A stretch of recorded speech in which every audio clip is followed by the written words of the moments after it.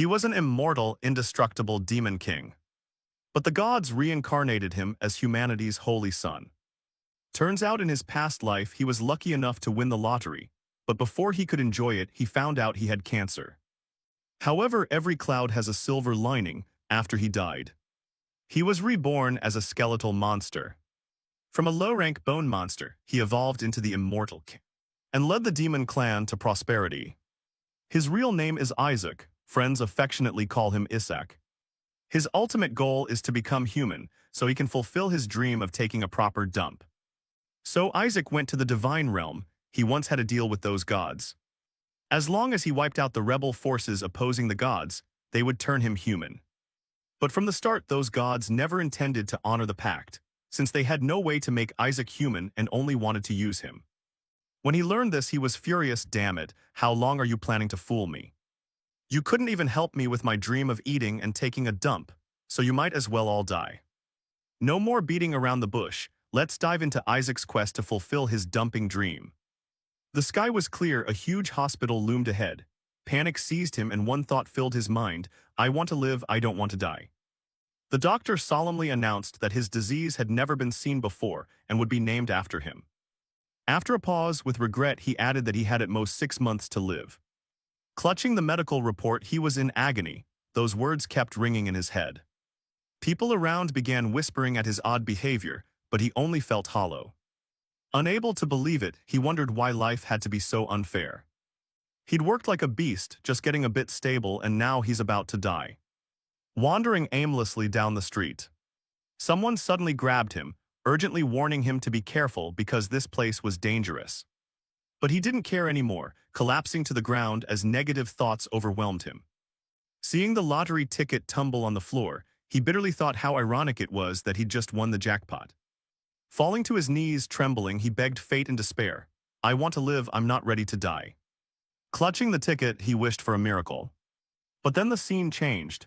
Though he begged to live, he unexpectedly existed as a skeleton. Looking at his new body, he could only exclaim to the heavens, did I really have to be reborn like this? And now even basic bodily functions are impossible. When a three-eyed monster lunged at him, he drew his sword, roaring that he'd wipe them all out. The blade soon grew stained with blood. But noticing the giant closing in, he immediately took a defensive stance. The giant's powerful blow sent him flying up. But he quickly counterattacked. Pouring all his strength into the blazing sword, he shouted, this damn business ends now. Finally, the enemy fell, and he coldly declared that the suppression of the rebel forces was complete. After reincarnation, he became a low-level demon, gradually evolving into the Wraith King. Cries of Demon King, Immortal Demon King echoed everywhere. He went on to recount his journey, from resurrecting a demon army that was nearly extinct for centuries to standing before those who once treated him as a sacrificial pawn. Though he might actually have been balding, he was now the Demon King. A trembling servant called his name but mangled it completely. Tired, he corrected them, my name is Isaac, not Isaac as you keep saying. But it seemed these people could never pronounce it right. Not wanting to continue the pointless chat, he told them to look after themselves.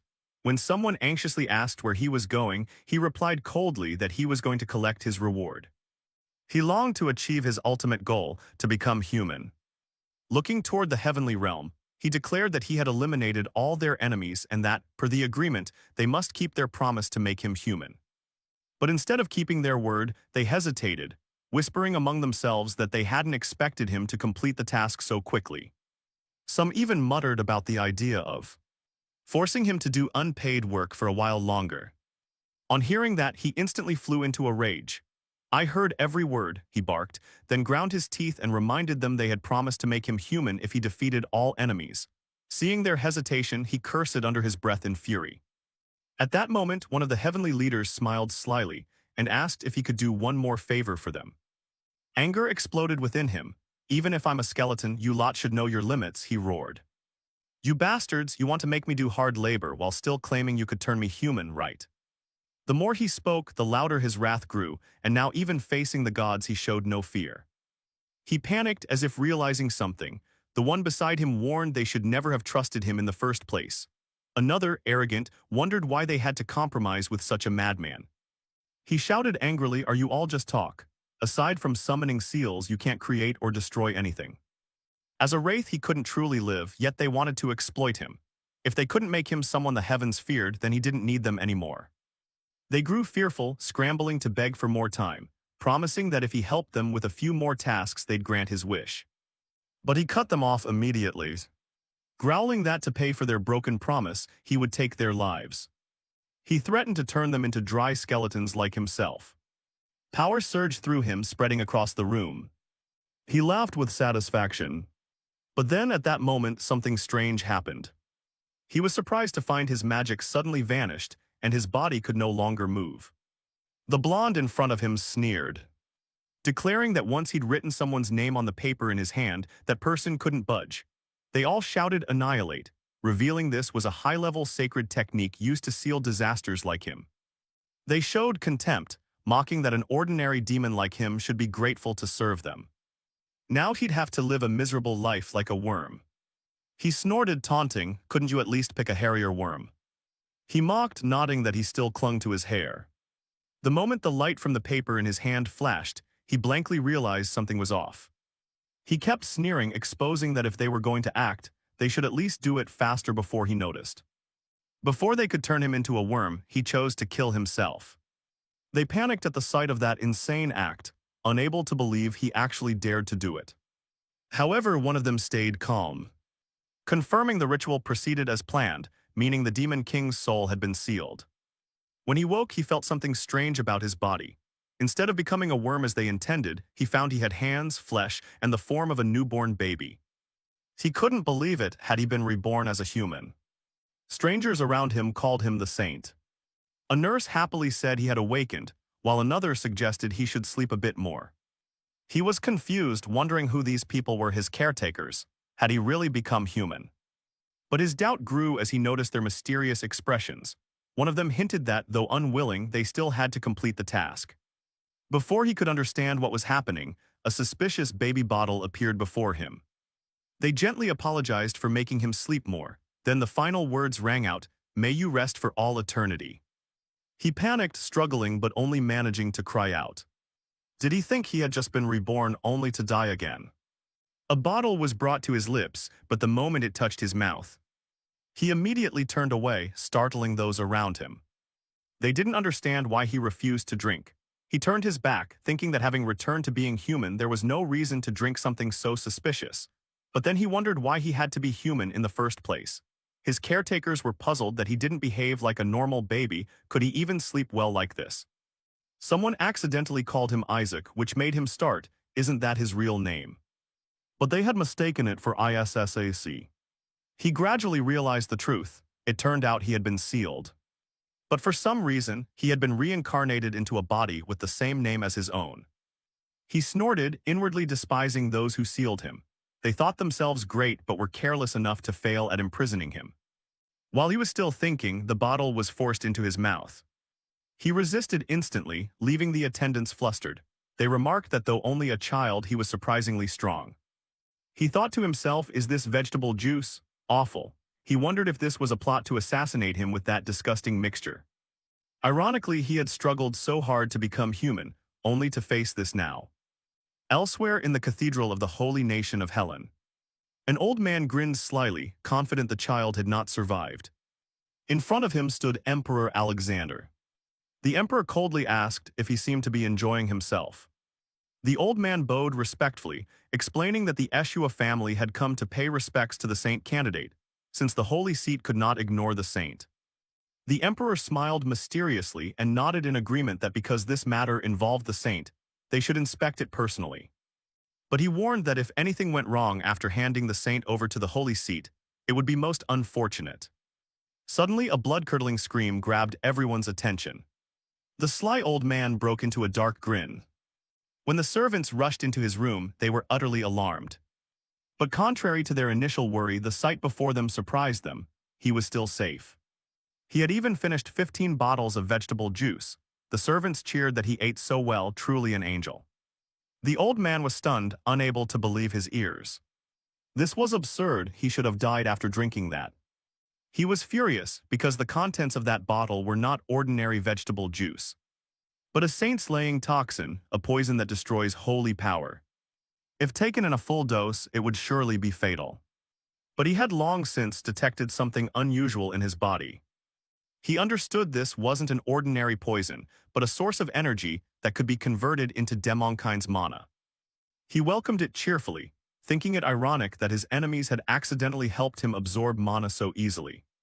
He was so intrigued he asked for another bottle, much to everyone's surprise. They smiled slyly, thinking the more he drank, the happier they'd be, since the stuff wouldn't take effect immediately. But he thought differently. Splendid, for the sake of victory, I'll absorb all this mana.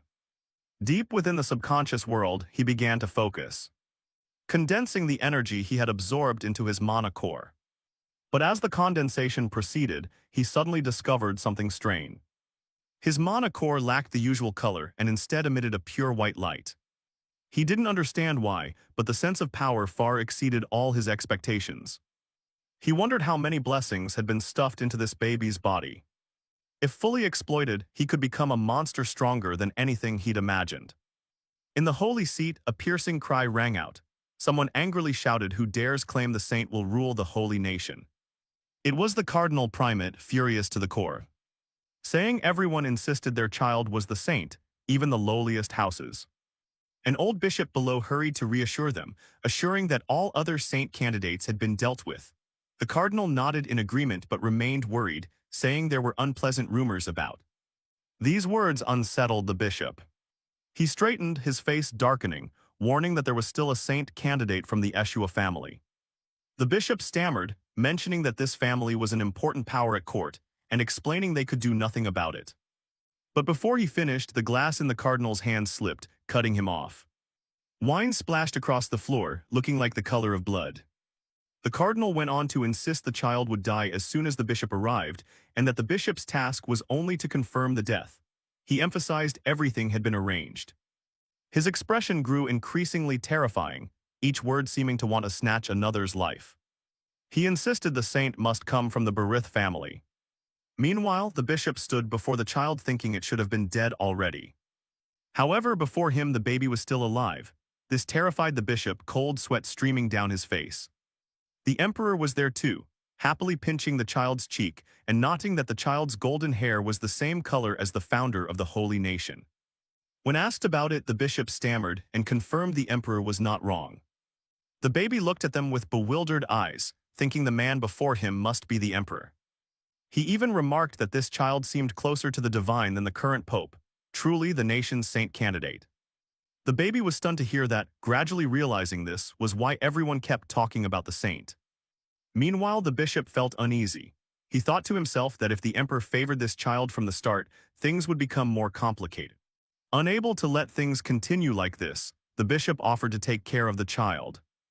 The emperor asked why. The bishop pretended there was something wrong, saying a newborn couldn't possibly drink so many bottles of vegetable juice. The emperor countered that a saint candidate drinking the church's provisions was not unusual. The baby lay in the cradle, thinking to himself that he was the demon king, yet somehow became a saint candidate. Absurd. The bishop insisted it wasn't certain and begged the emperor to hand the child over for care. However, the emperor said members of the Eshua family would arrive, so it could wait. While the two were still arguing, the baby suddenly sensed a strange aura escaping. He quickly covered his mouth, worried it was lingering dark mana he hadn't finished digesting. He casually scanned the surroundings to see if anyone noticed. The bishop hadn't given up. He stepped closer and declared he had just sensed a dark mana emanating from the child. His expression changed immediately, thinking something suspicious was afoot. The baby panicked at this, thinking to himself that the bishop had discovered it already. The bishop went on that this child might be a failed candidate with dark magic, so it should be reported and investigated at once. The baby fumed inwardly at these words.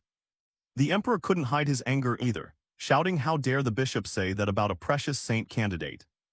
However, the bishop remained calm, asserting the emperor needn't worry because the pope had already decided to choose a candidate from the Berith family as the next saint. Hearing that, the emperor grew wary, thinking the bishop wanted to promote someone from his own family to be saint shameless. The baby was also angry, realizing this was why the bishop wanted it eliminated.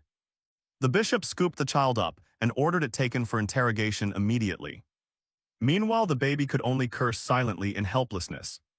The emperor spoke up, reminding everyone that the Eshua family were close allies of the court. As emperor, he thought the child still needed to be examined. The bishop replied that he understood, but added that the crown prince's blessing could only be granted after the saint was decided. This made the emperor pause and ponder the situation more deeply. He thought that if he didn't support the child the pope had chosen, the pope might refuse to grant the prince's blessing. He wondered whether this was truly the will of the church. Meanwhile, the child grew ever angrier, cursing inwardly at the people who only chased after money. He worried that if they discovered his true identity, things would become extremely troublesome. Nevertheless, his eyes kept watching the situation around him.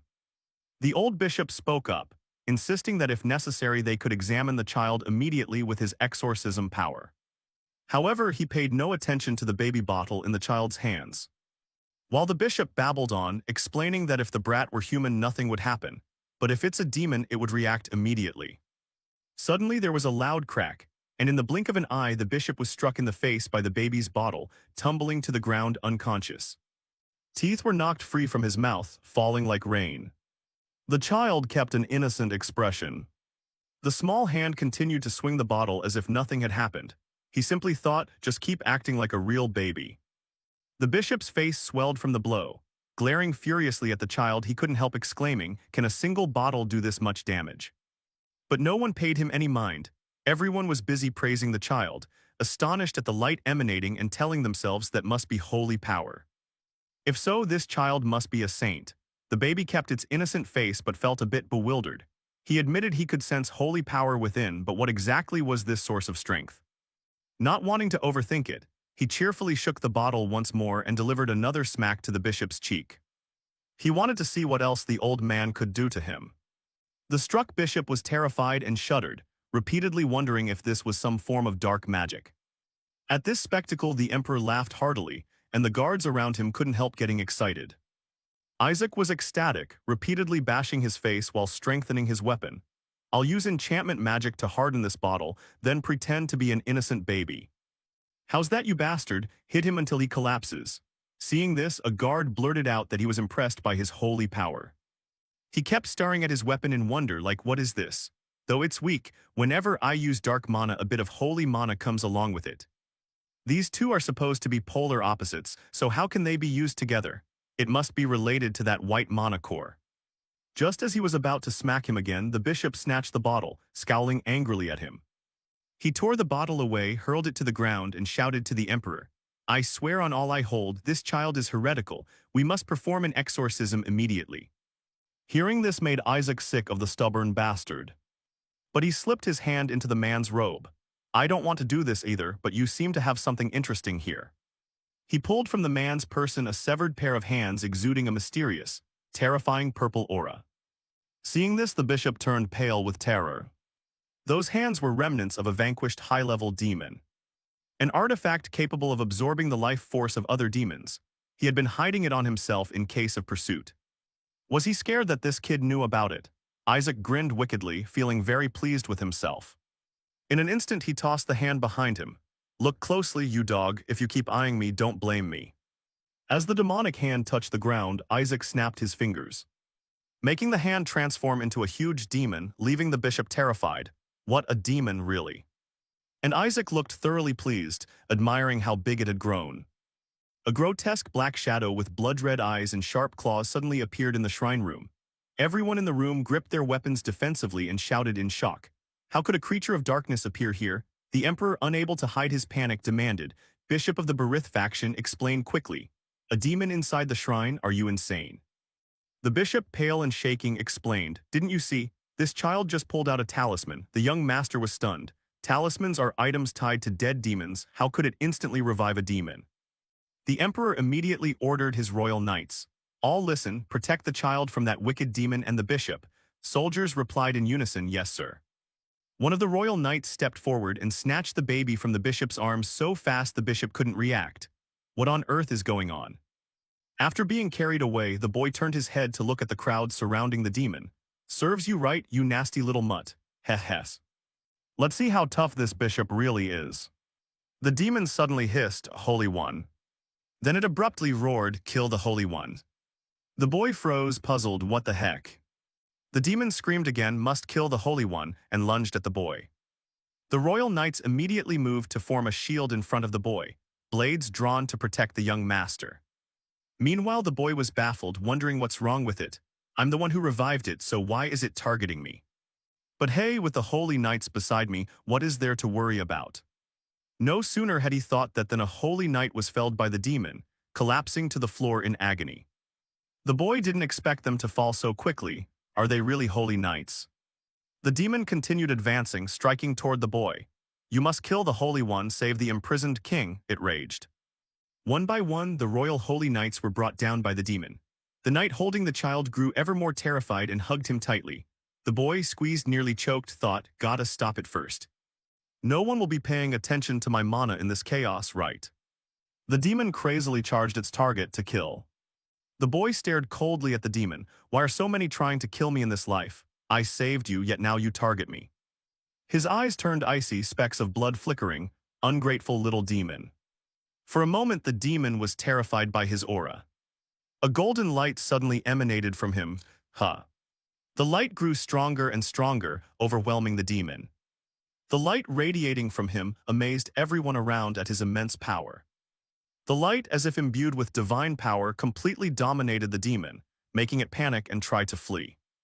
The demon turned into a swirl of black smoke and flew away. "It's fleeing," someone shouted. The shrine returned to its usual calm. Holy power is holy power, right? Sir Isaac just defeated a high-level demon. Impressive indeed, he's so young too, truly a young master, everyone praised without restraint. Looking at his tiny hands, you wouldn't expect, what on earth is that really holy power? How did I manage to wipe them all out? Nonsense, could this strange body have converted my mana into holy power? Wait, then how am I supposed to gather dark mana? This holy kingdom is already short on dark mana. 2 royal knights are escorting the bishop. He's shouting, "Let me go, you fools." He yelled in anger, "That brat is a heretic, he's using demon power." A demon dared set foot in the holy kingdom. "Your Grace, allow me to demonstrate. I will perform an exorcism to expose his true face." The emperor intervened. "Enough, bishop. How dare you slander an innocent saint candidate as a heretic? And you even unleashed a high-level demon in front of the royal holy knights." The emperor said sternly, "Even if you are of the Holy See, don't think I'll let this slide." The bishop realized the situation wouldn't turn in his favor and began calculating inwardly. The seed of doubt has been planted in their minds. Soon they'll find a spy. If that happens, it will be disastrous for the Holy See. Even at the cost of my life, I must save the family. So, while scheming, he formed a white wolf with a hand seal, sharp fangs, and blood-red eyes, hopping at least to eliminate the saint candidate. The massive white wolf lunged at the boy. Contrary to the nearby knight's fear, the boy remained calm. This stubborn fellow finally shows his true face. Does he really think he can kill me with such a weak attack? As the wolf closed in, he suddenly realized, "Oh, I'm out of mana." Suddenly, a blue light appeared in the hall. The light attacked the wolf from all sides, forcing it to howl in pain. A cold, authoritative voice rang out, "How dare you lay a hand on the descendants of House Eshua?" A dashing young noble in a blue cloak entered, followed by several others also in blue cloaks, all with an imposing, devout. They were knights of House Eshua, led by the 7th son of the family, Rilai Eshua. The Eshua heir stepped in and ordered, "Seize that bishop immediately. Obey." "Let me go, you dogs of House Eshua, how dare you touch me?" The bishop resisted, while the boy on the side was busy thinking, "Wait, Eshua, Eshua. That name sounds familiar somehow." The heir commanded his knights to show their respects. All the Eshua knights knelt and shouted in unison, "Hail the heir of House Eshua." The heir turned to the boy, "Sorry I'm late, Isaac." Seeing his imposing bearing, the boy couldn't help comparing, judging by that solemn look, he must be stronger than the royal knights. "I won't say this makes up for past mistakes, but here's a small gift I want to give you." As he spoke, the heir ordered a knight to take something from his pocket. Something shiny. "Oh, is it gold?" "A gold bar." The knight presented it and said, "This is a model of the Demon King after long ago execution." At that introduction, Isaac froze. Before he could recover, they kept introducing more. "We also have a model of him being burned alive. Would you too like the model of him being crushed?" It made his head spin. Our heir is so adorable, how can he be this cute?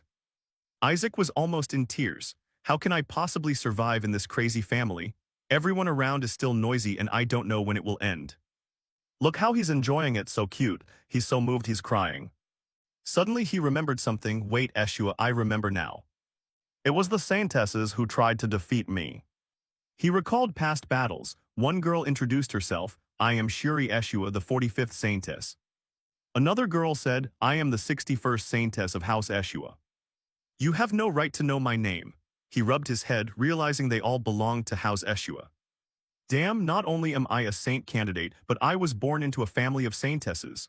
What sin did I commit in my past life to deserve this fate? Suddenly someone shouted, those damned Eshua people over there. A knight holding the bishop shouted, how dare you, shut your mouth. The bishop kept cursing, I knew you were heretics. Where did you pick up that creature, huh? I will expose your true identity, he snarled. A sword was about to be drawn as he continued to insult them. I can't believe you dared bring that monster along. Has House Eshua rotted that badly? I will utterly destroy House Eshua, all of you. No sooner had he finished than a cut sliced his throat and blood spurted out. The Eshua heir sheathed his sword. You should be grateful for the mercy of House Eshua, that's why we didn't chop off your head. Isaac thought to himself, this guy might be useful, willing to attack a bishop for insulting his house. With the right reason he might even dare take on the Holy See. The knights nearby tried to reassure him, young master, you don't need to listen to such words, just see and hear the good things. Isaac ignored them, these idiots, none of them are helpful. I think I remember them now. House Eshua the Devout, they used to be extremely powerful enemies. My former henchmen shudder at the mere thought of House Eshua the Devout. They keep teasing Isaac without end, chop off the dried demon king's head, sever it, stop it. Damn it, Isaac wanted to shout. The emperor finally spoke up. I will not forget this debt of gratitude. While we're on the subject, could you speak to your family head about the royal family's wish to foster this child? The Eshua heir replied, Your Majesty, please don't jest. Isaac's eyes lit up. Oh, the royal family is watching over me.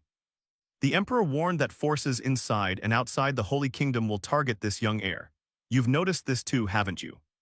Of course House Eshua is no weakling, but are you confident your devout order can actually protect this child? The heir hesitated for a moment. Isaac, curious, what are they talking about? The emperor continued, especially since the pope won't accept this child, the boy has the same hair color as the founding emperor. Moreover, the dried demon king might be hunting the boy too. At that, Isaac flinched. Wait, I'm the dried demon king, why would I be hunting myself? The heir tightened his hold on Isaac.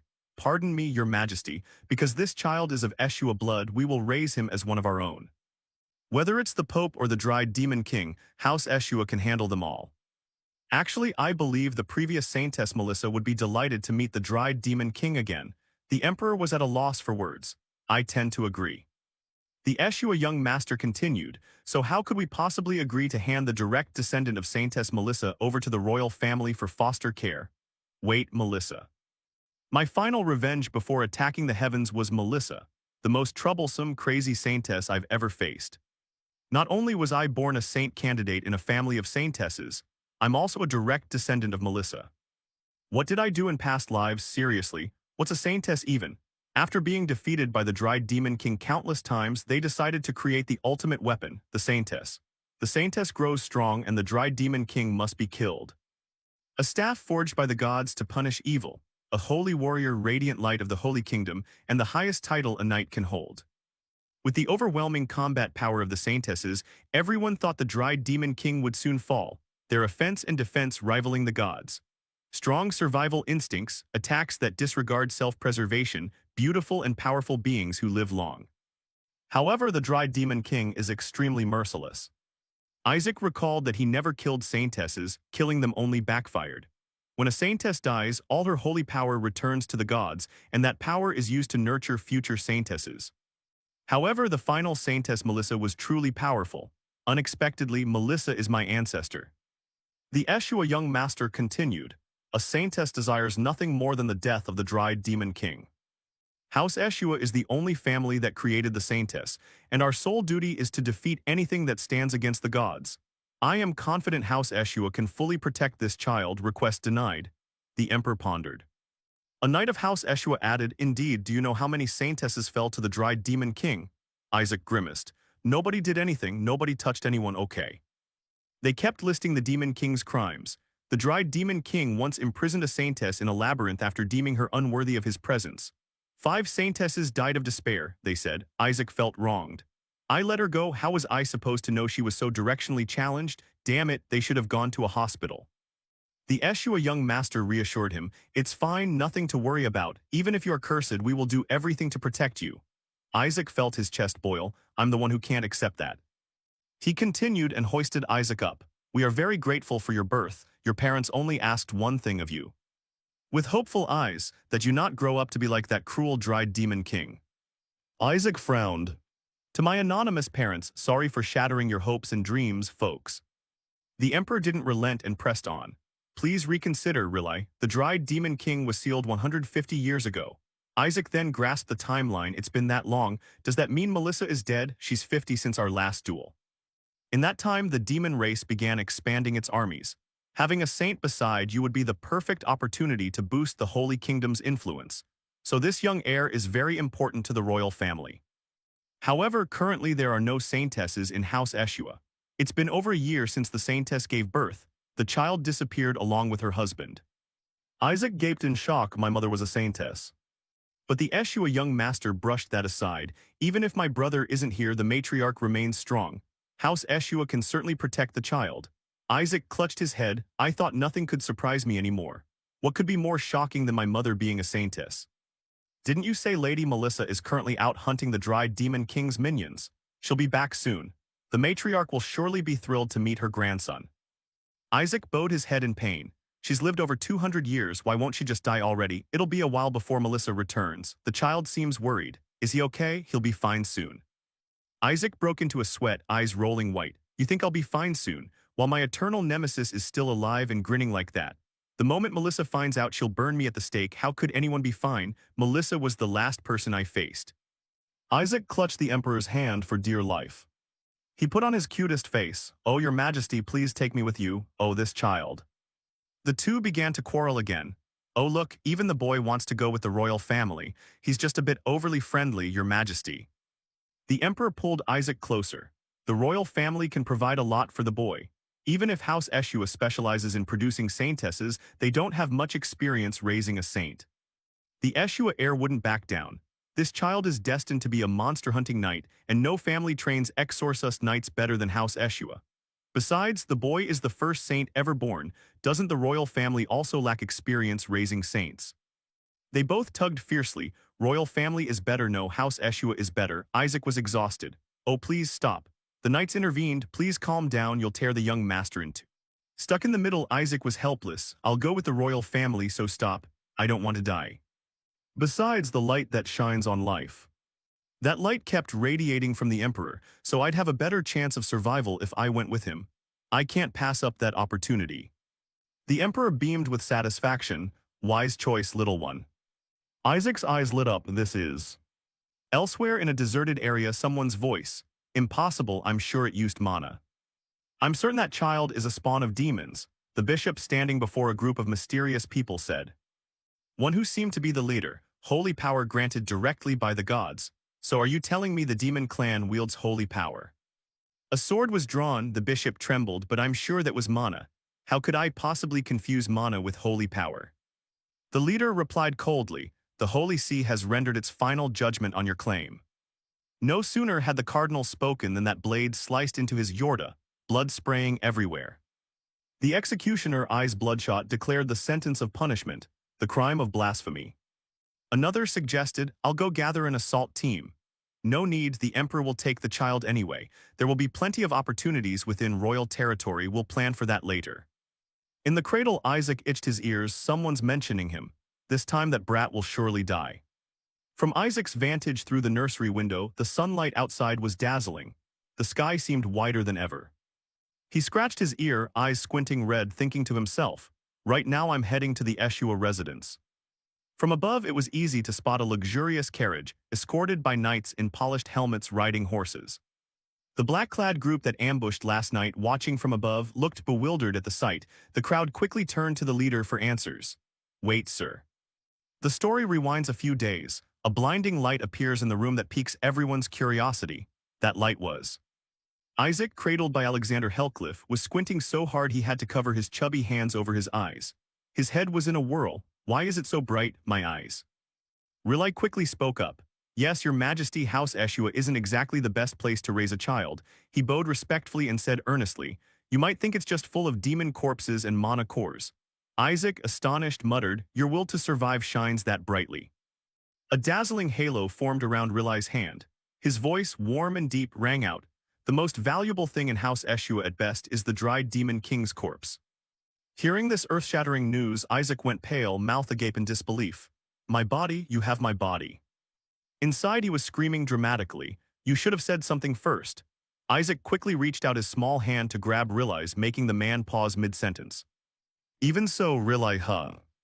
Isaac's face lit up with glee, waving his arms to draw everyone's attention. The tiny baby was just showing he wanted to go to House Eshua. Rilai couldn't resist the cuteness and covered his mouth, moved to tears. Isaac. Back to the present. Isaac lay sprawled, staring out the window with a jumble of thoughts.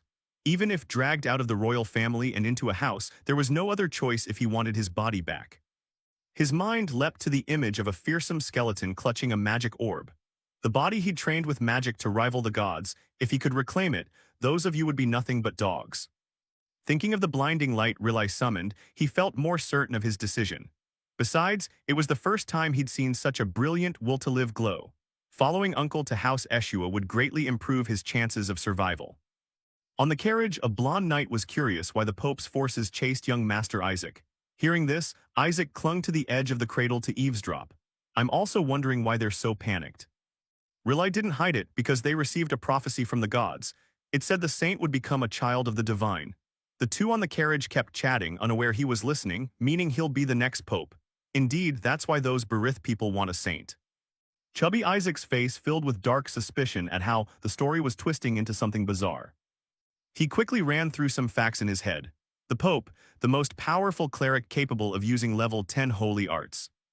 To all clerics and holy knights he was no less than a king. In the Holy Kingdom, he held power nearly on par with the Emperor. Isaac propped his leg up, stroking his chin in deep thought. For thousands of years Berith produced popes, so they're hysterical at the idea of a saint stealing that from them. Thus every other house wants to breed a saint too. Just then, admiring murmurs outside the carriage caught Rilai Eshua's attention. He stuck his head out and asked the coachman what was wrong. The man awkwardly tipped his hat and replied, Young Master Rilai, we've arrived at the duchy but there's a small problem. In the distance behind the coachman, 3 gate guards were slowly approaching. One who appeared to be the leader raised a hand to stop them. Sorry, but you cannot enter the duchy. Seeing the tension, Isaac also poked his head out to snoop. What's it this time? Rilai growled angrily and shouted, Do you dare not recognize the Eshua sigil? How were you educated? The lead guard grinned, revealing sharp fangs. He hissed, Of course you cannot enter. No sooner had he spoken than he lunged forward, his hand morphing into a claw, ready to strike. We must wipe out the child who inherits the Saintess's bloodline. The knights were horrified at the transformation. Demon Isaac, leaning at the door, also jumped in shock. What the hell is this? I'm sure I ordered a ban on attacking human territory. What is the new demon king doing? The red-haired demon grinned nastily, pointing as he announced. Hear this, lowly humans. Our exalted king has ordered the saints and saintesses to be killed without hesitation. At this, Isaac was left speechless. Of course, the new demon king has taken the throne. The red-haired demon continued his harangue. In the name of our great dried demon king, King Isaac, we will slay the saint. Hearing this bluster, his round face twitched and he muttered, In the name of a monkey, when did I say that, you idiot? The demon horde, bristling with demonic chi, bared fangs and claws in menace. If you hand the child over to His Majesty the dried demon king, we might spare you. Before they could finish, a bolt of lightning struck, instantly turning one demon to ash and freezing the others in place. After the flash, the demon was nothing but burning flesh collapsed on the ground. Terrified but defiant, one still gritted his teeth and threatened, You lowly holy knight. Rilai ground his teeth. How dare you speak that way to an exorcist of House Eshua? I see you don't want to die quietly. He drew his sword and pointed it forward, his face hidden in shadow so his expression was unreadable. Listen up. Rilai flipped his grip on the sword and said slowly, To protect all the small things in this world, House Eshua will destroy all evil. The knights swiftly lifted their swords to mirror Rilai Eshua's motion, their morale surging at the unanimous cry. We will hunt your kind to the very depths of hell to wipe you out. Rilaiquotes' hair fluttered in the wind, his eyes sharp as he sneered. I can't believe that cruel dried king actually sent his minions. The demons, not yet mourning their coffins, charged forward bloodthirstily. You lowly humans dare.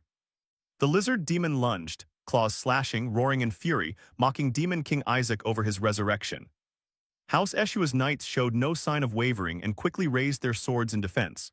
The blonde knight grabbed Isaac and covered his eyes. He reacted fast, snatching Isaac and leaping aside. Though they escaped danger, he still offered a hurried apology. Forgive me, young master. Isaac, carried away in the hasty retreat, was dazed and not yet fully recovered. What happened? Is someone impersonating me? The blonde knight quickly ran with Isaac to a secluded corner of the woods and stopped. He gently set him down on a patch of grass and instructed softly, "Please wait here." The blonde knight swiftly cast a magical barrier around Isaac and promised, "I will return at once." Isaac was amazed at the barrier, security barrier. Isaac stretched his chubby hand, thinking to himself that even a high-ranking demon probably couldn't break this. It's really strong. After checking for a moment, he showed a refreshed, satisfied expression. Since nothing can get in from the outside, nothing inside can get out either. Deciding quickly, Isaac closed his eyes and focused. If so, activate the will to survive and release the magic. The surrounding space transformed wondrously, a busy sea of stars filling Isaac's mind. Hear my call, you made by magic but endowed with intelligence.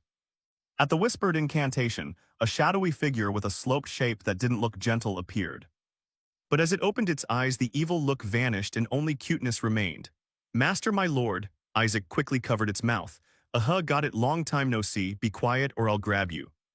The observer quickly expressed longing to his master. I thought I'd never behold your glorious face again. He chimed in, I thought I was done for too. Looking at the cheerful pile of black bones, Isaac pondered a bit and murmured, it's been a long time. Although it's a detection spell, it has its own consciousness. I made it because manually using scrying magic and analyzing results was a pain. Over the journey it developed a personality, but it's still pretty innocent. The observer chuckled and cut him off. Your wickedness is as grand as ever. Congrats on taking over an innocent child's body. Feeling offended, Isaac retorted, hey now. Bored, the observer hovered around asking questions. But what did those filthy deities do to my master? However vile my master may be, I can't believe they stuffed you into this filthy child's body. Not wanting to continue this topic, Isaac waved it off enough, go scout for enemies. Turning to business, the observer grew serious, dropping its teasing tone and said quickly, I'll start now. It formed a whirl of demonic chi and shot forward. Now I'll scan within a 100-meter radius. Using its power, the observer reported, there are 88 enemies, all monsters. Creatures like them will never match you, my great master. Isaac, hearing this, nearly swore, are they crazy? Wait, 88 planning to fight or what? While flustered, he thought of something. It'll be a pain if security in the territory gets tougher. Summoning minions will be harder too. Damn, at this rate I must finish before House Eshua catches me. Isaac dropped to his knees, resolved. Even if I must use all my stored mana, I'll do it myself. Nodding his master's helpless look, the observer calmly continued reporting. Currently there are 51 enemies. It quickly updated with important news. Enemy numbers are dropping fast, now only 31. He was a bit startled. What, how did that happen suddenly? Doing its duty as a ticker, the observer updated again. Now 13, young master, something's coming. Rilai was startled and urged, form defensive ranks. Just as they were swinging fiercely, the demons skittered over to the spot. Only 4 left, finally you arrived, brother. The lizard demon licked its lips and urged, grinning nastily, let's go together. The observer bowed its face with no clear expression, muttering repeatedly, today we will take the saint's life. The saint. The lizard demon hadn't finished his sentence before taking a full blow to the belly that shocked the others. Only the dried demon king would. The ESHUA knights watching this stiffened like glue, their faces going pale. The observer snickered, stealing credit from Isaac, no more enemies. At that moment it quickly changed its report. In the distance the knights now face a giant fiend. I've detected a shadow lick. The ghost roared in fury, you dare touch my king with those filthy hands. Give up your life. Isaac twitched at the scene, seemingly unable to make sense of the current turn of events. What is he now? The totem kept issuing eerie sounds. You dare touch my king with your filthy hands, give up your life. Watching this made him turn pale. What's wrong with him now? The totem's gaze grew murderous as it rasped, my king, my sole master. The totem radiated ever more intense killing intent. It shouted, and you dare lock him inside the body of a lowly child. Because Isaac freed it, all the warped devotion the shadow lick felt for him exploded. It warned those there, don't be stubborn and stare at the child with those disgusting eyes. The talisman growled again, I will gouge your eyes out. Seeing that, the blonde knight flustered and asked Rilai beside him, young master, what is he saying? However, humans couldn't understand because it spoke in another tongue. This talisman chuckled with self-satisfaction. Whoa, it's truly chaotic. He was a bit stunned. Looks like that bastard recognized me as the ancient demon king. His effort to follow me was commendable. But at that moment the knights began to act, all the knights readied for combat clearly. Isaac internally shouted again, what are you doing? Stop performing over there. He started trying to convey his words to the blonde knight not far off. Baba, basically that bastard, don't block my path. My mana core is overflowing. Seeing this, he even shouted spiritedly, young Master Isaac, please wait a moment more, I'll dispel it. Then that eerie laughter echoed again. The talisman couldn't help but gloat, my master has recognized me, my guiding light has acknowledged me, yet in the blonde knight's eyes there was only fear and screams. The young master of the demon clan is showing hostility. At that moment the talisman zipped through the crowd of knights. I will go to my master immediately. Rilai quickly realized where that path was headed. That lowly thing was aiming for Isaac. The talisman lunged madly. Filthy holy knights, how dare you seal him in such a filthy place? Isaac panicked a bit. I've been noticed by him. He couldn't help feeling helpless. He couldn't let his mana core be exorcised. Isaac did his best to convey, start by breaking this protective barrier. At this the talisman laughed excitedly. It kept targeting Isaac's protective membrane. I've received orders from my lord. The blonde knight cried out in a panic. Young master realized shield magic is also quite alarmed. Isaac smiled faintly in satisfaction. Escorted by the talisman, he praised it. Well done. Isaac reached out with both hands to grasp the talisman. Now don't cause trouble. Take a rest. It still didn't understand anything and spun around. Its master then hurled it away with a blow, sending it flying far. Only a scream remained. Why? Rilai saw this scene and went pale. Could it be? Isaac remained relaxed there, from which one could guess it had talismanized into a demon clan. The blonde knight couldn't help exclaiming happily. He turned a talisman into a demon clan on the first try. Isn't he extraordinary? The others also cheered Isaac on. That's a sacred spell that normally only cardinals or holy maidens of considerable power can use. Isaac thought to himself, it's not even a sacred spell, I'm just using mine. Rilai guessed it was definitely a talisman transformation sacred spell, but even with such a high-level sacred spell used, it's strange that he couldn't sense any holy power from it. The blonde knight figured he knew, people only reveal their true worth in danger. He recalled the events then, and that thing had also rushed at the young master. I'm sure even the dark lick sensed danger instinctively and hurried to remove the source of threat. The blonde knight kept flattering Isaac inwardly. Our young master is magnificent, I'm certain of it. I'm completely sure the young master is the Holy One. Rilai pondered for a moment. He had a point. Even demon clans came here to target the baby. Even if he's not the Holy One, that child has something special about him. He gritted his teeth and wondered, but why does it have to be a boy? Rilai reflected that because of the ancient demon king's curse, the male children of the Eshua family would. Suddenly the blonde knight's voice rang out, cutting through his thoughts. I've made up my mind. He hugged Isaac resolutely. As captain of the Azure Faith, I will protect Isaac's future. You will become the future of the Eshua house. Rilai was a bit surprised to hear that.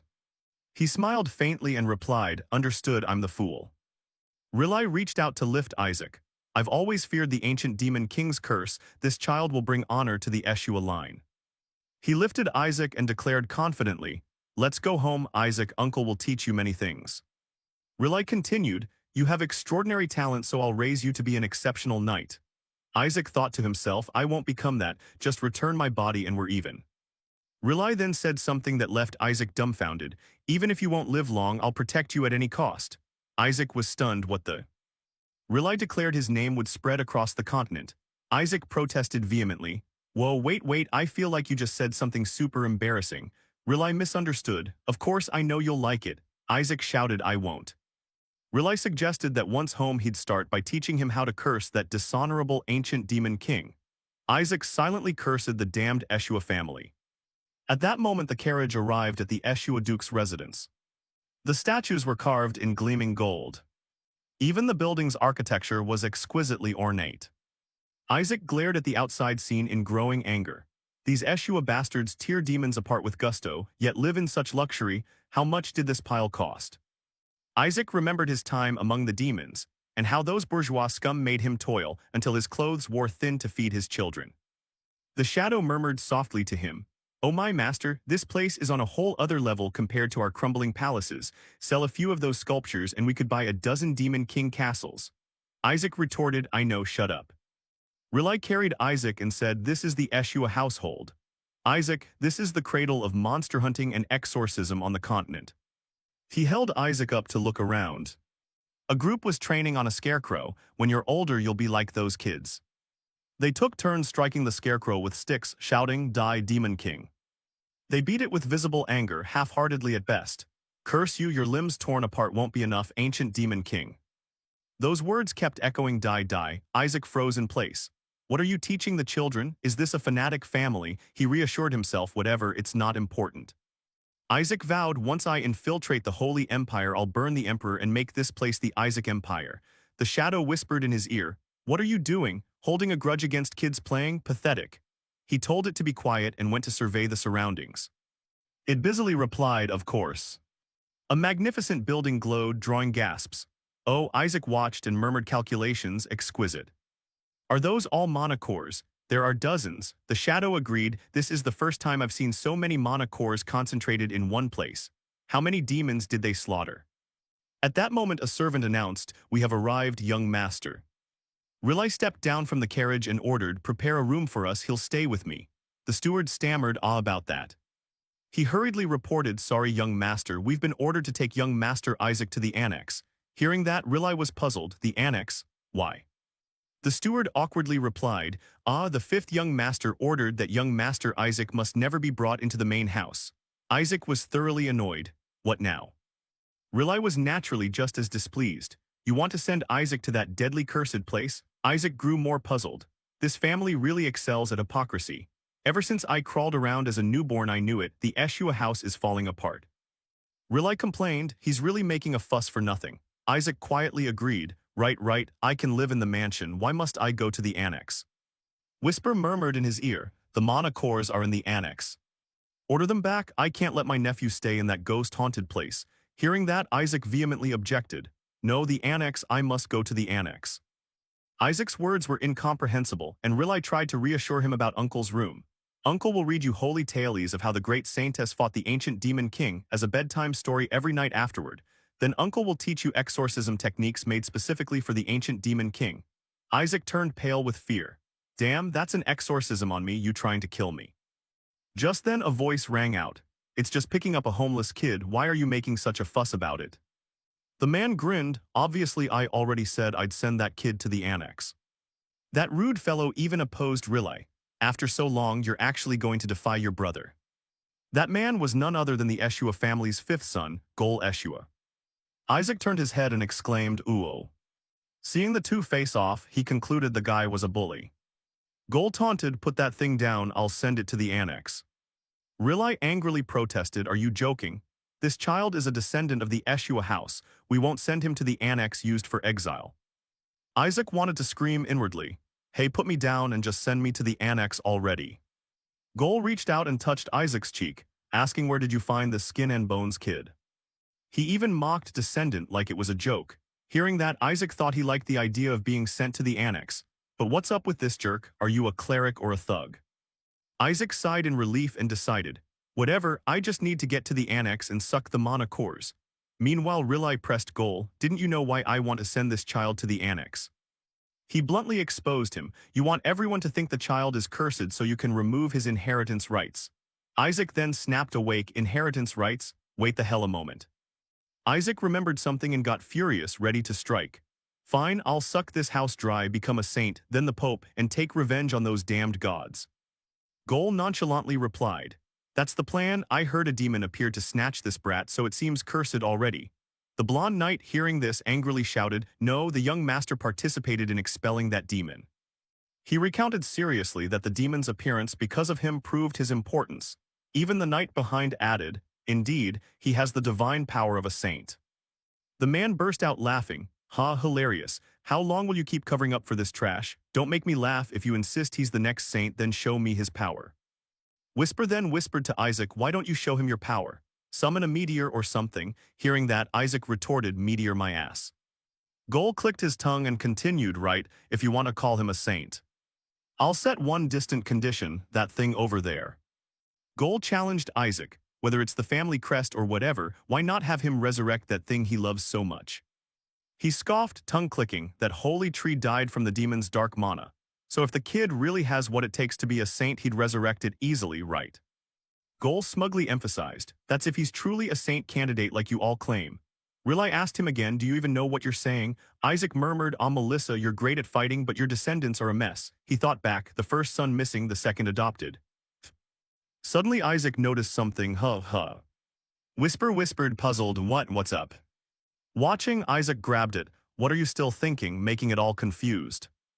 Before it could reply, Isaac flung it that way, go there and take everything for me. Whisper was utterly flustered, wait a sec. Rilai tried to reason with that Gol fellow. A tree dead for 70 years and you want some toddler who can't even speak. While they were still arguing, something strange happened. Rilai was also astonished at the sight before him. What the hell is that?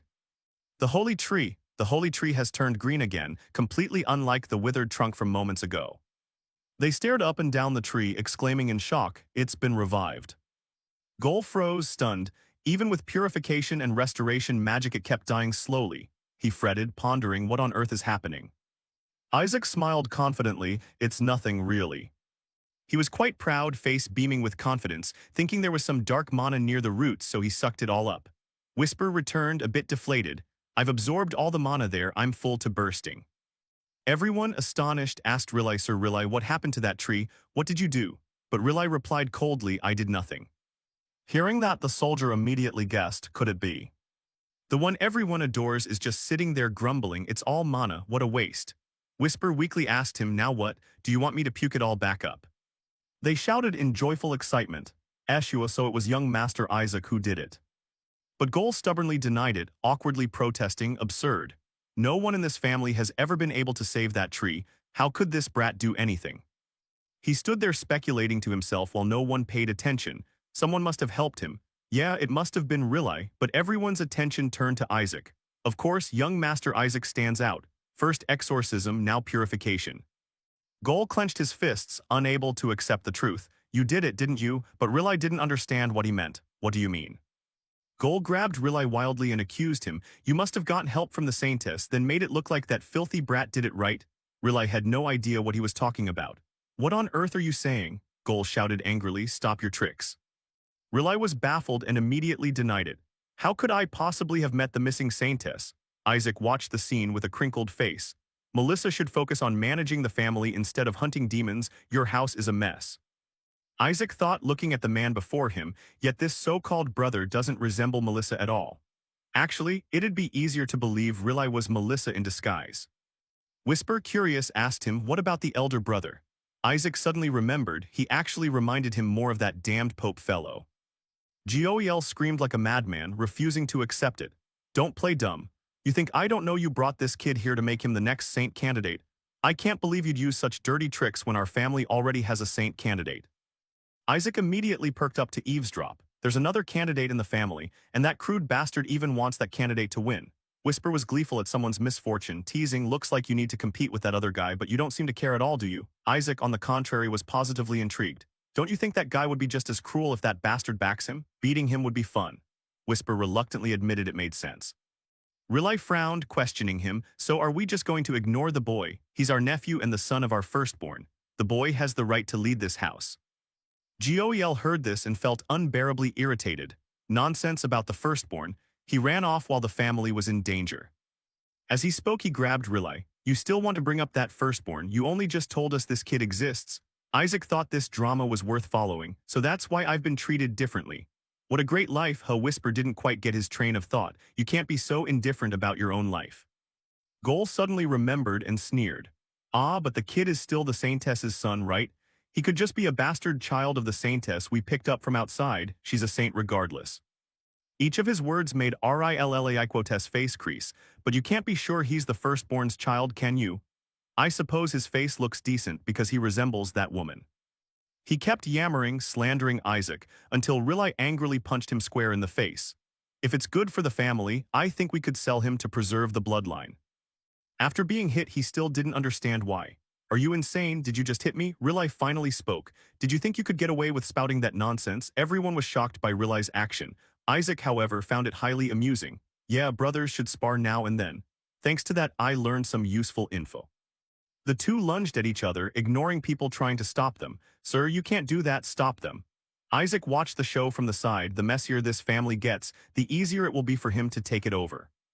Isaac smiled slyly. This damn family is already collapsing all on its own. Whisper warned him, but isn't it true if this family falls you'll die too? Being in a baby's body must shrunk your brain a bit, huh?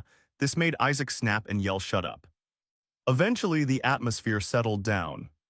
Isaac sat in a corner brooding. Suddenly he felt an itchy urge to cause trouble. He was unbearably restless. People around were discussing another brat. What do we do with this kid? Isaac was very annoyed. Not a single person in this cursed family seemed sane. They sure know how to treat an heir, huh? They ignored him and continued deliberating. We raised that country girl into a saintess, so at least she shouldn't have birthed this useless son. She's unworthy of being a saint. Just hearing it makes me furious. Hey, are you all mad? That's going too far. Suddenly a female voice spoke and everyone fell silent. She was the second wife of Housemaster Eli Eshua, the acting lady of the house, Henna Eshua. Rilai, we decided to raise this child in the annex to avoid attention. She demanded coldly, why did you allow this child here? At a glance Isaac understood, she was openly hostile, clearly the one behind those trying to shove him to the annex. Gol, whose face was already ugly, looked even harsher, grinding his teeth. The acting lady is asking you, so answer. Rilai, Isaac guessed she must be the mother of this shameless uncle. Rilai looked around and asked, is father not here? Henna explained, though her words weren't very convincing. He's gone out into town, and I must admit this whole saint candidate mess is truly chaotic. Rilai sighed, frowning, what a pity. The next bit of news left everyone in the hall stunned. Shouldn't he be hearing that the eldest nephew of this house revived the holy tree?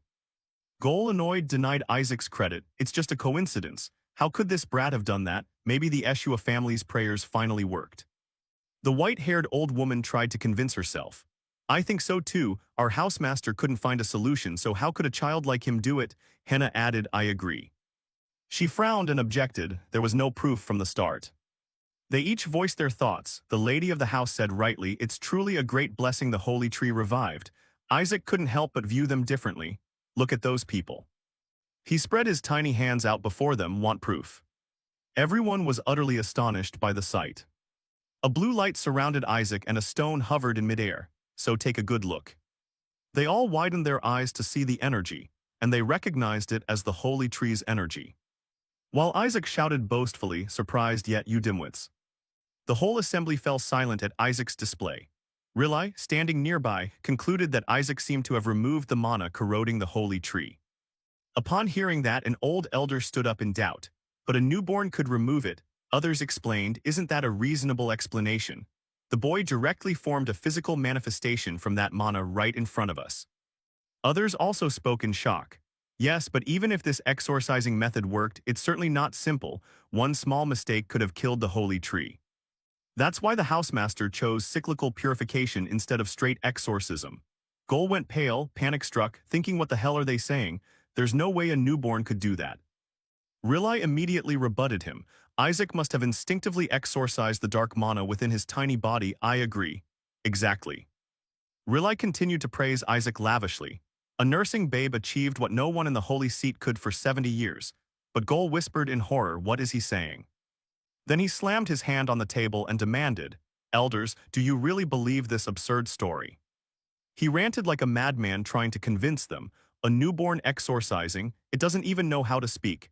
Outsiders hearing this would surely laugh at us. Isaac ignored Gol's words, scratching his ear in contempt while Gol gritted his teeth with scorn. Even its claim to Eshua blood seems dubious. What if it's from some unknown clan? Suddenly Rilai spoke seriously. Esteemed elders, please hear me out. This child will certainly become a saint. Not stopping there, he added that the boy could even become the next pope. You see that? And folded his arms in approval. Exactly right. Then Rilai suddenly hoisted the boy high and proclaimed above all that this child would slay the dry-age demon king. Isaac immediately gritted his teeth in irritation. What the hell? The previous claim was enough. One elder exclaimed in amazement, the dry-aged demon king. Another, upon hearing the name, angrily cursed, that wretched creature. Meanwhile, the housemaster's second wife sat in a corner, smiling faintly and thinking, you're digging your own grave, Rilai. At once she spoke up, if you're that confident, why not put it to the test? Henna, backlit and looking like an old witch, said, I request access to the relic storage. Scene shifts to the northwest region of the holy nation Helen, the Black Forest. A razor-sharp slash swept across the monster's neck in an instant. The head of the Eshua family stood still, watching the monster's body topple alongside the other corpses around it. Then he sheathed his sword and spoke up, this place is pathetic. A knight stepped forward and saluted him. Greetings, housemaster, Eli asked calmly, what's the matter? The knight immediately reported, your representative in the clan has requested use of the relic vault, sir. He asked without surprise, I've already said the Holy See isn't allowed to use it. The knight replied, this isn't a request from the Holy See, sir. At this, Eli turned to listen to the knight's announcement. Your nephew succeeded in reviving the holy tree, so the acting lady wishes to see whether that child has the makings of a saint, sir. Eli shifted his stance and turned back suspicious. What do you mean? His gaze was cold and authoritative like a housemaster's. Why is there a saint among our house? Half his face hardened as he ordered icily. I won't allow that. Only a saintess may safely enter that place. Tell them to avoid unnecessary conflicts. He flicked his hand, instructing the knight to carry out the order with no exceptions. But another voice cut in and told them to go ahead.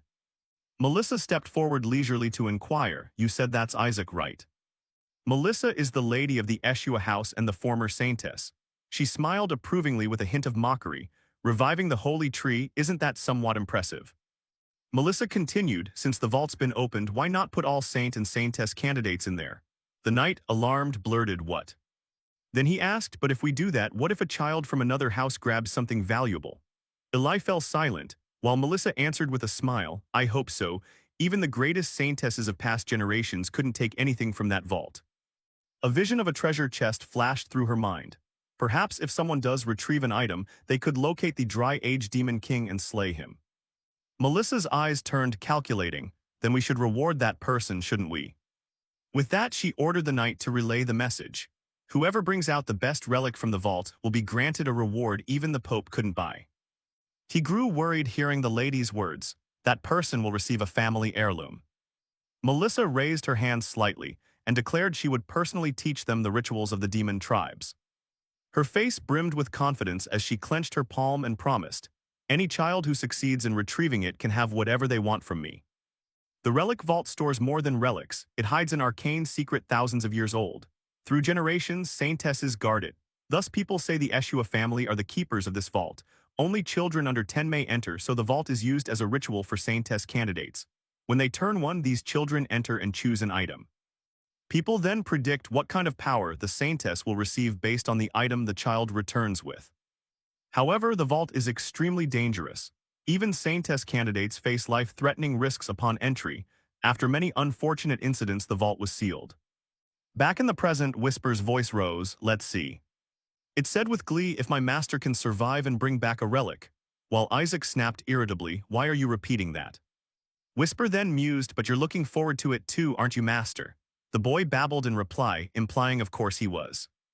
Then his face turned wickedly eager as he said, they say the corpse of the dry-aged demon king is in there. Suddenly a hand wrapped around Isaac and curiously asked, are you excited, young master? A knight hugged him and gently announced, the lady has opened the vault to all candidates. Hearing that, his head filled with bewilderment, all of them. Then he gleefully tossed Isaac up to encourage him. All the descendants of the 5 noble houses will come. Even that damned Pope's house will show up, but I'm sure you'll win whatever happens. Young master, Whisper hovered nearby and observed, seems like they're making a big deal out of this. While being cheered, Isaac grew a bit more confident. Good, more people means more distractions, so reclaiming my body will be easier. Just then another hand cradled his body, warning, be careful, Isaac. Rilai smiled at his grandson and revealed, the demons captured from the battlefield will guard it. Hearing that, he blinked in thought, so there'll be danger because demons guard the place. Though it sounded scary, Isaac smirked confidently, thinking if they're caught like that they're probably only level 6. I just need to overwhelm them. And while he was musing, Rilai set him down on the bed and warned that level 8 demons aren't easy to deal with. Immediately, Isaac turned to anger, fuming silently. What the hell? Why would level 8 demons be there? The knight from before spoke up to discuss. Even so, that level 9 dragon is probably the worst. Rilai replied casually, if we're only talking ranks, then yes. Whisper rolled its eyes beside him. The whole Eshua family must be insane, a dragon where a bunch of kids will go. Then it asked, but at least you know a lot about dragons, right, master? Seeing his expression, it loudly asked what now. Isaac bit his finger, trembling with panic. Oh shite, dragons are on a totally different danger level. Well, I've tricked them a few times, Whisper admitted helplessly, then asked, how many exactly? Suddenly visions of terrifying dragons and furious voices echoed. That bastard duped even the little dragons? What the hell did he sell those kids? They're not even 3 yet. The elder dragons being fooled, let alone wormlings, you skeletal bitch of a mother. Thinking that, he answered softly, about 70. Isaac grew more flustered. Oh no, and they have good memories too. They'll notice their souls are missing. Yet Whisper cheerfully calculated, maybe it's time I change masters. Seeing that, he ground his teeth and snapped, I can hear you, you know. After an internal struggle, Isaac pressed both hands to the mattress and concluded, looks like I'm out of options. Thinking of the treasure chest, his mind intensified with schemes. So there are level 8 demons and a level 9 dragon in the relic vault, but my current self can barely handle level 6 demons. While pondering, Isaac's face turned more sinister. To fight them, I need to steal all the mana cores from the Eshua family to the annex rooms. The atmosphere returned to calm. The door remained firmly shut. Isaac sat outside the door. Seeing him so serious, Whisper whispered, master, are you okay? Seeing Isaac's sullen face and lips drier than the Sahara, Whisper mourned, you look like you're about to be exorcised. Isaac regretted his actions a little. Damn, if I'd known how to control holy power, I'd have been able to learn all the holy arts by now. Someone summarize it for me, still not even weaned. He suddenly hatched an idea. What if I mind control them and force them to teach me? Whisper kept babbling beside him. Master, are you planning to use dark magic in the center of the order? Do you want to be exposed as a demon and bring down the Eshua family? Hearing that, Isaac stared at how wildly it was extrapolating. What happened to your personality over the last 150 years? He returned with the book in hand. Just theory like this and I understand nothing. Seeing him so tired, Rilai picked him up. You tired, kid? Rilai smiled, probably because so much happened today. Isaac tossed his chin. Right, kids my age need 16 hours of sleep a day. Rilai carried him off while the servants cleaned up nearby. Rilai waved his hand across his forehead. Instantly all of Isaac's strength returned. He thought happily, a holy technique, nice. His eyes grew a bit mischievous. Perfect, next, cast some magic attacks. Uncle Whisper sighed, please just lie still. It reminded him firmly, today you need to get to the annex, you have to find a way to drive these people out. Isaac suddenly realized. Right, the annex. Do whatever, Isaac flopped down, I need to get rid of all these people quickly. Whisper scored the performance, who would fall for that awful act. And yet 2 oxen led him to sleep. He fell asleep so fast, what a wonderful child. The boy does everything quickly, leaving Whisper bewildered. Are you all insane? And you fell for it. Then they prepared to leave as he wanted. It's late, we should go, right? Yes, I need to train anyway. Whisper gave up. What an interesting bunch. Just as things were going well, Isaac pricked up his ears to listen. The talisman is dangerous, hide it away quickly, which made him eavesdrop. What? Rilai cautioned carefully, it's precious, it's Isaac's first talisman, so keep it safe. Yes, sir. Inside, Isaac screamed, I still need to resurrect that talisman, you can't take it. But protest was useless. I'll display it in a place where everyone can see. Isaac could only silently cry for his talisman, I need to absorb mana from it. Isaac had an idea, then right now I'll go drain the mana cores in the annex. He climbed out immediately, let's go. Whisper asked, are you really going to crawl all the way to the annex? Not sure you'll make it today. But Isaac was calm, I have a plan, just open the door for me. Whisper obediently, yes of course. I'll go ahead to lead the way, I'm not carrying you the whole trip.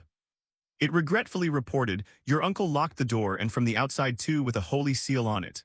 Like a thunderclap, that damn uncle. You decided to just break it down. Whisper tried to stop him, they'll think you're being attacked and rush here, leaving Isaac helpless. Damn it. He angrily pounded the door, furious. This is driving me insane, I can't ride on Whisper the whole way there, but if I use magic everything gets more complicated. While Isaac was furious, Whisper seemed very relaxed. Not knowing what to do, the door suddenly swung open in his face. How am I supposed to get out? A little brat was slowly walking in, what the? The boy stared at Isaac on the floor in bewilderment.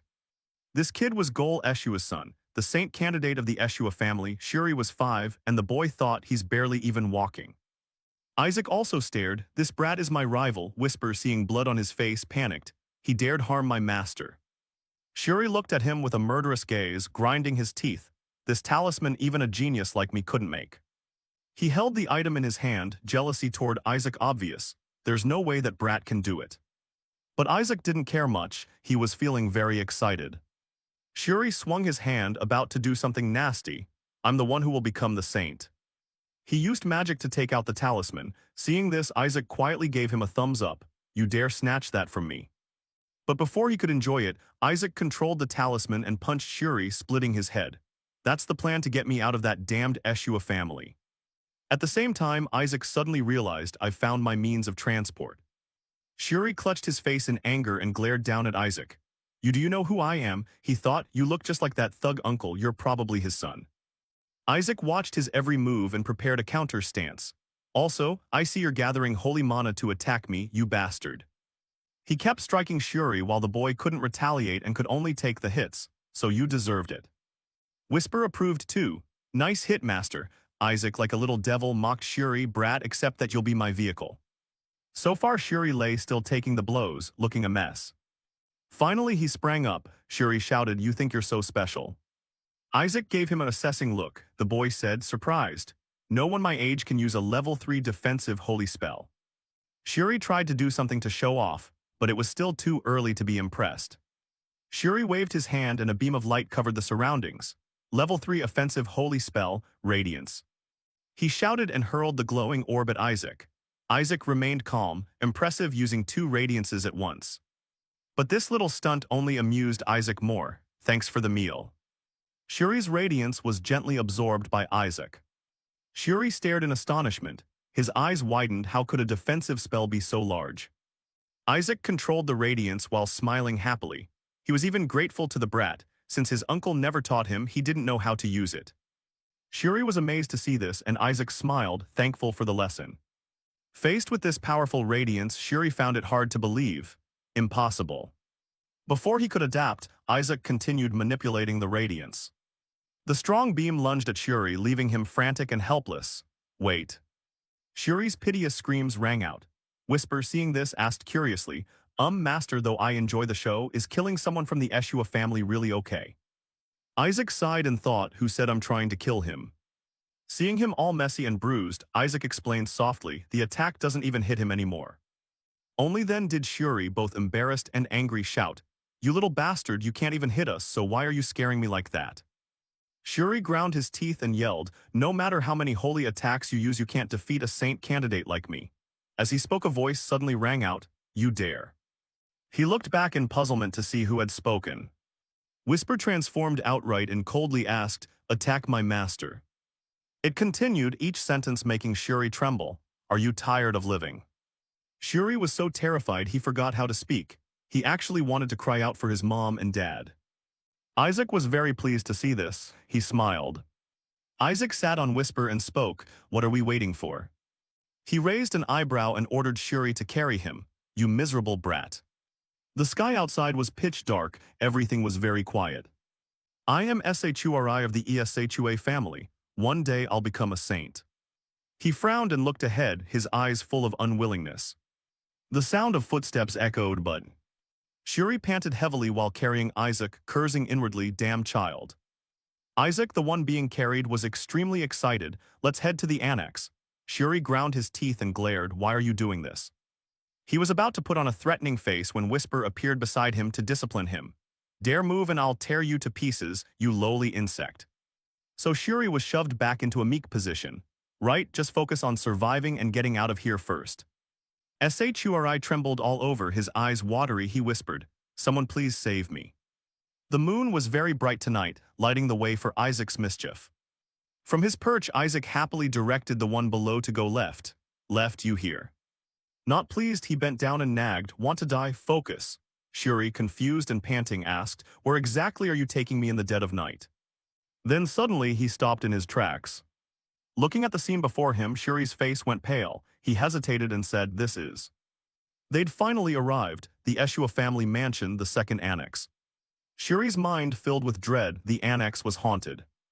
He looked up at Isaac full of thought. Why did this crazy kid drag me here? People have died here before, the owners forbid entry. Whisper and Isaac were delighted, seems there's quite a lot in here. Looking at the house, Whisper marveled. You'd have to train to death and be reborn for decades to amass this much mana. Isaac grabbed Shuri and demanded he step inside. Let's go, kid, but Shuri resisted. You want to go in? No, we can't, adults said it's forbidden. At that moment, Whisper appeared to intimidate him. Shut up and lift your feet. The lowly thing made Shuri break into a cold sweat. Shuri stepped inside.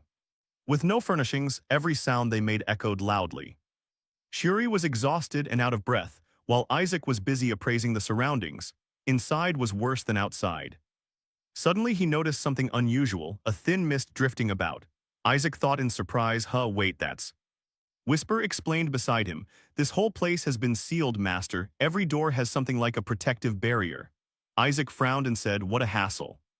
Shuri's head was sweaty. He tried suggesting, maybe we should go back, everything's locked anyway.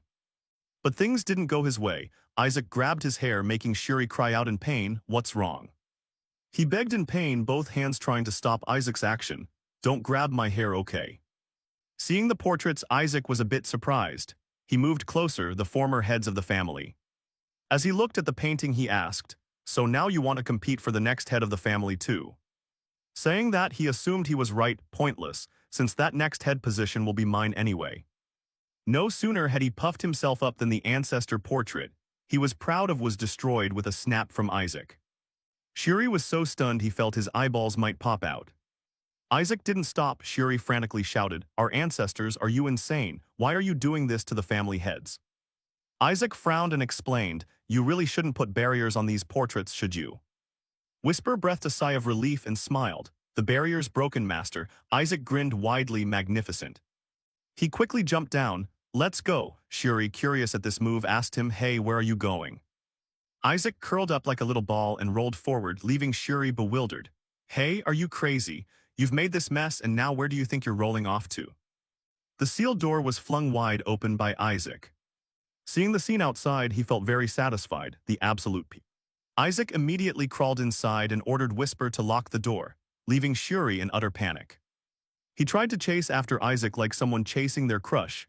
Hey, stop, stop, what on earth are you doing? The door began to close and Isaac smiled at Shuri. A brat like you doesn't need to know. Shuri's voice still echoed outside, damn kid. With everything settled, Isaac sat down and breathed a sigh of relief. A glow began to envelop his body. Let's get started. Outside, Shuri was still pounding on the door. Get out, hurry up. I'll tell the adults on you. As he tried to persuade Isaac to come out, a figure appeared behind him. I'll tell them everything and you'll be kicked out of here, you'll see. Members of the family had appeared behind him. Riley called softly, Shuri. He spoke coldly and asked, and Shuri finally turned around. What are you doing here? He hurriedly explained everything. Uncle, you came at just the right time. Isaac, the monster, the old white-haired man angrily snapped in his face. What do you think you're doing? You knew this annex was forbidden. Why did you bring Isaac to this cursed place? He hesitated and quietly asked again, what? Then he was scolded loudly by the woman. Do you know how many people saw you running around carrying Isaac? And there are traces of offensive holy spells in Isaac's room too. She coldly questioned him, will you take responsibility for all of this? Shuri was completely baffled, but how could he explain? I didn't bring that brat here, and okay, some offensive holy spells there were mine, but... Riley bent down and lectured him gently. Shuri, you've gone too far this time. Whatever your reasons, causing trouble for a nursing child is still the fact. He asked sternly, where did you lock Isaac, leaving Shuri so aggrieved he couldn't speak. I didn't lock him anywhere. He said something no one believed. Isaac went in on his own. Riley stood up and knocked on the inner door. Isaac, are you in there? Did Shuri lock you in?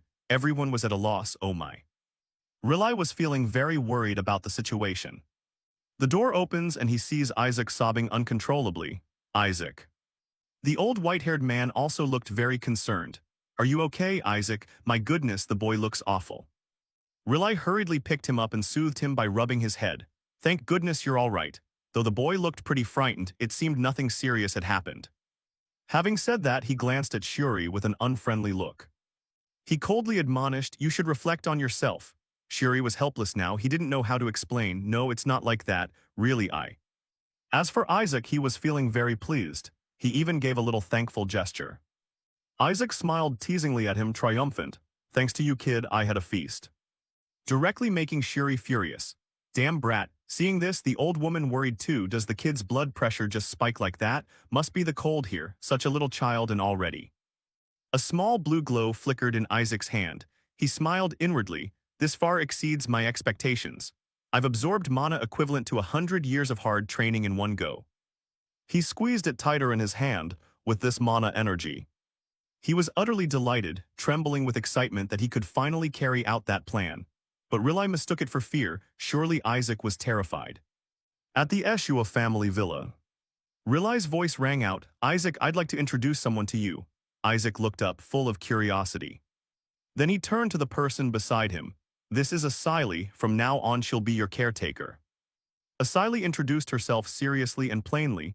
My name is Asili Lasher, a holy knight of the Eshua family. He glanced at Asili, who was respectfully half-kneeling and bowing. I pledge to serve you until my last breath. He snorted inwardly, are they appointing a babysitter because of what happened last time? Then he sat with his hands on his hips. Striking a pose, he said, Dada, translate this, it's you. Dada, you're fired, get out of my sight. He even tried to put on a scary face to intimidate them. Asili and Riley looked at the child on the table in surprise. She stepped closer to him and softly called, Master Riley. May I pinch his cheek once? Her face was full of excitement. Isaac thought to himself, why are there so many lunatics in this family? Riley took something from his pocket. All right, Isaac. Here, I have a gift for you. It turned out to be an old ring placed in a plain box. Isaac snorted in silent judgment. Did Uncle pick that up from the trash? Whisper's face beside him showed disdain too, chiming in, I thought I misheard, but apparently the Eshua family really is facing a crisis. How is this fit as a first birthday gift for the master? Asili was immediately surprised. Oh my god, isn't this the Holy Maiden's heirloom? He picked up the ring to inspect it. An heirloom of the Holy Maiden. Riley smiled and patted the boy's head. Your uncle received it from the council, it's for you alone. He widened his eyes in surprise. Huh, really? This was the ring the Holy Maidens used in battles against demons. A progenitor ring, containing a bit of divine magic. The holy power contained within it was truly magnificent. Isaac's face grew more wicked, smiling dangerously as he schemed. It seems the ring can only be used once or twice before it breaks, but I've already got a workaround. Moreover, then he turned his gaze somewhere else. In the distance, Gol was leaning against a tree, face twisted with resentment, grinding his teeth. That look alone proved it was the real thing. He looked like he wanted to crush his grandson. Then he walked over with a smiling greeting. Aha, Isaac, my dear little grandson. Gol put on a fake friendly face. Oh, look how cute you are. Hope you feel comfortable here. Isaac reacted with instant revulsion, mocking, what the hell is that, gross. Is he out of his mind? Gol mouth says one thing while his belly's full of knives, cursing silently. Damn, this just got complicated. I sabotaged the blessing device in the relic storage so this brat wouldn't receive a blessing. Yet surprise, they gave him the Holy Maiden's heirloom instead. Recall the old white-haired woman negotiated with Riley that Isaac couldn't get a blessing anymore, so to be fair we'll give this to the boy. Gol was stunned and stammered, the Holy Maiden's heirloom. Please, please give it to my son, she turned and asked Shuri about it. But didn't the boy already receive a blessing from the cathedral? Don't be greedy, go back now. He clenched his jaw in frustration, thinking he had planned to sneak it away while pretending to donate it to the cathedral. The brat would never appreciate its true value. Then he pulled something from his coat and said solemnly, if you're giving a gift to the boy, at least pick something decent. That other thing is completely useless. Riley snapped back, useless? Are you saying the Holy Maiden's heirloom is useless, big brother?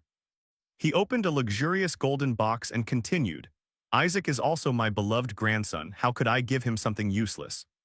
Inside the box was an extravagant sparkling ring, a piece that had directly absorbed many blessings from the cathedral. So keeping it would benefit the boy more when he enters the relic vault. It's such a precious item that Riley could never possess it. Oh really, nephew, now hand over that old dirty ring. Isaac gave a benevolent smile and slapped his hand hard. Get lost. He tossed the fancy ring box aside. That ridiculous thing smelled like the Pope. And leave too. Gol shouted, "What are you all standing there for? Go find that ring now."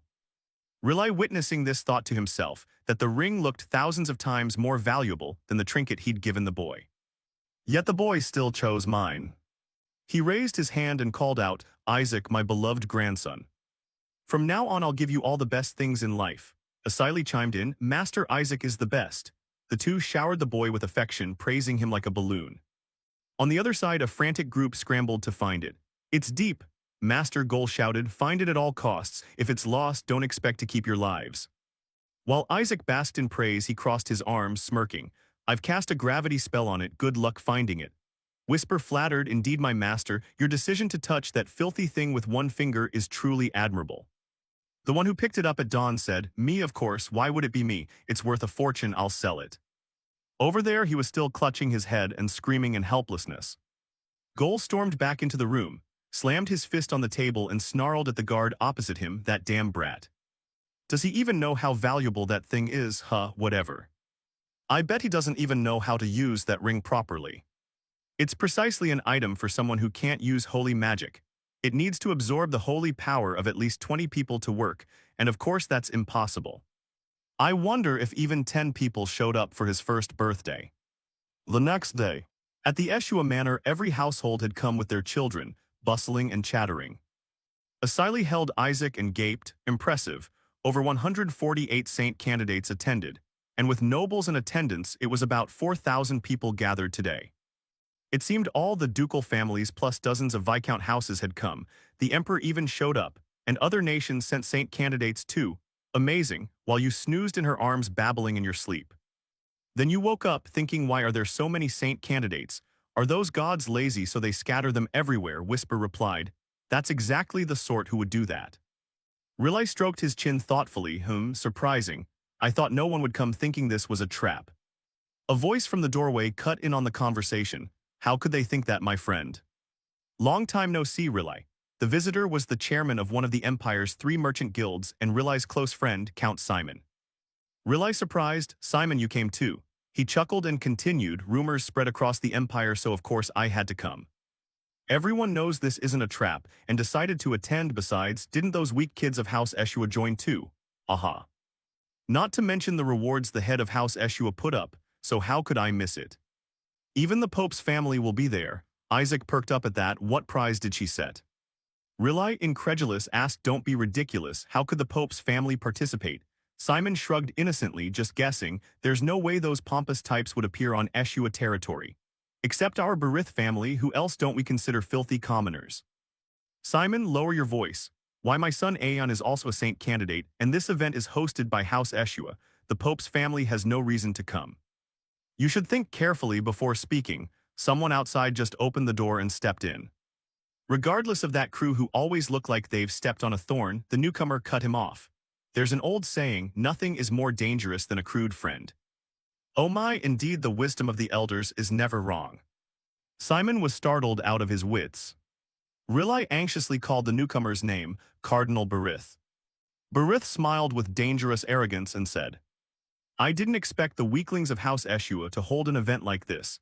I hope this inexperienced child will bring something back from the relic vault to save your family's face." "I've been very curious to see the face of the child who dares claim to be House Eshua's saint candidate. Yet now I don't see that brat anywhere." "Ah well, in any case this is still an opportunity for you. I offer my sincerest prayers that this saint candidate may raise your family's reputation." Rilai, stunned, wondered, could this be a scheme arranged by the cathedral? The fact that saint candidates jumped from 25 to 148 in just a week was already bizarre. The only plausible explanation was that the cathedral turned a blind eye to candidates appearing out of thin air. Everyone would try to get their child named a saint candidate, but once those kids were brought into the vault, they'd inevitably try to eliminate weaker rivals. They might very well harm the boy in the chaos, and at the thought his hand involuntarily clenched. Then he turned to look at Isaac. If that happened, Isaac would be in danger. At that moment our protagonist, cradled by Asili, was picking his nose innocently with a puzzled face. The son of House Eshua is excellent in appearance, but apart from the family reputation, he's utterly useless. However, to those insanely jealous of House Eshua, or to those trying to curry favor with the Pope's family, those disgusting descendants of the Holy Maiden. The child of House Eshua would be a perfect prey. Let's give this to the Eshua brat as a little joke. He won't die, but he won't be able to do anything anymore. Mix this potion into his water with a holy toxin. Teach that brat a lesson about how cruel the world is. Humiliate him in front of everyone. And announce to the world that the child of House Eshua will never become a saint. At this moment, Isaac was downing bottle after bottle the kids had handed him. After drinking, he gleefully wiped his mouth, thrilled, awesome. The kids watching were stunned and scared, whispering to each other, "Oh my God, I'm terrified. How many bottles did he just finish alone?" Isaac flung a bottle at a brown-haired kid's head and ordered, "Bring me more, this poison won't kill me." The kid who got hit was terrified and began to cry. Isaac waited while the boy shook out another bottle and waved it. "Say more then." The children started to panic and dodge. Some screamed, "I want to go home, it's scary." They murmured among themselves, "What's wrong with that child? I thought you spiked it with laxative or he grabbed the demon bottle by mistake." "I don't think so, let's go."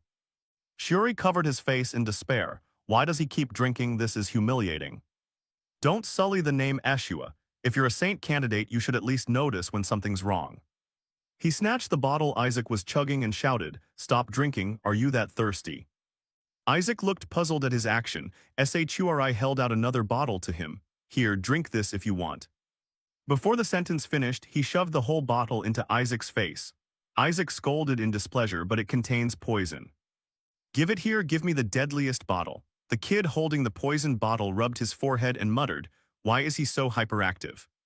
"But that bottle has holy poison," another kid intervened. "Are you crazy? If he drinks that he'll die instantly." Isaac gaped, "Holy poison." "Then give it here," and he jumped forward with eyes brighter than car headlights, delighted, making that kid scream in fright.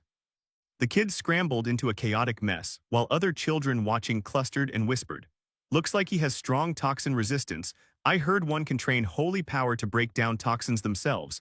"What are you saying? The boy reached that level already?" "But then why is he hunting for poisoned bottles? Maybe he wants to make sure no one else accidentally drinks them because they're dangerous." Shuri sat in a corner hearing this and smirked to himself.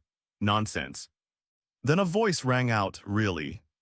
Are you implying that that kid is sacrificing himself?" Kina Barith sneered mockingly. Shuri blinked in surprise. "Why is this guy here, Kina Barith? I've never heard the Pope's family would participate." The white-haired youth standing there is the direct heir of the Pope's house, Kina Barith. The other kids buzzed. "Wait, isn't that Kina Barith? Why is the Pope's family in the Saintess's relic vault?" "Oh my, looks like we already know who's winning." After beating that kid, Isaac just sat on him and drained the bottle.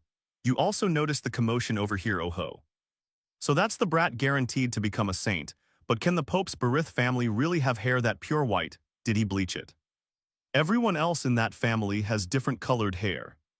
Kina smiled faintly and replied, "What's strange about a member of the Pope's family being in the Saintess's relic vault? Our family leads all the clergy, so the Saintess's relic vault belongs to us too. I'm just here to take what's mine. Why are you all acting surprised?" Isaac smirked, judging inwardly. Judging by his arrogant tone, he's definitely from the Pope's family.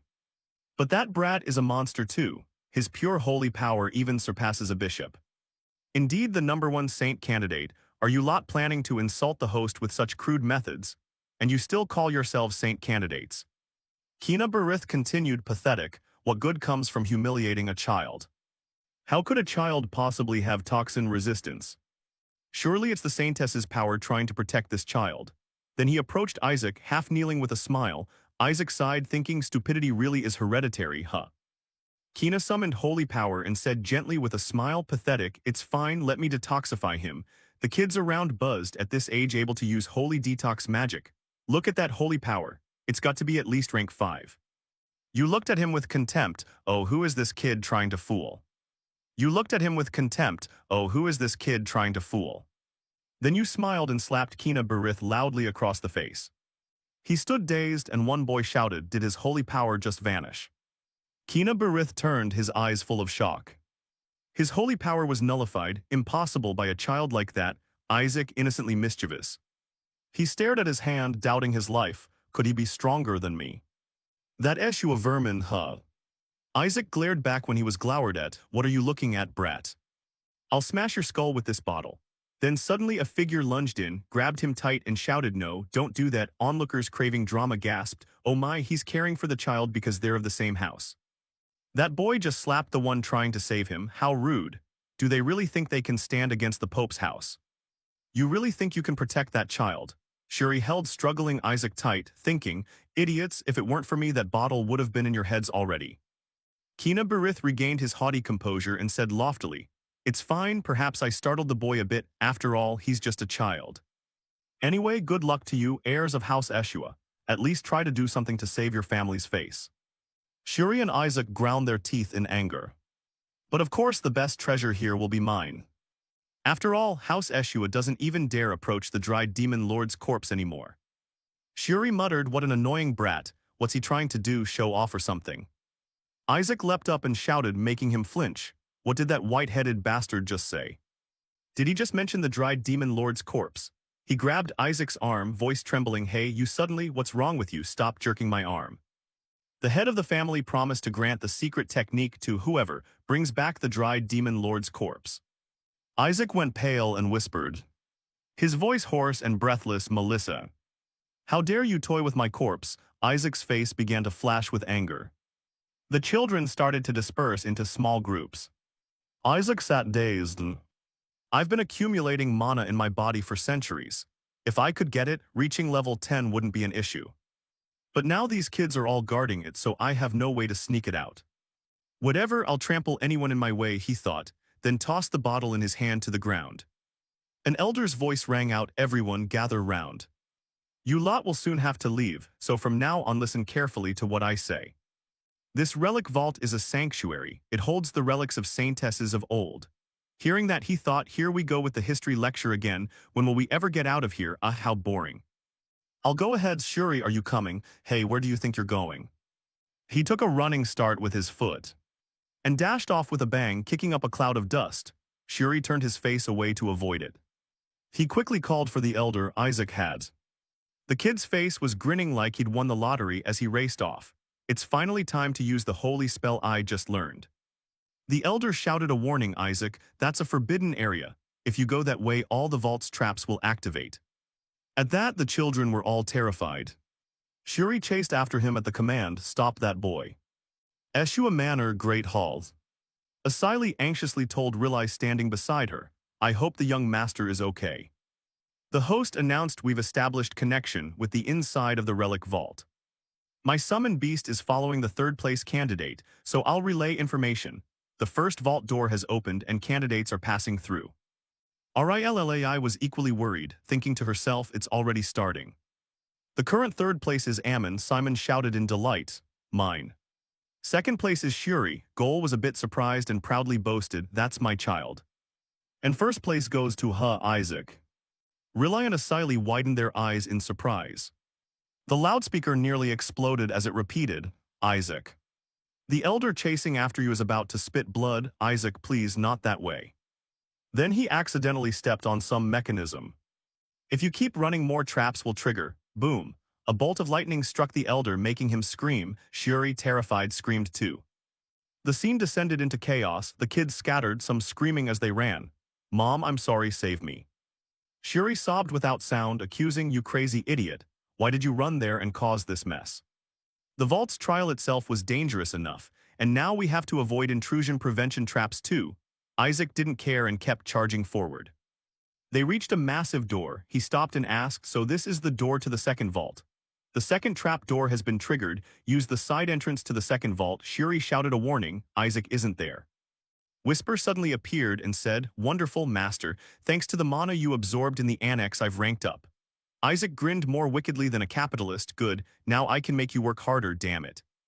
"Bring everything here," he ordered. Whisper darted off, obeying. The kids outside were just coming to their senses and paused their chatter. "I had no idea it was this tough. So that's why the saintesses were so strong, huh?" A boy pointed at Shuri hovering in midair. "Isn't that the Ishua kid?" "Yeah, something like Sue. How can he fly? Did the family teach him beforehand? Not fair at all." Shuri sighed as if they'd taught him anything. "You idiots. As if I wanted to float like that. Put me down." Whisper dropped him. He fell face first to the ground, then reported, "Master, I've secured the informant for us." Shuri scrambled up and said, "Stop this. I don't know how you passed the first vault's trial, the trial of choice, but from the second vault on, one small mistake can kill you. You have to fight your fears and choose the harder path to sharpen your senses." Isaac cut him off with a lightning bolt, talking too much. "Whatever, hurry up and explain what's inside the second vault. Once you enter, remember, never attack the enemies, okay? Don't attack them." "What nonsense is that? Why can't I attack my enemies? That's the only way to clear the second vault. Whatever appears, you must stand still for 3 minutes until they vanish. Say you understand or we'll both die." Isaac felt his patience wearing thin. "Ridiculous. Testing my patience, huh?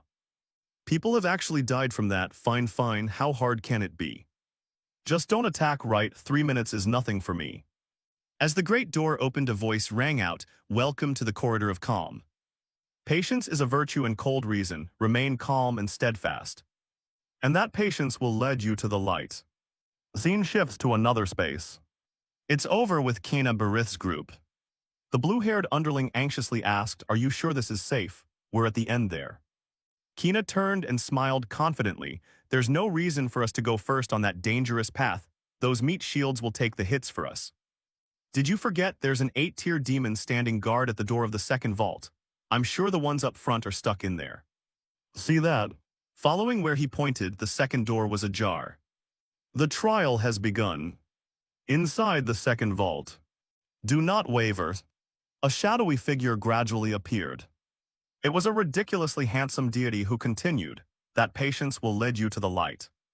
If not, after only 3 seconds, Isaac unleashed holy power and tore the guy apart, damn it." Shuri saw it and his hope of survival died right then. Remembering Isaac's confident line, 3 minutes is nothing for me, oh boy. He couldn't help but shout, "That crazy bastard." Isaac grit his teeth. "How can I stand still seeing the face of a deity?" Whisper chimed in, "I think 3 seconds is already generous." A disembodied announcement rang out, "You have failed. Those lacking patience will be punished by the deity." A monster appeared from who knows where. "Oh shit, my soul left my body," he muttered. "That's it, I'm dead for sure." Isaac grinned wickedly and summoned a powerful red holy surge. He threw a strike that knocked the monster flat as a pancake. Shuri gaped, mouth agape, stammering. The monster exploded in a spray of bits like fireworks. Shuri stared in disbelief. What the hell just happened? Its corpse collapsed into a pile of rubble and dirt. He thought to himself, "This is supposed to be tier 8, are you kidding me? The magic from my subordinate created that golem. The elite demons of the Dried Demon Lord, the 14 attendants, that's their unique magic. Have they now been turned into lapdogs for House Eshua, or does this place have something to do with my body? I need to go see for myself." Shuri saw Isaac start running again and hurriedly asked, "Hey, where are you going now?" A smug laugh came from behind. "Aha, who would have thought the descendants of House Eshua would help us like this?" They stepped out from behind the bushes. Leading them was a red-haired brat pointing and saying, "See, I told you those people knew how to pass the trial. He's the Scarlet Faith Zealot, one of the 5 faiths, the third son of Duke Sepet's house, Nizer." Nizer chuckled smugly, "Thanks for taking out the gatekeeper for us. Now move aside, we'll be the first into the second vault. You don't know what we had to go through because of that damn kid. Yeah, if that brat had gone in first, he'd have triggered all the traps inside." Isaac didn't hear a word, only wondered how so many of them were still alive. Nizer continued to taunt. Who knew the Eshua descendants could be so vicious? "Shuri, are you in league with him?" he asked, bewildered. "Who with him?" "No way, I told you I'm not. Did you hear me?" Nizer stepped in front of Isaac and said, "Everyone saw this kid dodge all the traps, right? Do you think he could do it alone? See, it's an artifact. The ring must be imbued with some magic." He snatched the ring off Isaac's neck and held it up to show off. "Everyone look. With this we can dodge all the traps ahead." Shuri, sitting over there, sneered at the kids. "You're mistaken, kid." But he still looks so calm that I'm scared. He's not the kind to let someone steal his stuff and walk away. Nizer and his gang pocketed the ring and marched off. "Stay put, Eshua. Someone will bring back the Dried Demon Lord's corpse, something no one has ever done before. It'll be me, no one else." The boy cheered like he'd won the lottery. Mid-celebration, he suddenly felt a mysterious power and froze, his grin fading. Then in a flash, a terrifying explosion erupted amid screams. Shuri grit her teeth and dodged the blast remnants. What kind of trap is this? Isaac used them as bait. Inside the room it was all smoke and dust. In the second vault, Shuri carried Isaac on her shoulders, wadding through corpses strewn everywhere. He glanced at them with a sneer. All the mines here have detonated, thanks for the help, kids. But his eyes grew hazy as he began to ponder. Why did those kids follow me? The remaining kids watched in awe. That child must have some divine sense, right? After all, he's from the Saintess family. Nizer acted odd earlier, the ring looked like an antique. Besides, no way someone from House Eshua would cheat like that. Whisper covered his mouth, chuckling. It seems they've recognized your greatness, master, how wonderful. Isaac ground his teeth and scrawled a huge, scornful expression. I don't need their recognition. Shuri mocked the naive kids. You'd better run before it's too late. This kid's scarier than any demon. Another figure stepped forward and said if there's truly a saint, that child is the most fitting. Isaac glanced toward him. The blond boy smiled as he approached and introduced himself. Pleased to meet you, youngest scion of House Eshua. I'm Paris Julius, second prince of the Julius kingdom. The crowd murmured, it's a kingdom east of the holy state. They say the prince there received the god's blessing. Isaac heard and concluded, oh, this guy might be useful. Shuri called out, Isaac. Isaac answered with a single call in reply. He announced, we're here. This is the door to the third vault. Before them stood a massive gate adorned with ancient, intricate patterns. This is the door to the third vault. Before them stood a massive gate adorned with ancient, intricate patterns. This is the memory level. Show your courage and resolve. The kids behind cheered excitedly. Great, we've reached the next vault. Good thing we followed this child instead of Nizer. We'll secure the dried demon lord's corpse. The challenge is simple, defeat us and claim the glory. The kids excitedly debated, say show us your courage so we should fight them, just a trial. Isaac was still thinking whether that gatekeeper could be. Isaac's gaze turned dangerous, it's probably them. This will be entertaining, he thought with obvious delight. He signaled the kids to stop. Shuri sweated and calculated. Isaac always makes the right call, so that gatekeeper is lying. The first vault was about choice. Isaac just had to rush straight through it. The second vault was about composure. Isaac was anything but composed. And this third one is about memory. That's the clue, so we have to recall what happened in the first and second trials. We can't attack them. He waved his hands. Shuri, everyone fall back, this way. Shuri was surprised. Isaac is helping those people. No matter how nasty he is, he's still a descendant of the Saintess. Maybe the Saintess's kindness has awakened. Could I have misjudged Isaac all this time? This kid would sacrifice himself and guide everyone the right way. Isaac chuckled and flung a holy orb square into that deity's face. Shuri fell silent for a moment. The man snarled and gripped his weapon in anger. At the same time, he darted forward like a lightning bolt. Then he lunged and slashed toward the kid's spot. His voice full of warning, you've chosen poorly. The kid screamed wildly for help. Shuri trembled at the horrific scene before her, oh mother. She stared frozen, unable to process what was happening. What is this? Contrary to Shuri's doubt, Isaac couldn't hide his amusement. Could this madman? Isaac grinned so hard his eyes squinted, all sly and wicked. It's been ages since I've seen them again. How foolish to believe others so easily. Aspiring saints. They are deceitful puppets created by the magic of the 14 attendants. The two demons were released, and explosions immediately erupted everywhere. The surviving kids cried out painfully for their parents. Where did the ESHUA clan members go? They were just here, go find them quickly. Shuri and Isaac were enveloped by a level 6 invisible holy spell. And there was also that prince. Seeing he was safe, he tentatively stepped forward. Isaac felt pleased inwardly. This is the blessing my uncle gave me for emergencies. It's the perfect time to use it. Little Paris spoke softly. Thank you for casting the holy spell on me, by the way. Isaac motioned to him to understand and tossed him a ring, signaling him to take it. Paris immediately raised the ring to inspect it. Then turned excitedly to ask, you gave me this because I'm not used to fighting demons, right? Thank you so much, I will never forget this kindness. No sooner had he finished speaking than Paris poured holy power into the ring. Instantly he was drained of holy power and screamed, I'll tell my father about this. Whisper and Isaac laughed gleefully. As expected, he's my owner. Grandpa, the prince has the most holy power after all. Shuri could no longer hold back and looked back at him, wondering, Uncle, what on earth did you bring back to the clan? After a moment, the children shouted in unison again, Does anyone here have defensive holy magic? Gather together. They arranged tactics, some to defend, some to attack. While the two demons continued slaughtering and shouting, "Accept your punishment." One kid blocked, another seized the chance to counterattack, holding a high-level light orb ready in his hand. But just as he was about to strike, he inexplicably tripped over a platform and fell. Immediately the kid who had taken the blow recoiled in horror and looked back. And before he could understand what was happening, a ring flew to his side. And his spell suddenly lost all holy power and he fainted. The demon fighting him paused to look. Then looked puzzled and said to its companion, "Is there anyone else here we've tricked?" Whisper reported back, "The ring has absorbed all the holy power from the kids on this side." Isaac commanded, "Then go to the other side." Whisper responded and flew over there. One boy immediately lost all his holy power and collapsed. Isaac thought to himself, "Don't hate me, these deceitful things won't attack enemies who have been neutralized. So fainting after being drained is better than getting injured." After dealing with those two, Whisper returned and reported, "Master, it's almost done." No sooner had it finished speaking than a gigantic fireball appeared, rushing straight at the two demons and incinerating them. Whisper couldn't prepare in time and hurriedly dove to the ground to dodge.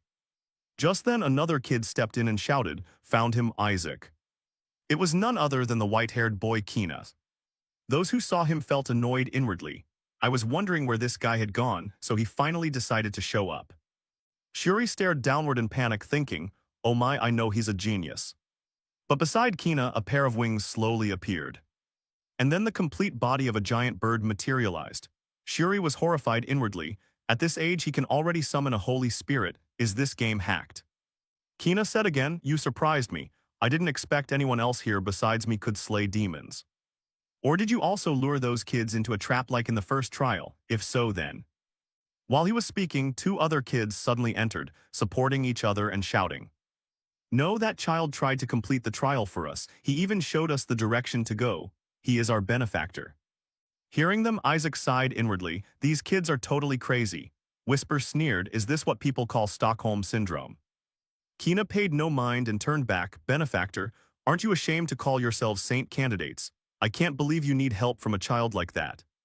One kid snapped back, "Hey, you've been hiding this whole time. Why are you barking now?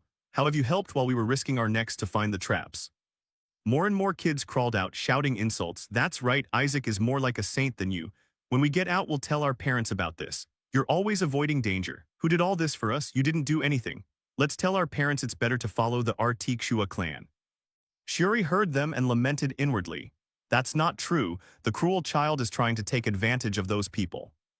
They were angrily cursing when the ground suddenly shook violently. The children turned toward the source of the sound and saw a light orb rising up there. The kids clustered around, curiously asking each other, "Is that the real gate leading to the third archive?" "It seems like it, I think so. So does that mean the second trial is over?" The orb spoke, "Congratulations to the candidates for passing the second trial.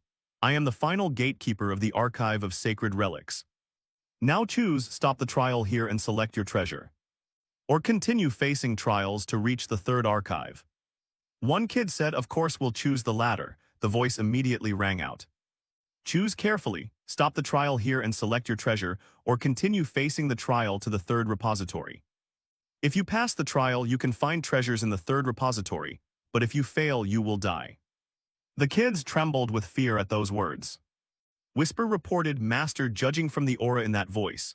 Isaac cut in to confirm, "Yes, it's a dragon. It's been a long time since I've met one." Then what it said about death must be true. Suddenly the kids found courage and shouted, "Even so, I'll choose the trial. We've put in so much effort to get here. That's right, if we can get treasure from the third archive, we'll surely become saints." "Me too, I also want to reach the third archive." After a while of discussion among the kids, the voice rang out again. "So you are willing to face danger and choose the trial? Very well, then accept the trial." As soon as it finished speaking, the ground trembled once more, and rocks began falling continuously. Isaac was thrilled like a maniac, and the voice said again, "The final trial is simple, praise your God."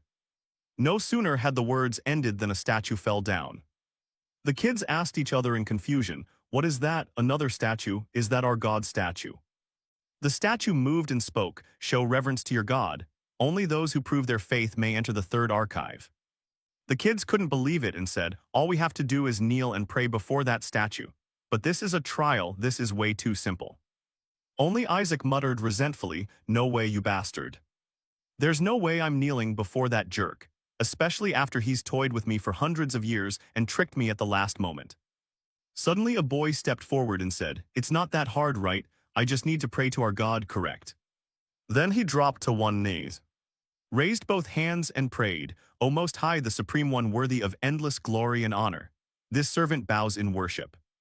The statue immediately spoke, you were taught properly, well done, approved. The boy jumped up cheering, the others crowded in to discuss, so we just need to pray, yeah really. Suddenly Isaac leapt down off Shuri. Shuri was about to tell him to go pray when he kicked and snarled, Grandpa, why should I do that? Then someone else walked past Isaac.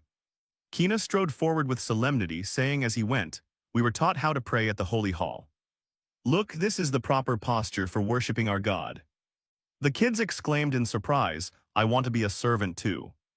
Then to Shuri's astonishment, the whole group rushed to kneel and the prayer echoed, O Most High, Supreme One worthy, we bow in worship. Seeing him standing there, the statue thundered, what are you still standing for? Do you intend to give up and accept death? Immediately, Shuri joined the others in continuous prayer. Suddenly, the statue turned its attention elsewhere. Saw Isaac with his chin raised and asked, Child, why do you not kneel? Isaac replied angrily, Grandpa, are you crazy if you think I'll do that? Seeing him sit there acting old, the kids looked at each other and asked, what's wrong with that boy? Does this child have a problem with his faith? So the rumors that the Eshua clan lost their faith are true. Hearing them, Shuri clenched his teeth and cursed inwardly. That vicious brat, don't sully our clan's reputation, just pray. Kina looked at Ijock with satisfaction, thinking, all of this will be recorded. Does that kid want to lose his chance to become a saint? No matter how talented, without faith he's worthless. I shouldn't have paid attention to him from the start. The statue shouted again, what a disrespectful act, child of the Saint Maiden's clan. Before the statue finished, Isaac retorted, Grandpa, so what you pig, gee, even if I die I won't kneel before your pile of filth. The statue, as if understanding his words, fell silent. AI, who had been easily excited, suddenly felt an oppressive presence descend. The statue now radiated murderous intent as it stared at him. A cold voice rang out, insolent one, receive your punishment. AI, though crushed, still refused to yield and cursed, Grandpa, fuck off. If you dare come at me, I'm so angry I'll smash that statue. Whisper leapt forward to dissuade him, Master, that's very dangerous. But he had made up his mind, holy power quickly condensed in his palm. Suddenly the statue returned to its original pose and exclaimed, excellent. Isaac suppressed the holy power in his hand, sat up, and looked at the statue in puzzlement. The statue spoke again, you are approved, that child candidate may proceed to the third archive. Hearing this, Kina shouted in disbelief, what? He rose in indignation and pointed at Isaac, demanding, you said we had to demonstrate faith to be approved. That kid didn't even pray. And yet he's approved, that's absurd. The statue replied, that child is the only one who meets the requirements to pass through this gate. Only he has shown his faith to the divine. Do you really not understand? You knelt before the statue, not before the God. Is your faith merely kneeling before a symbol? Hearing that, Shuri was a bit unsettled and thought, although it takes the form of a deity, a statue is still just a symbol. We've been deceived. The kids erupted in murmurs, how can that be? That statue looks like our God from the sacred painting. But indeed the scriptures say not to worship idols. Then the statue pointed at Isaac and said, look at that child. Even when facing the fear of death, he refuses to submit and keeps his faith. Therefore only that child is worthy to enter the third archive. Isaac, indignant, cursed back, shut your mouth. Kina glared at him, teeth clenched, I won't accept that. He rushed toward the statue and shouted, that child can't even speak yet. How do you know he doesn't kneel out of faith? Whisper jumped out and said, I think he's right, clearly the boy didn't want to. Isaac nodded in agreement. And seeing no one object, Kina shouted even louder, moreover, if he truly has that faith, then why doesn't he have a holy mark? At that, Isaac was slightly startled. The kids also murmured in shock, what? The boy doesn't have one. I'm right here. How can a saint candidate not have a holy mark? Seeing everyone focus their gaze on Isaac, Kina smiled smugly, thinking maliciously, he's the only candidate without a holy mark. Give up, kid, you don't deserve to be a saint without one. But the statue said, you speak of a saint candidate lacking a holy mark. That's because he's still young. At that answer, the whole group fell silent. The statue, unconcerned with their reactions, snorted and said, I mean, he is simply too young. Kina, after a moment of stunned thought, flew into a rage and argued, that sounds ridiculous, wait, can you move? The statue replied indifferently, I mean the child is still a baby, believe me. The kids shouted, then let me in too. If someone without a holy mark can enter, why can't I? Who has one enter? Right, I have one too, that proves I'm a candidate. The statue exhaled and answered. You must understand that having a holy mark doesn't mean you're special. Do you really all think that, so you all want to enter the third archive, right? The kids answered in unison, yes. The statue pondered for a moment and then said, very well, enter, I allow it. Hearing this, the group erupted in joy. Wonderful, now we can enter the third archive. Only Shuri was a little surprised, wondering something's off. Would it let us in that easily? The statue continued, I mean, if you insist on flying into the fire like moths, go ahead, I'll certainly let you in. As soon as it finished speaking, the statue dimmed and its mouth twisted into a terrifying grin. The door to the third vault opened, and a wave of dark mana was unleashed, striking the group of kids in the face. Some of them struggled to breathe, others vomited from the force when that voice sounded again. Do you feel it? That's the dark mana seeping from the corpse of the dried demon king. Know your place, you fools. I had intended to spare those who couldn't withstand the dark mana. Now most of the kids are collapsing, retching on the spot. Only Isaac's mouth curled into a smile. He looked inside excitedly and shouted, wonderful, my body, the dried demon king's body, my body lies in there. Isaac drooled in longing, thinking, I never thought we'd reunite after self-destructing in heaven. My gods, look at how much dark mana is leaking out. His sinister posture immediately terrified the kids, but the voice said, look, that child has proven his faith. That is the face of a brave warrior. The kids went pale and muttered, sure, but his eyes are glazed like an addict's. What kind of freakish baby is that? The voice from the orb rang out again, it's not too late. Those who cannot smile in the face of death should turn back. If you give up now, I will allow you to choose a treasure from the second vault. Hearing that, the kids counseled themselves. Damn it, how can I survive this massive dark mana? I'm not going in means death. I'll just try to pick the best item from the second vault. Suddenly a voice rang out, no, I don't need any treasures from the second vault. Kina stepped forward and shouted, we will enter the third vault.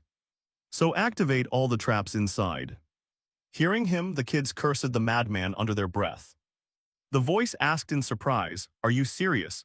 Kina spread his arms and bellowed, no saint in history has ever taken the dried demon king's corpse, not even the famed saintess Melissa managed it. The voice praised, it seems you know something about the third vault. Kina smugly thought, there's no way Saintess Melissa would let these kids die, this must be a method to thin out candidates. He added, I don't want to hear talk of us taking treasures without trouble anymore. So restore the third vault to its most dangerous original state. Only then will I be rated higher than the Saintess. AC glanced and muttered, this kid's really crazy. The orb lit up and responded, if you insist, fine, that will make it easier for me to determine who the true saint is. Seeing the blinding light, one kid couldn't help shouting, if you want to go in alone. But the whole group was lifted off the ground, screaming in disbelief, why are you dragging us along? Deep within the third vault, a skeletal hand lay at the center. The kids who entered could no longer stand. A jock cried out in delight, oh chaos indeed, Whisper pointed and shouted, master there. He meant the place where the bony hand was surrounded by flickering mana. Whisper exclaimed joyfully, your body is there. Isaac whispered in glee, well done. My baby, meaning my body, is absorbing the energy in the third archive. The kids now saw it too and asked in panic, is that the dried demon king's corpse? Just the hand gives off that much dark mana. Isaac thought differently, it's not the whole hand, it's only the thumb. Is that what's left of me? The others are all copies. Suddenly, the hand erupted with a huge surge of mana. From inside that column of mana, the shape of a demon appeared. The kids clutched their heads in terror. A demon, thought they wouldn't appear after the second trial. The voice rang out again, didn't you ask to disable all the safety devices? Isaac stared at the demon in astonishment. Wait, that's the demon stamped its foot on the ground. Threw its head back and roared, you worms, how dare you covet the body of my lord? One kid pointed at Kina and cursed, it's all your fault, are you going to take responsibility for this? Kina waved indifferently and stepped forward.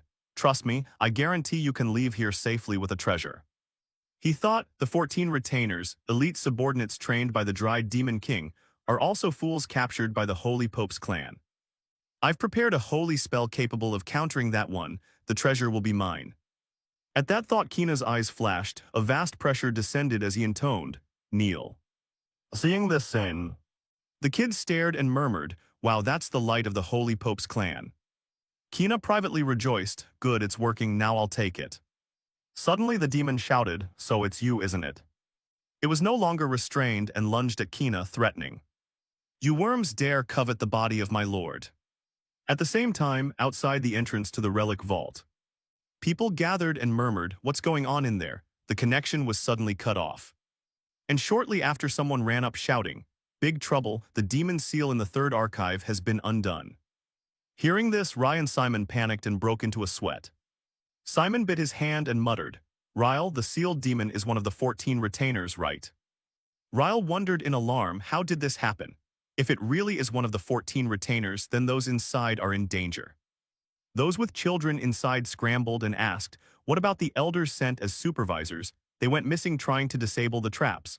So the kids inside are in extreme danger. How can the children handle that monster? We must stop the trial and get them out."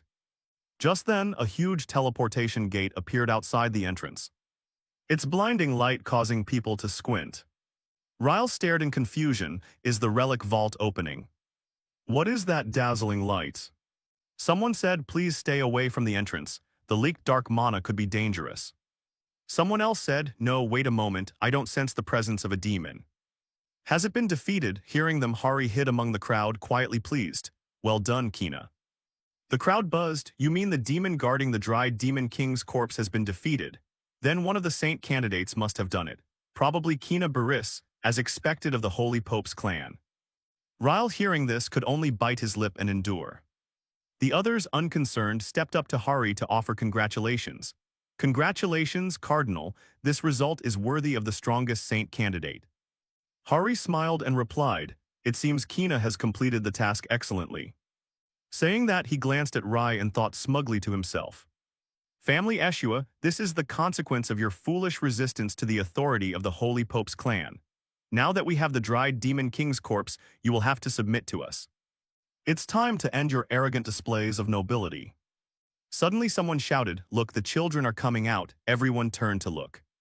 Raul prayed anxiously, "Isaac Shuri, please be okay." After a while, most of the children came out. And as they reunited with their relatives, they burst into loud cries. Ryle did a quick head count and breathed a sigh of relief. Thank the heavens, though a few were injured, thankfully none are seriously hurt. Seeing no more emerge, the crowd muttered, "The children who entered the third vault still haven't come back, do they? Could they be in danger?"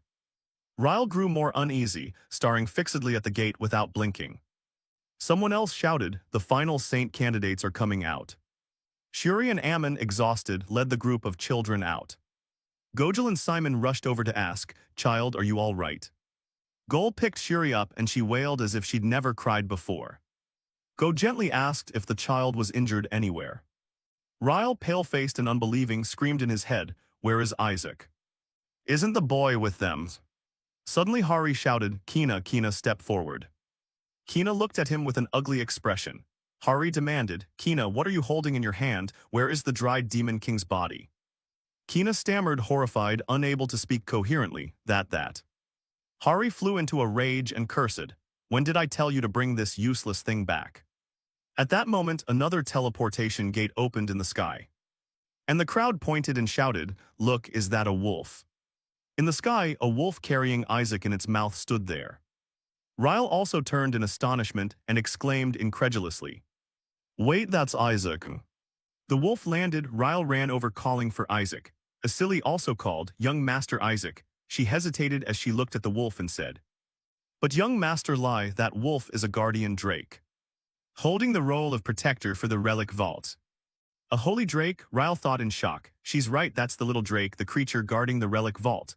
Though it takes the form of a wolf, the energy it emits proves it's a holy drake. "Mistress, you have a close bond with dragons and summoned it to guard the relic vault. Its mere presence is noble enough." He stepped forward to look at Jock, puzzled, wondering, what was that noise? All he saw was Isaac sucking on a small bone in his mouth. Seeing this, some people shouted, "Elder, could what A is holding actually be the body of the dried demon king? Why is the boy holding it? Isaac did it. That child brought back the dried demon king's body." Hearing them, Hari barked, "Kina, did you give it to that brat? I don't think that was a wise move. But it's the compassion of a saint helping the house save face." As he spoke, he glanced toward Lai. Suddenly the wolf's voice rang out, "What nonsense are you spouting? No one but this child could have taken the dried demon king's body, you fool." Hearing that, Kina grew even more terrified. Hari couldn't believe it either. What? Kina recalled the scene and was still horrified. Why didn't my holy spell work? The demon lunged forward and shouted, "You filthy vermin." It leapt right in front of the children. Struck down with a loud roar, died. The children dared not look and fled. Kina stood frozen with fear. With a bang, smoke and dust billowed everywhere. Kina slowly opened her eyes, surprised to see the children protected by a barrier. Seeing Isaac's small arm still radiating holy power, they realized who had done it. The child of the Rasua family. The demon missed a strike and cursed in fury, "You filthy cleric, how dare you covet the body of the great dried demon king? Die." It threw another punch. Isaac, furious, swung back and scolded, "Old man, you stupid fool, old man. Don't you even recognize your master?" Back in the present, people now looked at Hari with contempt and whispered, "That dragon wouldn't lie, would it? So the Rasua child really brought it back. Then what did Kina do?" Suddenly D'Isle stepped forward and said, "But isn't this dragon extremely dangerous? The 14 retainers aren't demons kids can handle. Why did you remove its seal?" The wolf replied smugly, "Oh, the 14 retainers. That white-headed brat asked me to lift the seal." The children calmed and pointed at Kina, accusing, "Yes, Kina ordered the dragon to activate all the traps in the third vault. He dragged us along and put us in danger." The people surrounded Hari and accused him, "So our children almost died because of Kina. How could someone from the Holy Pope's clan do such a thing? If Isaac hadn't defeated the demon, things would have been worse. Wait, does that mean the Eshua child defeated the Holy Pope's clan child? Isn't that wonderful? A child who isn't even a saint yet is already that powerful. So the rumors that the Eshua family is about to return are true." The more Hari heard them, the angrier he became, grinding his teeth. Ryle was both relieved and worried, thinking, "Jock, you really did a very good thing." Just then some elders came over to coax him, "Little one, that bone is dangerous. Could you be a little more obedient this time?" But Isaac stubbornly refused and pushed their hands away. The old bones elders exclaimed in disbelief, "Oh my, how strong is this child?" Kim Isaac, someone privately thought, "I have so much mana now, maybe it's from the will to survive, but I was able to absorb it almost instantly." Unable to extract anything from Isaac, one person went over to Ryle and said, Isaac did very well. The mistress will be very pleased to hear this." Ryle forced a smile and replied, "Yes." She then added slyly, "With that, we can finally track down the soul of the dried demon king using divination magic." From afar, Isaac heard and choked, Wait. Is this why they wanted my body?" He looked again at the elders in horror. Their voices sounded like soul-seeking demons. "Bring it here, everyone. Go find the dried demon king and tear him apart." Isaac panicked and backed away. "What the hell is going on?" One old man, blushing, said, "At last we can avenge the grievance of 150 years. Bring it here." But Isaac ordered the wolf to sit down, then took the opportunity to swallow the bone into his stomach. Quickly urged the wolf to fly off, cursing inwardly, "You crazy lot, I hope I never have to see you again." The next day in the clan's great hall, a group of elders gathered to ask, "Have you found it yet?" The old woman from before said, "I don't think it's here." After a while she collapsed again and lamented, "Why hasn't it appeared?" Not far away, Isaac ground his teeth and muttered angrily, "Keep searching all day and see if you find it." Still, what happened in the relic vault weighed more on my mind. He recalled the fight with that demon. After Isaac sent it flying back, it panicked and in demon tongue cried out, "Master, is this mana yours, master? When I heard the news of your deaths, I thought my world had collapsed, but deep down I always knew you would return to us. Master, I need to serve you. Master has been captured." At that point the demon vanished. Isaac tried desperately to get it to continue but failed, angrily cursing, "Damn it, if you're going to speak, at least say it clearly. I still have many questions for you." Back in the present, he rubbed his chin and analyzed. The ones who captured him were from the Holy Pope's clan, right? I need to investigate this. Just as he thought this, a bottle of milk was brought before him, making Isaac start awake. Ryle went berserk and shouted, "Hey, hurry, bring some laxative, something strong." Seeing this, Whisper laughed like it was harvest time, while Isaac grimaced and cursed. "This damned clan, one day I'll wreak havoc on them." An old man worriedly cried out, "If the mistress finds out about this, we're doomed. She might even gut the boy." Ryle calmed down and reassured him, "Calm down, elder, it'll be fine." Although she once dissected one of her own sons, after all the boy is still her grandson. Mentioning this made the two of them even more terrified. Even her son was. "Over there," Whisper said, "but didn't Melissa go on a pilgrimage with the mistress here?" Aya replied, "Yes, they'll be gone for a while, so I just need to absorb all the mana before Melissa returns, then I'll run." Suddenly, the door to the room was opened by Goal. He strode in and shouted, "Right, come out here immediately. The mistress is calling for you." That sentence made IAC start. What? Ryle was equally alarmed. "My mother is back, but she's never returned early from a pilgrimage like this." Isaac was sweating, swearing under his breath, "Damn it, did they come back early because of me? I haven't finished absorbing the mana yet. This is bad. Knowing Melissa's temperament, she'll certainly tear me apart." After a while, gold, silver, and jewels were displayed in the room. The elders asked in disbelief, "Are all these gifts for Ijak?" Ryle sighed, "I thought the mistress herself would come." Go joked back, "Are you scared? She isn't back. She only sent a voice message saying she'd return with the master. Besides, I never said she had arrived." Hearing his calm tone, Ijak ground his teeth and cursed, "You damned bastard." Suddenly, a blonde soldier entered and reported, "It seems the Holy Pope also sent gifts." Upon hearing that, two elders spat and swore, "Damn them." The blonde soldier was confused by the scene. "The Pope's envoys will hear you. They're waiting just outside." No sooner had he finished than someone entered, smiling. The Emperor is very concerned about this incident, so these gifts were prepared by the Pope's people as an apology and a token of thanks to the Jos Rasua family. But it seems the Rasua family doesn't much like the Pope's gift. However, everyone will surely like this one. The Cardinal said it would be of great help to Ijak. Seeing the item inside, the elders stammered, "Is that the Tri-Army General?" Ijak asked in confusion, "What the hell is that?" Whisper answered, "It's a medal." Elsewhere, the old men crowded together and murmured, "A medal from the Pope? Impossible." Suddenly, the man cried out, "Lord Ryle, please accept it. It's meant for Isaac." Isaac couldn't understand it, looking at the man thinking, "It's mine. Why is he giving it to my uncle?" Ryle, trembling with anger, shouted, "He really said to give this to me and not Ijak." The man smiled and replied, "Yes, I was ordered to ensure it was handed to you." Hearing that, Ryle grew even angrier. One elder couldn't hold back and leapt out swearing, "You're giving something that belongs to Isaac to another family member. Are you insane? Do you know that giving a medal to another member implies that the original recipient is dead?" At that explanation, both Isaac and Whisper were startled. The man smiled again and said, "What? Oh dear, please don't misunderstand the Pope's good intentions. I was instructed to do so simply because he's too young." The old man from earlier wouldn't give up and snarled, "Then what about the thing on the medal's ribbon?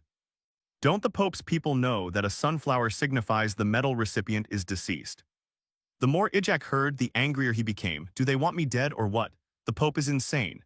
The old woman rushed in swearing, "Damn it, that Pope and his clan dare openly mock us over Jua's curse." Seeing the tension, Go stepped in to mediate. "Calm down, elders, we can't be hasty like this." He was immediately shouted at. "How are we supposed to calm down, Go?" Go forced a smile and replied, "That could be interpreted as the Rasua family publicly hostile toward the Pope's family. If this gets blown up, it won't be good for our clan." He left the rest unsaid in his heart. "Frankly, we should know our place. This was surely arranged by the Cardinal on purpose. Even though I'm allied to their family by marriage, this is still filthy. Anyway, this also means Galia and that brat won't be able to do anything anymore. That's convenient for me." Thinking that, Go ordered, "What are you standing around for? Ryle, go accept it and be grateful." Ryle shouted in irritation, but older brother, Go cut him off. "What's there to be angry about?" Isaac disagreed too, waving his hand dismissively, thinking, "This won't do." Immediately, the metal in the box suddenly burst into flames. The flames growing larger and drawing everyone's attention. The person holding the box couldn't stand the heat and threw it away. Go exclaimed in disbelief, "That's holy fire." A blue flame enveloped the metal, lifting it up high. The Pope's men panicked. Who cast the holy fire, the metal? They looked over and saw one of Isaac's arms raised, a faint holy fire on it. His cocky face couldn't hide it. He grinned at the man. So they no longer cared who did it and pushed Isaac forward to perform the ritual. The Pope's men, terrified, clutched their arms and stood up, angrily shouting, "What is the meaning of this? This is the medal personally bestowed by the Pope. Are you planning to defy him?" The old men feigned regret and wailed, "You mean we did this on purpose? The child is so young, what could he know? You'd punish Isaac, a child who wouldn't even accept the medal." Unfortunately, this happened before the boy received the medal, so just pretend we were never presented with it. Hearing that, the man shouted in disbelief, "What, are you mad?" The elders then united in threat, "Or do you want?" Ryle held out the charred medal and asked him, "We accepted the medal sent by the Pope himself. Despite the fact it was melted by a child's toy fire," the elders chimed in, lamenting, "The medal really melted, oh my." Seeing they couldn't argue with the group, the Pope's man tried to reconcile. "Please give it back to me, I must have handed over the wrong item." Ryle threw it back, but the medal suddenly burst into flames. The fire leapt onto the man as well, burning him, despite his screams as he was burned. The old men turned to tease Isaac affectionately, "Oh my, our little Ijak is so mischievous." Isaac, pinched on the cheek, cursed under his breath, "Get off me or I'll burn you right now." After a while, the man finally managed to put out the fire and stood up, fuming. He didn't dare stay any longer, running back while shouting, "You damn schemers, remember this." Immediately, the mournful expressions of the old men vanished. They cheered and joked, "Well done, Isaac, thanks to you I feel much relieved." One even stepped forward to instruct, "Go, throw away that disgusting medal." Then he threw his head back and laughed. The mistress should have seen the look on that bootlicker of the Pope just now. The others chimed in, "Well done. Ryle, you were behind all this, weren't you? Using holy fire was a brilliant idea." Ryle looked bewildered. "What?" Another elder came up and whispered, "Don't play dumb, kid, you're the one who cast the holy fire, right?" Ryle broke into a sweat and asked back, Wasn't it you elders who did it?" Hearing him, the elders were stunned and began turning on each other with questions. "Didn't you also cast a holy spell on the boy when he entered the relic archive?" "I only cast an invisible magic." "What about the speed Isaac used? How could the boy do that?" After some talk, they all looked in one direction like facing a monster, murmuring, "Could it be that this child has cast all those holy spells?" The ancient scripture, a legendary treasure that allows its user to instantly learn and cast the spells contained within. Isaac recalled, marveling, "It was definitely the right move to take this book from the archive. Although it's weaker than the fire magic I used as the dried demon king, it's still quite useful." The elders, unable to find an answer, returned to discuss. Could the boy's mother have used holy magic? Is Isaac's mother a pyromancer? She's actually the opposite. Then he's beyond talented. It's like someone who can compose poetry without ever learning to write. Even the genius Saint Melissa had to learn to read before casting her first holy spell. Hearing the old men mutter, Jack joined in complaining, "What's all the noise about? This is getting intolerable." Just then, a silly cried out, "Pardon me, elders, but isn't it even more surprising that he nullified the Pope's blessing?" The elders rushed toward her, eyes brightening as they replied, "That's right, you're sharp." The elder who had ordered the medal thrown yelled, "Hand over the medal, I must inspect it personally." Ryle replied, "Yes, elder." Before he finished, he couldn't find the medal and cried helplessly, "It's not here." The elder flew into a rage and shouted, "What? It was clearly just here." Go stood back and cleared his throat, "I threw it away. The elder who told me to do that should not have said so." That elder helplessly ordered, "Gather people and search for it." Go didn't bother to go. Standing there, he thought slyly, "I didn't expect that brat could melt the Pope's medal, an object made from an unmeltable metal. We can't let the master know about this. Let's see how they can prove anything without evidence." A few days later, in the western duchy of Rotkshua, the head of the Rotkshua family returned. He ordered his descendants, "Although the manor is not far now, do not let your guard down, understand?" Looking at the layer of ice he himself had frozen, the head frowned and murmured something under his breath. At the same time, inside the family's manor, the elders turned ashen and murmured, Why hasn't the body of the dried demon king appeared yet?" Isaac was blissed out beside a pile of laxatives, smiling contentedly. "Thanks, feels like a tonic to me." The elders collapsed again, heads bowed as they lamented, 3 laxative pills and 500 fruits from the Julius clan as well.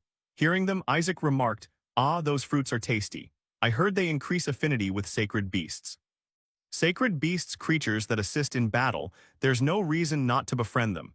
I'll need their help to defeat the Pope and the gods in the future. Surely the Rotchua clan must have one right. Thinking that, Isaac panicked in disbelief. Outside the window, a giant whale was rising into the sky. That was the Eshua clan's sacred beast, Terran Blom. Just then, a voice echoed from outside the door. Please wait a moment, or would you prefer to dine first? The Lord ignored them and directly opened the door to enter. The elders saw him and bowed in salute. Hail, Master, hail, Master. Watching the man approach, Isaac took him in at a glance. Is that the head of the Eshua clan, my grandfather? Holy crap, look at the aura of survival radiating from him. I have a good feeling about this. Suddenly Dial stepped forward to block him and reported, Father, please wait a moment. Cutting Isaac open won't solve anything. Isaac thought smugly, don't worry my dear uncle, there's no way he'd cut me open, right? But the master paid no attention.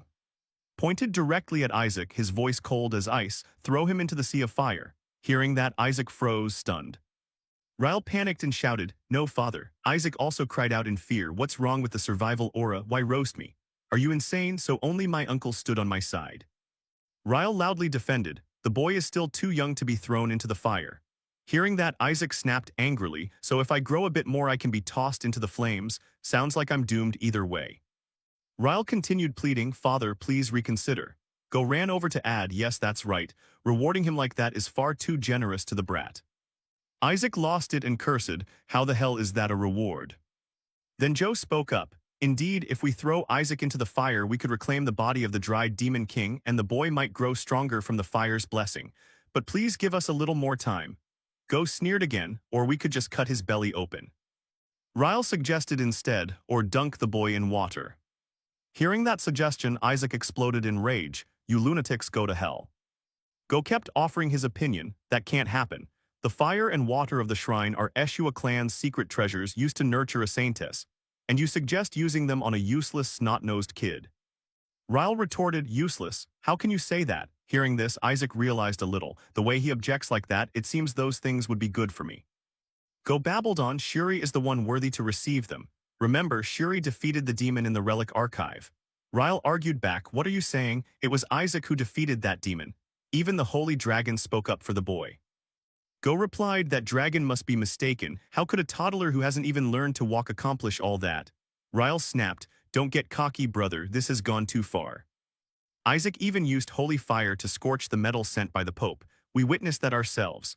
Are you going to deny it too? Go didn't care and argued stubbornly. Who knows whether you and the elders colluded beforehand? Besides, there's no evidence at all. Suddenly the master interrupted, a medal. He pulled that medal from his coat pocket and asked, is it this thing? The only one connected to the divine is the Pope, and an object blessed by that figure is called a blessing medal.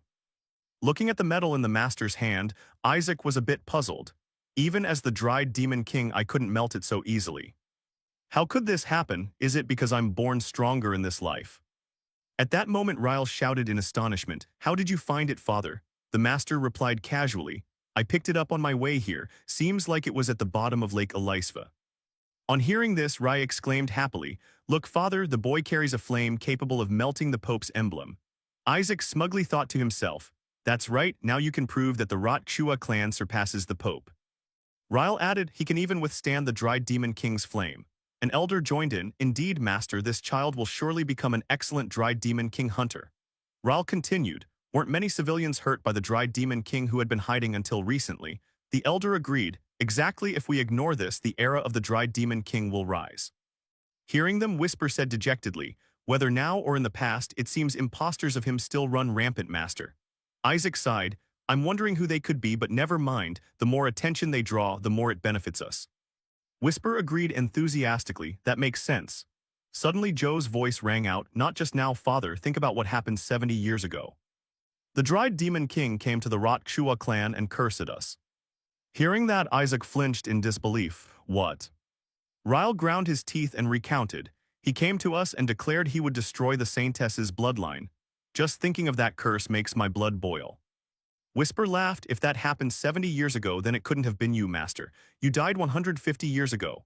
Isaac, ignoring the jab, mused, a curse on the bloodline, so that's why they keep saying I can't live long. But never mind. A curse from a common demon is child's play to me. I just need to suppress it with higher grade mana and it won't affect me.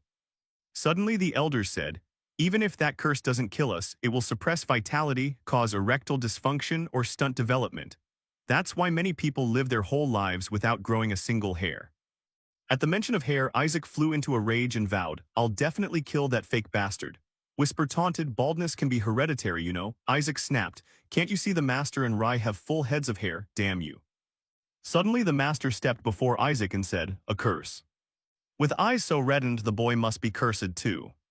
Fire and flowing water won't be enough. Hearing them, Isaac grew anxious. What's this, guys? You're making me a bit worried. The master paused a moment and said, I will grant the boy a holy spirit. The moment he said it, everyone was startled. What? Isaac was also astonished. A holy spirit, you mean those creatures that can only be possessed when bestowed? I really need it to reach the transcendent level, a rank even the gods can't touch me at. It's a wonderful gift.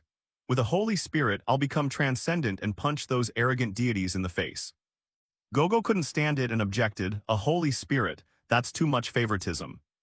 Father, isn't that a reward reserved for those who have brought great glory to our clan? What has this child done for us? Even if it really did melt the metal, that's just a blatant provocation against the Pope. Do you think they'll easily let that slide? Hearing this, Isaac ground his teeth and cursed, not you again, why don't you shut up and get cursed?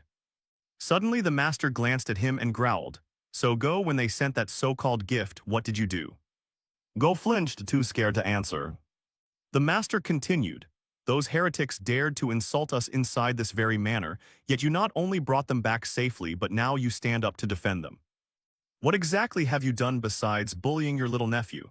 And now you intend to obstruct the boy. Even wild beasts protect their own. Don't you remember that the Rot-Chua clan was founded on protecting the weak? This little child should be sheltered and cared for, yet he could help us restore our honor. Isn't that an example of bringing glory to the Eshua clan? Call everyone to the main manors. I will bestow a blessing on Isaac. A few days later, inside the clan manor, Ryle led a few people in and asked confusedly, Father, you're not simply bestowing him, what do you mean? The master turned his back and said, you don't understand. If we push the boy into the fire or water to expel the dried demon king from him, the boy will be harmed. The shrine's fire and flowing water have strong anti-demon properties, so the boy wouldn't be able to learn any exorcism rites. Ryle sweating asked, so the boy can't advance beyond a level 5 cleric? The master replied, yes, the boy will forever be stuck at level 4. He produced 3 gems and said, I'll let Isaac choose between fire, water, or a holy spirit. That will be enough as a test. Go was secretly pleased at the suggestion. Is that so? I knew he wouldn't easily grant that boy a holy spirit. The master placed the 3 gems before Isaac and said, Isaac and Ryle standing nearby tensed, thinking to themselves. Energy of fire, water, and holy spirit. Isaac, choose the white gem, boy. Please pick it, Isaac, but Isaac instead picked up the red gem. He raised it curiously to admire it. Ryle immediately froze. Go nudged him and mocked, don't be so disappointed. Even a last rank level 4 ward will bring some prestige. Before he finished speaking, a strong light burst forth. The red gem in his hand cracked and broke. Releasing a gigantic flame, the onlookers cried out in shock, what, isn't that the shrine's fire? Within the flame, the spectral image of a person gradually formed. Ryle blurted in terror.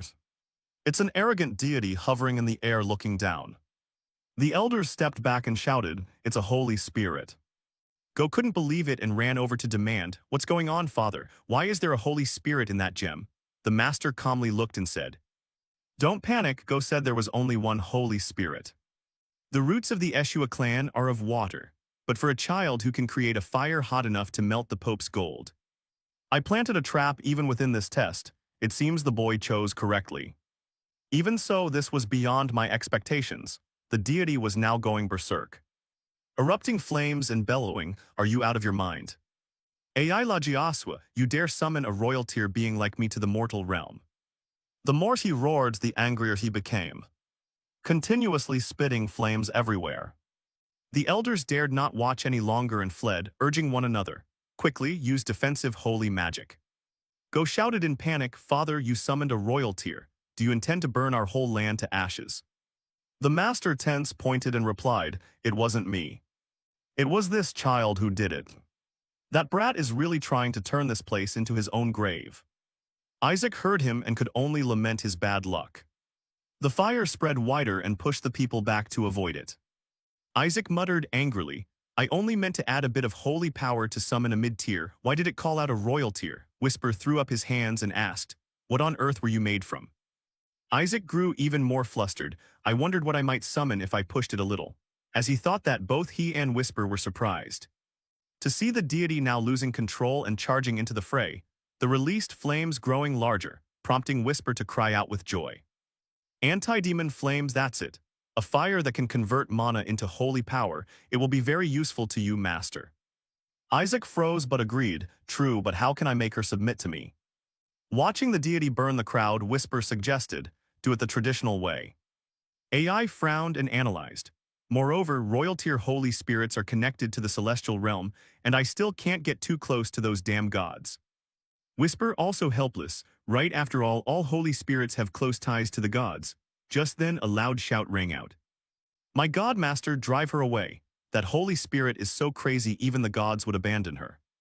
The master remained calm, stroking his chin and murmuring, If I'm hated just for my hair color, then perhaps I've already broken with the gods. Maybe you can't trust anything with black hair." Isaac, surprised at this, said, "So that's why this holy spirit was discarded." The holy spirit heard their words and angrily spat. "Silence. You weak humans, what the hell are you thinking? You dare summon me with a subjugation ritual?" The master, ignoring her tantrum, replied coldly, "I did not call you." The holy spirit then bellowed, "Ridiculous, you must have used your authority as master to summon me." The master paid no mind and pointed at Isaac, "That boy over there." Hearing that, she fell silent and looked over, seeing the one he pointed to. She screamed louder, "Are you insane? You sacrificed a child to summon me." The master replied coldly, "I would never do such a thing."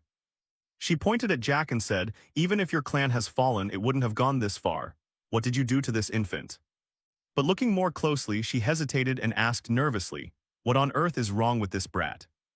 Isaac greedily reached toward her, determined, "Not only powerful but hostile to the gods. I must have her. I'll use you as my mana filter." Sensing something amiss, she condensed a fireball and hurled it, shouting, "Fine, I'll test this myself. If this child truly summoned me through a subjugation ritual, then he'll survive this attack." The fireball lunged at Isaac, but no one stepped forward to stop it. Only when it struck did Dulai startle and shout, "Isaac." The Holy Spirit, seeing this, was secretly pleased. "Let it be, I'll finish it off cleanly." Before she finished, she saw Isaac unharmed and greedily crawling toward her. The master said coldly, "Now do you believe? This nursing infant is the one who summoned you here. Now choose, make a pact with this child or refuse and accept punishment." Hearing that, she gritted her teeth, unwilling to choose. As she flew down to where Isaac was crawling and tried to explain, "Do you think a holy spirit of my rank cares about that punishment? This is even better. I'm already here, I'll burn down the Raswa clan and enjoy my freedom. Look at your lands burning, you stupid whale."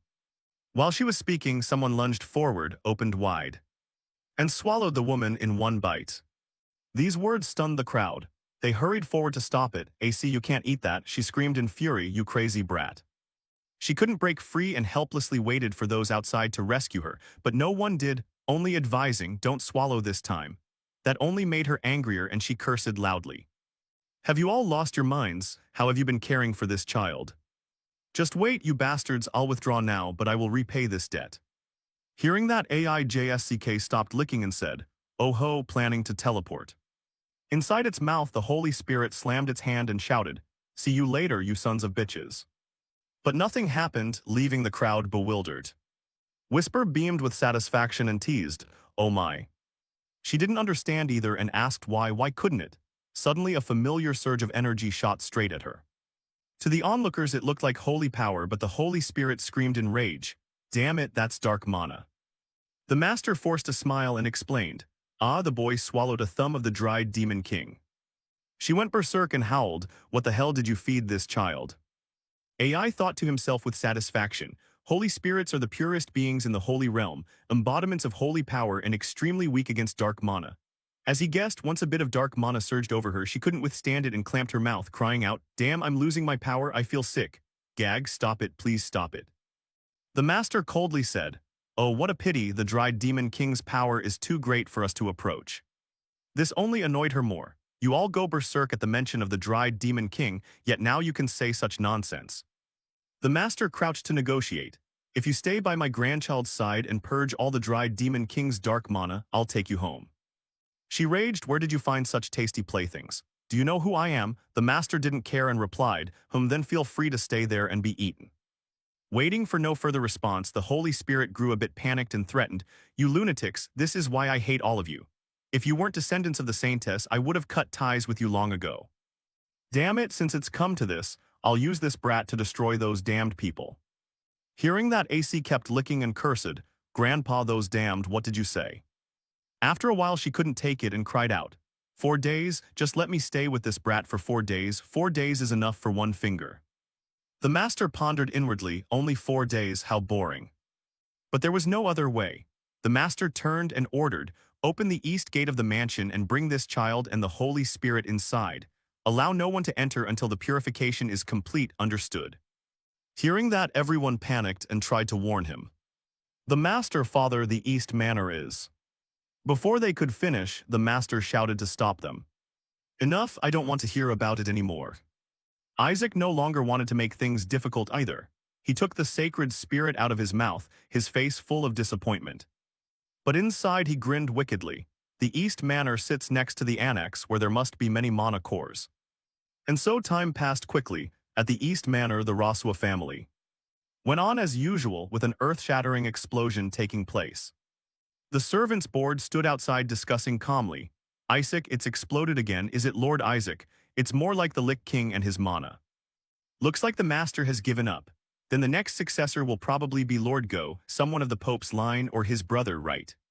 It seems Lord Isaac has been cursed and is no longer on the succession list. But was Lord Isaac really cursed? To tell the truth, just yesterday a relative checked on him and ran out in fright. He even said he looked like an old bald man. Wasn't he supposed to be some kind of monster or a skeleton? Thinking back, he was locked inside there with a sacred spirit. For 10 years, right? I wonder if this manor can withstand any more ravaging. The next day at the Eshua estate, the East Manor, like always, erupted with a loud scream. And the servants were immediately frightened and ran away. But today a silly came to visit Isaac. She hesitated to approach the door, her hand on the knob for a long time, afraid to open it. Finally she mustered her courage, opened the door and called out, "Young Master Isaac, I'm here." Seeing the scene inside, she asked in confusion, "Young Master, are you all right?" Isaac had something in his mouth. Startled by Asili Quotes' call, he yanked the lollipop from his mouth. Asili exclaimed in confusion, "HOW strong is the Lich King's curse that you still haven't grown up?" Isaac smiled and thought to himself, "What are you talking about? I'm trying not to grow up." After all power is absorbed most efficiently as a newborn. There are innate abilities that can only be obtained at birth. Not far from there, the unlucky sacred spirit had just woken and groaned wearily. "Ugh, my whole body aches." A silly turned to greet him, "Did you sleep well?" But before she fully collected herself, she snapped, glaring at Jack and shouting, "Damn it, whatever happens today I will cleanse all that mana. Yesterday I nearly cleansed it all." Repeating the familiar line for almost 10 years, a surge of dark mana rose from his body again. The harmless face looked over. And the sacred spirit went mad and cursed as always. "Hey brat, why has your mana increased again?" Isaac pretended to turn away, chuckling. The sacred spirit angrily lunged forward, grabbing his collar and shouting, "You damned monster, how much of the Lich King's body did you swallow that even after 10 years of cleansing the mana hasn't decreased? Worse, it increases every time I wake up." Isaac grinned with satisfaction. "Well, that's because for 10 years I've been secretly absorbing the mana cores in the annex every night." Whisper added with a laugh, "I never expected there to be so many mana cores in the annex." "Wonderful, Master, I thought it would take 40 years, but I didn't expect you could complete it in just 10. Isaac breathed a sigh of relief. The tiring mana collection was finally over. Self-taught, his knowledge was a bit limited, but he'd trained up to 6th level holy magic. Seeing Isaac sitting silently alone, a silly worried he was upset and comforted him. "It's okay, young master, the Holy See is about to act." Isaac, puzzled, thought to himself, "The Holy See?" A silly added, "The Lich King's subordinates, the 14 retinue, will all be executed." Now we can completely purify the Lich King's mana, so don't worry too much. Hearing this, Isaac jumped up and shouted, Grandfather, no, are you crazy? I still have a lot to ask them and you're going to execute them. Vasily ignored him, placed Isaac back in the cradle, smiling, now have some candy and rest. The young master held his head helplessly and muttered, that damned imposter, I have to do something about him. At that moment, laughter sounded outside the door. Ha ha ha, you did very well. Go took Shuri for a walk, praising, not only did you rank up, but you're also the youngest priest to be ordained. I heard the princess will also attend the ordination ceremony, is that right? What a great honor that you, the valedictorian, have been assigned as her guard. Shuri smiled brightly in response, of course, after all I'm your son, it's nothing. Go puffed up with pride and laughed, that's right, and you're modest too. My son is becoming more reliable just like me, you're so clever. Before he finished laughing, he couldn't see Shuri anywhere and called out in confusion, huh, Shuri, Shuri. At that moment, Shuri was being teleported away, crying and screaming loudly, and landed face first on the ground right in front of Isaac's cradle. Still indignant and not understanding what happened, the familiar voice rang out, hey Shuri. Isaac leapt up, stood on the edge of the cradle, looking down imperiously and shouted, do you want to die? Every time you open your mouth you make things up. Do you think your life will be over after you graduate the academy? Shuri flushed with shame and cursed inwardly, it's that crazy name again. Isaac lectured loudly, remember, it's thanks to my training that you could rank up and score high on the exam. And now you act like you're something special. Shuri protested, pounding his chest, I worked hard too, do you think becoming valedictorian is easy? Isaac snapped, with your level that's impossible, you idiot. Shuri dared not argue and stammered in agreement, why yeah, that's true. Isaac rubbed his chin, thinking, maybe I should start preparing for the priest ordination ceremony. After all, most holy spells require ordination before they can be used. Thinking that, Isaac jumped down and cried out, hey Shuri, I need your help. Shuri, startled, asked me, what now? But when he saw Isaac's grim face, he quickly put on a smile and asked, what do you need help with? Isaac curled his lips and said, hand over everything you have, your prize money from the quiz competition and the allowance you get from Go. Shuri cried but could only scold inwardly, he's really a demon. Isaac, as if reading Shuri's thoughts, said, I thought so too. Ah, what about the matter of the Lich King's subordinates being executed? Isaac asked further. Shuri replied wearily that, after the incident at the Relic Archive, they stopped obeying orders. Since they looked like they were just waiting to die, they decided to eliminate them. Isaac, surprised, asked, really? No choice, I must get it this year. Shuri asked in astonishment, get what? Isaac answered, the priest ordination. Shuri nearly burst out laughing. But when he saw Isaac's fist raised, he stifled his laughter and explained, you haven't even enrolled in the academy yet, and you want ordination. No sooner had he finished than he took a smack from Isaac, who said coldly, try laughing again. Shuri foolishly replied, I wouldn't dare. A moment later, Shuri hesitated and said, actually, there is a recommendation system. Coincidentally, the academy professors will be here. If you receive a recommendation letter and pass the exam, you can be ordained as a priest. But you must perform a great deed to prove your virtue. Isaac immediately scoffed, wow, a perfect system for backdoor deals. Before he could enjoy it, Shuri added, but your character is terrible. Isaac flared up, about to explode, when Whisper chimed in, at least this bastard can judge people. Isaac promptly shut it up, then heard Shuri continue. You have to save a life to be recommended. The higher the person's status, the greater the chance of selection.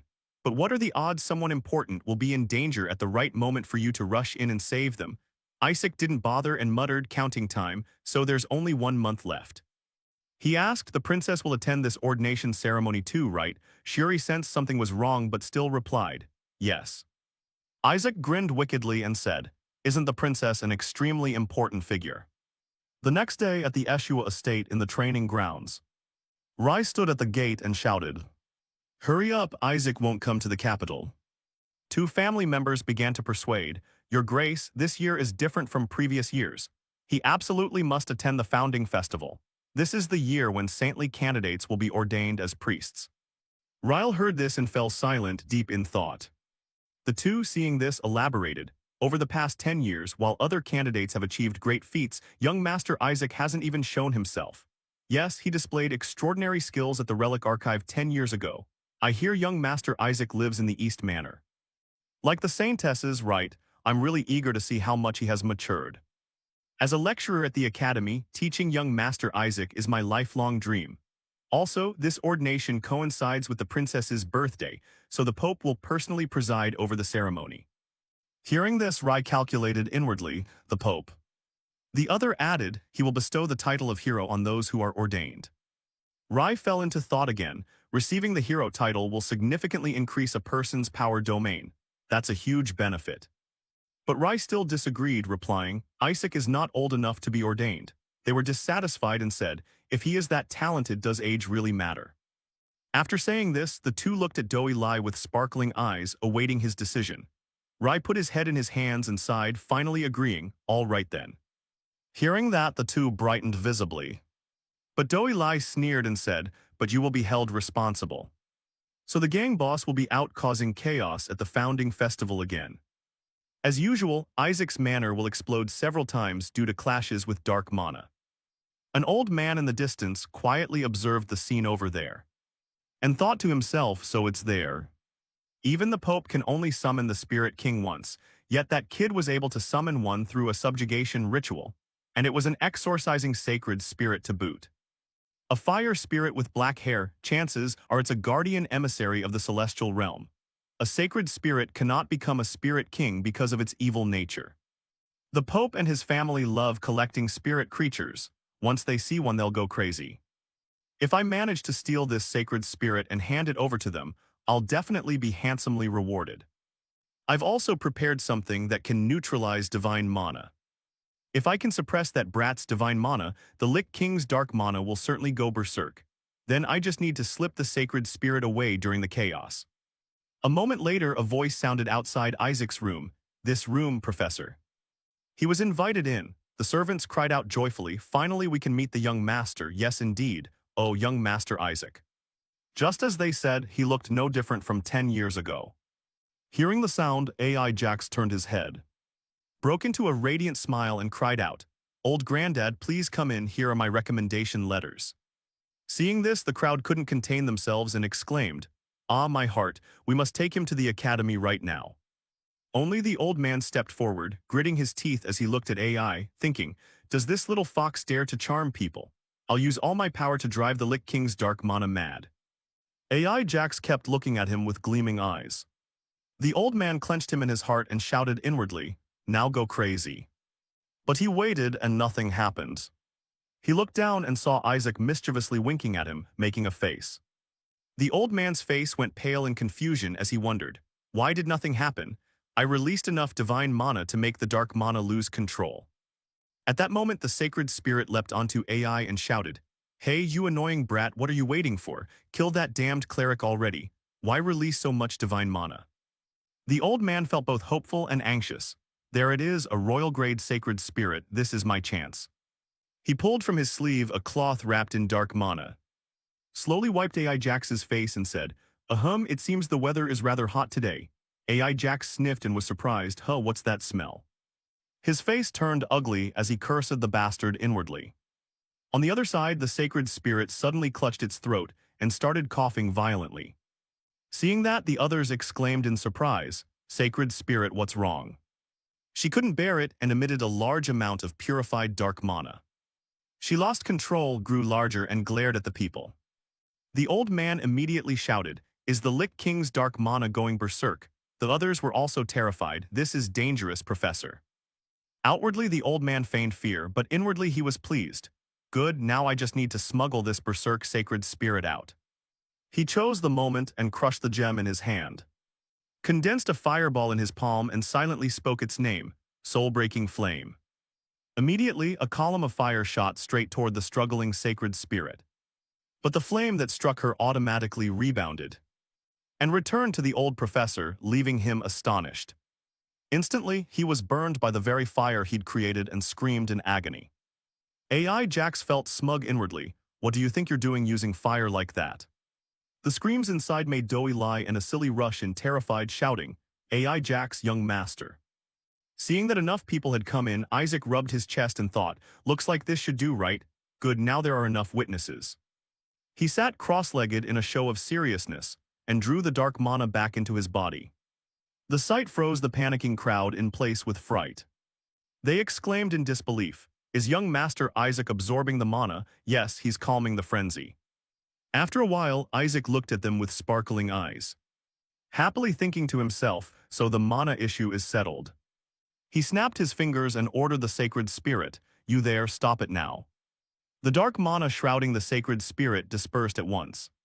Seeing this, everyone gasped, "Cyan holy power, oh my god." The sacred spirit isn't berserk anymore. The spirit slowly shrank back down and fell. And realizing she was unharmed, looked a bit surprised. But the others shouted, "Incredible, he's controlling the Lich King's dark mana, and he even soothed the berserk sacred spirit." And with the Raswa family's Cyan holy power to boot, the sacred spirit herself couldn't believe it and wondered, what is this? Shuddering, Asili stepped up to Isaac and blurted, "It's a miracle. Aja, young master, you can finally speak. I'm so proud of you." Hearing this, Isaac clutched his head and groaned, "Hey, is that all you care about?" No one paid any attention to the old man lying scorched on the floor. They all rushed over to cheer for Isaac. Seeing that, he became even more unwilling and muttered, "What the hell just happened?" No sooner had he finished than the sacred spirit flew up to his face and snarled, "I should be the one asking you, you lackey of the yellow faith. Who's behind this?" Challenged, the old man trembled and made excuses. "You misunderstand, I only came here to see young Master Isaac." The sacred spirit growled, "A misunderstanding. You're dressed in fireproof gear from head to toe, and you call it a misunderstanding. From this moment on, all fire spirits will sever ties with priests of the Pope's family." Hearing that, the old man collapsed to his knees. The sacred spirit covered her mouth with a laugh and said, I only said that because I was mad, so don't get the wrong idea." With that, she flew off and the old man pleaded in fright, "What? Please wait a moment. How could a sacred spirit cut off relations with priests who are linked to the gods, especially those of the Pope's family? A sacred spirit doesn't have that power, does it?" She ignored his wailing and barked coldly, "Get lost. I cut ties with the gods long ago. I'm no longer bound by their laws." AI heard that and couldn't hide his satisfaction. The old man was about to say more, but she cut him off, cursing, "Get out of my sight." Then she turned to Isaac and spoke gently, "And you, Isaac, you saved me with divine mana. And even brought the Lich King's dark mana under control. Now that the Lich King's dark mana has been purified, our contract is considered fulfilled. However, I'll stay by your side to repay this favor." Hearing that, Isaac laughed inwardly. That's more like it, truly a divine being, fools who refuse to owe anyone anything. The others cheered, "We'll return to the Holy See to report this. Such a child must be ordained." Isaac's face grew sleazier and he laughed inwardly. "Ha ha, thanks for all the recommendation letters, darlings." A few days later, inside the clan's meeting room, Rai came in to see the head of the family. Seeing him, the head held up a paper and read aloud, "The Holy See has approved Isaac's ordination. They want the boy to attend the ceremony." Ryle, surprised, "That fast? Was the boy recommended because he saved members of the Raswa family and the academy?" The head interrupted, "No, the boy was recommended for saving a royal-grade sacred spirit." At the mention of this, Du Lai recalled, "Right after that, who could object?" Suddenly the head pointed to the paper and said, "More importantly, ordination is like graduating from the academy. So I tested Isaac to see if he has the necessary knowledge. Unexpectedly, he scored a perfect result on all 1,600 questions." Seeing this result, Ryle was overjoyed, a perfect score. Nothing could be better, besides now the boy can walk and speak. But the head sighed in concern, lamenting that his attitude was somewhat poor.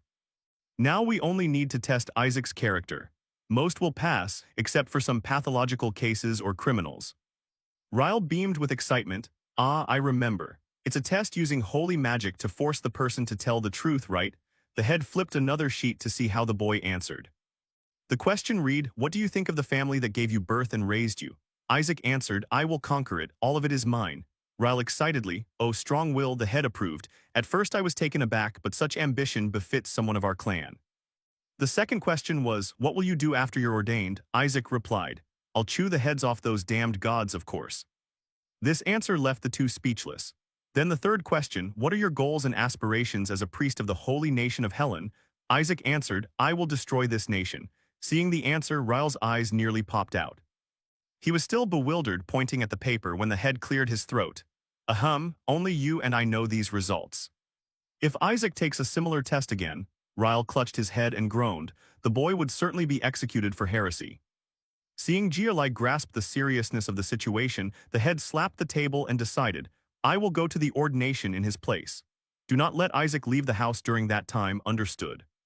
That brat needs to be properly disciplined first. That night inside Isaac's room, Whisper shyly called. Master, have you decided? Isaac replied contentedly, of course.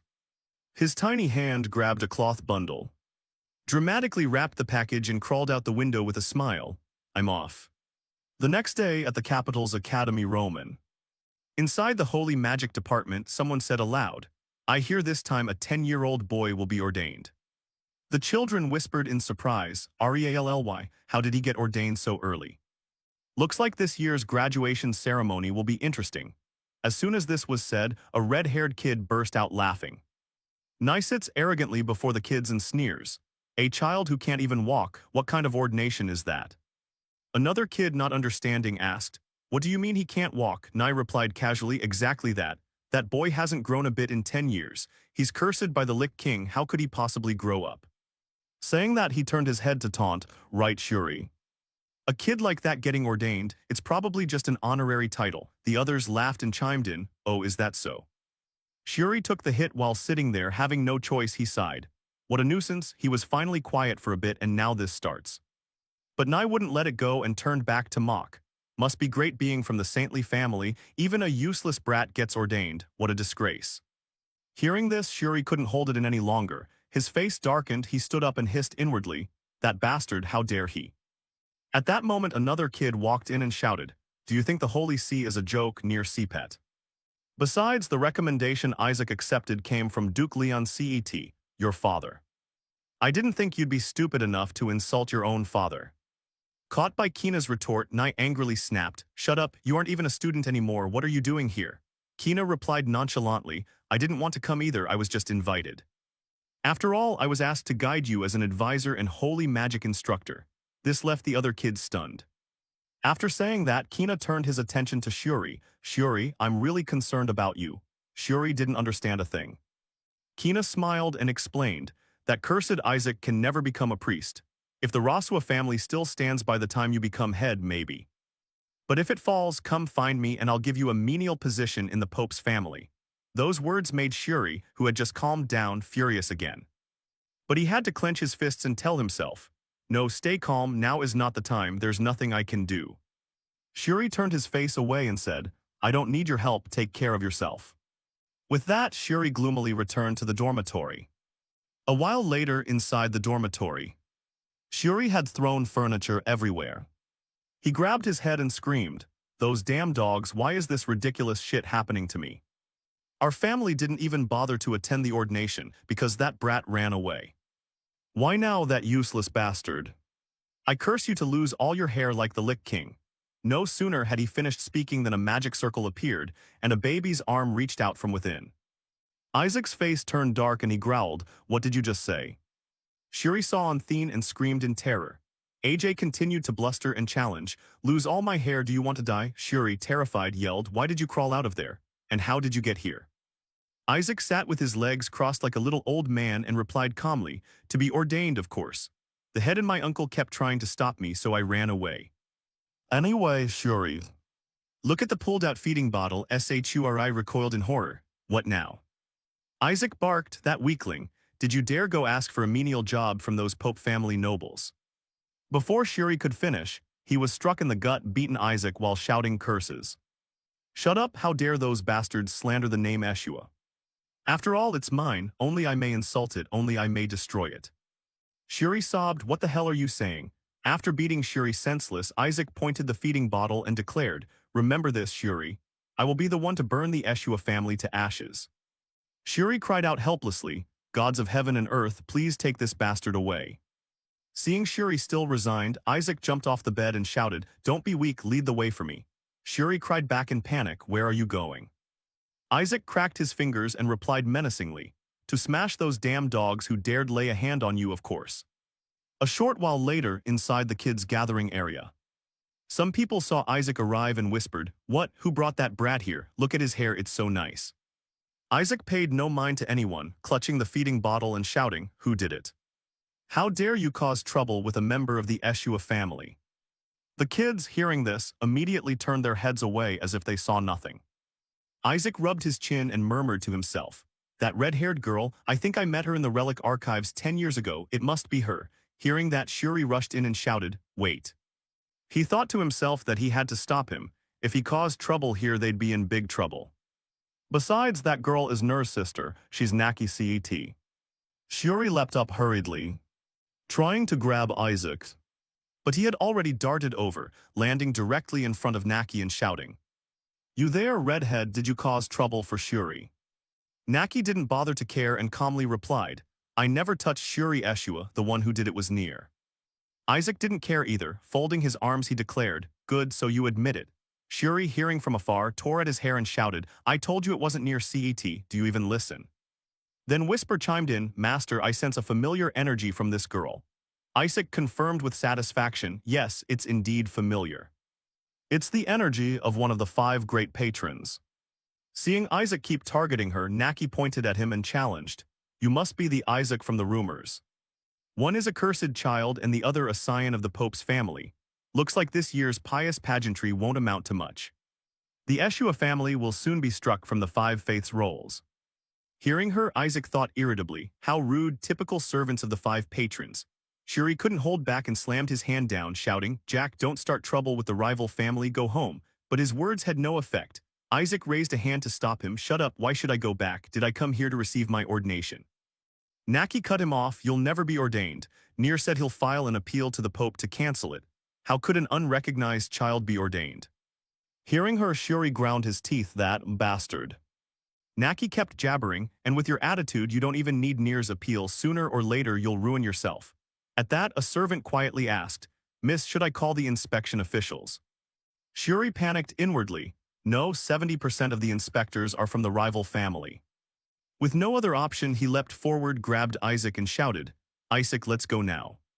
Just then, shouts rang out outside, and a foot filled with murderous intent stepped in. After that came the gigantic body of a wolf, causing the kids to scream in terror, monster. While the kids were scrambling to run away, Isaac smugly thought, there it is, my insurance. Naki asked in confusion, a monster, did it get out from the training room? A servant rushed forward to block her and said, it's dangerous, miss, please step back. No sooner had he said that than a shockwave hit him, and he was sent flying by a wolf's paw. That paw swung again and struck Naki's face, terrifying the girl. At that moment, Isaac grabbed the feeding bottle and shouted, hey, it's not that easy. He hurled the bottle at the wolves, muttering angrily, damn it, I've been calling you and now you finally drag yourself here. Wounded by that blow, the wolf changed its target. It bared its teeth and growled at Isaac, who was standing there. Naki regained her composure, gathered her magic and shouted, you damn monster. But she glared at it and snarled, hey, get lost. Isaac's aura radiated outward toward the wolf. Recognizing the master behind that presence, the wolf was moved to tears, and finally behaved like a small dog, happily running back outside. Seeing this, Whisper smiled in satisfaction. That's my master. He drags a sleeping monster out, beats it to pieces, then kicks it away to show off. Isaac folded his arms and smiled. I only do what needs to be done. Just then the Pope's guards burst in. Where's that monster? Stay away from that monster. It seems to have run that way. Contact the monster control team immediately. Someone concerned ran to Naki and asked, Miss, are you all right? Shuri saw they were inspectors. He hurriedly scooped up Isaac and tried to make a quiet exit. Ha ha, then we'll take our leave.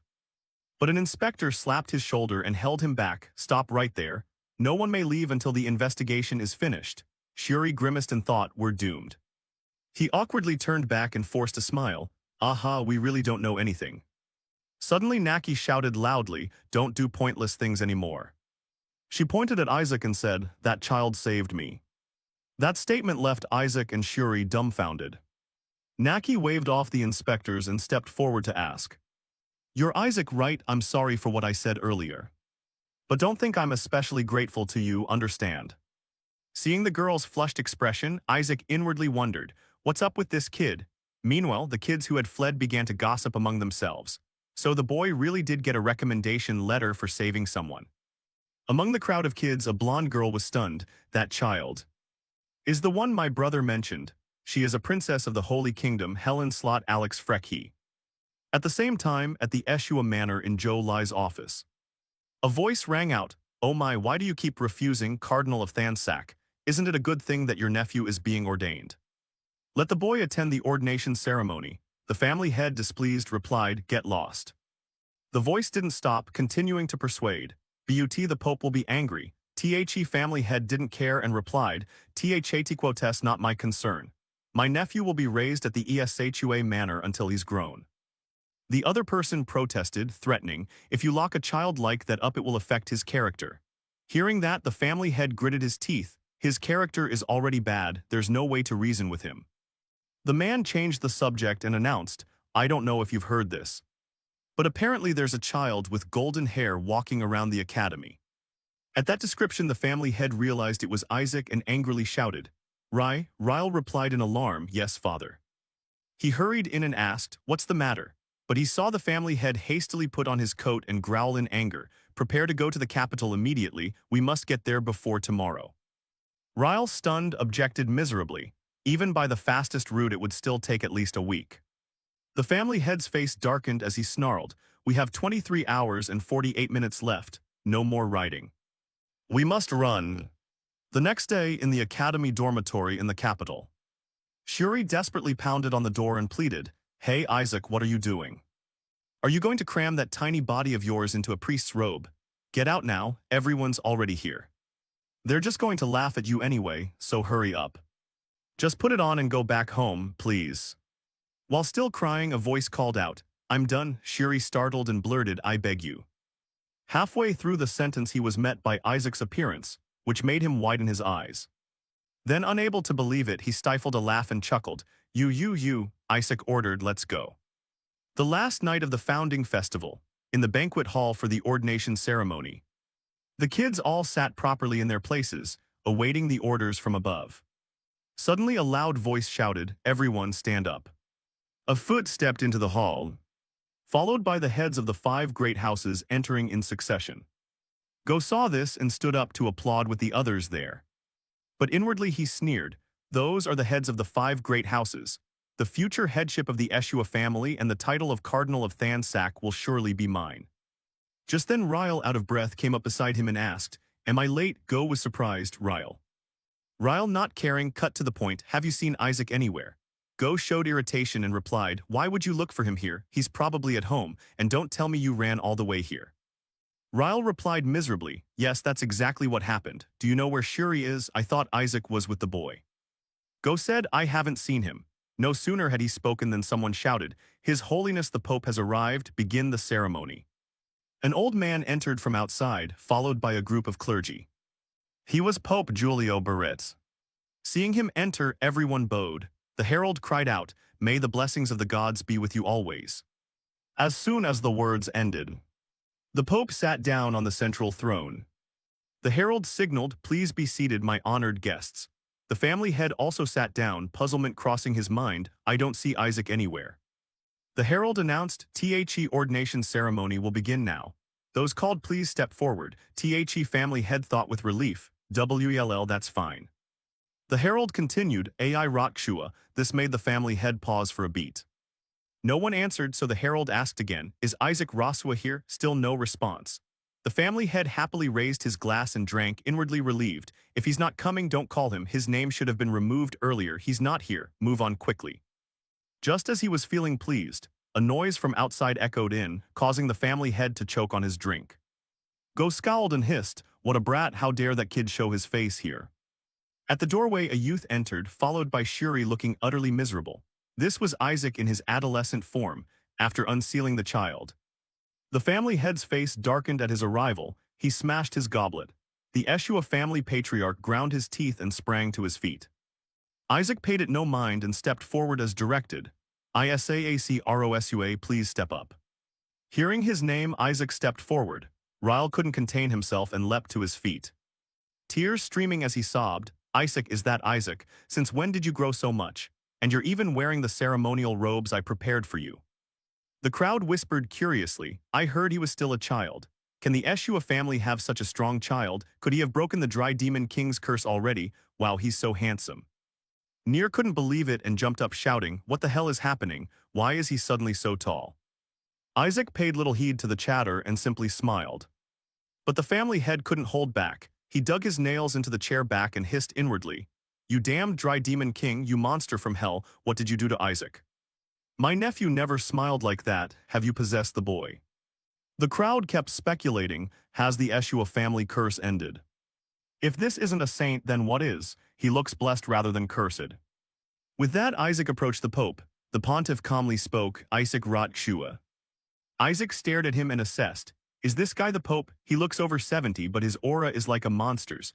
Also, his face reminds me of the popes I've faced before. Should I deal with him now?" In the family heads and doughy lies minds the preparatory question surfaced. "As a newly ordained cleric, do you have anything to say to the Pope?" Isaac replied, "Kneel down so I can behead you easily."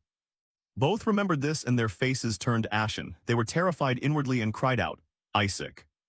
The family head clenched his fist, shouting inwardly, "We must stop that boy." No sooner had he thought that than he punched the table, turning it gold, then calmly wondered, "Why are my hands so slippery?" Ryle also overturned his table and screamed, "Look, there's a fry." Their antics left Go dumbfounded. He muttered, "Are you both crazy?" Ryle replied as usual, "I swear there really is a fry as big as your head." The herald, momentarily stunned, cleared his throat and continued, "Everyone please remain orderly. Next, Shuri Eshua, please step forward." Seeing the two behaving oddly, Isaac growled through his teeth, "These bastards are trying to stop me." He turned and Shuri shyly stepped up beside him. The Pope remained seated calmly without saying a word. The herald continued to read, "Next. Those being ordained will offer their rights to the gods." The crowd buzzed on. At last it was time for the gods to choose. "I wonder which deity will bless my child." Watching a cleric carry a basin of water past, the family head muttered angrily, "Most likely the patron saint of Thansak." Ryle prayed in terror, "I hope so, I mean surely an evil god won't choose the boy right." The family head replied coldly, "If that happens, I'll deal with it." This left Ryle stunned. Deal with it, Isaac?" The family head frowned and answered, "I meant the holy chalice, what did you think I meant?" Meanwhile below, it was Shuri's turn to step forward. He pricked the tip of his finger with a needle and let a drop of blood fall into the chalice. The moment the drop fell, the surface of the water transformed. Streams of pure light rose continuously into the air. Go saw it and laughed aloud, "That's my son. The patron saint of Thansak has revealed himself." Shuri ran back excited, while Isaac was displeased, trailing behind and pondering. So the deity the Raswa clan worships is the god of light, humble but righteous. No matter which god it is, I'm annoyed. He sighed and let a drop of blood fall into the chalice. The Pope glanced at the drop of blood and was startled. A strange light shot from the chalice and shook him. The drop had barely fallen when dense dark chi began to emanate. The dark chi thickening until it engulfed the room. This forced the family head and doughy Lai to rush forward without restraint. The family head shouted in disbelief, "Could it be?" From within the dense dark chi, the face of the Dry Demon King appeared and the crowd screamed in horror, "The Dry Demon King." The Dry Demon King's form grew clearer and clearer. The family head could no longer contain himself and lunged forward, shouting, "The Dry Demon King." Dark mana suddenly coiled around Isaac's body. The family head turned into a fiend, his eyes blazing red as he swung his fist. He struck, but the Dry Demon King darted away to evade, and in the process dragged Isaac off like an object. A low voice reverberated, "I have long awaited the appearance of this so-called saint." Isaac flinched, "What?" The figure threw back his head and laughed, "I will destroy the holy nation piece by piece, starting with this brat." Isaac froze, "What's going on?" "One must admit he looks exactly like me in my past life. It's terrifying." Suddenly Whisper leapt out, snickering, "What's wrong with this imposter? My master should look more bewildered and defeated." Isaac cursed angrily, "You bastard." Meanwhile, the Pope and the other family heads were concentrating their power. Energy spheres flew in succession toward the Dry Demon King, causing an explosion that forced the Rasua Patriarch to step back. Rai urgently shouted, "Fall back." The family head, enraged, gathered his power. It turned out a giant white serpent lunged forward, its jaws wide as if to swallow the Dry Demon King's head whole. But the holy power was absorbed in an instant. The Dry Demon King emerged unscathed, standing there leisurely and laughing, "Patriarch of Thansak, because of my curse you probably can't use your full strength, can you?" Wouldn't it be better if you just stayed obedient and still? The patriarch looked up to retort, I had no intention of acting recklessly in case I destroyed this place. The formation at his feet flashed, his eyes glowing blood-red.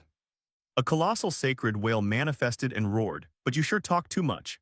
The dry demon king paid it no mind, casually using Isaac as a shield and sneered mockingly, do you want to see this so-called saint boy die? AI panicked, I thought so too. Your grandson is being held hostage, yet you summon something so dangerous. Huh, why is its mouth opening?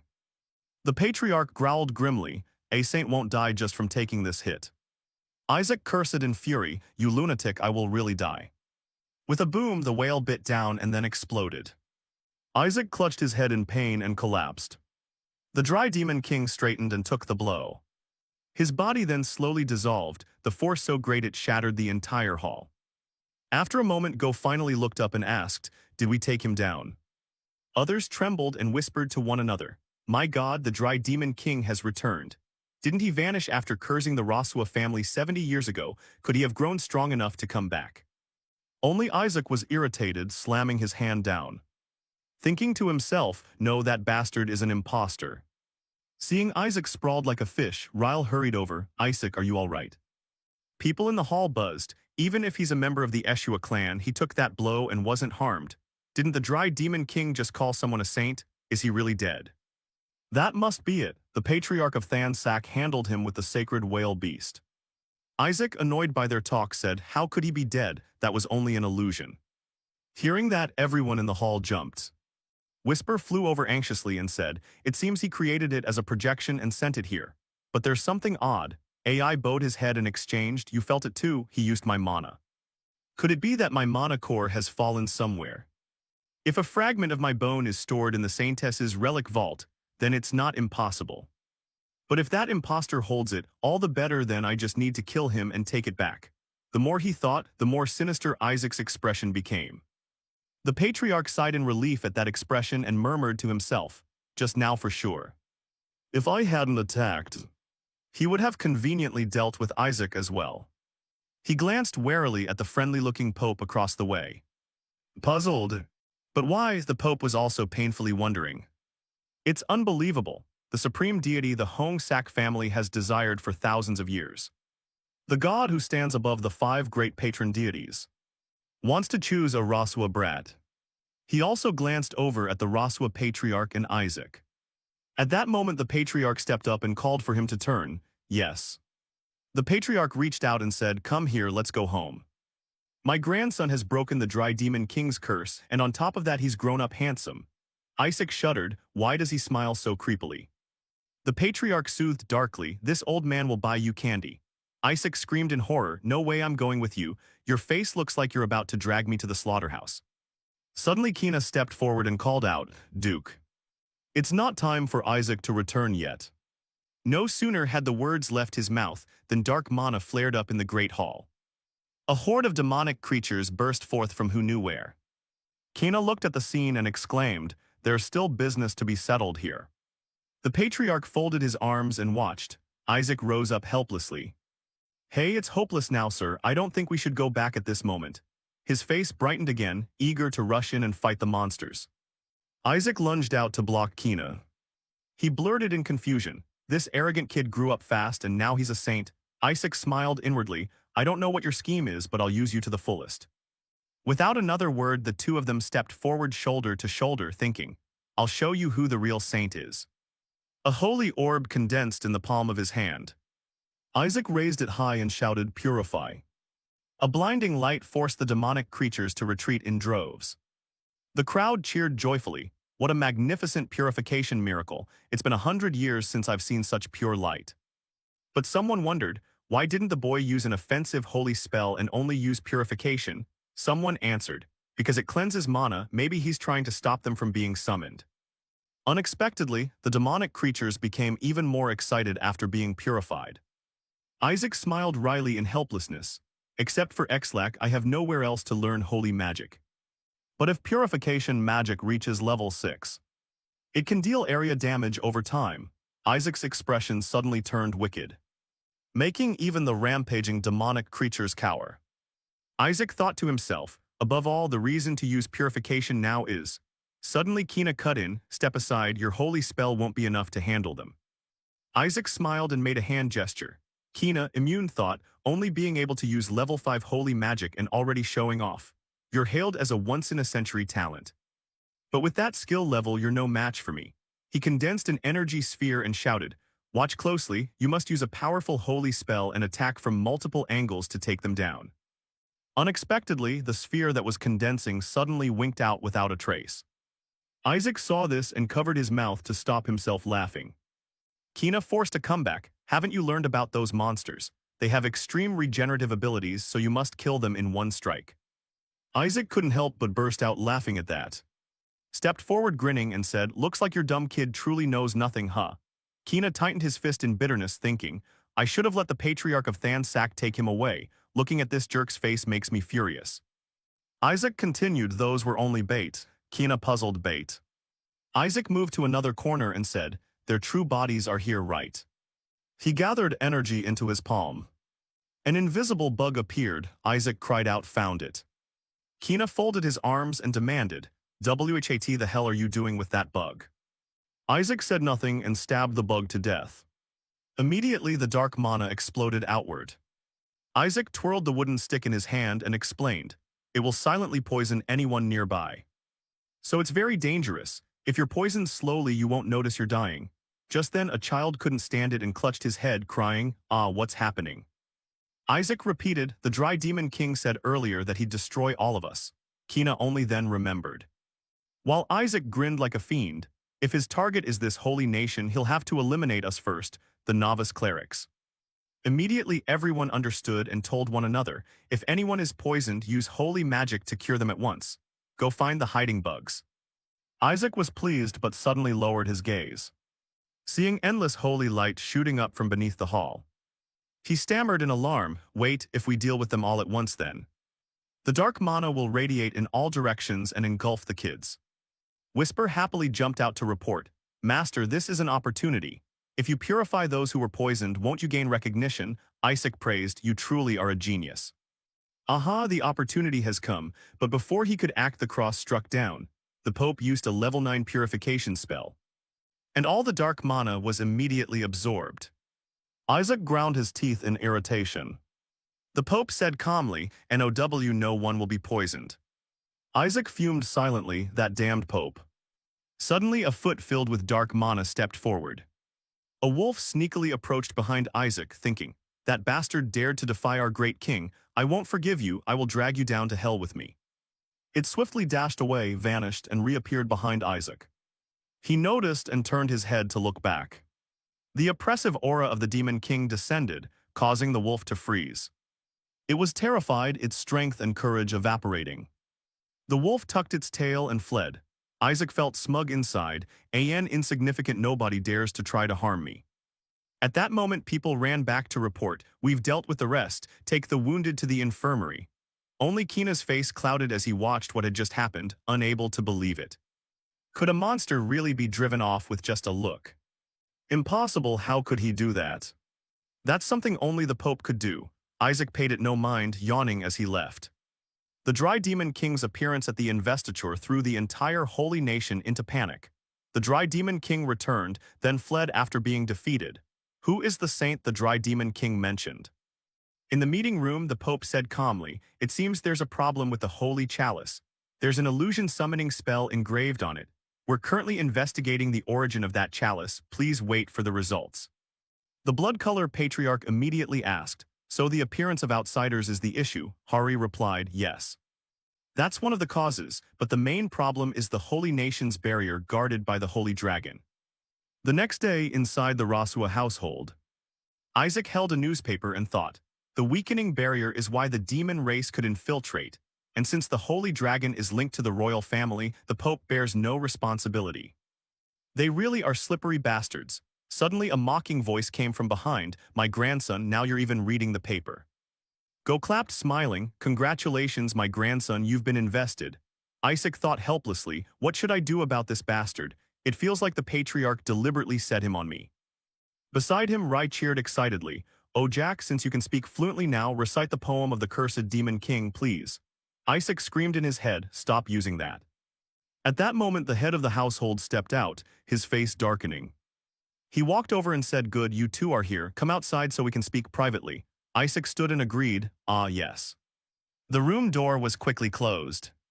The head of the household gazed around thoughtfully, raising a third-tier absolute soundproofing sanctum that enveloped the three of them. He sat down and replied, "Just to be safe, this concerns Isaac." Ryle, sweating, asked, "Why use a soundproofing sanctum to talk?" Both of them sat down anxiously to listen. He propped his hand up, his face ugly, and said, "I think Isaac was chosen by an evil god during the recent anointing ceremony. The god who chose Isaac is certainly unusual.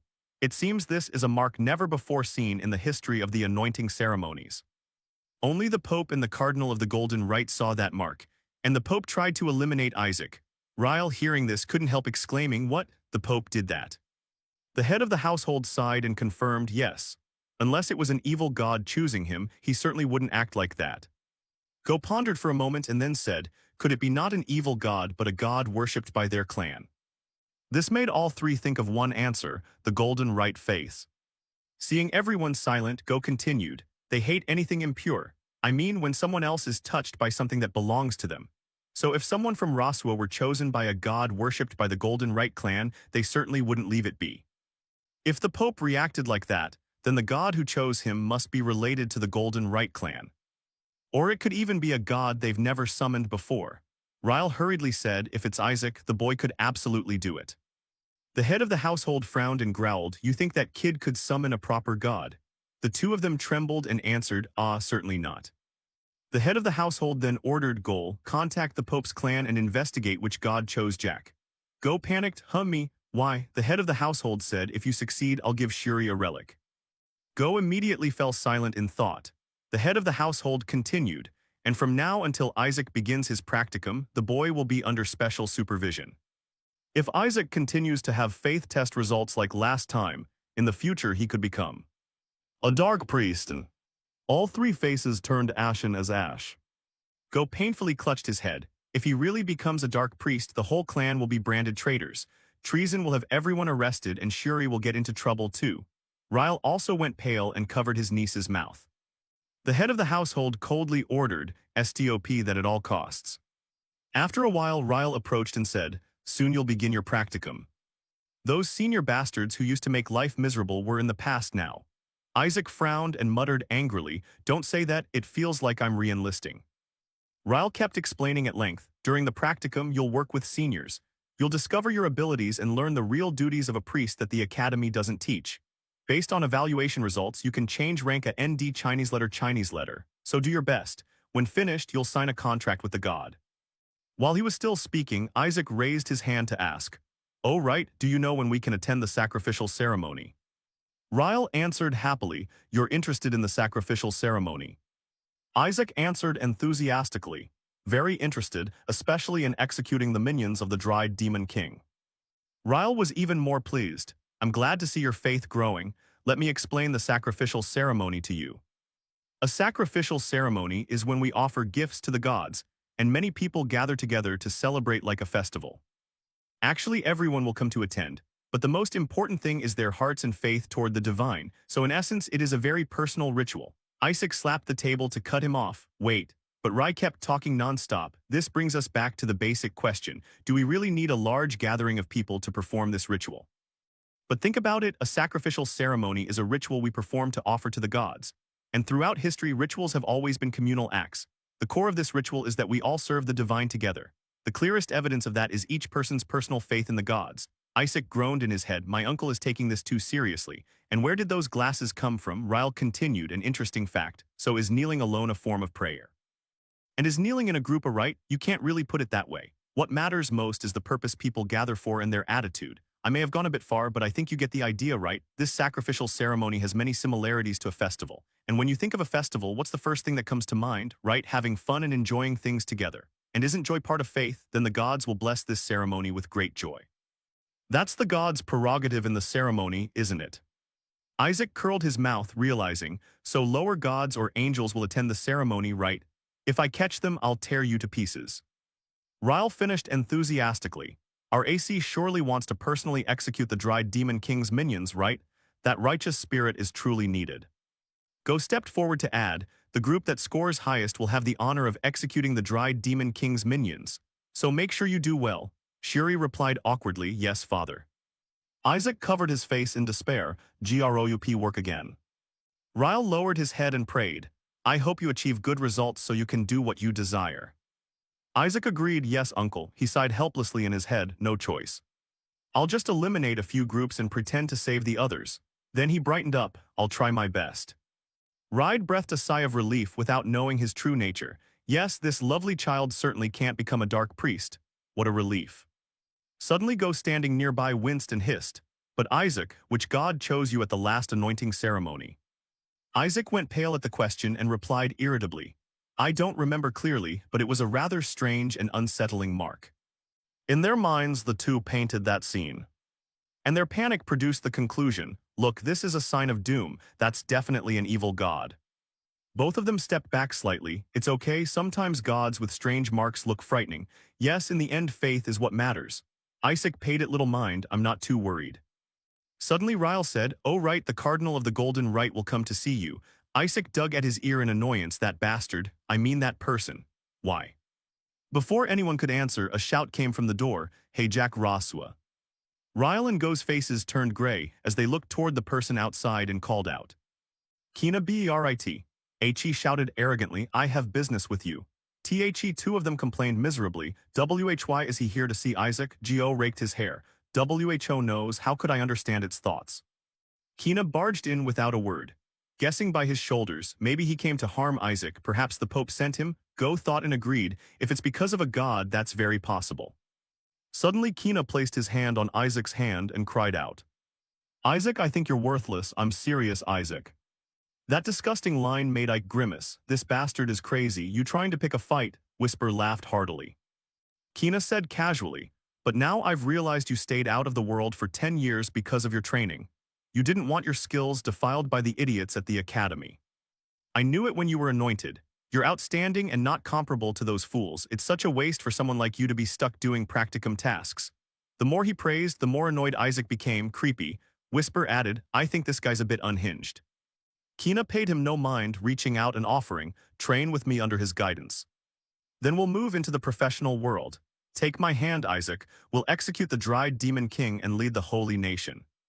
The scene left Go gaping. Is this a new form of bullying from the Pope's clan? But he seems serious. The offer's terrifyingly good. If it were me, I'd definitely. Before he could finish thinking, Isaac's icy words rang out, get lost. Kina couldn't believe it. What? AI snapped angrily. Get lost, I'll go through the practicum like everyone else. Go blushed, realizing, right, he's crazy. Kina wasn't satisfied and tried to persuade further, don't worry about clerical status. I'm not only talking practice, I'll give you the standing of a priest with 10 years experience. But Isaac didn't want to hear it, showing no interest. Then pointed at Gol and said, if you want to take someone, take that one. Go couldn't believe it and pointed at himself, me. Kina insulted bluntly, that one and you aren't on the same level. AI would agree, but Go's face burned with shame, these horrible bastards. Kina shouted, you have the talent to drive away monsters with just a look. Whisper realized and snorted with laughter. He must have seen his master scare monsters off by intimidation. IA glanced sideways, thinking, THIS bastard wants to learn that move from me, huh? The more he wants it, the more I dislike him. He turned his back and waved his hand. I'll say it again, get lost. Just the thought of learning from the Pope makes me want to puke. Kina scowled and repeated, did you just say my grandfather makes you nauseous? Isaac pointed at him and replied, of course, I even want to slit his throat. Before he could finish, a hand clamped over his mouth. In an instant, Isaac vanished from where he had been. And a voice strode in saying, our child is busy. The one who acted was the head of the household, who looked at Kina and said, don't come near this boy again. Kina protested, shouting, even if you are the head of the Azure clan, the head cut him off. If you keep associating with that kid, he'll turn you into garbage. Isaac grew even more mouthy, but the head forbade him sternly, forcing him to bite his hand. The room suddenly fell silent. Isaac went mad, veins bulging, swearing inwardly, you Roswa bastards, I will definitely destroy you. The 5 colors are the test every trainee priest must pass. Consisting of white, yellow, blue, black, and red. This is the order in which they are examined, presided over by the cardinals of each faith. So to become an official priest you must pass this test. Isaac went up to a door and muttered, "Our group's people will be here." According to Shuri, they grouped 30 people of the same background or faith into one team.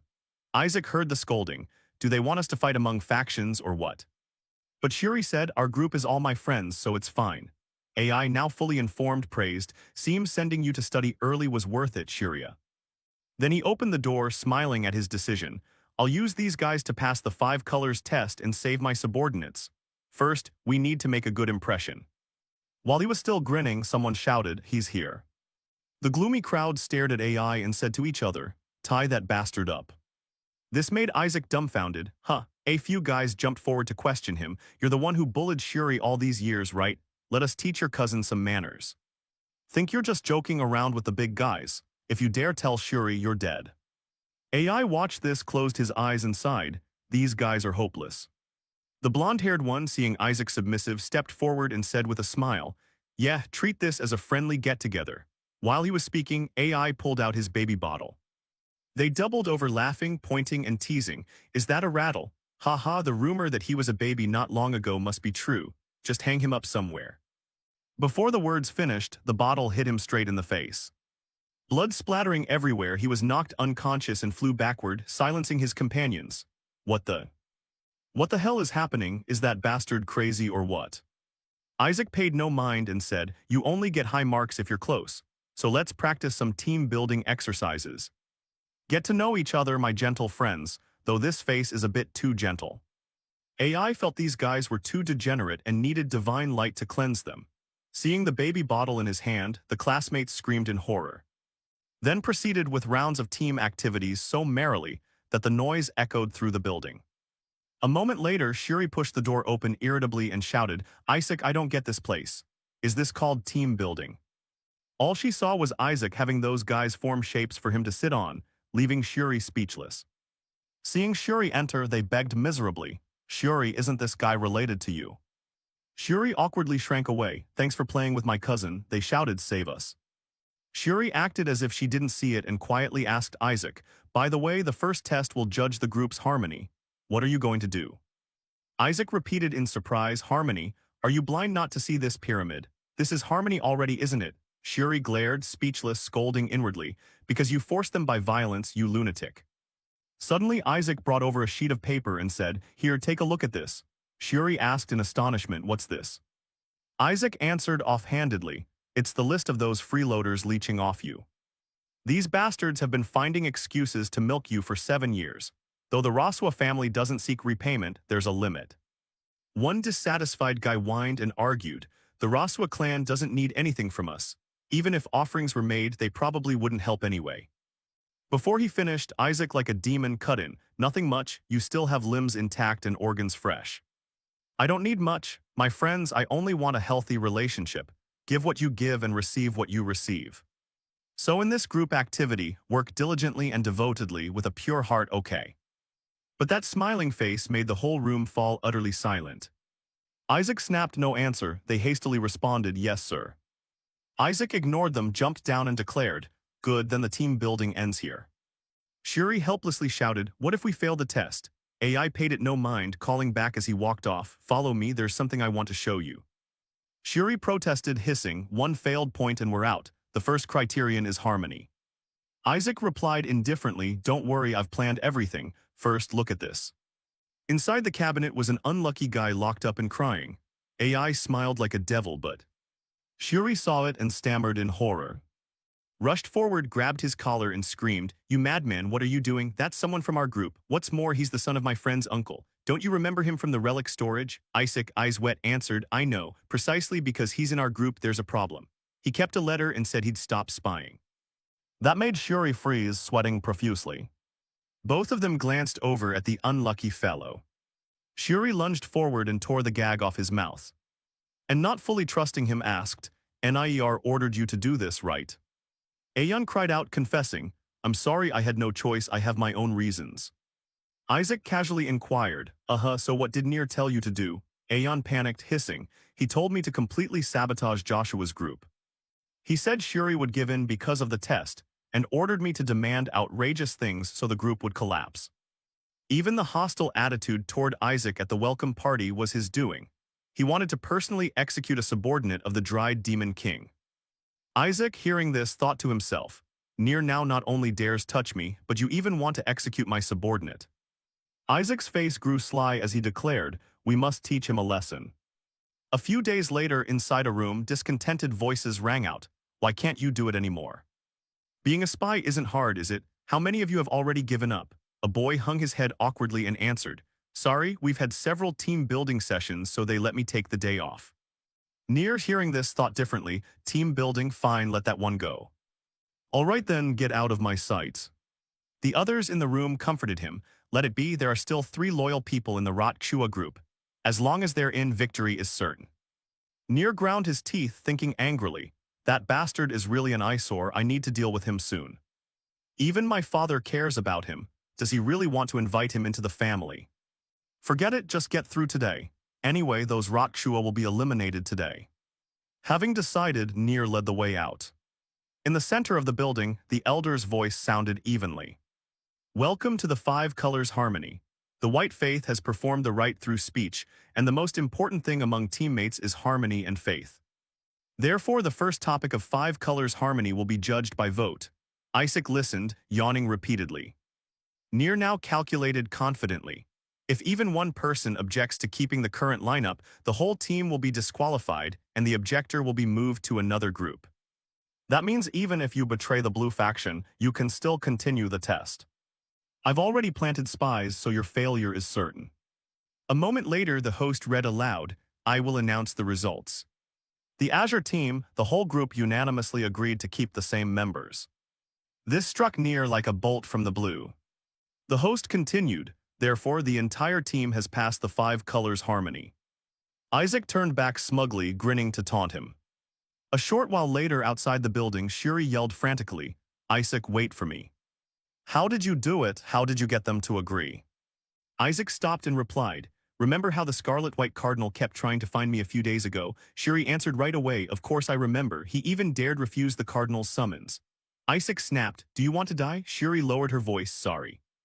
Isaac continued, anyway, I told him that if he wanted to meet, he had to hand over the golden medicine. This terrified Shuri. Isn't that the secret drug only the lineage of the Golden Faith possesses? It's extremely precious, there's no way he'd give it to him. But Isaac walked on and said, he gave it to me too, that's why I used that pill to bargain with those guys. This left Shuri open-mouthed, what, he actually gave it to him? Then he grasped the situation and shouted, so you plan to give the golden medicine to them after the vote? Isaac, as usual, replied, no, I already made them take it before the vote. Shuri couldn't believe it and scolded, what if they rebelled? Isaac beamed and said, it's fine, I trust my teammates. Shuri listened and felt existentially doubtful. Strange, could he really have reformed? If so, she was relieved. Until he opened the room doors. Inside were the kids screaming and begging, please, we did exactly what you told us, please give us the antidote. My stomach hurts so much. Shuri shouted, what antidotes? Isaac suddenly perked up and added, I trusted they wouldn't dare betray. Shuri went pale with fear, what the hell did you do, you madman? Don't tell me you gave them poison instead of the golden medicine. Isaac responded nonchalantly, it was the golden medicine. Kind of like candy, 93% flour, 5% mana essence of the dried demon king, 1% laxative, 0.5% hair extract, and a whopping 0% golden medicine. Shuri cried in despair, even rinsing a real golden medicine pill with water would yield more than that. Isaac grinned and said, it quotes about time they paid for feeding on you all these years. Shuri heard this and clasped her head in despair. The kids turned pale, crying and begging, save me, I can't take it anymore. We've passed the 5 Colors Harmony, haven't we? Please give us the antidote. Feeling pity, Isaac softened. He rummaged through the next cabinet and said, Alright, after all I'm a man of my word. Now where did I put the antidote? Tada, found it. Shuri went pale and muttered angrily, you're insane, that's the diaper you used. Who would keep an antidote in a diaper? Isaac waved the diaper and asked, so who should I give it to first? The crowd lunged forward to grab it. Suddenly the door was flung open. Nier stormed in angrily and shouted, give me back my people, you bastard. I don't know what bribe you used to kill my men. But as he spoke, hateful eyes landed on Isaac. And the victims, fierce as berserkers, surged at Nier. Before Nier understood, he screamed, "I won't let this go." That was his last sentence. After that came his and the others' anguished cries, "Don't touch AC, why are you suddenly rushing to defend him, what did you do to them?" After letting them beat him to satisfaction, Isaac stepped forward to scold. "I heard you told them this. In moments of crisis, people seek an overwhelming power. But you're wrong, the most important thing for them now is to save their own lives. No one can stand against death." Nier paled with each sentence, glanced at the trembling crowd and could no longer look at Isaac. He doubted humanity and wondered, I asked that what human eyes look like. A while later, inside the cathedral office, Hari was working when he heard a knock and calmly called, "Come in." Seeing a servant enter, Hari sighed. It took 7 days just to meet an apprentice priest. That's rude. Unexpectedly, the servant awkwardly reported, "Sorry, sir, but Isaac said he won't be coming." Hari frowned and ground his teeth. He received the golden medicine and still won't come. The servant replied flustered, "That's what he said, sir." "He also asked me to deliver a message." Hari asked gloomily, "What message?" The servant answered, "Next time, if you want me to come, send a big lump of gold." That remark made Hari so angry he snapped his pen. He hissed sharply, "By any means. Bring that brat before me." A short while later, Nier strode down the corridor in a rage, muttering, "That bastard. Still, it's not like I gain nothing." A short while later, Nier strode down the corridor in a rage, muttering, "That bastard. Still, it's not like I gain nothing. My people reported he has something he mustn't show inspectors. If I investigate, I'll find clues and expose his identity myself." While pondering this, Nier came upon a crowd gathered and angrily advanced, shouting to vent his fury. "Who are you peoples? Why is the dormitory so noisy?" The startled crowd turned and stammered, we have business with the young master here." The servant inwardly cursed, "Damn, why run into someone from the Crimson Clan? The Crimson are sworn enemies of the Golden Clan. Please get out of my way." "That Crimson freak.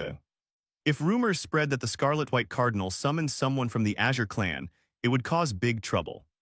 Suddenly the room's door opened and a voice said, "Why are you late?" "I'm sure I told you to come early because I need something for the tea gathering." Seeing Isaac open the door, the servant silently rejoiced. "This kid is definitely trying to help us.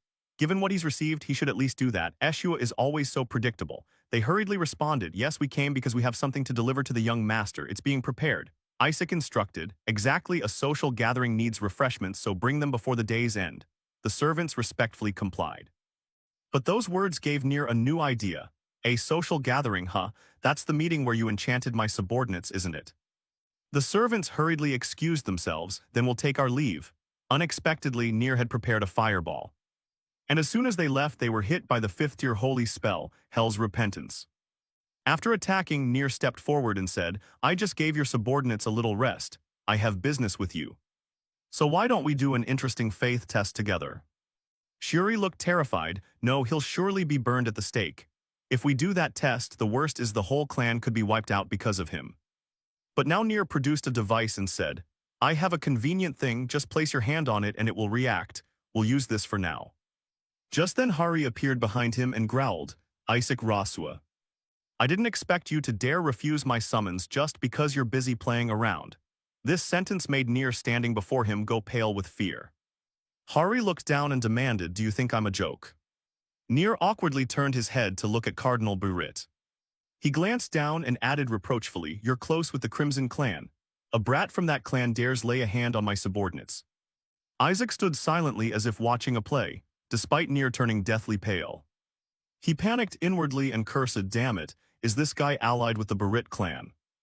Then Isaac shouted up, "I apologize, Your Eminence, but you see, young Master Nier told me not to associate with people of the Golden Clan, so I couldn't respond to your summons in time." This sentence sent Nier into a panic. Hari, who had long targeted him, could no longer hold back and roared, "When did I ever say that, you bastard? And what's this about the Cardinal summoning you? I thought no bishop is allowed to contact apprentices during their probation. Could the Cardinal really?"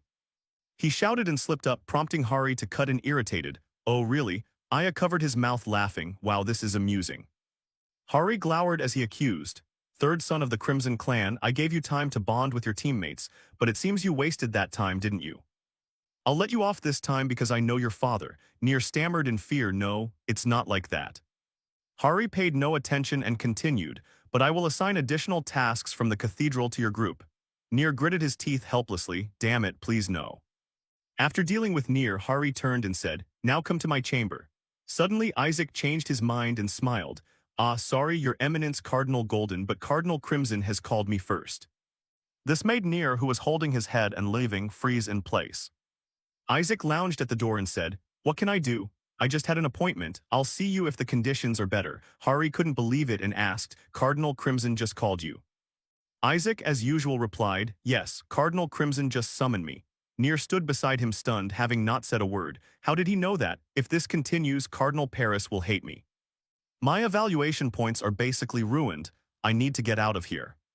So he stepped forward to explain for Isaac. That's right, I'm mainly here to fetch Isaac, so I'll take him with me. Hari frowned, Didn't my attempt to scare him work? He awkwardly tried to add Cardinal, but was cut off by Hari. Fine, if you have a prior appointment, there's nothing I can do. Go. Nier breathed a sigh of relief. Even Cardinal Beris wouldn't want to provoke his own clan. Suddenly Hari paused and added, however, the fact that you caused trouble for the Golden Clan remains true. Therefore, from tomorrow I will assign additional tasks to you. Nier swore goddammit, but reassured himself it's fine if I hand this guy to my father, cleaning up will just. Unexpectedly AI was gone and the door shut tight. Nier lost his mind and shouted, where did that brat go? Shuri, sweating, pointed inside and said, Isaac is asleep. He said to grow taller you have to go to bed early. Nier gritted his teeth but could do nothing, screaming in his head, damn it, it's only 2 p.m. and that bastard. He rushed in shouting, Hey, wake up, please wake up and use it. AI remained asleep as if dead. Seeing someone trying to rouse on Shen, the others in the room panicked and cried, Da minute, drag that NIER out of here now. 3 days later, the tea house work still wouldn't let up. Nier worked gloomily, swearing, AI rot Shua, I'll kill you. Who could stand cleaning 18 hours a day? He remembered when he used the light orb to call his father and was scolded. An incompetent man who can't even bring a boy to me dares ask for my help. Nier was choked with anger, having no one to tell. His teammates complained constantly about low scores, and even his father wouldn't help. If I want my father's help, I have to bring that brat back, so first I have to meet him. After all, he'll have to come to pray. So I'll wait for him in the chapel. Having decided that, Nier resolved to stick it out here, despite most of his days being drained by scrubbing floors. 6 hours later, Nier sat there like a soulless corpse, uncomfortable and sleepy. Then his friends burst in, banging on the door and yelling, what the hell are you doing? You damned fool, we still have work to do. If the score drops any further, I'll kill you right now. Nier refused to give in and begged, no, I have to meet Isaac first. No. Suddenly, he saw a familiar figure standing in the doorway. Isaac smiled warmly and raised his hand in greeting. Nier went dumb in an instant and turned into a furious demon, roaring, let me go, but his friends refused to let go. Seeing this, Shuri sighed in exasperation, you're a demon coming now just to rile him up. Isaac grinned ear to ear and replied delightedly, it's nothing, just meeting for fun. Shuri asked confused, but wouldn't meeting Cardinal Crimson benefit us more? Isaac asked back, why is that? Shuri said, because Cardinal Beris will never help us become kings. AI didn't understand and repeated, kings? Why? Shuri, exasperated, said, please at least know the grading criteria. Isaac frowned and snapped, you should have said that sooner. Shuri had to explain, king is irreplaceable talent, queen is talent who can protect the nation, bishop is a model student, knight is a capable student, pawn is an ordinary student, Kalau is useless. Hearing the ranking, AI was annoyed, seriously. Shuri sat down and explained, if the cardinal goes mad and ranks us as Kalau, we'll be exiled to the academy. Worse, Cardinal Beris might even want to kill people. Isaac objected, that sounds reasonable, why would AI have a grudge so deep he'd kill a 10-year-old? He even gave me the golden medicine. Shuri darkened and said, don't you know, your mother was once engaged to Cardinal Beris. But your father stole her from him. That previous engagement was cancelled because your father turned it into a feud between the two clans. AI went pale hearing this. He was sure the cardinal wanted him dead, 100%. Suddenly Whisper leapt out eating popcorn to watch the drama, making everyone jump back.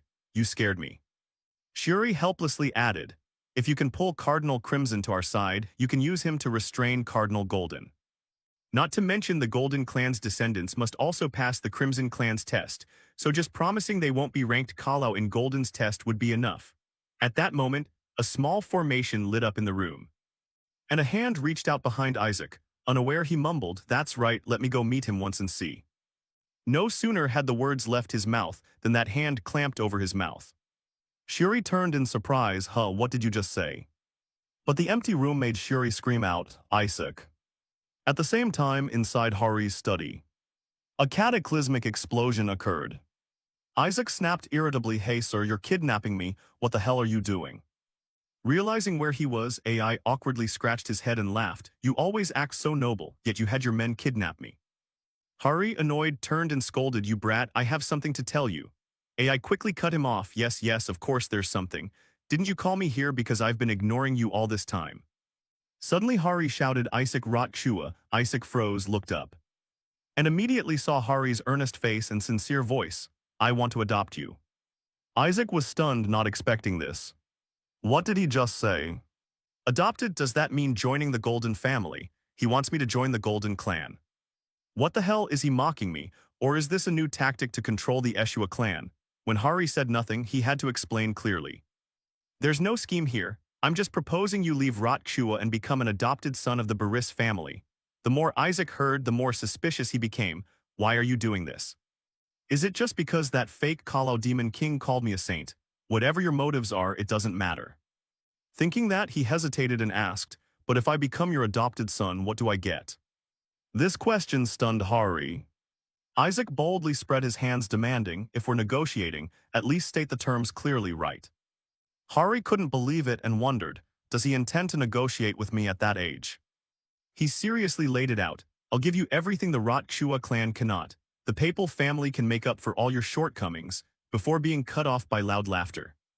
But the Eshua family isn't lacking anything. Hari awkwardly stroked his chin. I heard Eshua is trying to lock you up in the mansion, right? The Azure faith requires patience and restraint of one's nature, so you'd face countless restrictions. As for our Golden family, we won't interfere in your affairs. Moreover, we'll support whatever you want to do. But Isaac was still dissatisfied. That still sounds insufficient unless you intend to back me as the next heir of the Baris family, otherwise it's not enough. Hari asked in surprise, I heard you're targeting the saint position and now you're aiming for the papacy too. If you truly want to become the pope, wouldn't switching to the Golden clan be more advantageous? Isaac answered nonchalantly, But I'm still with Eshua, if you think I'd switch sides over things like that. Hari cut in, tempting, A land named after you, your own territory, a vault full of gold, a private army under your command, tax exemptions, and a mansion even larger than Eshua's. I'll even grant you rights for direct line descendants. AI hesitated, stroking his chin. I'll consider it. Hari, please, turned away. Good, then I'll begin the process of joining right now. But wait, tell the Eshua family. At that moment he finally realized the issue. Isaac smugly repeated, Yes, of course, I'll keep it secret. Immediately, a noise echoed from outside the room. Shuri hadn't time to run before he saw Hari burst out like a specter. He dropped to the floor in terror, trembling from being frightened by Hari. Then ran off shouting, I didn't hear anything. Hari was at a loss and sighed reluctantly. Then stepped back into the room and told Isaac, Anyway, what matters is what you want. Even if that brat tells the Eshua family, it won't change anything. Unexpectedly, Isaac said, I only said I'd consider it. I never said I'd join. I'd rather die than join the papal family. This made Hari, who had been walking, frown. He couldn't believe it and repeated, Rather die. Isaac answered firmly, Yes, rather die. Hari snapped angrily, You really take after your mother. From appearance to the way you speak. With a single word from me, you'll be expelled and will never be allowed to become a priest. Don't dream of becoming pope. Even the title of saint will not be recognized for you. With the Pope's authority, I can bar you from entering the Holy Realm. You know that, yet you still dare say such things. Isaac replied cheerfully, I'll found a country where priests and even the Pope aren't needed. From the start, why would a nation need 2 leaders? Anyway, it will become my country. Hari, who had been threatening boldly, was frightened by these words. The man beside him could only smile wryly. I would need at least that much courage if I wanted to defeat the Kalau Demon King. Let's pretend I never heard the adoption offer. That would be better for you. Anyway, thanks to you, I'm more curious now. I wonder what happened at the investiture ceremony. What made the Golden family want to adopt direct descendants of a rival clan? The people of the Holy Realm must be dying to know, too. At the same time, inside the Roswa mansion, the owner's voice echoed. Isaac passed the 5-color harmony test. How did he manage that? He should have failed. Damn it, it seems my faith wasn't strong enough. He fell to his knees before the holy chalice and prayed again with all his heart. Please, oh my God, sovereign power over heaven and earth. Make him fail, that damn grandson of mine.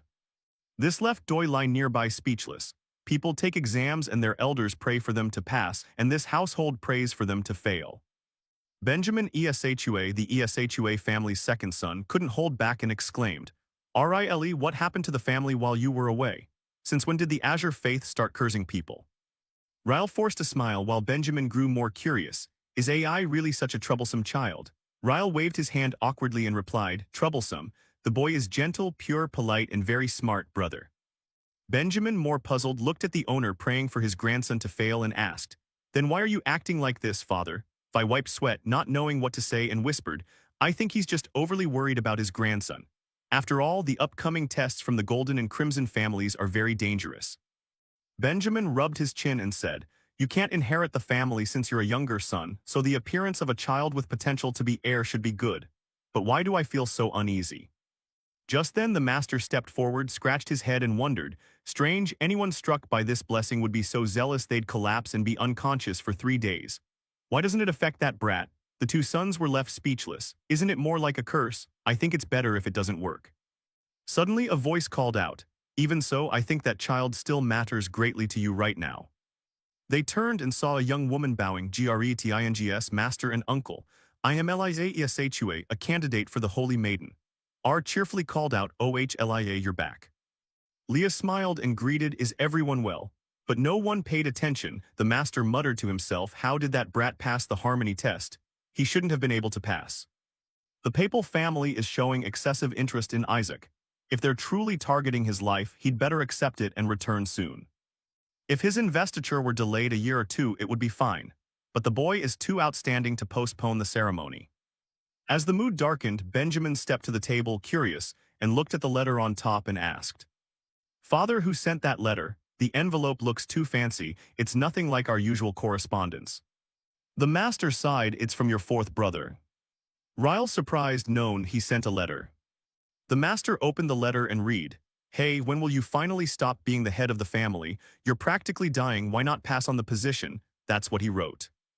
Because of that, we must discipline him properly. In any case, we won't let your brother take over. Ryle immediately agreed, I agree. The master then decreed, if he's still unfit, Ryle, you will be the next head. But he passed the harmony test, so there may still be hope. At that moment, the fire Holy Spirit flew back. And as soon as it entered the room, it cursed, hope my ass. The master looked up and demanded, what's going on? X shook his head and annoyed recounted a long story. That bastard has been hitting others with his milk bottle. What kind of lunatic uses healing magic just to beat people more viciously? The master cleared his throat. Typical Isaac. Benjamin, skeptical about life, well. SAL letter 1EAF added, he even poisoned and threatened teammates to pass the test. Ryle frowned and groaned, good heavens. But the master remained fairly optimistic. It's fine as long as the papal family doesn't find out. Before he finished, Shuri burst into the room shouting, Father, Father, it's bad. Cardinal Paris has offered to adopt Isaac. The whole room immediately went pale. The master restrained himself and asked, what did Isaac say? R, terrified, tried to reassure, Father, Isaac is a member of the Eshua family, he would never betray us. But Shuri extinguished both their hopes. He said yes. Ryle rushed over, grabbed him, and demanded, what do you mean? Shuri, what did he use to lure Isaac? Shuri answered miserably, a lot of money, enough that no one could refuse. R muttered angrily, damn it. The servants murmured among themselves, as expected, money can buy even immortals. That's right.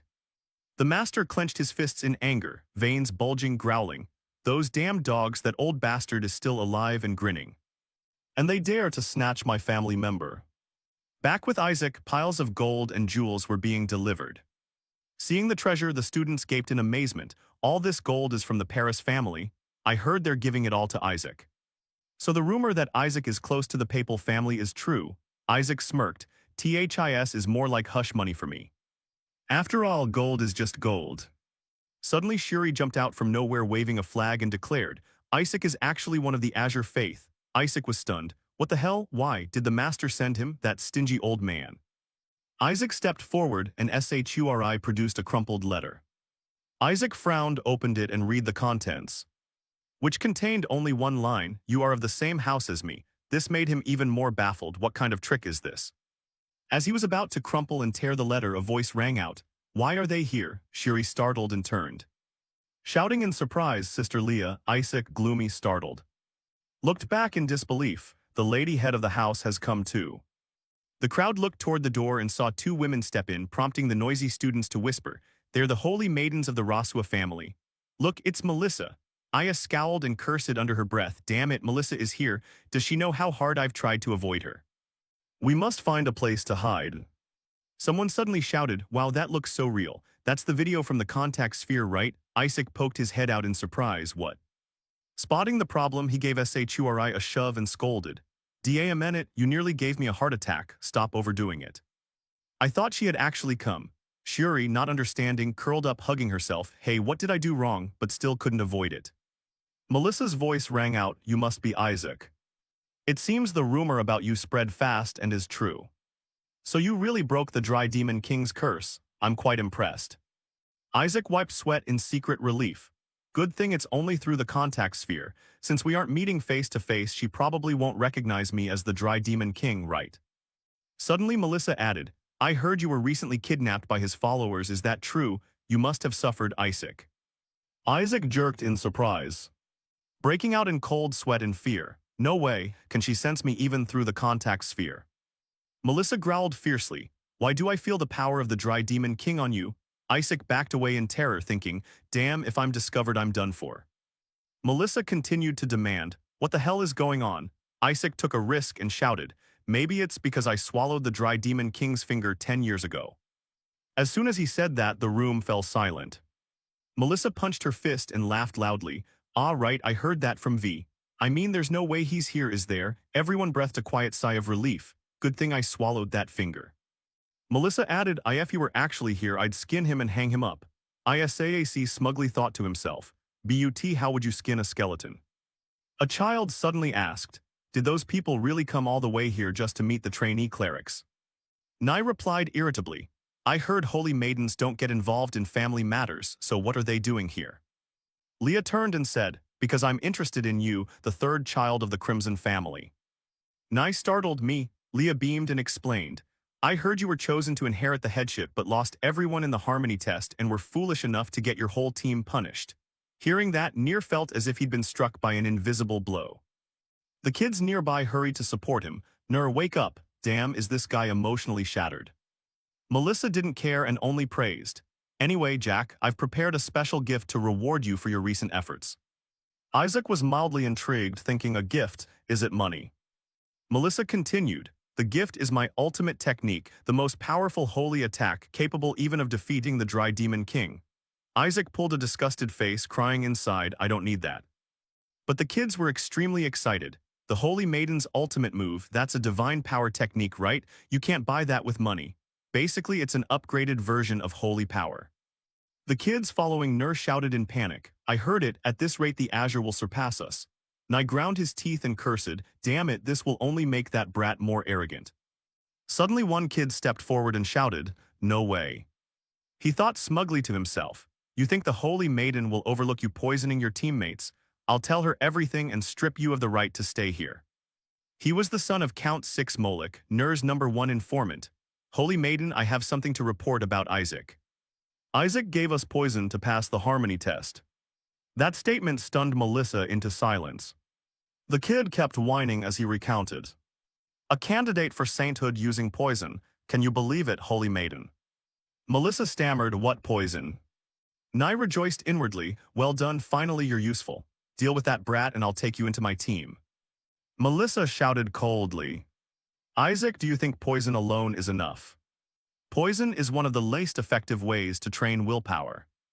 You're doing a terrible job." The kid panicked, rushed forward and shouted, "Wait, Holy Maiden, Isaac really beat us until we were bruised." Melissa again surprised, "What?" She continued to instruct Isaac, "Listen carefully, Isaac, beating flesh and skin doesn't help training. From now on, remember to break bones, that's how you make them stronger. To atone, I'll personally break their bones in Isaac's place. The kid screamed, not knowing whom to beg when Leah intervened. No, you can't, he would die if you did that. Just as everyone breathed a sigh of relief, Leah suggested, let me do it instead, don't worry, I'll be quick and efficient. Isaac felt sorry for him and stepped forward to take over. I'll handle it myself. Leah slightly doubtful, really. Isaac grabbed the dumb kid and whispered, see, if you'd listened when I threatened you, you wouldn't be in this mess. From now on you'll be my meat shield and subordinate. The unlucky kid could only scream inside. These family folk have all gone mad. A little while later, inside the private room, Isaac scratched his ear and heard Melissa ask, AI, would you like to become the head of a family? He mumbled in response, ah yes. Leah then asked, if you became the head, what would you do? Isaac didn't hesitate and said immediately, I'd definitely wipe out the holy maidens. Shuri panicked and screamed, you madman. But Leah patiently asked, why? Isaac replied casually, because holy maidens are unnecessary. Shuri begged miserably, please, I'm begging you. Isaac clamped his hand over Shuri's mouth, stood up and said, I'll personally deal with the dry demon king. So why don't you just give up being a holy maiden? That remark intimidated Leah into silence. She just stared at Melissa without daring to speak. Melissa not only wasn't angry but smiled. I couldn't do that. I committed a sin I should never have committed. Leah hesitated. There was one time in my life when I had the chance to destroy the dry demon king. A perfect opportunity to annihilate him forever. But I couldn't do it, I'm not even sure why. Perhaps the gods would never forgive that. I am the reason the Dew family was cursed. Isaac was surprised to hear that. Melissa continued, to break the curse we must defeat the dry demon king, that is the burden I must bear. Isaac didn't understand and repeated, a sin you should never have committed. Melissa only smiled silently and did not answer. Leah also strained to speculate, there must be a reason she couldn't kill the dry demon king. Suddenly Melissa changed the subject, smiling as she said, that's why I wanted to meet you today. Looking at what Melissa produced, Shuri stammered, is that the Holy Maiden's emblem? Isaac propped his chin and tried to recall. The Holy Maiden's emblem is unique in the world. Its value is beyond measure. Why would Melissa give this to me? Melissa said again, I've heard your offensive holy spells are quite weak, so I infused some of my power into this. With it, you'll be able to use divine power at any time. You can't pass the remaining 5 color tests with purification spells alone, so use this. I'll stop by the Holy Kingdom soon, then I'll teach you how to deal with the dry demon king. See you later. As she finished, she vanished. Isaac cursed inwardly, get out and never come back. Leah also stood up and said, well, I must be going too. Isaac also rose to leave, but Leah paused and gently asked, Isaac, tell me you have a makor, don't you? Isaac went pale and ugly-faced. This brat found out I created a makor. Even Melissa didn't notice. How does she know? Should I kill her right here? But Leah rubbed her chin and murmured, or did I mistake her? The thing inside is the makor from the annex, right? Isaac hurriedly went along, ah yes, a makor, that's right. Isaac touched his chest and muttered, oh God, I forgot I haven't absorbed it yet. I thought I could unseal it with holy magic, but I still can't. What the hell is it? Nothing works. Suddenly Leah took off her necklace and said, that seal, you can break it with this necklace. Isaac beamed with joy, respectfully raising both hands to receive it. This kid not only knew about the manhwa but also gave me a way to break it. Jackpot. Leah hesitated and cautioned, still, I'm not sure you can actually use it, but it seems you're trying to restore the family's secret art, aren't you? Isaac couldn't understand. What? Leah asked further. After you remove the holy maidens, what will you do? Isaac flamboyantly replied, become a rich freeloader. Leah snorted and left. All right, I'm off. Make sure we meet again after your apprenticeship is over. Isaac stared after her with wide eyes, thinking, this kid is definitely not normal. A moment later, an Azure soldier looked in, startled. Leah stepped past and said, let's go. The soldier hesitated and asked, Miss, that necklace could reveal the family's secret art. Leah lowered her eyes and sighed, I know. The soldier didn't understand. Leah added, it's a hereditary heirloom. It was passed directly by the head of the family, so other direct descendants are coveting it. Leah smiled and cut in, if it's taken, that only proves that's all the value he has. The soldier sighed, but if he protects the necklace, he'll become the successor. Leah, not very concerned, smiled brightly and said, that's still better than him going to the Holy See. Recalling Isaac's earlier words, definitely wipe out the holy maidens, personally deal with the dry demon king. She couldn't help but chuckle again, and peering out of the carriage murmured, "Make sure you do it, Isaac." Isaac, meanwhile, was already eyeing money with bright interest. That night, rain poured down over the Baris manor. Inside, a servant's voice rang out, "My lord Gojal, it's been a long time." Go replied coldly, "You're well, I hope." The servant replied respectfully, "I'm well. How are the Eshua family affairs, my lord?" Go said disdainfully, "What do you think? They're still a bunch of trash as always." The servant agreed in chorus, "Indeed, Eshua are all hypocrites." This made Go hesitate somewhat. In truth, he feared he might soften toward them. But inwardly, Go thought differently. Something must have happened during the investiture ceremony. The cleric who officiated Isaac's investiture was found dead in the monster forest. Was the matter serious enough to require silencing? And now the Golden family wants to adopt Isaac as well. There's no way they'd do that unless they were insane. Too many strange things are happening here. Damn it. Even though my mother belongs to that family, if I dig too deep I might end up dead. A moment later in the family's inner chamber, Go instructed, "I want to rest a bit. Don't enter until I call."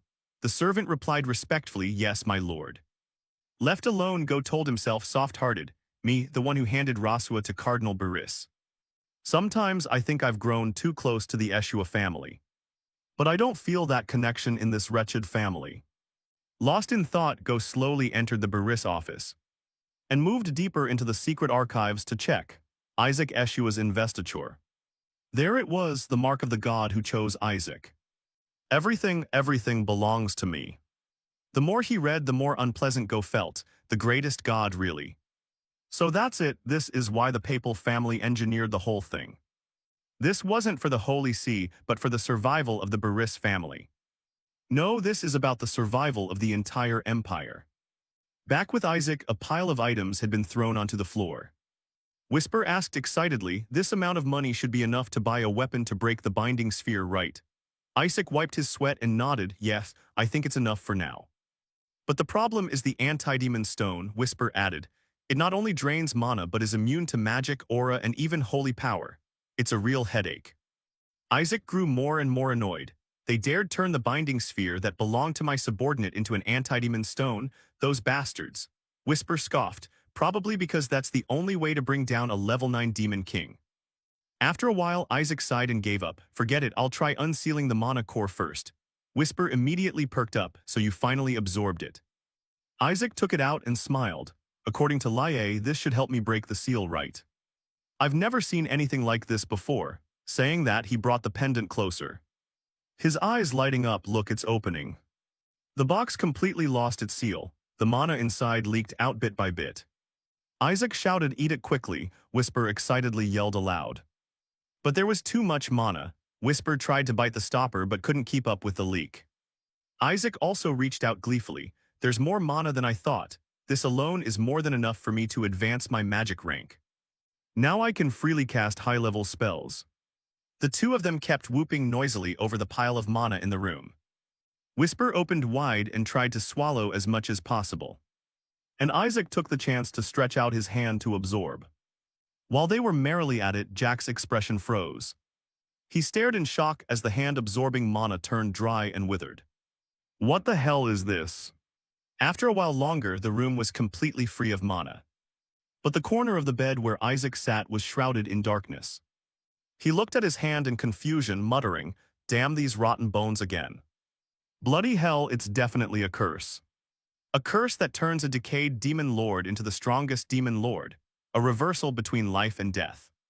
Whisper asked, puzzled, "Will that curse take over your body?" Isaac denied it. "My body has been heavily blessed. It won't be easily devoured." The curse only suddenly strengthened because the amount of mana absorbed spiked too quickly. Whisper realized, so the balance was disrupted. They began to argue. "I can increase holy power to suppress the curse, but then I'd have to live like a devout follower again. It's such a hassle. Your body can automatically convert mana into divine mana. Or you could wait longer, but who knows how long that would take. Or you could siphon some mana from the Holy Maiden's emblem. That would be a waste. At worst, you'd be discovered and burned alive. There's no other way. I'll take advantage of the 5-colored test." This made Whisper startle innocently. Isaac analyzed, "If I cleverly exploit the XICH Sack family's heresy test, I could greatly increase my holy power. For now, I'll seal my right hand." Before he could do that, someone called, Isaac. Shuri opened the door and stepped in, asking, "What are you doing here?" Isaac panicked. Oh no, he hurriedly stood, hid his right hand and forced a smile. "You're here too." But this behavior made Shuri suspicious. "Why are you smiling to yourself? You're scaring me. Why are you hiding your hand? Are you hurt?" Isaac denied it. "Hurt? Ah no, I'm fine." Shuri didn't believe him and grabbed his right hand. "Fine, let me see it." When she looked closely, he was frightened and jumped back. "What the hell bones are those bones?" Whisper flew over and suggested, "Master, quickly use memory-erasing magic." Isaac grimly transmitted telepathically, "No, if I use it on someone else I'll be discovered." Unexpectedly, Shuri trembled and pointed at him, saying, "I didn't expect you to be morally corrupt and physically like this too. Could it be that your rotten morals are because your body has decayed from within? You should have told me when this happened. Isaac thought you were wicked for no reason." This made Isaac startle. What?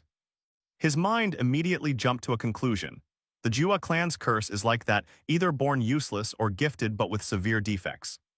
Shuri clutched her head and lamented, "An ancestor once suffered exactly like this." "But how are you both disabled and morally corrupt?" Isaac gritted his teeth at the question, enduring and cursing inwardly, "Should I just kill him?" But Shuri was genuinely worried and said, "First, inform my father and treat you. Although you won't live long, there must be ways to extend your life." Isaac scowled, shouting in his head, "That would expose me as the decayed demon lord." So he put a hand on her shoulder and said, "Don't tell my father or the uncles. I don't want our family to worry. Besides, the five-colored test is much more important right now. I want to personally eliminate the minions of the decayed demon lord before I die." His Hollywood-style performance immediately moved Shuri. Isaac. Isaac turned away and said, "Don't worry, I won't die that easily. I have a plan." Shuri eagerly, "You have a plan? Tell me, I'll help you." Isaac curled a sly smile, his contemptuous face turning back as he said, "Then I need you to deliver something to the red robe of Sak." 20 days later, inside the dining hall, the trainee priests muttered, "Isaac, that bastard. Who in their right mind plants a bomb in the restroom? And that's not all. Yesterday he laced the food with cyanide. He pumped poison gas into my pillow too." Isaac sat nearby, frowning as he asked, "You don't like my personal training plan?" The lot jumped up to argue, "Your training is assassination." One of them couldn't hold back and pulled out a paper to question, "What else is on the list? 1. Fall off a cliff and die. 2. Be killed by demons. 3. Beaten to death. 4. Die any way possible." Isaac answered innocently, "What else? You're the targets." Saying that, he turned to one side and said, "After you finish eating, put this on." They looked suspicious. "What's this, a sandbag? You intend to make us do physical training? We're clerics, not knights." Isaac didn't care and approached the pile of gear, replying, "The next five-colored test is coming up. We need to train physically, right?" The kids protested, "What are you talking about? The next test is the golden test.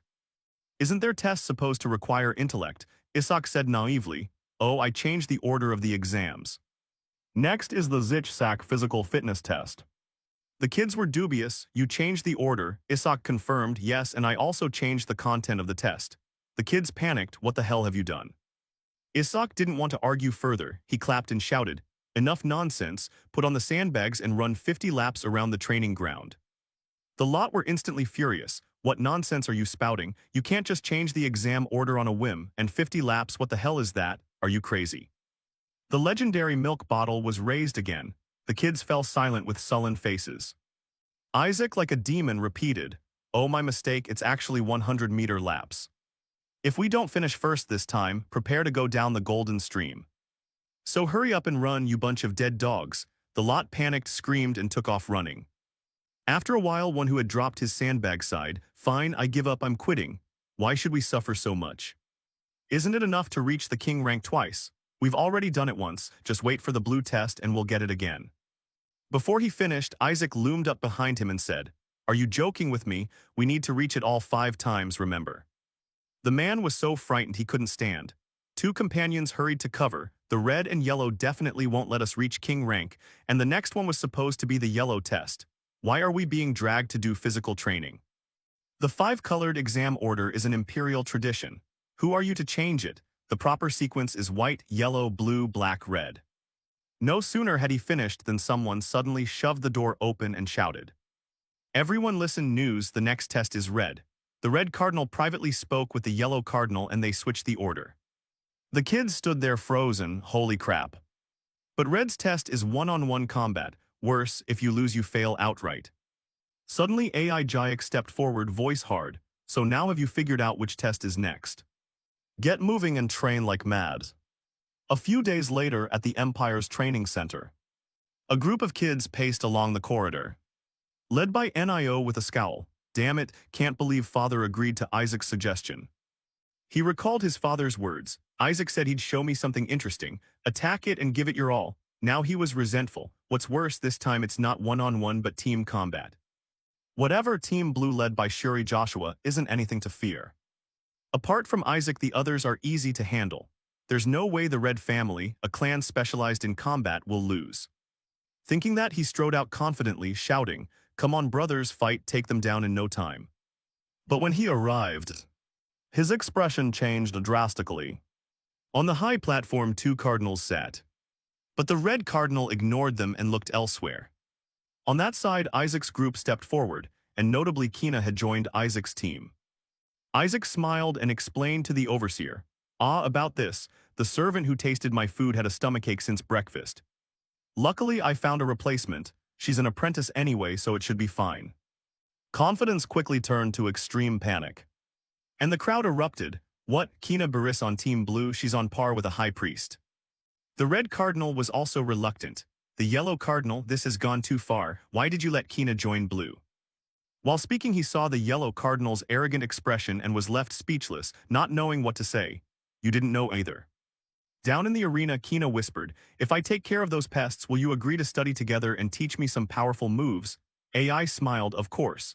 Kina satisfied, "Then let's do it." But for Nur, this was nothing short of the end of the world. He couldn't accept it and shouted, "That's cheating. She's not even an apprentice anymore. Why is someone of her caliber appearing in an apprentice's match?" Before this could cause a fuss, Kina cut in, "You're wrong, I refused promotion to High Priest. And gave up all privileges. So I can remain an apprentice longer, just like Isaac in the end." The audience gaped, sweating bullets. Seeing the tense atmosphere, Kina turned to the overseer and asked, "Has the referee made a decision?" The overseer awkwardly held his head. Kina Beris is still officially recognized as a low-ranking priest, and she hasn't participated in any 5-colored tests. So there's no rule forbidding her from joining. Isaac was pleased to hear this, while NHI couldn't stand it and yelled, "Damn it, nonsense. Even if we all rush in together, we might not win. If she joins, it's over for us, but if it's one-on-one between captains, we might still have a chance." Thinking that, his gaze shifted to Shuri. Ijok noticed his odd attitude and stepped forward to tease, "What's up, feeling nervous? See, I told you to go first." Shuri hesitantly asked quietly, "After this is over, your hand will recover, right?" Isaac smiled reassuringly, "Yes, once I gain more holy power it will be fine." But Shuri couldn't understand and said, "You should be the team captain, really. Honestly, we've gotten this far because of you. From me becoming class leader, skipping grades and topping the tests. And even passing the harmony test, it's all thanks to you." Hearing him expose that, AI Jayek scowled and growled, "What is this?" "Well, it's true I'm a good teacher, but how many can keep up? Yet you managed it." That left Shuri stunned. And after a moment she protested. Still, Nur isn't someone to be underestimated, but Isaac frowned and warned, "If you follow my instructions, even fighting that annoying redhead won't be a problem." Shuri regained confidence, joyful mixed with admiration. Isaac, who had just spoken, changed tone, "And if you lose, I'll personally humiliate you, understood?" Shuri's mood dropped, speechless. A moment later, the overseer shouted, "The match will begin in 5 minutes. Both teams prepare to fight." Asili prayed anxiously, "Lord Isaac. Although Kina is on their team, I still think the situation is unfavorable for both Isaac and Shuri. Those damn members of the Red family dared to use destructive holy magic on the kids." On the floor, Isaac's apprentice side looked rabid, needing to be leashed. Isaac nonchalantly held the lid and laughed, Now, not yet, don't be hasty." The scene embarrassed Rai. Asili hesitated. "That looks more like the Blue family's holy magic, doesn't it? Lord Isaac asked me to teach him that spirit-boosting holy spell." Ryle couldn't believe his eyes. "That is a spirit-boosting holy spell?" Asili awkwardly, "I think so. But it was supposed to only raise morale so people wouldn't fear the enemy." Ryle was shocked by the scene below. "Why do they look like beasts?" Isaac at the center thought with delight, "This is a secret I've never revealed. Spirit boosting combined with stimulating herbs will create a berserker effect. I've prepared their bodies for beast transformation. Now it's time to make full use of it." Just then countless formation arrays appeared above the arena. AI Jayak looked up excitedly, "Is it starting?" One formation after another lit up, projecting phantasmal sacred trees that grew without end. The legions then knelt and bowed, and the crowd cheered enthusiastically. "That's the guardian deity of the Red family, the god of justice." Shuri led his group in kneeling and shouted, "Pray quickly, whoever has the strongest faith will be blessed by the Red family's god, will gain the advantage." He clasped his hands respectfully and vowed, "We must win." Unexpectedly, AI Jayak couldn't contain himself at the sight of the deity, and he hurled the legendary feeding bottle, which struck once and shattered the statue into 100 pieces. He even told himself, "I didn't mean to do it." The statue's head hit the ground. Shuri couldn't believe it and lunged forward to scold. "Isaac, you still haven't dropped that habit." Isaac pretended not to care, "Don't make a fuss." NHI couldn't stand it and screamed. Isaac just destroyed the Red family's deity statue. Isaac chopped off the god's head. Kina's face also darkened. "Isaac, did you just destroy a god's statue? How on earth did you do that? Was it some holy magic? Can you teach me?" Seeing him steal her moment, Shuri panicked. "Why did you learn that, besides destroying a god's statue?" Kina snapped back annoyed, "So what? Apart from the Yellow family's god, the other gods mean nothing to me." Shuri was at a loss, smiling ruefully. "May the gods also forgive this one." Suddenly Shuri leaped and grabbed Isaac by the collar, yelling, "Isaac, you bastard, you were just testing the floor's durability, right? That's insane, you should apologize." Isaac looked plainly exasperated. Is that apology enough?" After that, the group looked up at where the two cardinals sat.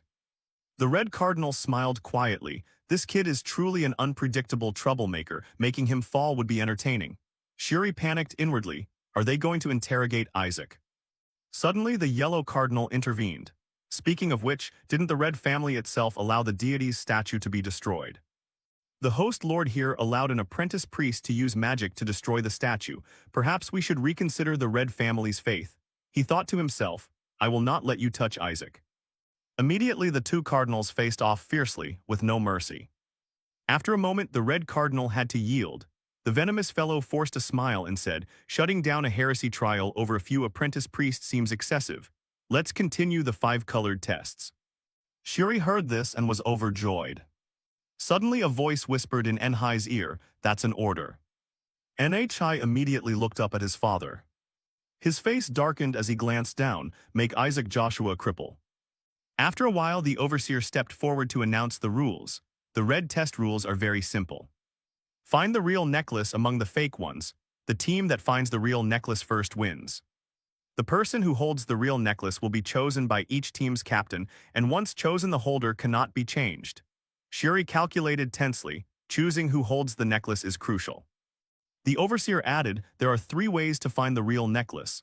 First, capture the opposing captain and force a confession. Second, use deduction to guess who is holding the real necklace.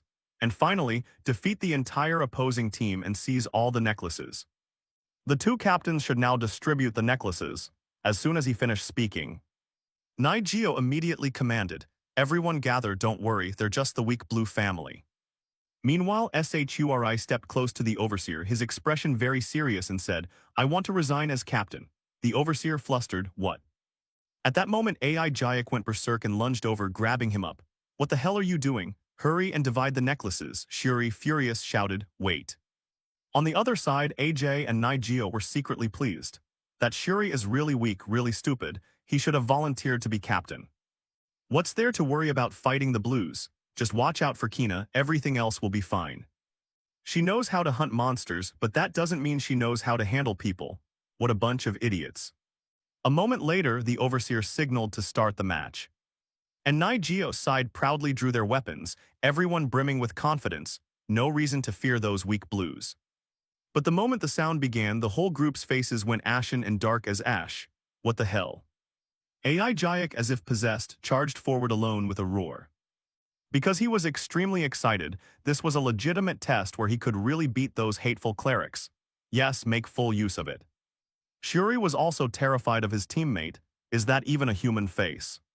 The kids on the red side tried to encourage each other, so the blues plan to intimidate us with that look. Don't be afraid, they won't dare attack because of the code of honor. They can only defend.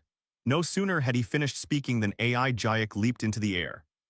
Happily unbuttoned his shirt and muttered, now those apprentice priests will learn my power. He pulled out an improved gold bracelet, transforming it into a spiked chain mace, and charged forward, swinging the mace with a loud shout. Hand over your captain. Boom. The floor dented into a deep crater. The kids weren't hit but were blown away by the shockwave. Everyone bewildered asked each other, is that really the blue team? What the hell is this? I thought they were supposed to keep their honor. Isaac didn't care. Like a death dealer, he stepped forward to threaten, if you want to stay alive. Hand over your captain now. Isaac charged like an earthquake, shouting, hand over your captain now. Nigeo panicked, waved to command, one person over here to help quickly. Hold the formation, do not fall back. While he spoke, Kina bent her knee to spring forward and launched herself straight toward him. Moving so fast the kids stared after her in amazement. Stop them quickly, feign an attack, near carefully. Watched Kina's hand about to touch him, gritting his teeth and thinking, just as I thought, you're truly talented, Kina, but it's still not enough. He curled his lips in a cold smile. I've seen through everything you intended to do. The moment Kina touched him, Nai's figure vanished on the spot. Kina glanced back and saw Nigeo appear there, surprised, thinking, a holy magic clone. Nigeo didn't hesitate and shouted, seize her. The kids quickly surrounded and encircled Kina, and simultaneously used level 5 binding repentance holy magic. Kina was hit by the spell, helplessly gritting her teeth as she stood and watched. Nigeo took the opportunity to vanish and reappeared right beside the blue family's kids. He shouted excitedly, capture them. Another group of kids received the order and rushed at the blue family. Got them? Nigeo seized the chance as the two sides fought chaotically to surge through, confidently thinking, this is no different from the usual beast transformation spells. At worst, it only makes you a little stronger. Found you, Churai. Let me take an arm or two as a souvenir. Thinking this, he gathered holy power into his palm. Above, Ryan Asili looked down anxiously. Lord Ryle, isn't that holy magic? Be careful. Nigeo resolved to charge at Shuri. Shuri broke into a sweat, gritting his teeth and muttering, damn it, Isaac's words keep ringing in my head. He'll be fine, Shuri, just do as I say and we'll win. Nur will certainly try every way to duel you one-on-one. After all, he has always looked down on you. Thinking that, Shuri slowly raised his hand, assuming a stance to brace for the next attack. This sight excited Nigeo even more. It's over for you, you idiot. Suddenly, Shuri's pupils emitted a cold light. Nigioquote's extremely powerful attack collided with Shuri and was halted. Doi Lai gaped in disbelief. Shuri. Isaac didn't care, looking that way and smiling, that's right. Show us you're not weak. Shuri gritted his teeth and grabbed Nigeo's wrist, snarling, you're the idiot here. Before Nigeo could comprehend, Shuri's other hand grabbed his collar and yanked him hard, throwing him backward. Shuri followed with a knee strike, knocking Nigeo into a heap on the floor. Nigeo's eyes rolled back, drained of strength and unable to resist. Shuri finally released him, thinking, do you know why we don't use our clan techniques on humans? Because they only work on demon tribes. No, it's because humans can't withstand them. Shuri coldly stared at the unconscious Nigeo. The entire arena fell silent without a sound. Shuri, enraged, gritted his teeth and shouted, never underestimate the blues. Isaac's side kids cheered excitedly, while Nur's side panicked and didn't know what to do. Kina, trapped in the middle, frowned and analyzed. Shuri doesn't have such power. Someone must have secretly used holy magic to amplify his strength. Seeing traces of holy power still on Shuri's body, he immediately fixed his gaze on the mocking one here, certain it was Isaac's doing. Isaac, not yet satisfied, shouted at Shuri, finish it. Shuri broke into a sweat, stammering, all right, then let me take the necklace. Hearing that trembling voice, Isaac snapped angrily, hey, bring Dang Hong in, finish him off. Shuri stepped forward and replied, okay, I know. Coincidentally, Ni regained consciousness at that moment, clutching his head, and was immediately grabbed by the collar by Shuri, who shouted, Near Sepet, tell me where the real necklace is. Near doubted his ears. What, you think I, the future heir, will confess under this kind of interrogation? Shuri, helpless, clasped his face and pleaded, "Confess it, you bastard, I'm begging you, only then will you leave here alive." Nigeo questioned existence, "Is this guy crazy?" He angrily shouted, "Shut up, you crazy bastard, I've learned every kind of torture to inherit my clan. How dare you?" While still shouting, Shuri coldly stood up, lifting his leg like a vengeful demon. Nigeo turned pale at the sight, stammering, unable to speak. "Wait." Immediately, a heart-piercing pain struck, making him jump. In the stands, the spectators trembled, sweating profusely. What terrifying sound is that? A member of the Blue family could do something like that? It's horrible. Shuri ground his teeth as he heard their talk, while Isaac showed obvious delight on his face. On the arena, Nigeo's wails of agony continued to ring out.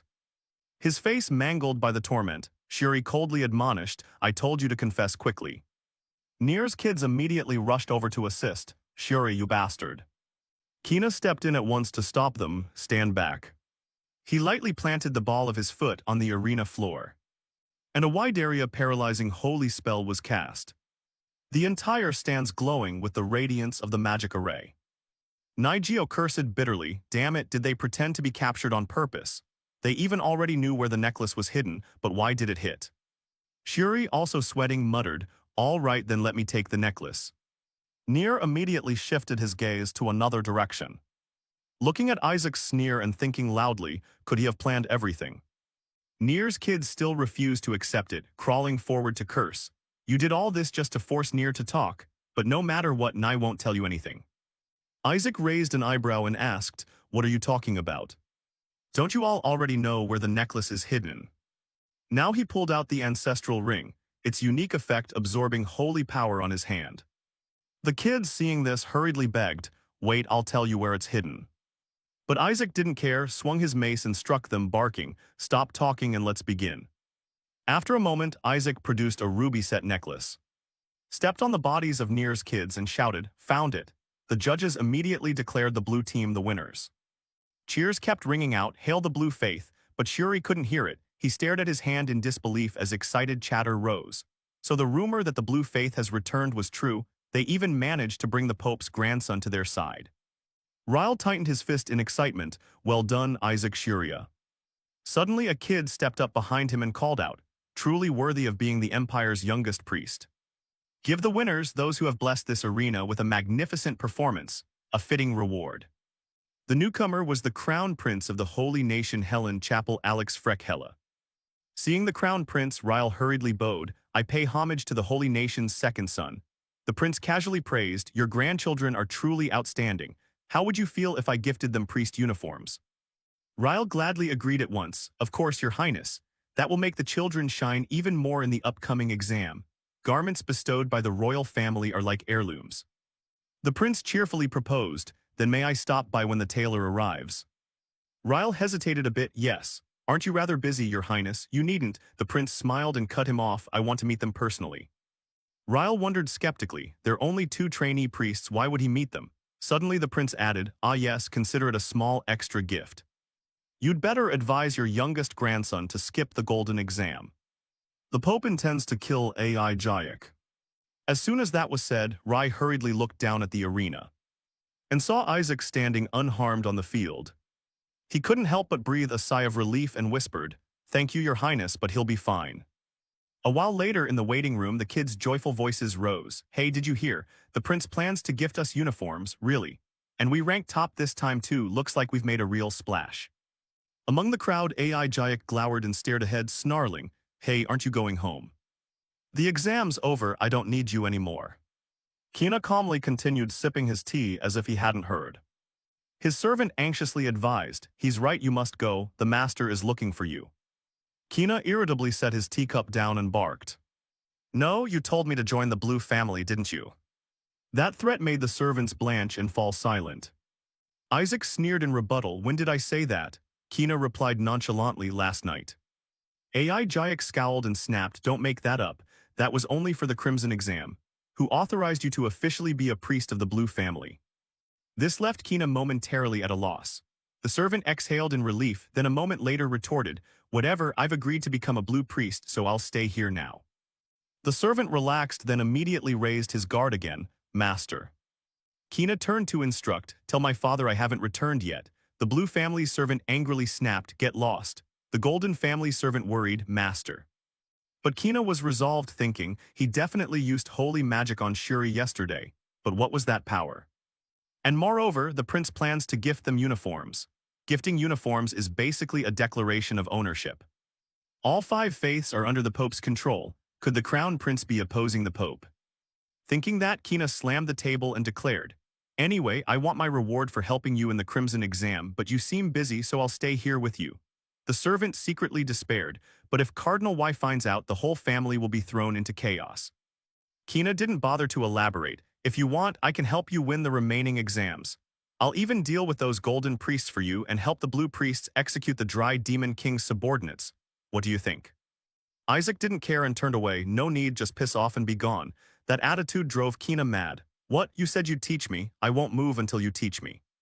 If you're so good, drag me outside then. With that, he flopped down and threw a tantrum in the middle of the room. Isaac was exasperated. Hey, are you dumb? I'm just using you, get out of here. But Kina stayed put, refusing to leave. Say what you will, I fulfilled the deal and I'll take what you promised. Isaac snapped in annoyance. I said later, I'm busy now, get out before I change my mind. Kina also bristled and demanded, you going to renege? But he had no choice and cleared his throat in concession. Fine, I'll wait. Once the apprenticeship is over, before he could finish, Isaac cut in.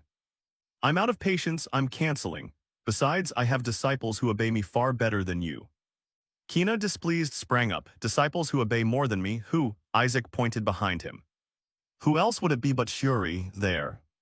Kina immediately shot Shuri a bullet-like glare. That guy's yeah him. Kina, unconvinced, stamped his foot and asked, you mean that guy is better than me? If I prove I'm better than him right now, will you teach me? Dragged into it, Shuri shrieked and protested, why are you dragging me into this? Isaac continued to tease, propping himself up with his hand. Depends on how you perform. Hearing that, Kina ran up and glared straight into Shuri's face. The next day, in the cathedral's banquet hall, the kids sat eating, wide-eyed and whispering, what is that? The blue team's seating is really fancy. Looks like their food is different from ours. I heard their rooms were upgraded too, so placing first in the exam gets you special treatment like that. Ryle was also present, holding a glass and musing. I didn't expect them to rank Isaac's team first. What criteria is the cathedral using to score? Suddenly someone stepped up behind him and said, you must be pleased the blue team won, right? Ryle started and turned, Your Eminence. Cardinal Paris stepped forward smiling, long time no see, Ryle. I heard you're about to reach rank 9, is that true? At your age, that's truly impressive. But the head of the Rot-Chua family must be having headaches. Since the only person capable of succeeding him, young Doi, doesn't have much time left.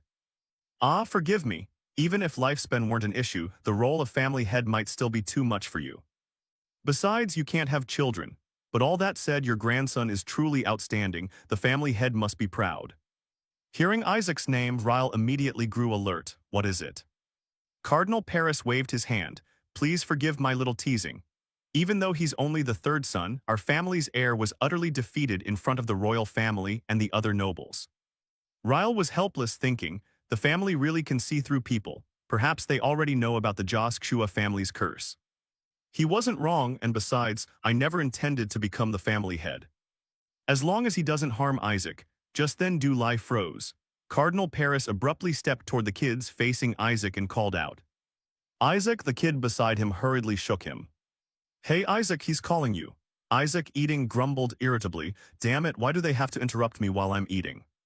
But he still turned back to greet, yes, your eminence. Cardinal Paris smiled lightly and asked, what is that interesting thing you said you'd show me? I still haven't seen anything. Isaac innocently asked back, you haven't seen it. It's the sight of me crushing your son. At those words, the entire room fell silent. Isaac didn't care and pointed at him asking, well, do you find that amusing? Shuri screamed, stammering, why would you say that to the Crimson family? Isaac remained unconcerned and retorted, what, why, afraid I'll shut you up. Shuri quickly covered his mouth and warned, they always hunt the dry demon king serpent spies, so don't provoke them. Isaac shrugged indifferently, so what? Cardinal Paris didn't take offense either and smiled. In any case, I have high hopes for the blue family. It seems you've learned an interesting skill. I'm not sure why, but I sense dark mana within you.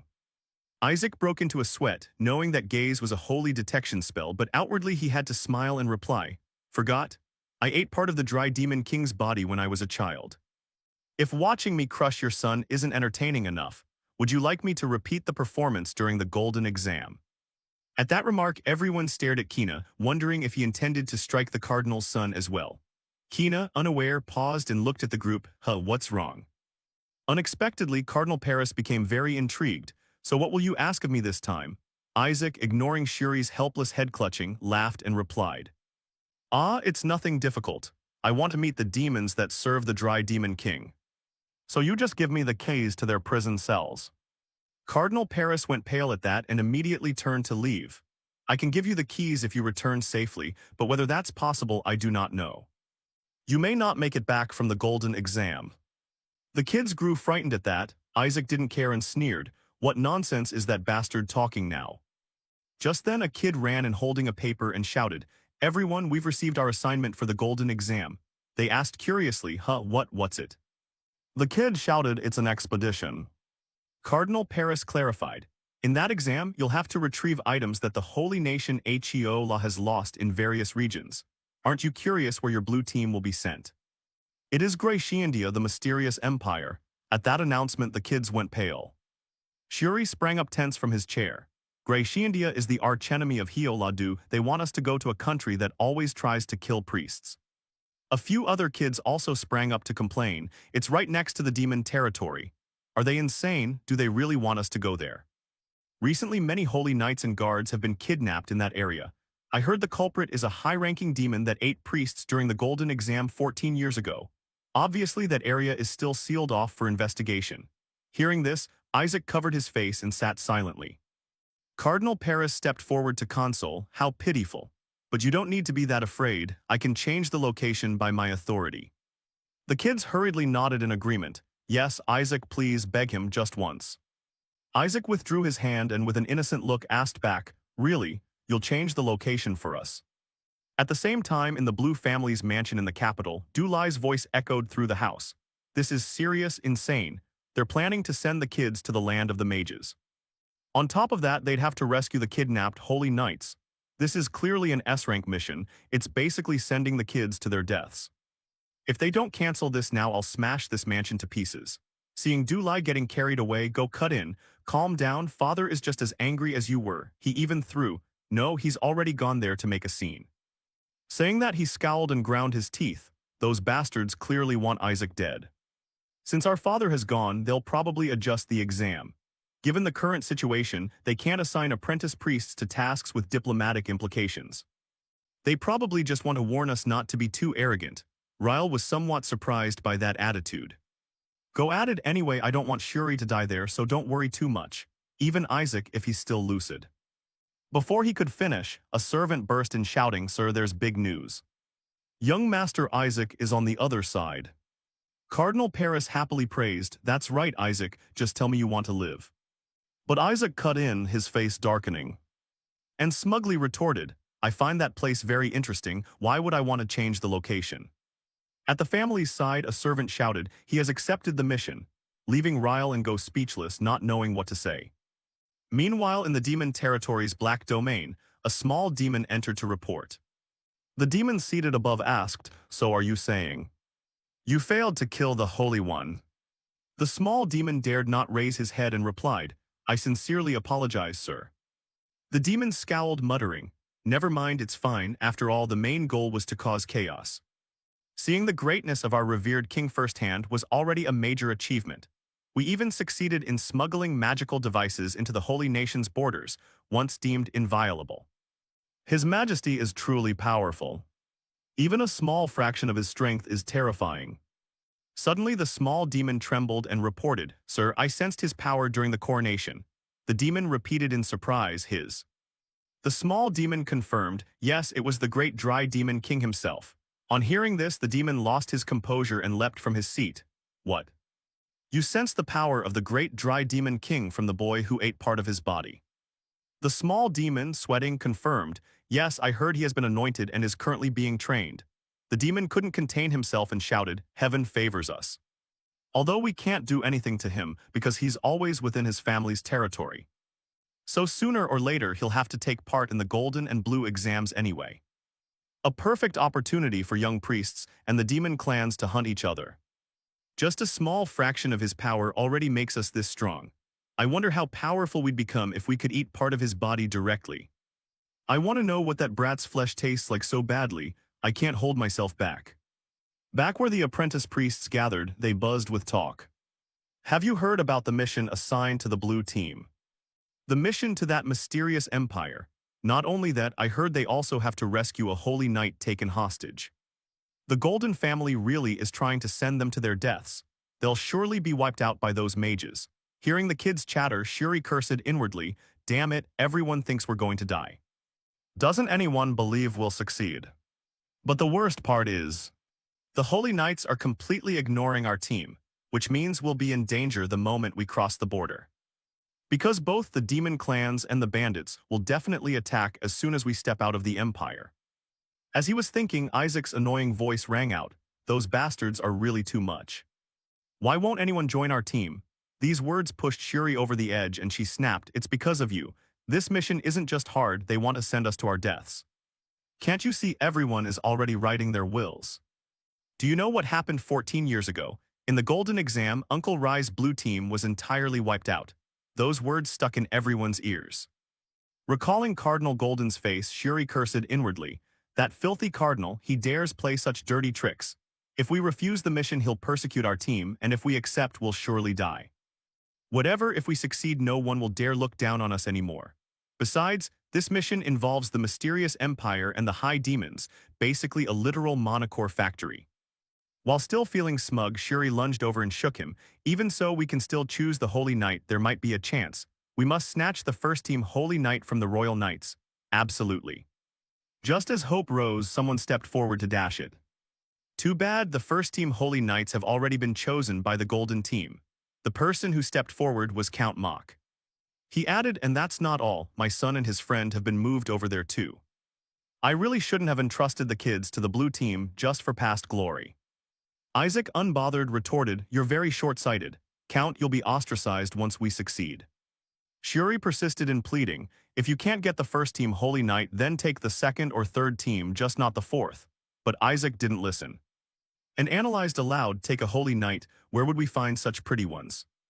Immediately he darted off, causing Shuri to scream in panic. Great, Isaac, sign a contract with the second team Holy Knight. But Isaac walked past the exchange host, leaving her stunned. What? Isaac didn't care and turned his head back. Then gave a thumbs up and smiled confidently. Shuri, confused, also gave a thumbs up, thinking to herself, did he actually manage it? Unexpectedly, the host dashed that faint hope. The blue team chose the fourth Holy Knights. Isaac casually walked back, smiling, hey, good news. I just signed a contract with the strongest team. The whole crowd couldn't help shouting, are you out of your mind? The fourth Holy Knights are basically the odd jobs.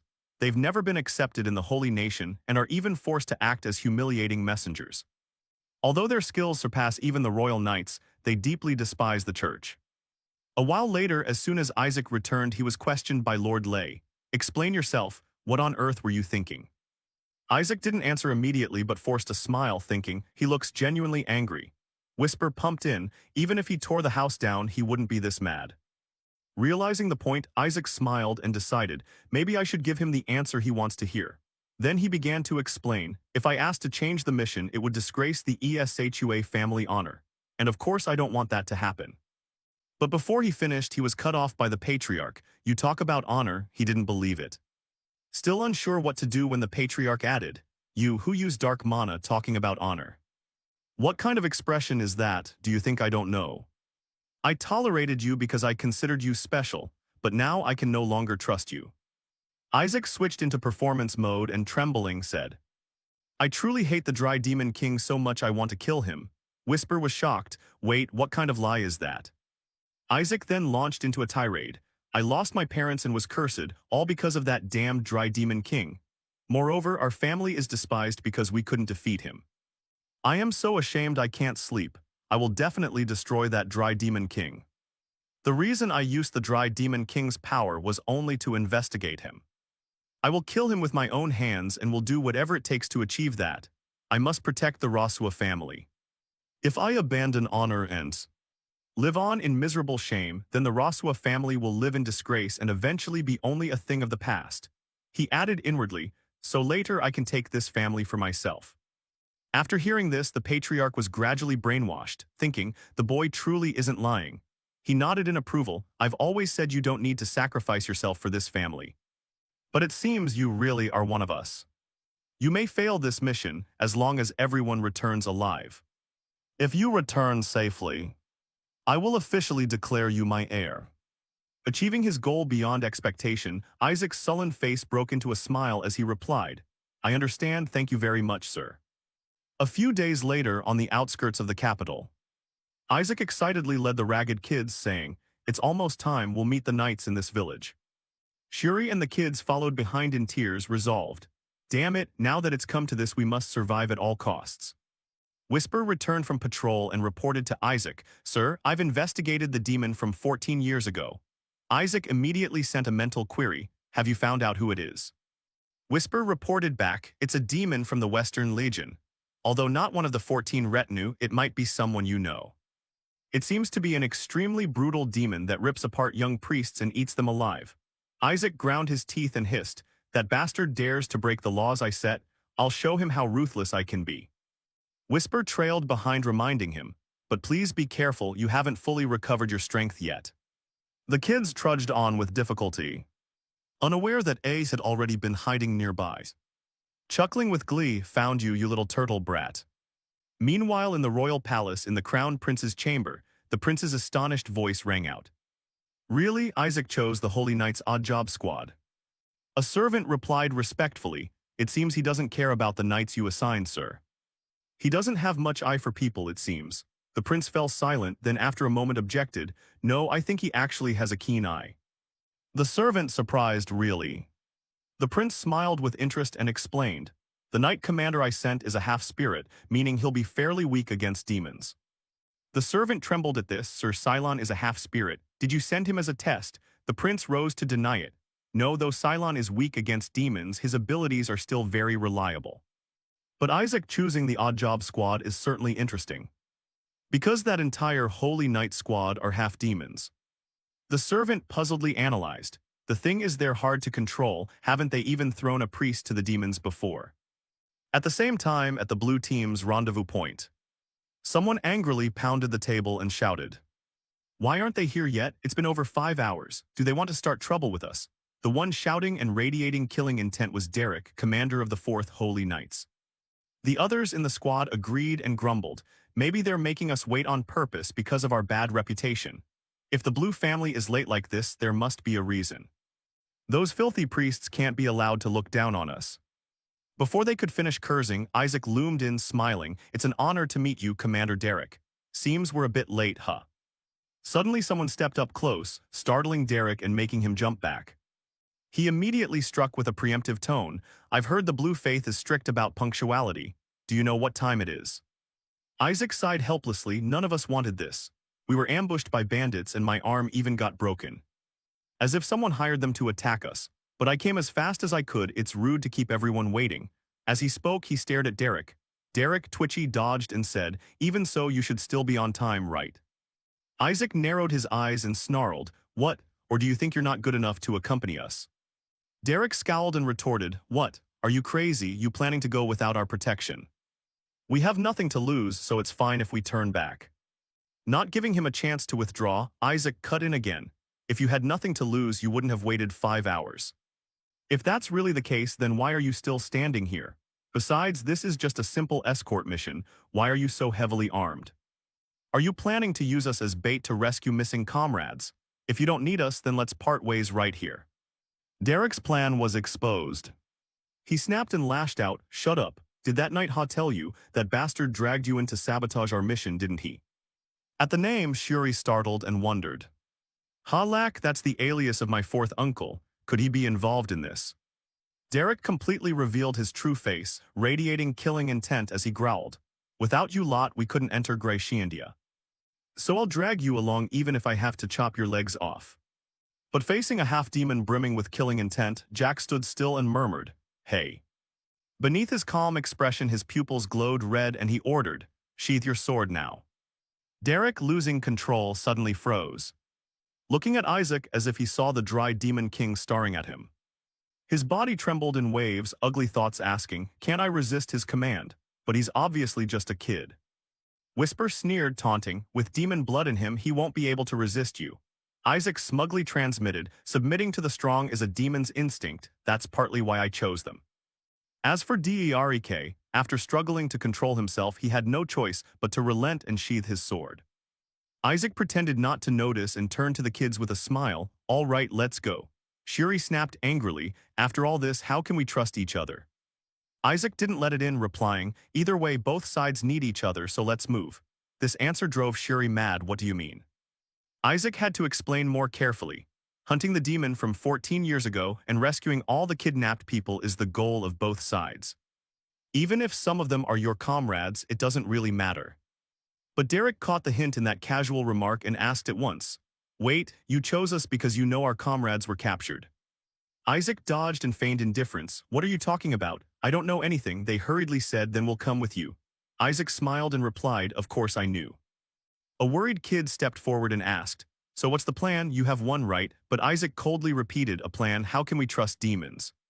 They will betray us. Do you know why they're only given courier duties? While he was saying this, Derek's body suddenly brimmed with demonic aura. His hands swelling and growing clawed nails like a beast's. He lost his mind and lunged at Isaac. Just as he grabbed the collar of the kid beside him, the nearby kids backed away and shouted, we knew something would happen, we can't trust them, restrain them. Isaac, unsurprised, pulled out a baby bottle and smacked it once, yelling, snap out of it. You've lost control already. Derek immediately regained composure and embarrassed. Turned and apologized, sorry, I don't usually transform this quickly. It felt like something was pressing on my head. A few knights chimed in, maybe because we're close to Graciandia's territory we're affected. My body feels strange too. Suddenly Derek exclaimed excitedly, but I've never reverted to human so quickly. One strike and I was back to normal, you're truly amazing.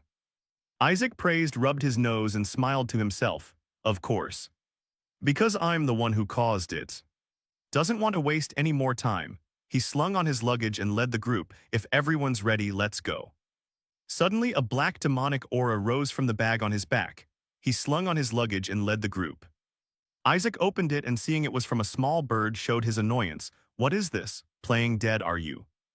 The bird still kept its eyes tightly shut. Whisper slyly said, this one acts pretty well, huh?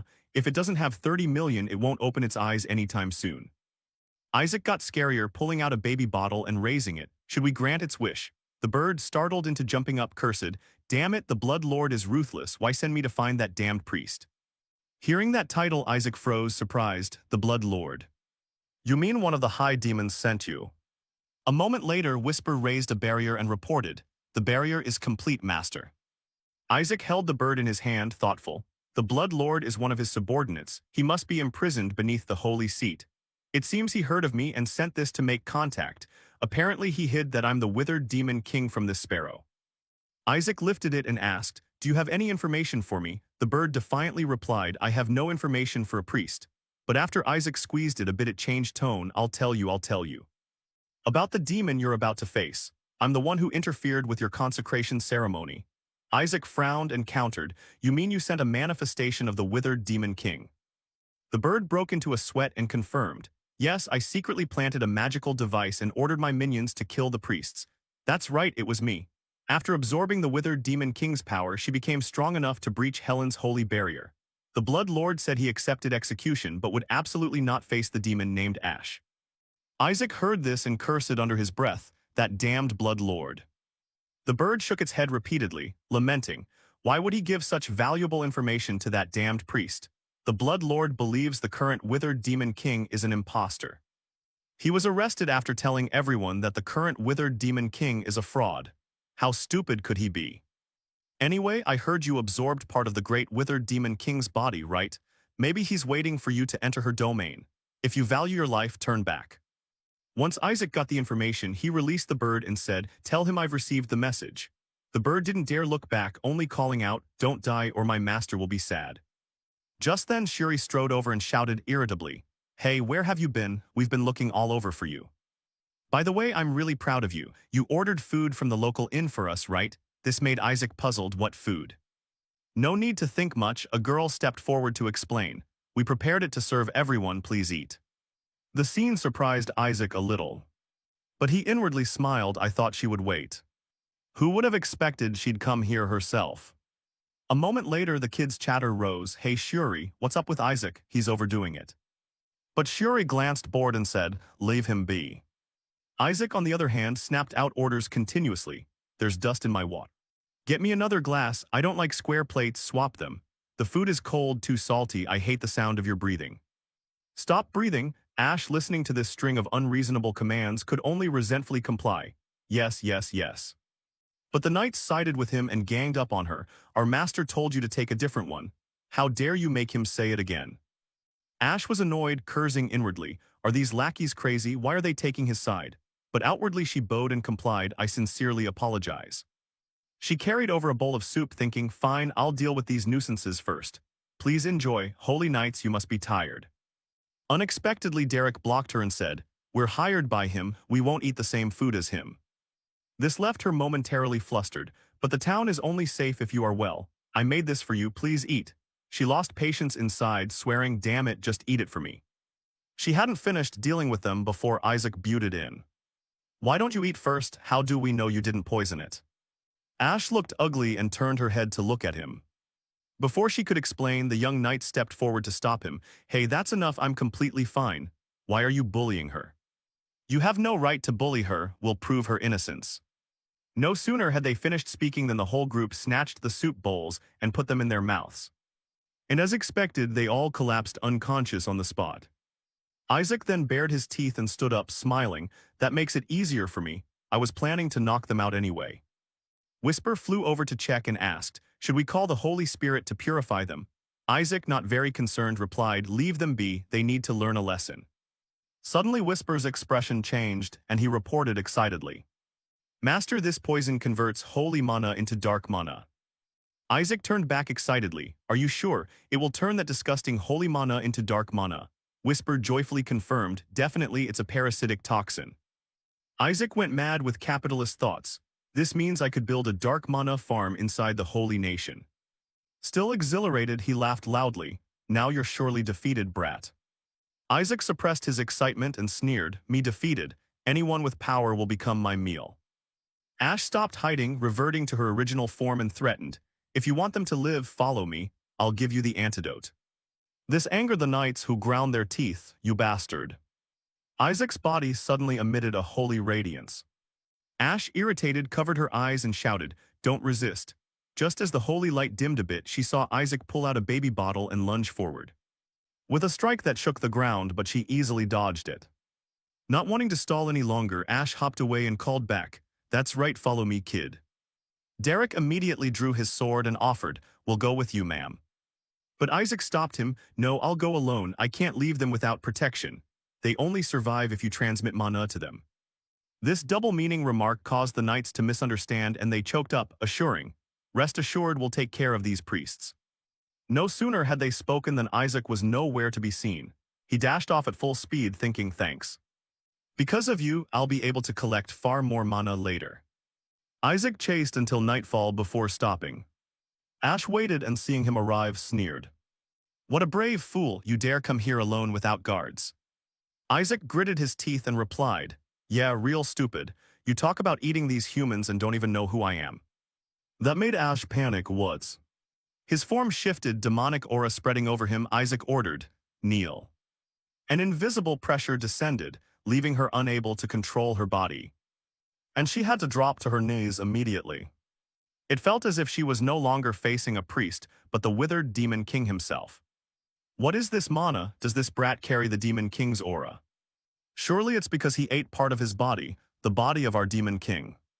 Wait for me, your majesty, I'll cut this brat open and free you. With that, she launched a full-force attack. Isaac didn't even bother to move a finger. As the dark mana condensed gradually, and Ash's complexion slowly drained, an illusory image of the withered Demon King solidified and suppressed her down. And she was instantly crushed on the spot.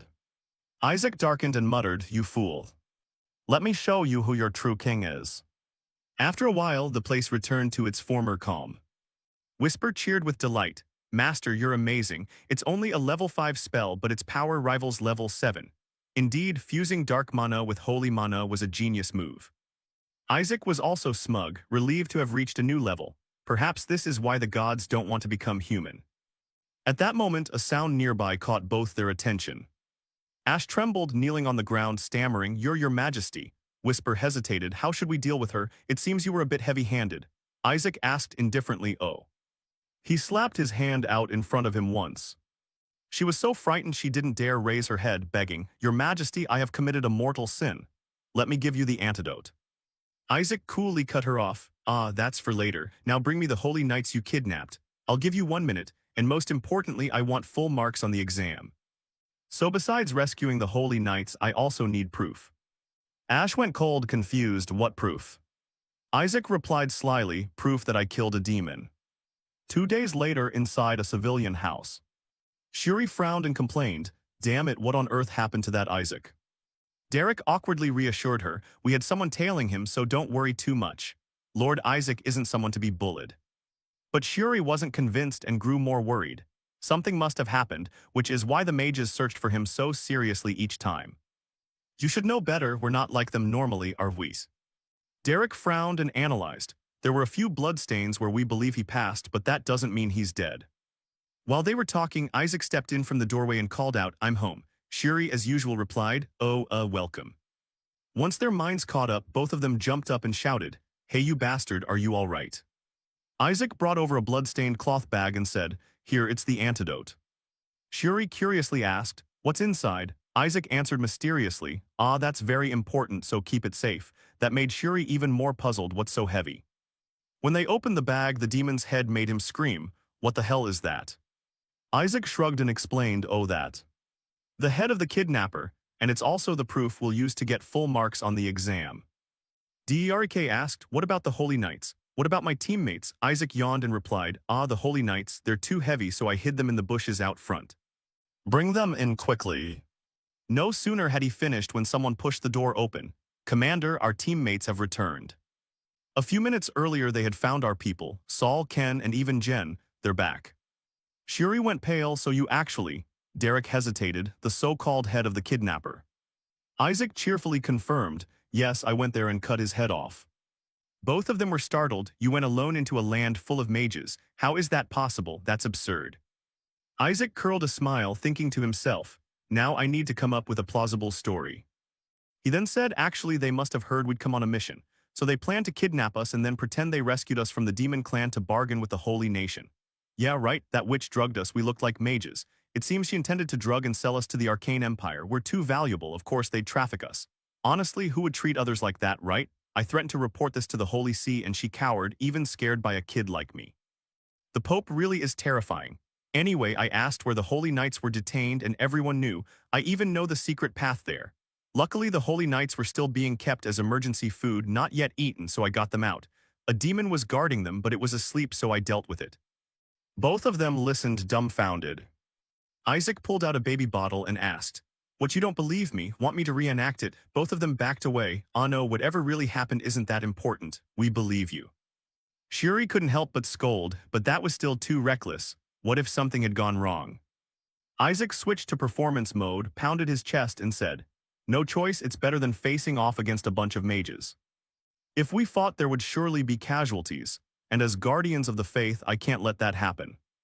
Those words moved Derek to tears. "You truly are a saintly man." Shuri, seeing through him, shouted, "You're talking nonsense." Before she finished, he cut her off. "Watch your mouth." Shuri resigned, holding her forehead and sighed. "Ah yes, at least you're back safe. The mages came looking for you. They seemed genuinely worried you had been kidnapped." Isaac snapped, "Bullshit, those bastards worried about a priest." No sooner had he finished than a voice rang out, "You're being a bit harsh." A few mages entered from the doorway and tried to placate. "We were worried you'd been killed by the demon clan, so we came to search. We didn't expect to be misunderstood like this." Isaac glanced sideways and muttered, "Cut the lies, you bastards. You're here for the mana cores, aren't you?" A mage sneered and suggested, "Please cooperate with our investigation. There have been reports of a—" Before he finished, he was cut off. "I don't see any." The mage protested reluctantly. We clearly sensed recently that there was. Again interrupted. You're mistaken, say things properly. We're talking about demons, not stray dogs and cats. Do you really think an acolyte priest like me could defeat a demon? That made them waver. True, an acolyte who could survive an encounter with demons would be. But this is absurd. Halak explicitly said there's one here. Shuri was shocked to hear them say that. She thought Halak must mean the fourth uncle, or maybe I'm mistaken. It's a common name anyway. While she was pondering, Isaac sprang up and shouted, whatever. I'm off to rest, you lot take care of yourselves. Left with the unresolved mess, Shuri protested angrily. Hey, we're not done yet, finish talking before you go. A moment later, Isaac went to a remote civilian house. Hailong pushed the door open, looked inside and smiled, all right. Now then, we should finish things up here too, right? 2 days earlier. Ash, confused, asked, proof that you killed a demon. Proof? You mean confirmation that the one who ate the acolyte priests of Azure rank 14 years ago wasn't you, right? Someone as weak as you, how could you have done that? Even 14 years ago you couldn't have defeated Rilai. Even if I took your head, they'd still suspect you weren't the real culprit. So go and bring me proof. I need a head to take to the Holy See. Back in the present, Isaac sat on a crate and praised. I didn't expect you'd actually bring me the culprit's head. Seems you're not completely stupid. Good, I'll let it pass. Trembling, she asked again, you knew who the culprit was from the start. Isaac nonchalantly replied, a woman and the monster she kept, right? You think I wouldn't know at least that much? She answered, trembling, no, my lord. Isaac leaned down and questioned. Then why did my intel mark you as the demon from 14 years ago? She hurriedly recounted. The truth is the culprit 14 years ago was my sister. She sent her monster to hunt priests and treat them like snacks. Hearing this, Isaac sighed, thinking, their blood relation must make their energies similar, causing the confusion. Still, she did bring me the culprit who devoured Rilai's friend 14 years ago. He continued to probe, I need a bit more information. What's the current hierarchy among the demons? Ash reported fearfully, the fake withered demon king is now commanding 9th tier minions. Since you lost power after the battle with the god, he ordered them to kill the saints and harvest your strength. Isaac wondered, and what are the gods doing? Ash hesitated and answered, I'm not sure either. But perhaps the heavens suffered heavy losses, which is why they've been silent until now. Isaac frowned and pondered, surprising. Could the effect of that self-destruct move be greater than I thought? Given their character, they wouldn't stay silent for 150 years. They're surely scouring the worlds to recover their souls. There's no way they wouldn't notice that the seal beetle holding their spirit is empty. But it's also impossible that their highest holy magic failed like that. Even if they botched sealing their soul, not realizing the seal was empty is even more absurd. Could it be that the beetle contains someone else's soul instead of theirs? Could it be a high-level being wielding dark mana, another catastrophe like the withered demon king, or even a god? Just thinking about it is intriguing, I have to investigate. Thinking that, he asked again, you're Ash, right? Ash bowed respectfully and answered, yes, your grace. Isaac ordered, go to the demons and act as my eyes and ears. A while later, inside a house, voices of gratitude kept ringing out. Thank you so much, young Master Isaac. We can never repay you for this. We never expected you could defeat that demon yourself, and even personally rescue each one of us. Isaac modestly declined, don't bother, it's our duty. That remark moved the knights even more, truly the bearing of someone from the Azure House. What can we do now to repay this favor? You even saved my comrades. Hearing them, Derek couldn't help but shout, the answer is obvious, isn't it? Lord Isaac, as a 7th tier knight, I Derek. And all my comrades will go wherever you command, Sir Isaac. Suddenly winning over a band of knights left Isaac a little surprised. I didn't expect this to happen, so I even get a corps of capable, free soldiers. They have networks across the continent, so their intelligence and mobility are excellent. Rescuing 11 people and gaining this much benefit is a steal. There's even a child here. Why is he staring at me like that? Seeing him staring at the child, Derek looked up and said, it seems you don't know who that child is, do you? You'd be shocked to find out. The child beamed and walked up to greet him. Hello, I'm Hyberius, the youngest prince of the Arcane Demon Empire. Thank you for saving my life. Isaac gaped in astonishment, what the hell? So that's why the mages pretended to help, because the prince was kidnapped. Jackpot. Hyberius admired. I thought the people of the Holy Nation were all trash, but it turns out there are people like you. I owe you my life. You're truly admirable, especially compared to those bastards at the Holy See who only send acolyte priests instead of real reinforcements to rescue a band of knights. Isaac praised inwardly, this kid has potential. Unaware, Hiberius continued to praise. Compared to them, you are truly a man of the gods. Please allow me to repay you. Isaac curled the corner of his mouth into a sly smile. Isaac curled the corner of his mouth into a sly smile. Oh, then do me a favor. A while later in the study of Pope Golden Hue, a servant entered and respectfully reported, Your Grace, the Azure team has entered Crassiandia. Because of the mages, we couldn't follow them all the way, but they have certainly entered the mission area. Berit asked, somewhat surprised, I thought they wouldn't get in because they chose those useless holy knights, yet they still managed to enter. The servant explained, but it seems only Isaac Eshua went in alone. Berit couldn't help but take an interest. Alone, so that brat couldn't even subdue those holy knights. Fair enough, if we couldn't do it, how could he? He certainly won't complete the mission, much less return alive. The servant cheerfully echoed, Yes, I assure you he won't come back to Helen. Berit said nothing more, only thinking silently.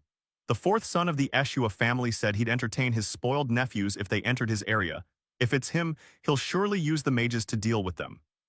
Suddenly the servant wondered, but won't the royal family help Isaac? After all, they seemed quite interested in that brat. Berit smiled and analyzed, they don't have the luxury. Crassiandia is a contested territory between the Holy Nation and the Arcane Demon Empire.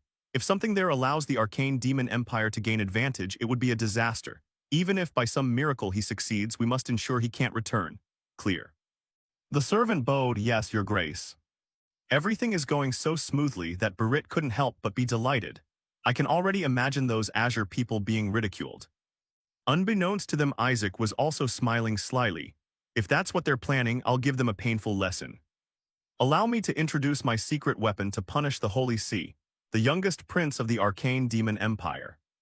The priest in the room fell silent and looked over. Isaac snapped, displeased. Why are you all looking at me like that?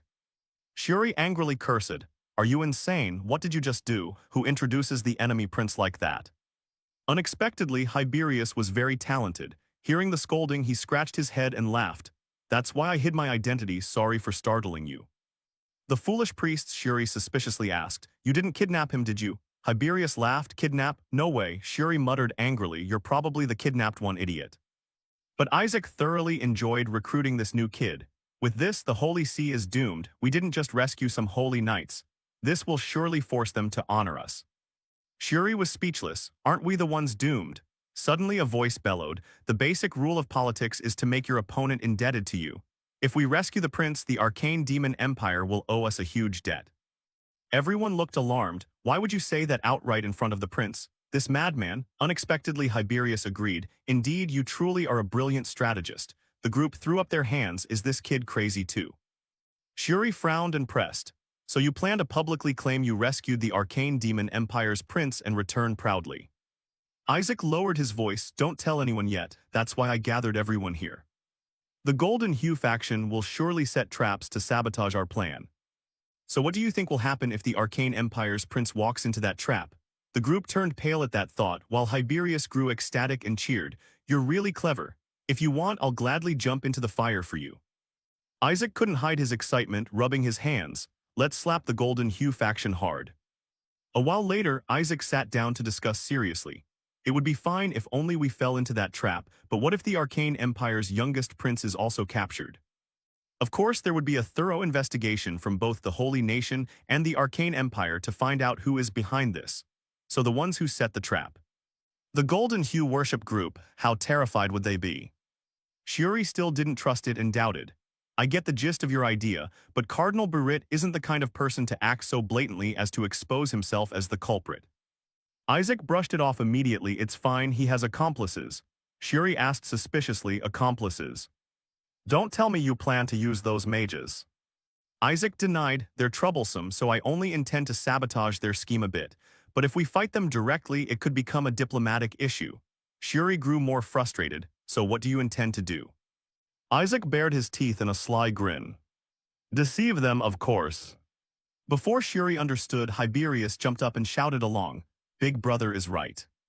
The priest stared bewildered and glared. What nonsense is this? Are these people insane? Suddenly, a violent tremor erupted. The group panicked and ran to the windows to look. What is that? What's happening?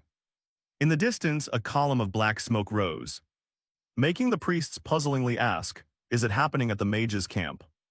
Before they could understand, Isaac's shout rang out. The first strike succeeded. Damn mages, how dare you try to steal my mana cores, die. Saying that, he ran straight outside, leaving Shuri screaming in panic. That madman. At the mage's camp there was frantic shouting. The bastards gone mad, were under attack. All stored mana cores have been destroyed, the circled generators are smashed. Could this be the work of acolyte priests? Did they know our attack plan and strike first? Attack those priests. Before they could move, Isaac ran up and shouted, wait. From now on I'll entrust him to you. Saying that, he grabbed Hiberius and used him as a human shield. The kid even joined in shouting, you bastards, how dare you attack us? The mages went pale and didn't dare move. A youngest prince is a youngest prince, your grace. Why are you with those priests? Please come this way, we'll escort you. But before he finished, Isaac cut in. Bastards, if you value this child's life, hand everything over now. Hiberius echoed, can't you hear me? Isaac ground his teeth and hissed each word, give it all up. Shuri watched from afar, speechless. Gods, please take this bastard away. Our letter 181T XUA is known as the Azure Faith, one of the 5 great faiths. Together with the White Faith, they are the most righteous, despise injustice, and always uphold the chivalric code. Even with a sword at their throat, an heir of that faith would never raise a weapon. Yet now he held a sword to the Arcane Empire Prince's throat, beginning a hostage-taking. Isaac, like a demon, threatened, so you mean it's fine if this brat gets his head cut off? Hiberius, not the least afraid, shot back. Is that what you mean? The mages were thrown into utter confusion. Why is his grace here, and how did he end up captured like this? He's strong enough to crush many grown men, they must have found some weakness. We have to help him. As Shuri moved to stop the charade, the mages yelled, that one is a direct disciple of Eshua. Calm down, resolve this by negotiation. Isaac still calmly pointed his sword at them. What negotiation? Listen to me, hand everything over now. Suddenly Shuri was teleported away and replaced by a mage. He reached out and whispered, your grace, over here, take my hand, I'll save you. But Hiberius clearly didn't need help. He angrily shouted, you fools, why haven't you saved me yet? Do you still call yourselves great mages? The mage could only lunge forward, trying to grab Hiberius. I'm trying, your grace, I'm here. But Hiberius dodged them all and kept berating, useless, rebellious brats. The mage groaned, come on, we're here to save you. But Hiberius flipped the script, enough. In the name of the youngest prince of the Arcane Empire, I order you to hand everything over and withdraw. Isaac shouted approvingly, hear that, withdraw, you bastards. The mages seethed but had to kneel, inwardly resentful, crying out, that's the future of our empire. Not knowing what was happening, they had no choice but to obey his grace, setting items down one by one and shouting, we obey, we will hand everything over. Release his grace. Isaac's eyes lit up, mana cores, whisper, sweating, reminded, Master, please restrain your expression. Isaac still taunted, shouting, all right, to honor your kindness, I'll let this slide this time. And I'll make sure to report to the Empire that you attempted to attack us. The mages frantically explained, you must be mistaken, we're just hunting demons. But Isaac wouldn't relent. If you're hunting demons, then why carry tools made for capturing priests? If you don't like it, prepare to return the prince's corpse. The mage could only grit his teeth and curse inwardly, damn it. Isaac urged, what are you waiting for? Not withdrawing, Hiberius also ordered, get out of here now. A moment later, inside a civilian house, a pile of mana cores bounced about. Isaac swam through the heap of mana cores, laughing with delight. Mana cores, mana cores. Hiberius stood beside him, excitedly praising, as expected, Big Brother knows everything. The Arcane Empire's mana cores are in an entirely different class from the Holy Nation's trash. Can't you tell? The color, the scent, even the stone patterns are different. I thought the Holy Nation was full of worms who couldn't safeguard mana cores. But I didn't expect someone like you in the Azure Faith, such sincere faith, incomparable. Hearing Hiberius praise him, Isaac could only doubt humanity and think he'd met another lunatic. Hiberius kept shouting carefree, Big Brother, just say one word and when we return to the capital, I guarantee the Azure Faith will receive a great reward.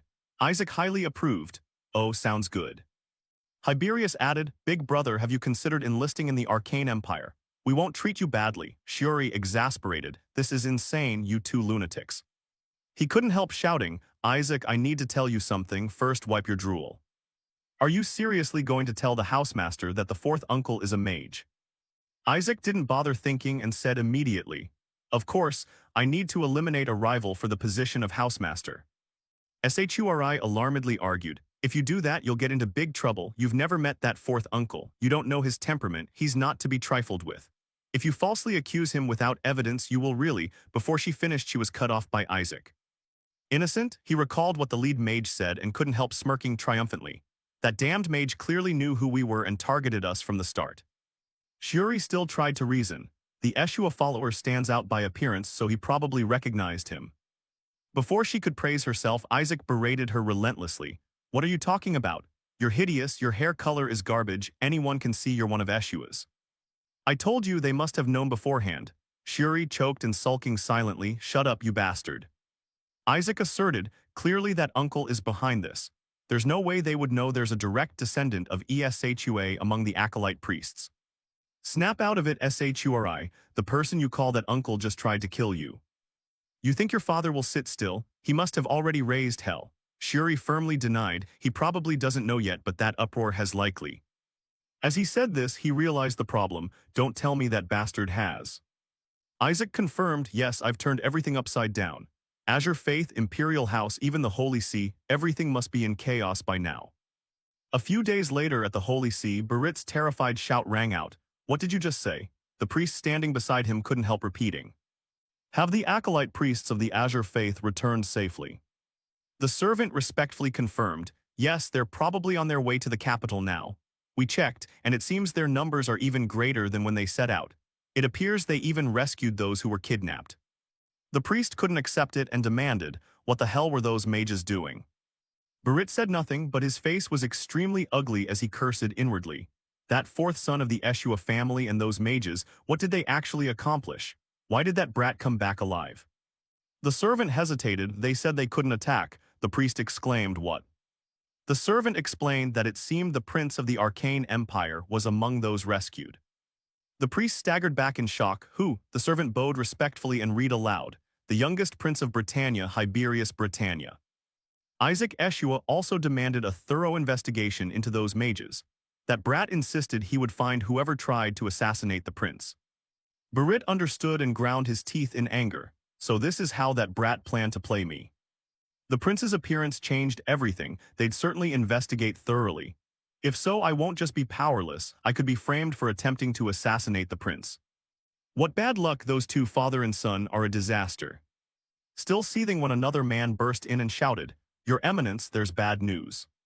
The head of the Eshua family has come to see Barit and is causing a disturbance. He demands to see his fourth son immediately. Barit's face darkened as he cursed under his breath. Now even the patriarch shows up, damn it, the three of them.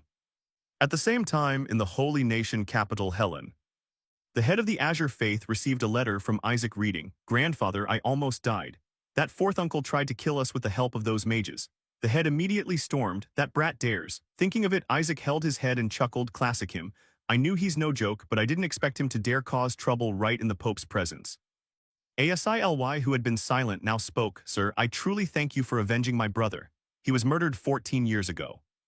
Isaac was bewildered, he had no idea. But outwardly tried to act nonchalant. Ah, it's nothing, he asked again, what about the others? Asily cheerfully replied, their reactions were similar, sir. Lord Goal seemed quite angry about something else. That madman wasn't trying to kill only Isaac but his own nephew as well. Riley helplessly protested, Isaac is also his nephew. Goal tried to argue their hair colors are different. The uncle said their faces are different, let alone hair color. Goal couldn't win the argument and snapped, shut up. Suddenly the two went silent and looked to the side. Asily sighed and Lord Benjamin, the treasurer, had already burned the entire inheritance portion for that fourth son. Benjamin coldly said, he will receive nothing, it will all revert to society. Isaac felt regretful on behalf of others, no, give it to me. Asily summarized, all descendants of the Eshua family will meet at the new year. To be honest, that makes me uneasy. It seems that person is trying to kill you, Your Eminence. He seems determined to seize the position of housemaster and wants to remove you early. Isaac didn't care and cut in, don't worry, I'm not planning to die. But oddly there must be another place in chaos right now, why are they still silent? They should have arrived by now. While they were still speaking, a scrap of paper flew in. Isaac tore it open and shouted, "They're here." Immediately, a blazing red summoning array appeared before him. Asili gasped, "A holy summoning spell."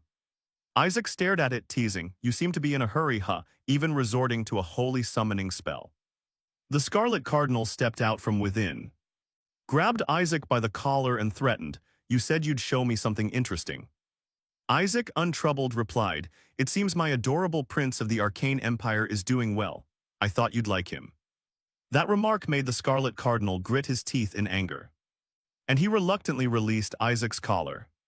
"What were you thinking bringing the Arcane Empire's prince here?" Isaac shrugged off his shoulder. "What? I did it to help you." He suspiciously repeated, "Help, huh?" He couldn't help recalling that at first he liked the idea too. This was a rare chance to milk them for money. After reading the letter Isaac sent to the mages, "Please investigate who arranged to harm the prince under the pretense of the Scarlet family's interrogation specialty," he was thrilled. It was obvious who did this. Most likely the Pope and that fourth son of Eshua intended to cripple Isaac. Isaac Eshua, thanks to that stupid brat, I could make the Scarlet and Azure families kneel.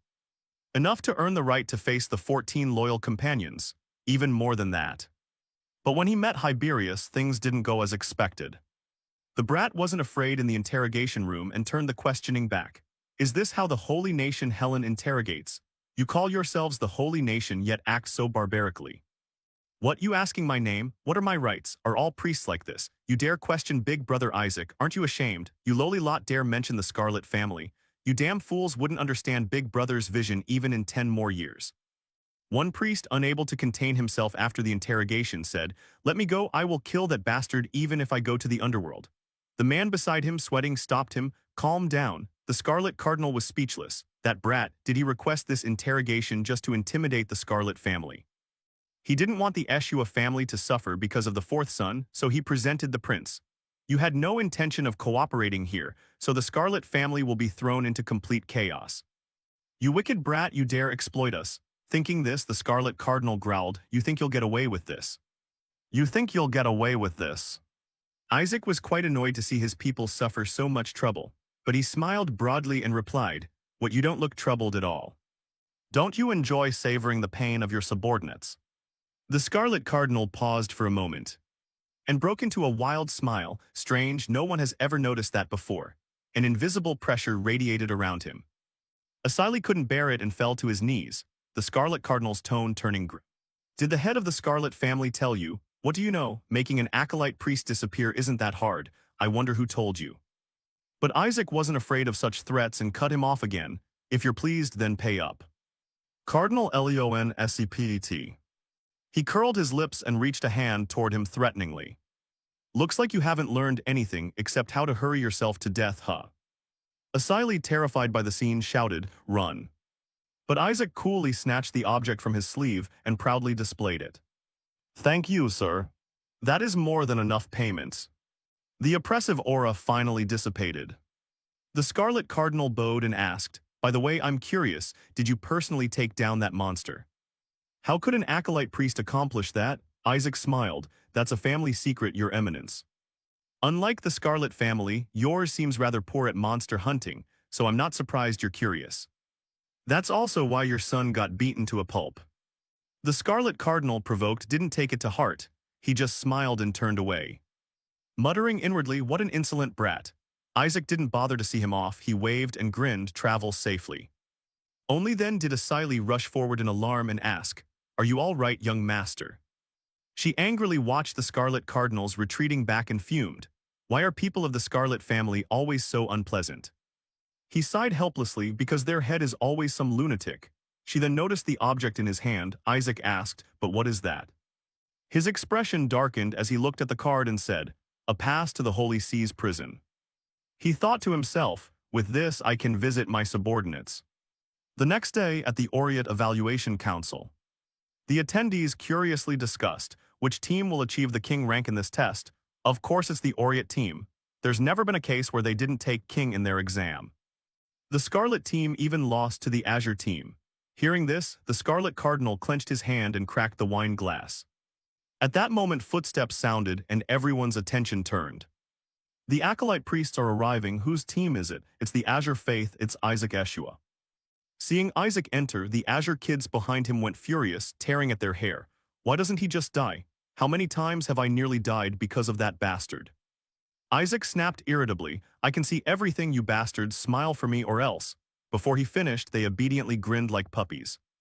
Suddenly a murmur rose, look, it's the Imperial team. The Imperial team entered, smirking slyly. You Azure fools, thanks to Kin's help, we recovered a lost relic of the holy nation Helen from the enemy. This is what truly benefits the holy nation, achievements in the Arcane Empire. What nonsense, you think rescuing a few survivors will change anything? Use your heads, you stupid Azure lot. At that moment, the host stepped forward holding the list and read aloud, greetings, acolyte priests and honored guests. Thank you for attending the Aureate exam results evaluation. Please rise. The results of this exam will be announced personally by the Emperor. No sooner had he finished than the Emperor walked out hand in hand with the prince. The guests gaped in disbelief. The Emperor himself has come. This is rare. This evaluation must be important enough for him to announce the results personally. The Aureate kids peered secretly, quietly pleased. Of course, the relic we recovered for the holy nation would surely bring the Emperor himself. Then the host's voice echoed across the square. Now the evaluation of results will begin. The treasure the white team returned was a lost volume of ancient texts. The scarlet team brought back a holy sword forged 300 years ago by the genius smith Ardega. Seeing those two items, some people murmured, not bad, worthy of study. Ah, his works still hold tremendous value. This year's acolytes are truly different. Last year there wasn't anything this valuable. The host continued, as for the Aureate team, truly astonishing. They recovered a national treasure that Helen lost hundreds of years ago. The crowd buzzed, that's the heirloom passed down through the royal line, the necklace stolen by the Manji, right? Shiri widened her eyes in awe, a national treasure. No wonder the Emperor had to come himself. The Emperor acknowledged with satisfaction. This is a relic used in royal ceremonies, stolen since the time of my grandfather. I thought I'd never see it again, yet you retrieved it. The Aureate team's abilities are truly outstanding. The praised kids jumped for joy. They also deliberately glanced at those who had scorned them. This is a class difference. You useless Azure lot, if you can do something greater, step forward. Shiri couldn't meet their eyes and turned away in annoyance. The host flipped the report and read on, and finally the Azure team. The Azure team valiantly rescued all the holy knights who had been abducted by demons in Crasiandia. The onlookers murmured. The acolyte priests rescued them from the land of mages. Each survival is a miracle. The Aureate kids still looked down. They only brought people back. What's so notable about that? 14 years ago, they personally struck down the monster that even the mages targeted and saved all the survivors. At last, Helen's 14 years of sorrow have been eased. The Aureate kids began to sweat and reassured themselves. It's fine, I didn't think they'd beat that monster, but the national treasure is far more valuable anyway. But the host was not finished. The Azure team also rescued Hiberius Britannia, Prince of the Arcane Empire. The Aureate kids couldn't believe it, Isaac. The host tossed the stack of reports aside and proclaimed loudly, the holy nation Helen has requested recompense from the Arcane Empire for saving Prince Hiberius, meaning the return of a formerly stolen treasure. And more importantly, the abolition of the unjust tax in the disputed region of Crasiandia. The Arcane Empire has agreed to these demands. The entire square fell silent without a sound. The Emperor rose, hands on the table, and praised. This achievement is so great that I struggle to find worthy praise. What the acolyte priests accomplished today not only elevates Helen's honor, but also brings tangible benefits to us. National treasures and holy relics both raise the holy nation's prestige. But to me, the lives of our citizens are even more precious. The Azure team didn't just save the holy knights but countless civilians, even the enemy prince. A single life is worth more than the universe. Saving that life is precisely why the holy nation Helen exists. Solving trade issues that affect livelihoods is like saving thousands of lives. Regarding this unprecedented achievement, I believe the Evaluation Council will think the same as I do, won't they? The Aureate clerics only cleared their throats, not daring to speak. The spectators debated loudly again. The national treasure the Aureates returned is truly astonishing, but what the Azure team did is incomparable. That's not something trainees could achieve.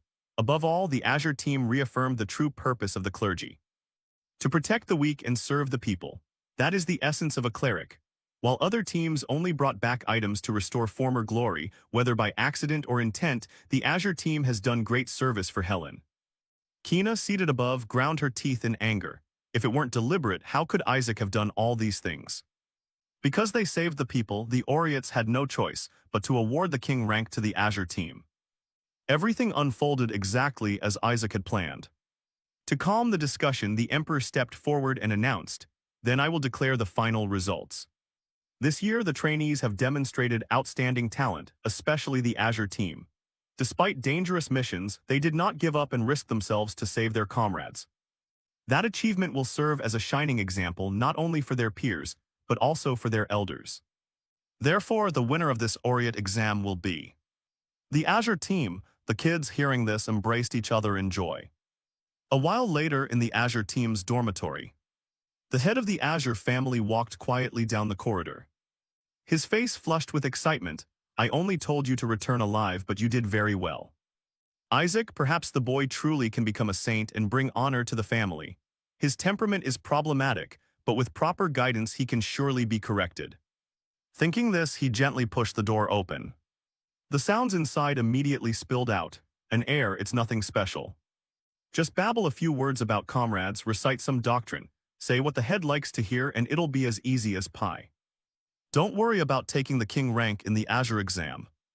Just sit still and Grandpa will hand it to you. So this is what invincibility feels like, it's real." The kids fell silent, not daring to utter a word. Isaac then noticed their strange expressions and turned to ask, "What's wrong? Why is everyone suddenly quiet?" The family head stared at him angrily and hissed, "Isaac, it seems the heir seat is still too early for you. It looks like no amount of discipline will fix you." Isaac broke into a cold sweat. "Damn it, you bastards, if Grandpa were here you should have told me." A moment later, furniture was hurled about. Isaac grumbled and shouted, "What the ridiculous." Isaac grumbled and shouted, "What the ridiculous, forcing me to endure all those brutal trainings, then using a relic to tempt me into failing, making me copy 100 pages of ancient texts so dense I couldn't understand them. And you call that fair? What did I do wrong?" Whisper, sweating, explained. "You spat those harsh words at the family head. You had no choice. He said he'd give you the lowest score if you didn't complete everything. Did you want to fail? You brought it on yourself." He glared at it. Damn. Suddenly an idea flashed through his mind. There's a way. After all, the uncle is accompanying the family head. He shouted loudly, "Uncle." Rilai, not understanding, was tackled by him and hugged while crying. "Uncle, uncles." Rilai restrained himself until his face paled. "Tell me who made my nephew cry and I'll twist their neck and bring them to you." Isaac immediately slipped into the role, sobbing as he said, "I think Grandpa hates me, maybe I should leave this house." Rilai panicked, dropped to one knee and asked, "Father, what's wrong? What's the matter?" Isaac began to tell the story. "He told me to leave, meaning to leave the dormitory and come live with him. He said I wasn't worthy. Actually, when he was drunk, he said I was still too young." Rilai only heard half of it and was filled with worry. Why would he do that? Does he want to discipline Isaac? "My eldest brother and sister-in-law were like parents to me after I lost both 10 years ago. My world almost collapsed. So when I learned my nephew was still alive, I was overwhelmed with joy. For this child, I'd give my life." Seeing Isaac force a pitiful expression, Whisper couldn't help asking, "What are you doing?" Isaac murmured gloomily, "I just want to pass the Azure exam and become an official cleric, then join you in defeating the withered demon king." Whisper, exasperated, "Are you insane? Why are you talking about yourself in the third person?" But Rilai was moved by those words, and brimming with confidence said loudly, "Don't worry, Isaac, your uncle will handle everything." Isaac stopped crying and looked up. "Really?"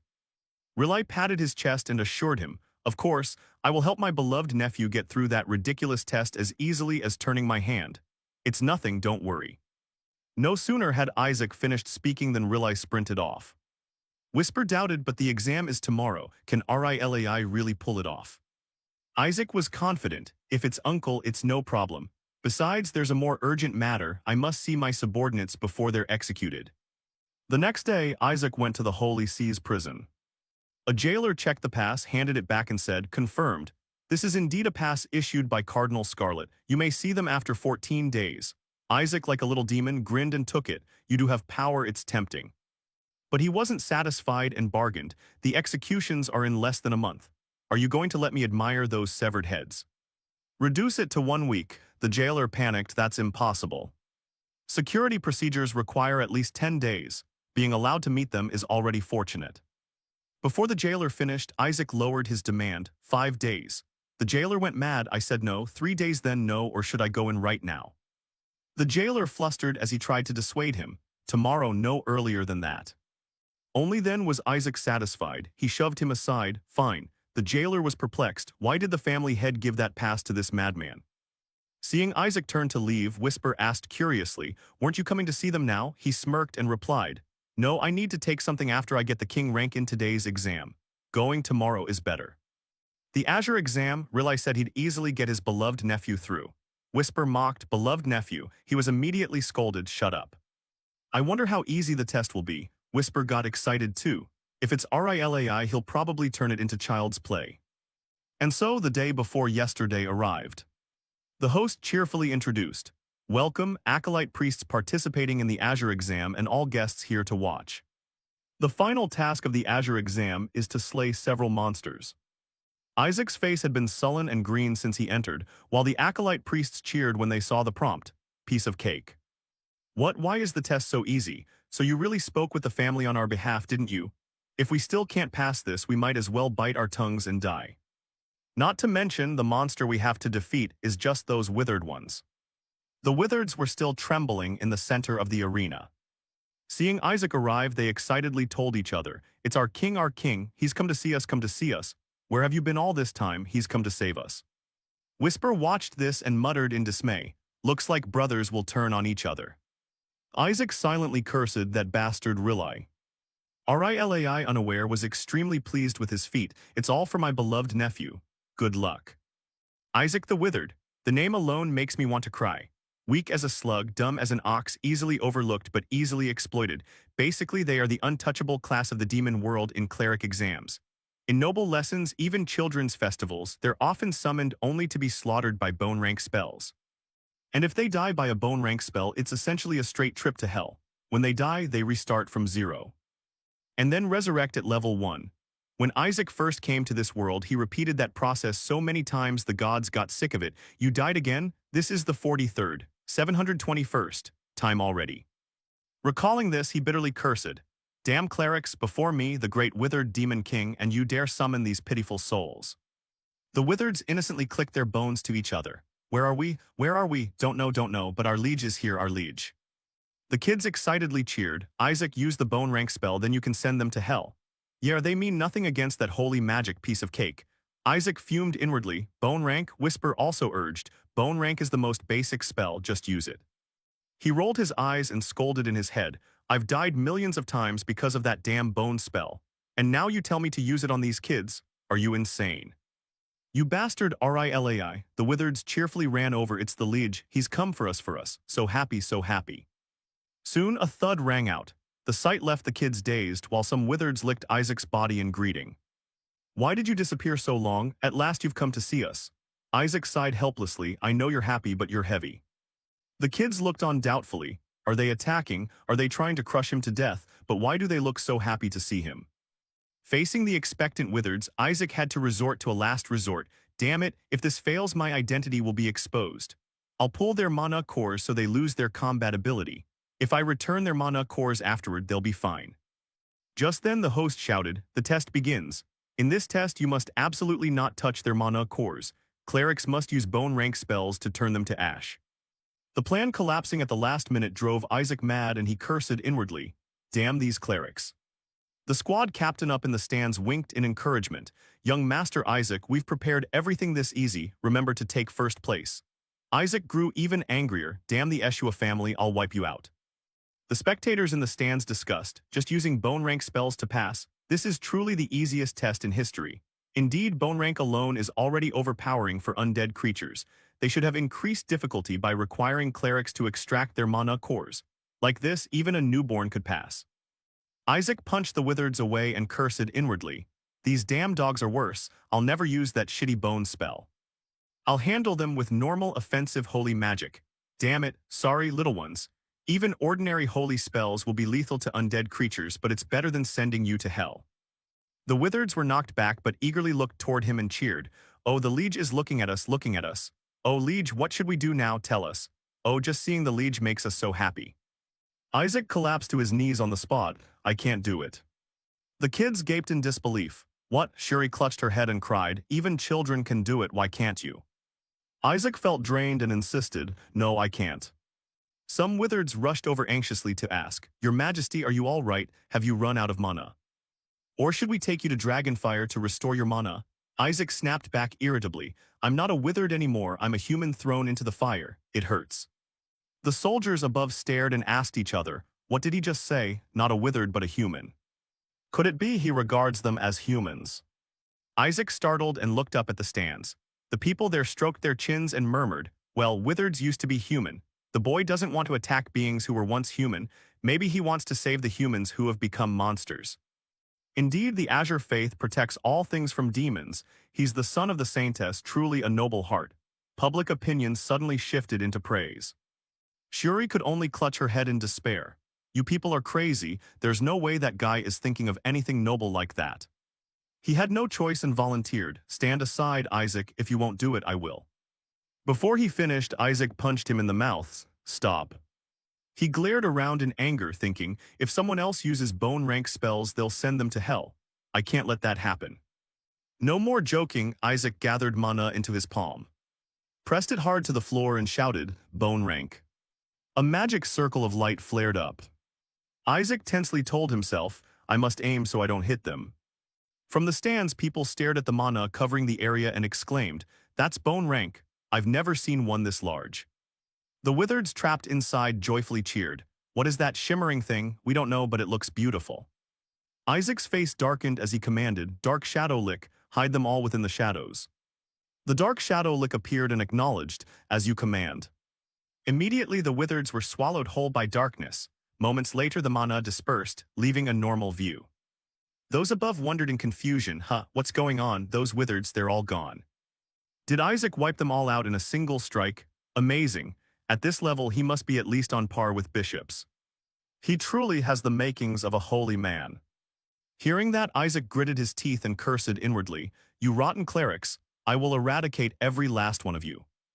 Meanwhile, in the Azure Faith's meeting hall, the head of the family pondered, Cardinal Scarlet wants to take Isaac.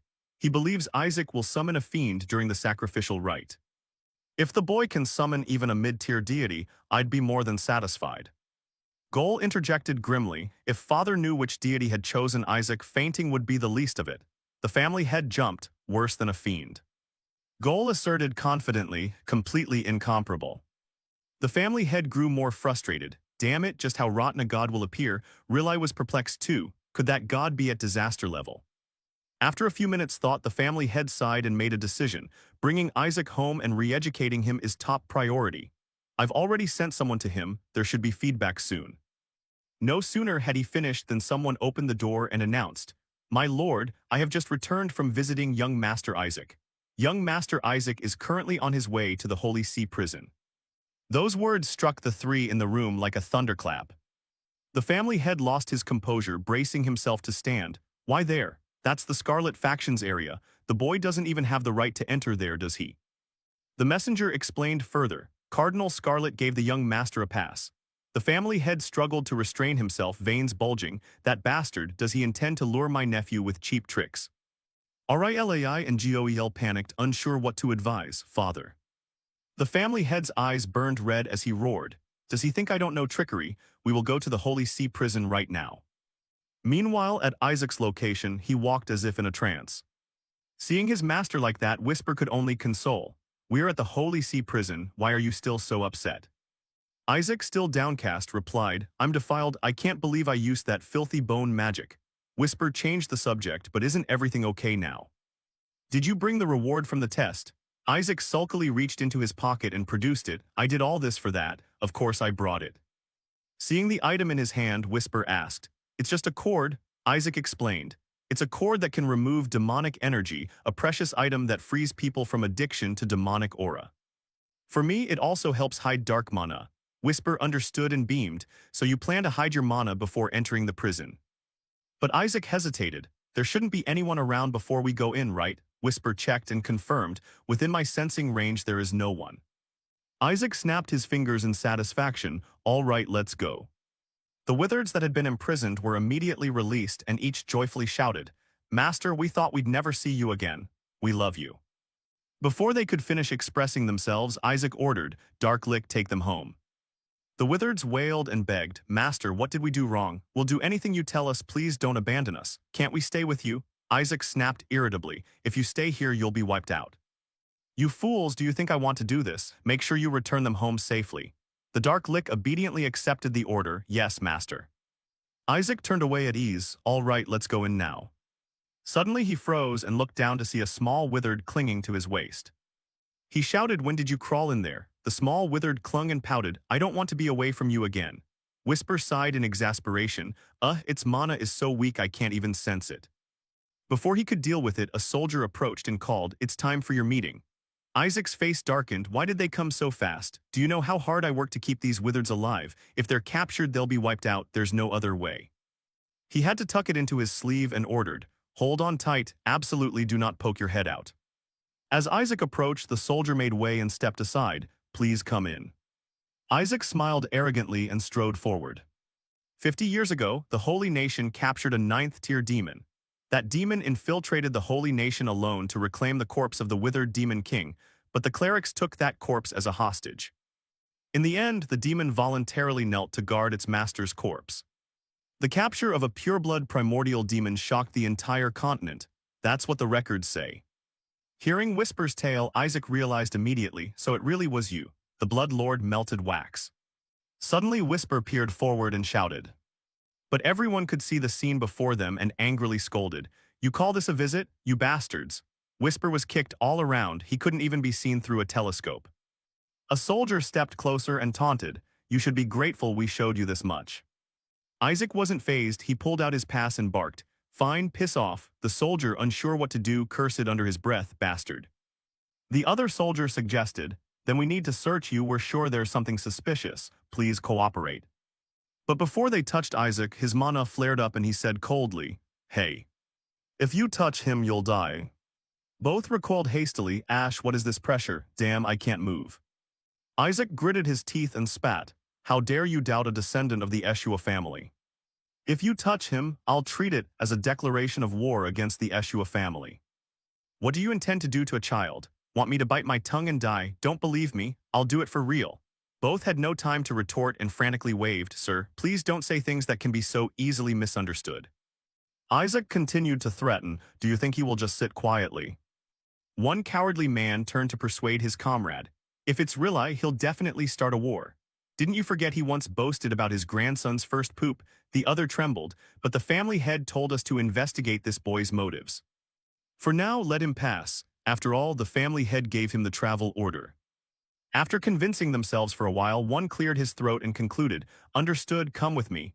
Isaac still looked displeased, "You should have done this sooner." Moments later, they led Isaac into a pitch-black chamber. Arrived. Behind this door is the demon's solitary cell. "I'll warn you, the demonic aura can cause heart attacks." Isaac, unfazed, snapped back, "Shut up and open it." The cell door slowly opened, and dark demonic energy immediately filled the air.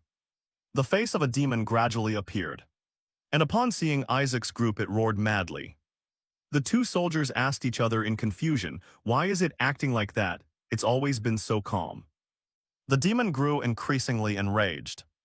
One soldier worriedly turned away, "See that? That's the demon's power, now quickly go back."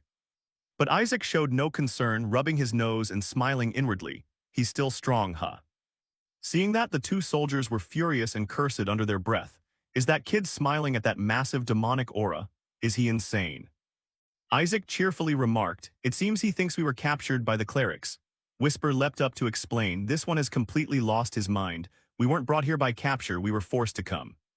The Blood Lord froze for a second, "Forced?" The two soldiers were speechless with despair. "He's getting more and more insane." Whisper objected in bewilderment, "Huh? You misunderstand. No, that's not it. The master said he'd bite his tongue and kill himself. Fortunately, it ultimately stopped at him bowing." But the more he heard it, the angrier the Blood Lord became. "They dared force my master to bow and even made him say those words." The two soldiers, not hearing the conversation clearly, grew more panicked. "Why has he gone berserk? Quickly call for help. He mustn't die before the execution." Whisper, exhausted, reassured, I mean, they're the ones who should be bowing. Isaac remained silent, observing and weighing plans in his head. The opportunity has come, but the guards are still watching me. I need a better chance. Suddenly, a golden light flashed on the Blood Lord's handcuffs.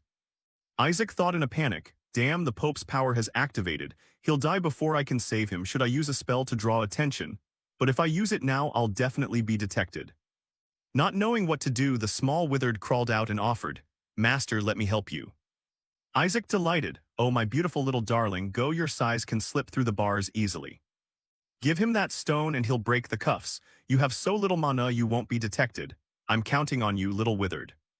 Now Isaac began to perform, clutching his chest. Truly admirable, the Scarlet family is indeed impressive. The two soldiers were baffled by the remark. Someone from the Azure Faith praising us? It doesn't sound sarcastic. Whisper couldn't help but snap. Are you insane? But Isaac denied it at once. No, I'm stalling for time. Flowery lines poured from the mouth of the A-list actor. Meanwhile, the small withered, clutching a mana core, crept inside. The moment he saw the 14 demons, I nearly died, but Scarlet's response was truly excellent. The guard began to doubt. You're smiling, young master. Isaac retorted immediately, oh, I was just laughing out of fear. The Scarlet family actually leaves people like you here as jailers, truly a magnificent clan. With skills like these, you'd be fit to be a chief knight in the Azure Faith. Both guards were stunned at a loss for words. What nonsense is he spouting now? Isaac added, gentlemen, this is actually confidential. I'm here under orders from my family head. They hurriedly probed, orders from the family head. Isaac nodded in affirmation. This is a family mission. Actually, I'm engaged in a succession war. My task is to injure the 14 demons. The two soldiers swallowed a chill. Oh my, harsh indeed. A succession war so dangerous you'd die like this. Isaac played it straight and said, that's right. The two soldiers swallowed and discussed. This is abnormal, like competing for the next cardinal position.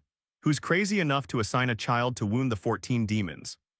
But it's the Holy Maiden's family, so it's somewhat understandable. Still, giving such a mission to a child. The Azure Faith's beliefs are notoriously fanatical. Finding the story no longer interesting, Isaac changed the subject. Hey, are you planning to work for the Azure Faith? One asked eagerly. To the Azure Faith, is this a recruitment offer? Just as Isaac was about to say more, he sensed the small withered returning. It immediately hugged its head and sighed. It seems the 14 demons are still beyond my ability. The guard anxiously inquired, are you all right? Why are you so determined to meet the 14 demons? We'll escort you back. Inside the cell, the Blood Lord sent out a telepathic message. Thank you, your divine lord. After a while, they helped Isaac out. It's almost time, please hold on a bit longer. Isaac put on an act of gratitude. Thank you, sirs. Suddenly, a foot stepped forward to block Isaac. Wait, before you go, we need to check this. I need to inspect the card you're carrying. Isaac replied sourly, the Cardinal's Imperial card gave it to me. Nizer sneered sinisterly, that card also serves to assess a person's faith. You think accepting something from your family head is that easy? The lower your faith, the darker the card will turn. We want to check its color now. Whisper showed excitement, the card can change color. It crawled in to inspect and flew out, confirming, completely black. Isaac felt a chill down his spine. Riding the momentum, Nizer ordered. Give me the card. Isaac broke into a sweat and argued, I won't give it. Nizer couldn't restrain a taunt. What's wrong? Are you afraid it'll turn red-black? Whisper lost it and snapped. Red-black my ass, my master's card should be as black as his conscience. Isaac hit it and snarled, get lost, I'm not handing it over. Nizer grew more confident, sure enough, jumpy as ever. Before he could accuse them, Isaac took a step ahead. You intend to steal the card and then blame the Azure Faith for losing it, right? Nizer gaped, what did you say? Isaac insisted as if it were true, that's exactly it. You'll steal it and threaten to force the Azure Faith to pay a huge compensation. The two soldiers were left speechless. How did this brat come up with such a naive idea? Isaac pretended to realize and sighed in relief. In your land, it's all your people. Just a few well-placed words can make me look like a fool. How can I trust you? Nizer lost his composure and growled. Madman, how dare you insult my family? Fine, then no card, I've got something better. With that, he slammed his fist hard into the ground. Whisper warned in a bad mood. Master, is that the judgment altar? Behind Nizer, a statue of a goddess appeared, the secret Scarlet Blood Tribunal. Isaac also recognized its origin. The Fate Tribunal, a statue that detects nobles disguised as commoners or people without faith. Does this temple dare to use that on a noble? Nizer beamed with excitement and chuckled. If you have faith, the goddess will weep in remorse. If you're a heretic, the goddess will angrily open her eyes in blasphemy. If it's uncertain whether the person has faith, it will backfire. Contrary to Isaac's worry, the two soldiers cheered on. Don't worry, with the young master's courage and responsibility, there's nothing to fear. Use this chance to prove your innocence and make them pay for their rudeness. Isaac panicked inwardly. If I step up now, that statue will surely open its eyes. Nizer urged, if you're a martyr candidate, confidently step onto it.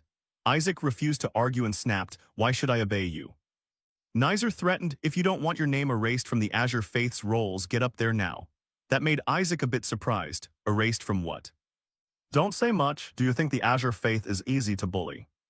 While he was speaking, Nizer's body began to vanish, and a moment later he appeared behind Isaac, grabbing him and shouting, stop talking nonsense, get up there. Isaac had no time to react before he was teleported in front of the statue. When he regained his composure, he found himself standing right before the statue. Nizer behind him darkened and smiled. Don't worry, it'll be over in a second. Isaac grumbled sourly, my body won't move, how am I supposed to run like this? Nizer grew more excited, raising both hands and shouting, come on, goddess statue, please open your eyes. With this, I can eliminate Isaac and the Azure.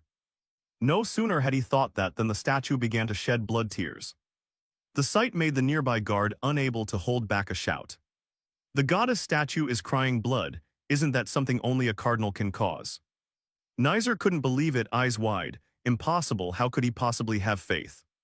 Isaac couldn't believe it either. Holy hell, why is it crying? What even is blood tears? Whisper called out, Master, pay attention to your expression. Then it glanced down and seeing the little withered realized. It seems the statue can also measure the faith of the little bone. That's right, the Demon King is also an object of worship. It detected the little bone's faith in his master. It's not adding 100, it's a full 100. Isaac praised cheerfully, well done, my subordinate. The irritated soldiers muttered. He used the judgment altar without even being sure of the result. It seems even young Master Nizer couldn't make the statue shed blood tears. Ah, if the Azure Faith wants to escalate this, we're done for. Isaac finally turned back and threatened, on what basis do you dare pull this stunt? What now? Just wait, House Eshua won't let this go, understand. But when Isaac turned away, the little withered was covered, and the statue immediately glared wide-eyed. Whisper panicked and barked, turn back around now. Isaac immediately turned back, and the statue returned to its normal state.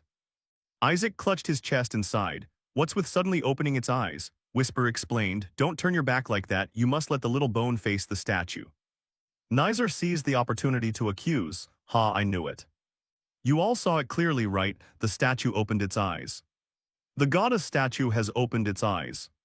But the guards didn't see it and a bit confused advised, what are you talking about? The statue is obviously closed-eyed. Are you all right? Young Master Nizer went mad, roaring, it definitely opened its eyes, I saw it with my own eyes.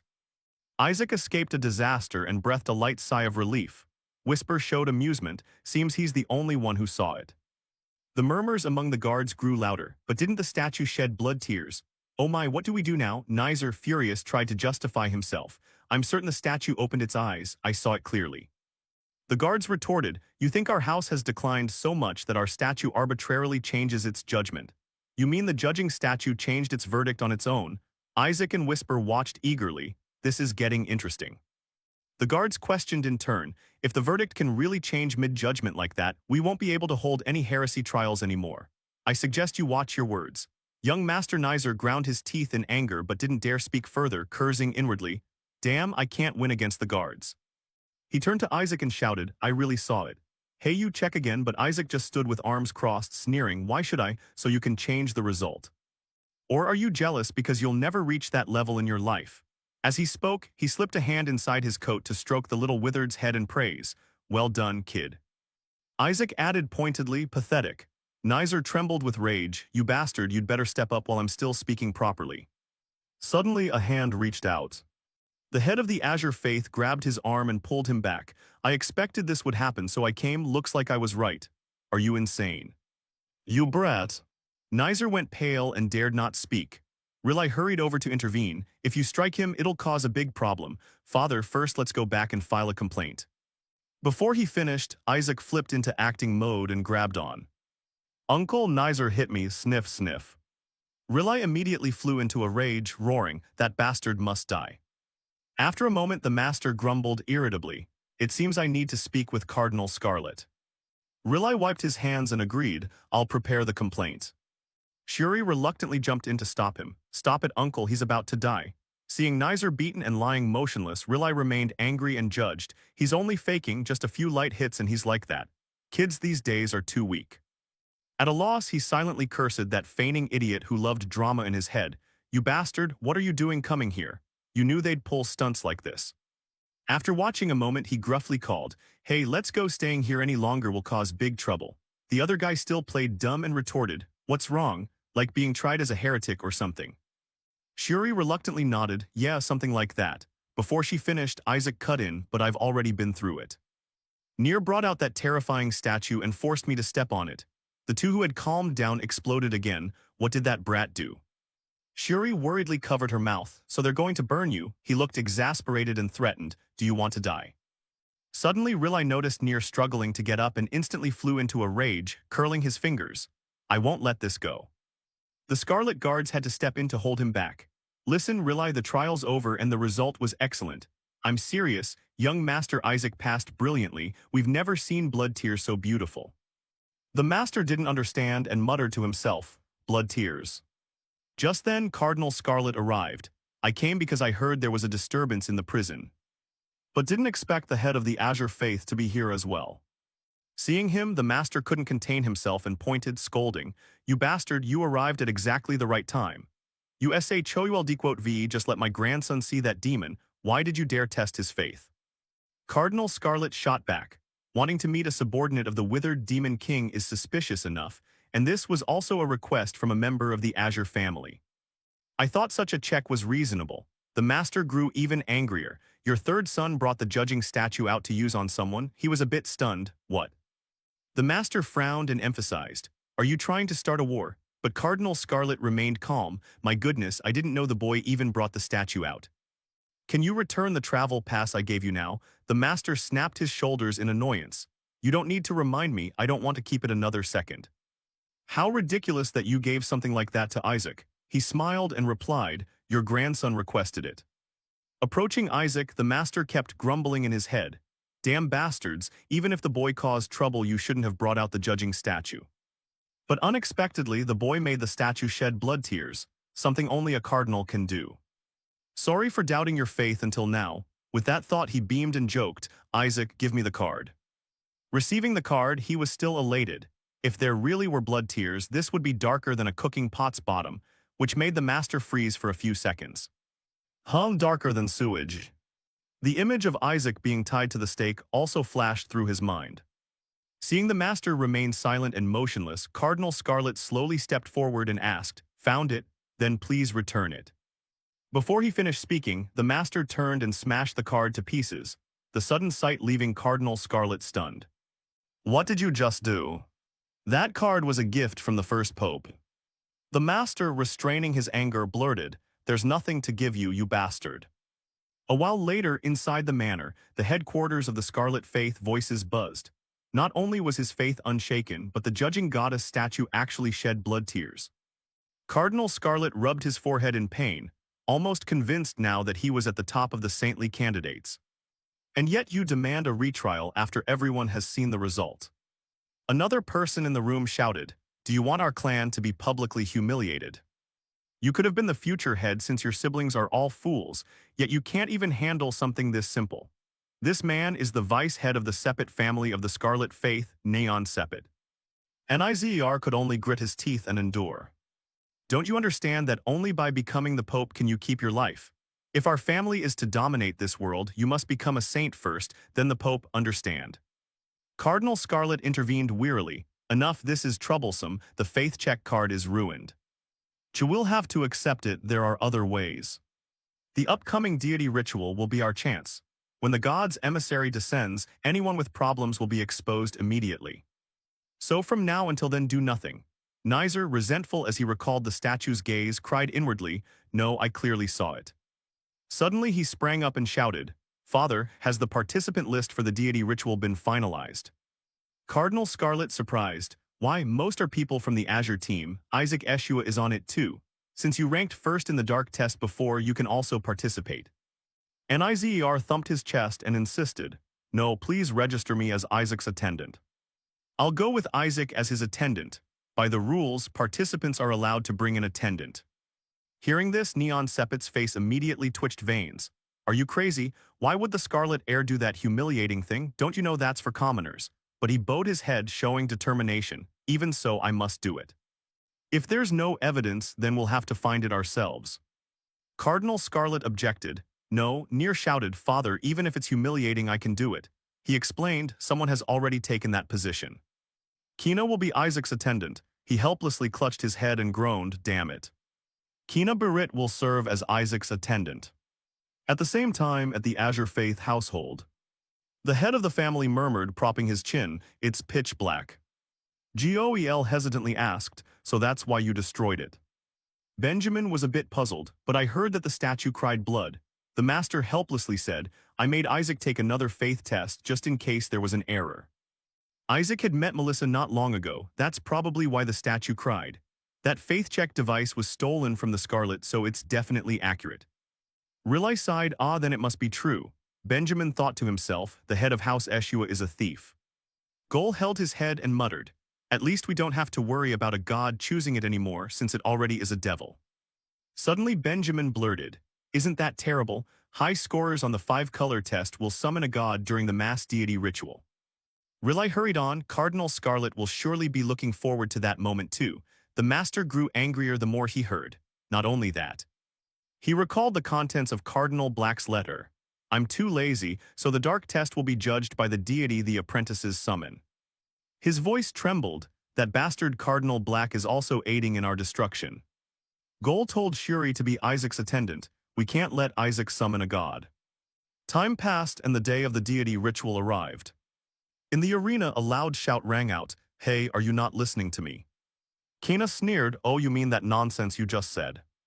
But now pointing at himself, he yelled, "I'm his attendant, you bastard, I've already registered." Shuri was left speechless hearing them. "Oh gods, please save these wretches." Isaac, the one involved, was relaxed and commented, "Just smash their heads and it's settled." He added silently to himself, "Because those god-kissers will come, things are already troublesome." Whisper asked with interest, "God-kissers, they'll come." He thought inwardly, "The offerings will be carried by the god's attendants. But this offering is a high devil, so it seems one of those sycophants will handle it." Suddenly the scuffle between the two cut in. "I'm the attendant, no, I'm the attendant." He was provoked to anger. "Damn it, do you want me to use force?" Shuri quickly stepped in to stop them. "Hey, today's an auspicious day, calm down." Isaac muttered wearily, "Auspicious day? Yeah, maybe." He added silently, "Because today is the day my subordinates will be freed." Shuri suffered inwardly. "The elders told me plainly the clan will be destroyed once others see Isaac's true face. Maybe they're right, he really is a devil." Suddenly he glanced over and asked, "What about you and those two? Why is everyone so eager to be my attendant?" Shuri stammered, unable to answer. "Clerics are expected to serve from the lowest positions before Near snapped. Nonsense. I have a duty to belong to Isaac. Well, generally I must." Kina resigned, didn't argue about serving him, but Isaac said he'd train him if he stayed by his side. Isaac had to step in to stop it. Hey, stop fighting, I don't need both of you." The two startled and turned. "What?" He pointed and ordered flatly, "You be the horse, you be the attendant, and you be the clothes rack." Shuri gaped, cursing under her breath, "Damn it, why me?" Time shifted to noon. The crowd around the stands cheered. "I'm really looking forward to this year's ritual. Rumor has it the saint will be one of these children. Seeing them in person is even more anticipated than the execution of a high devil." "Here come the kids." The reserve saint candidates slowly entered. An attendant respectfully went to report to Cardinal Oriot, "Sir, Kina will soon be presented. This is the first time I've seen him in person. He will surely become the saint." Hearing that, the Scarlet Side's attendant scowled, "Become the saint?" Others grumbled, "Haven't you heard the prophecy? The new saint will come from the Scarlet family." "What kind of prophecy is that? It doesn't sound credible at all." "Do you know how rare Kina's holy mark is? Nowadays everyone seems to have a holy mark." Hearing the attendants chatter, Cardinal Scarlet smiled happily. Suddenly an announcement rang out, "The priests have arrived." The doors opened, Isaac led the way in. Kina walked beside him holding a fan. Nizer had to act as his horse for him to ride. and Shuri followed behind, holding up his robe. The scene was truly absurd. Pale-faced and dead inside, Sai thought, this bastard will certainly summon the most wicked devil. From the start he was already a devil. The two cardinals from the other houses couldn't believe their eyes. The atmosphere fell into gloom. The attendants' voices boomed, "What's going on? Isn't the one being used as a horse from the Scarlet family? Why is Sir Kina there? Oh my, what on earth is happening?" Cardinal White couldn't help but cover her mouth to laugh. The master hissed angrily, "Don't laugh," but she couldn't hold it in. "How can I hold it in? Was this plot arranged in advance? I didn't expect Nizer and Kina to act like this." Cardinal Oriot showed his disappointment. "You think so?" She grinned and turned. "You don't look worried at all, do you? Cardinal Oriot, I hear you're quite strict with the boy." Cardinal Oriot fell silent, deep in thought. He recalled Kina's words in his head. "Being an attendant is an important step to become pope, and I don't intend to let that position fall to Isaac." He forced himself to endure, telling himself it would be fine as long as what Kina said was true. Aja is strong enough to choose the most powerful gods. Kina being beside him is also good for our plan. Receiving no answer, Cardinal White burst out laughing. "Why are you silent? What are you plotting?" Cardinal Oriot gritted his teeth and endured, nothing except to make Kina become pope. Then he stared down and thought, "Anyway, Isaac won't submit to being revived today." Suddenly, Cardinal Scarlet laughed gleefully. "Oh right, there was no name in the summon list for part 2 of the ritual, was there? It seems you forgot about that, so I added his name back in." Cardinal Scarlet and the Azure side immediately turned pale with anger. "What?" On the contrary, Cardinal Scarlet was extremely excited, rolling his lips. "I'm looking forward to seeing which god Isaac will summon." Both the Oriot and Azure houses were sweating profusely. This madman. Before he could say more, the announcement voice rang out. "The official execution begins." Immediately after, a pillar of fire shot down and pierced the arena. A wave of black-clothed figures continuously descended. Shabnak was escorted to the center of the arena. Murmurs rippled through the crowd. "It's a high devil." He opened a golden yellow eyes, releasing dark mana across the arena. Anyone caught by it trembled all over. A high devil, even bound like that, he's this strong. How powerful must that withered demon king be to have someone like him as a subordinate? This power is insane. He's even more heavily sealed and bound than when he was in prison. Shabnak slowly stood up. Isaac gripped the reins tightly, gritted his teeth and thought to himself, "Shabnak, I will definitely save you. What have you done to him? Did those damn priests really shove a torture device in there too? You're crazy, damn you, you hateful priests." But this expression of his looked different to the onlookers. Murmurs rose in waves. Just as expected, when he looks at the demon race his gaze changes completely. Who would have thought he'd show such determination to fight before a level 9 demon? Sure enough, Isaac is still Isaac. Cardinal Crimson couldn't comprehend this scene. The surprise was filled with hatred. If he were corrupted, he'd have been delighted to see the demon race. Isaac kept his head down, forcing himself to endure. The more he suffered, the better. It was fine, as long as he could let him escape. Thinking this, he raised his face to look at Shabnak and analyzed inwardly. There are 5 shackles restraining Shabnak. They've already given him the tools, so there's no need to worry about the hardest shackle. The others aren't worth worrying about. I placed dispelling magic on the priests conducting the ritual, so when the ceremony starts, everything will be released. Letting that man live was truly the right move. Thanks to that, I can escape suspicion. Okay, it seems the ritual is about to begin. Seeing the priests about to act, he pulled the reins and shouted, "Hey, what are you doing? Move too." Nizer was furious, silently cursing the damned brat. But outwardly he tried to stay calm and said, "We're here now, so get down and walk." Isaac raised an eyebrow and hissed, "Huh, a horse that speaks human speech, don't want to be a servant anymore." "Ah, whatever, if you don't want to be a servant, then vanish." For now, he gritted his teeth and endured, repeatedly telling himself to hold on until he got the evidence. But serving someone wasn't that easy. He grabbed Hare, hauled him up and shouted, "Why aren't you answering?" He had to make a horse-like sound in response, cursing the Eshua line in his head again. At that moment, an announcement sounded, "Begin the execution." Immediately, the priests clasped their hands and chanted. Isaac cheered and transmitted in the demon tongue, "The magic seal has been activated, now just open the shackles." Shabnak broke free in one breath, and before he finished speaking his voice carried out, "Your Majesty, even if Shabnak dies now, I would not regret it. May my king live a long and mighty life." Suddenly he asked for death, making Isaac furious. He yanked Nizarquotes' hair and shouted, "Hey you bastard, what nonsense are you spouting?" Shabnak drooped and said, "I witnessed how you forced the heirs of the faith to kneel and oppress them. Your servant Shabnak witnesses this. Now I feel no regret at all." The angrier Isaac became, the harder he shook Nizar's head. "Shut up, break free, or you'll really die. The chance is only now." But Shabnak remained stubborn. "My liege, you have succeeded in increasing your power. Simply by intending to rescue your servant can never repay this favor." At this, tears streamed down his face. Isaac restrained his emotion, rushed over, yanked Nizar's hair hard and growled in human speech. "You bastard, what the hell are you saying?" Nizar, sweating in pain, replied, "No, I didn't say anything." "Now calm," he transmitted in the demon tongue. "What's wrong with that bastard?" Whisper, helpless, flew out and said, "Hard to say, maybe there's some secret reason. Take a look, doesn't that on his chest look like another shackle?" He suddenly snapped awake and stared closely, realizing there was indeed another shackle. Was it added when they brought him out of the cell? He transmitted, "So this is the reason you gave up Shabnak." He replied wearily, "You've just gotten a new life, you don't need to risk it. The Pope and the Cardinals are not easy opponents. Instead, abandon your subordinates and gain more trust from them." But the more Isaac heard, the angrier he grew. Grinding his teeth, he snapped, "Don't be ridiculous, you're telling me to abandon you over a childish shackle." Shabnak lowered his head, silent. Isaac stood frozen, analyzing. "It's not a high-level binding device, so it can be dispelled immediately. The problem is you have to get close to dispel it. What to do? It's a bit dangerous, but within this line of sight."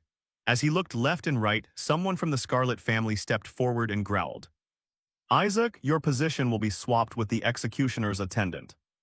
That was Cardinal Scarlet's order, demanding the opportunity be given to a future saint. As soon as those words were spoken, whispers rose non-stop. "What? Send an apprentice near the 14 retinue? Is this really okay? Isn't that the thing that nearly killed us in the Oriat trial before? AJ already consumed part of the Withered Demon King's body. How could a subordinate of the Withered Demon King be forgiven?" Contrary to their worry, Isaac gave a crooked smile and agreed. "Fine," he thought to himself. "Cardinal Scarlet, why did you just hand him over to me?" He stomped hard on Nizar's back, launching. Gleefully stood before the efficient, leaving him flustered. Pathetic, he was even going mad with fear. After being approved, he cheerfully took the chain and walked over, thinking, "Now I can openly touch him. Game over, what use are these stupid restraints?" Still smug about the cheap items, his expression suddenly changed. He straightened up. The thing on his chest became clearer. He recoiled in horror, the divine law of the gods. Which damned god had the time to stuff this thing in there? It'll probably take months to remove now. Whisper flew over at his owner's gloom and suggested, "It seems removing this requires holy blood. Try the blood of a saint or the Pope." The more he heard it, the more his head ached. Where would he get those, that damned madman? What to do? If he can't get them now, he'll be executed. "The Pope? Isn't that bastard Pope not coming today?" Just then an announcement, "Everyone please stand, the god's envoy is about to descend." A massive magic array appeared above Isaac. From within, a blinding light shone forth. An arrogant voice of a god rang out, "The stench here is strong. Are these the subordinates of that damned withered demon king?" At the sight of the arrival, the crowd erupted. "It's an angel. The god's envoy of punishment has arrived." Isaac was stunned by the surprise. It looked at him and ordered, "Show reverence and execute him yourself." Whisper scowled and said, "Now I see why the executioner gave up. If the death attendant is an angel, surviving and escaping is even harder. Do you hear me, master, master?" But Isaac laughed madly inside. The thing needed to open the shackle just showed up. Whisper screamed in panic, "Are you insane?" Shuri over there felt a strange sense of déjà vu watching him stand motionless. "This scene looks familiar. I'm sure I've seen it before." Just then he saw Isaac gather holy power into a sphere in his palm. Old scenes flashed through Shuri's mind. Isaac had pierced a divine being with a single strike during the 3-year trial, then smashed a baby bottle to destroy the statue's image. Immediately his face was drenched in sweat as he muttered, "Oh damn you, Isaac. Hey Isaac, you bastard, stop." But it was too late. The blow from Isaac struck, producing a massive explosion. Before the bastard could finish speaking, Shabnak put a hand up to stop him and loudly announced for everyone to hear, "Thank you. Thanks to your plan I escaped safely." Isaac smirked inwardly. "Shabnak, turning into a spy snake really made you sly, huh?" The stubborn brat finally used his brain. About time. He mouthed guidance, "Now just inflict a little damage." Then bury it, Shabnak complied, asking for a bit of the deity's blood. And then shouted loudly so everyone could hear, "Now I'll swallow your mana core whole to restore my energy." Isaac hadn't expected such theatrics and thought to himself, "Oh wow, you're quite the con artist." The deity was temporarily stunned and could only struggle to fend off. "You demon, don't talk nonsense." Breaking free from Shabnak's grip, he immediately focused power into his palm, determined, "I must kill him before he regains strength. I'll offer this arrogant fool as a sacrificial gift to the god." But Shabnak moved a step faster. One swipe, his claw plunged through the man's belly. The blow was swift, then the claw was withdrawn. The deity clutched the wound and staggered back, seeing Shabnak's mocking face and urgently calculating, "This is bad, at this rate we'll lose." Before his allies could react, Shabnak surprisingly struck again, this time at the deity's neck, making him unable to stand, collapsing on the spot.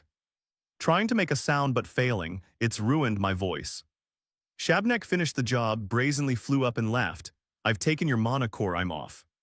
The deity wanted to argue but couldn't speak, screaming inwardly, "I don't even have a mana core, damn it." Shabnak added, "I already grafted the parasitic plant into you, same kind." The crowd in the stands covered their mouths in confusion, "Same kind." But before anyone could ask more, Shabnak dashed off, leaving the deity coughing and muttering angrily, "What nonsense is that guy spouting?" Whispers from the stands rose, "What did he just say? I heard demons are the same species and they even use lethal magic on clerics." The deity was furious but didn't know what to do, glaring ferociously at Isaac and cursing inwardly, "Damn it, it's all that bastard's fault. From the start, someone like him didn't deserve to be a saint. I won't spare him." But before he could act, light flashed from above. Several beams of blade light hurtled in from all directions, piercing through his body with precision. A moment later, someone landed from above. The deity looked around in panic. Rilai was ready. The family's envoy stepped forward, growling, "How dare you lay a hand on my nephew?" At that moment, the entire square was filled with a blue-gray haze. The deity hastily stepped back to avoid it, bewildered why they attacked a messenger instead of the enemy. About to lunge forward, he was shouted at by the patriarch, "What are you doing? Stop beheading him, torture him to death instead." The dreadful deity cursed inwardly, "And this madman too." Luckily, as Rilai prepared to charge, some of the Crimson Clan rushed out to block him. "Dare you strike the god's envoy? What are you playing at? Has Azure really lost its mind?" Rilai coldly spun around and glared. "Who came up with the scheme to use sacrificial magic on the god's servant? He's already smeared with blood like this, that's real sacrificial magic. Whatever those other things were, what the heck were they?" Isaac, hearing his name, tried to look pathetic and trembled. While the people from Red Shade still wouldn't relent, scolding, "It was just acting. Remember what that guy did at the Pentagon, he's clearly an evil demon." Rilai snapped, turning his head, "A demon, you say? How dare you call my gentle child angel like a demon?" The two Red Shade men assumed fighting stances and ordered, "Move aside, quickly bring him to the heretic pyre." Rilai drew his sword and charged, "Do you think I'll stand by and watch? Let's go." Just then a fist slammed down with a shout, "Stop right there." Cardinal Goldred stepped forward angrily and demanded, "Is now the time for fighting?" Cardinal Red Scarlet immediately waved his hand and ordered, "All forces, capture the 14 attendants who escaped." Cardinal White Scarlet also commanded his people. Seeing many people disperse, Cardinal Goldred stared at Isaac and smirked inwardly. "Even if the 14 attendants get away, this is fine. He's so badly wounded, he won't be able to summon a god." When he saw Rilai rushing to Isaac, the host huffed and turned away, instructing, "The 14 attendants have fled. All high clergy pursue the 14 attendants."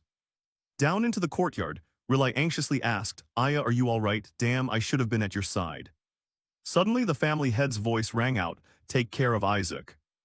Rilai will chase the 14 attendants. I'll personally capture that guy and clear your name." Isaac panicked, shouting inside, "Don't you dare go, that's against the rules.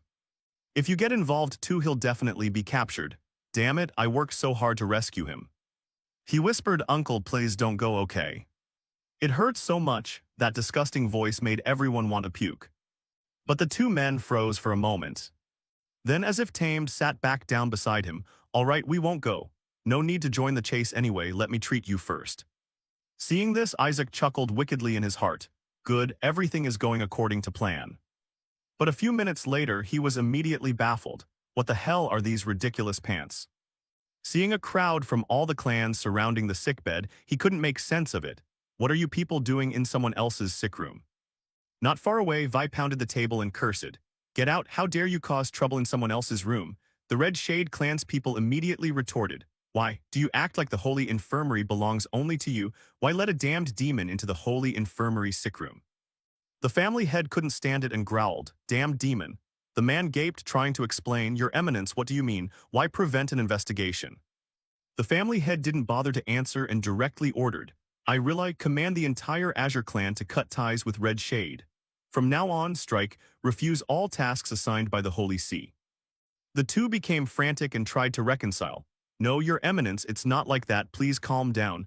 We're trying to resolve this peacefully. Whisper immediately checked the records. The Azure clan usually does all the dirty work nobody wants but everyone needs. This is their first strike, the cause of the tension. But the more the family head heard counsel, the angrier he grew. Resolve it peacefully.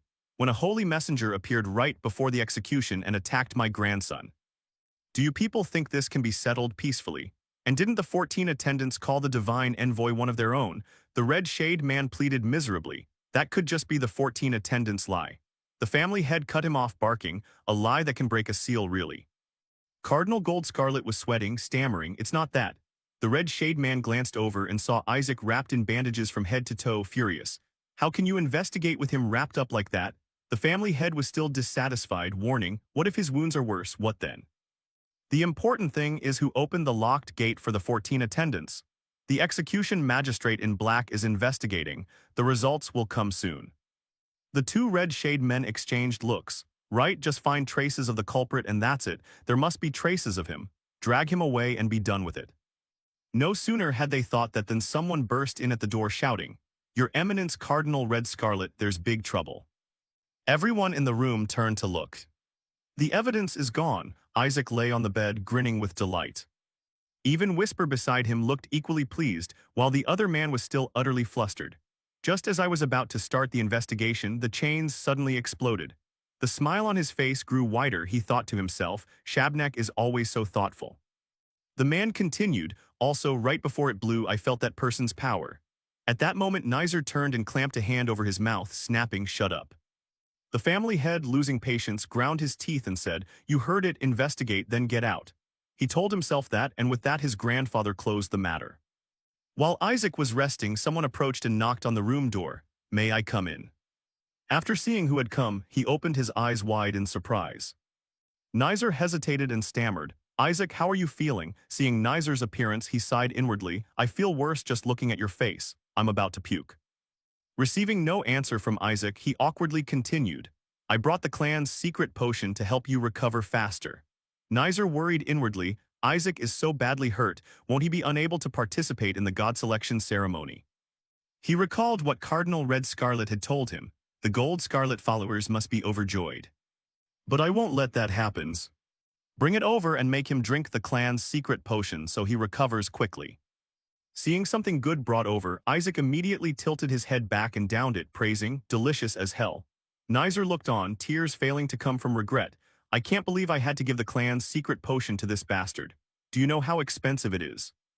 1 drop would have been enough and you drank the whole bottle. You're crazy. He drank the entire vial of potion. Isaac felt his body strengthen. He happily thought, I even suspected he poisoned it, but it's real potion. I can feel my stamina rising already. It even tastes a bit like wine. Whisper watched Isaac's greedy expression and made a look of disdain. Apparently it has some disgusting blessing effects too, might be useful in the god selection ceremony. Seeing him drink every drop, Nizer awkwardly tried to stop him. Wait, I didn't say you could finish it all. Isaac ground his teeth. What the hell did you just say? He stammered. The family head said he'll give you more if you come to the main manor. Isaac frowned, weighing it. That bottle was more than enough, but would they really give more for free at the main manor? This seems suspicious. In the end, he pretended to lie back on the bed, clutching his leg and groaning. I want to go, but my leg still hurts. Nizer immediately took out a treasure and placed it before Isaac. Then I'll let you use my gear. These shoes will help you move. Put them on and come with me to the manor. He smirked helplessly, thinking the guy must have prepared this beforehand. Whisper beside him clicked his tongue. His ambition is as dark as ever. Knowing he couldn't find another excuse to refuse, Isaac sat up, put on his shoes and said to Nizer, change your clothes and wait outside. Nizer eagerly agreed, fine. As soon as his back was turned, Nizer gritted his teeth and cursed inwardly. What a greedy bastard, I can't believe he fell for the trap so easily. You'll be finished the moment you step into the manor. I'll plaster this all over the front page. But Nizer could never have imagined he'd be played by Isaac. Isaac walked to the window, opened it, and smirked triumphantly, thanks, idiot. At the same time, elsewhere, Cardinal Goldscarlet slammed his hand on the table and roared in fury. Those red shade bastards, how dare they bring the secret potion into the infirmary? I gave him a VIP room so he wouldn't run off, and yet they dared to heal him and even bless him. I have to make the ritual fail. The Black Shade and Red Shade clans are completely out of control. We must stop Isaac at all costs. We can't let him summon a god. Turning back to Isaac, he saw Gol and slurred in a syrupy voice, "Oh, my dear uncle. I have something to ask you." He thought in fear he's gone mad, then hurriedly spun away, stammering, "I'm very busy, ask later." Gol had only taken a few steps when a strange sensation shot through him, and he screamed in alarm. Isaac chuckled, "I think you know the answer, uncle." Gol snapped, "No what?" Isaac teased, "Which god do you think I'll summon?" He swallowed and immediately realized Isaac's intention. That little schemer, asking because he can squeeze information out of the Pope. If I tell him and the news leaks, what then? The Azure clan can't stand against the Pope. But everything would change if he summoned the supreme god. Then no one would dare look down on the Eshua clan. Lost in that thought, Isaac's voice snapped Gol back to reality. "I'll give up summoning a god." Gol gasped, "What did you just say?" Isaac crossed his arms and pouted, "I thought you'd refuse to tell because you'd assume I'd summon a malevolent god. Besides, what if an evil god actually shows up?" Gol tore at his hair in anger. "Are you insane? Why give up? Evil god, my ass, the supreme god." At the slip of Gol's tongue, Isaac's smile immediately turned inhuman. He took deliberate steps toward Gol and asked in a low voice, "The supreme god?" Gol backed away and stammered a denial, "You misheard me." Isaac clung to Gol's leg and pleaded in a whining voice, "My dear uncle, tell me again, what god will I summon?" Gol shivered and yelled, "Let me go." Isaac's face grew hungrier. "I love you so much, uncle, don't toy with me, do you want to die?" Gol could only muster all his strength to shove him off, thinking in horror, he's gone mad. Isaac clung like a leech and wouldn't let go even when shaken. Gol ground his teeth and barked, "Let me go, the family head just called me, I have to go. That demon is hiding somewhere in the city." Hearing that, he froze. Shabnak is in the city. Outside the city gates, the family head crossed his arms and ordered his soldiers. "One of the 14 attendants is hiding nearby, stay alert, understood?" They split up and answered in unison, "Understood." Just then Gol approached and announced, "I'm here, father. This is the complete map of the underground water veins." The family head glanced at him and frowned. "Why is Isaac clinging to you?" Gol ground his teeth in displeasure. "He wants to come along, sir." The family head turned away coldly and said, "It's dangerous, go home." Isaac pouted and refused, "No, I must get revenge. He disrupted the execution and endangered everyone's. So as soon as I find him, I'll take revenge." Whisper beside him couldn't help mocking, "Your acting is a bit over the top." Seeing his stubbornness, the family head could only sigh helplessly and said, "Suit yourself." "That's all I'm waiting for." Isaac inwardly cheered with joy, "Fantastic." The surrounding scene grew increasingly lively. A soldier who spotted him from afar showed surprise. "So that's Lord Isaac." The man beside him nodded. "I thought they were on strike so no one came, turns out they sent the direct air." That soldier laughed, "Then it's probably almost over. The Eshua clan is the best at hunting demons." Isaac merely stretched and the people behind him were thrilled. "Is he starting now?" He turned to them and grinned wickedly. "Those henchmen of the Demon King have been idle too long, finding them won't be easy. This one's probably going to take a while." A while later, as Isaac lounged, an angry shout rang out, "Isaac, are you being serious?" He clicked his tongue and shrugged, "Calm down, he's a high demon after all. Good at hiding is expected, I feel he's still nearby." That answer only angered the man more. "Are you mocking us?" "That's beyond acceptable, your eminence." The long-haired man beside him agreed, "This brat does nothing all day. And this only makes us more suspicious of your grandson." Those words successfully provoked the family head, who crushed his cup in his hand and let the glass shard fall. The family head ground his teeth and asked, "You mean I'm wrong?" The long-haired man flinched and stammered, "No, not at all." He called in a low voice, "Isaac." Isaac obediently replied, "Yes, sir." The family head pointed at the two men and ordered, "Make them pay." Isaac said gleefully loudly, I sensed the demon over there. The two were so scared they fled pathetic.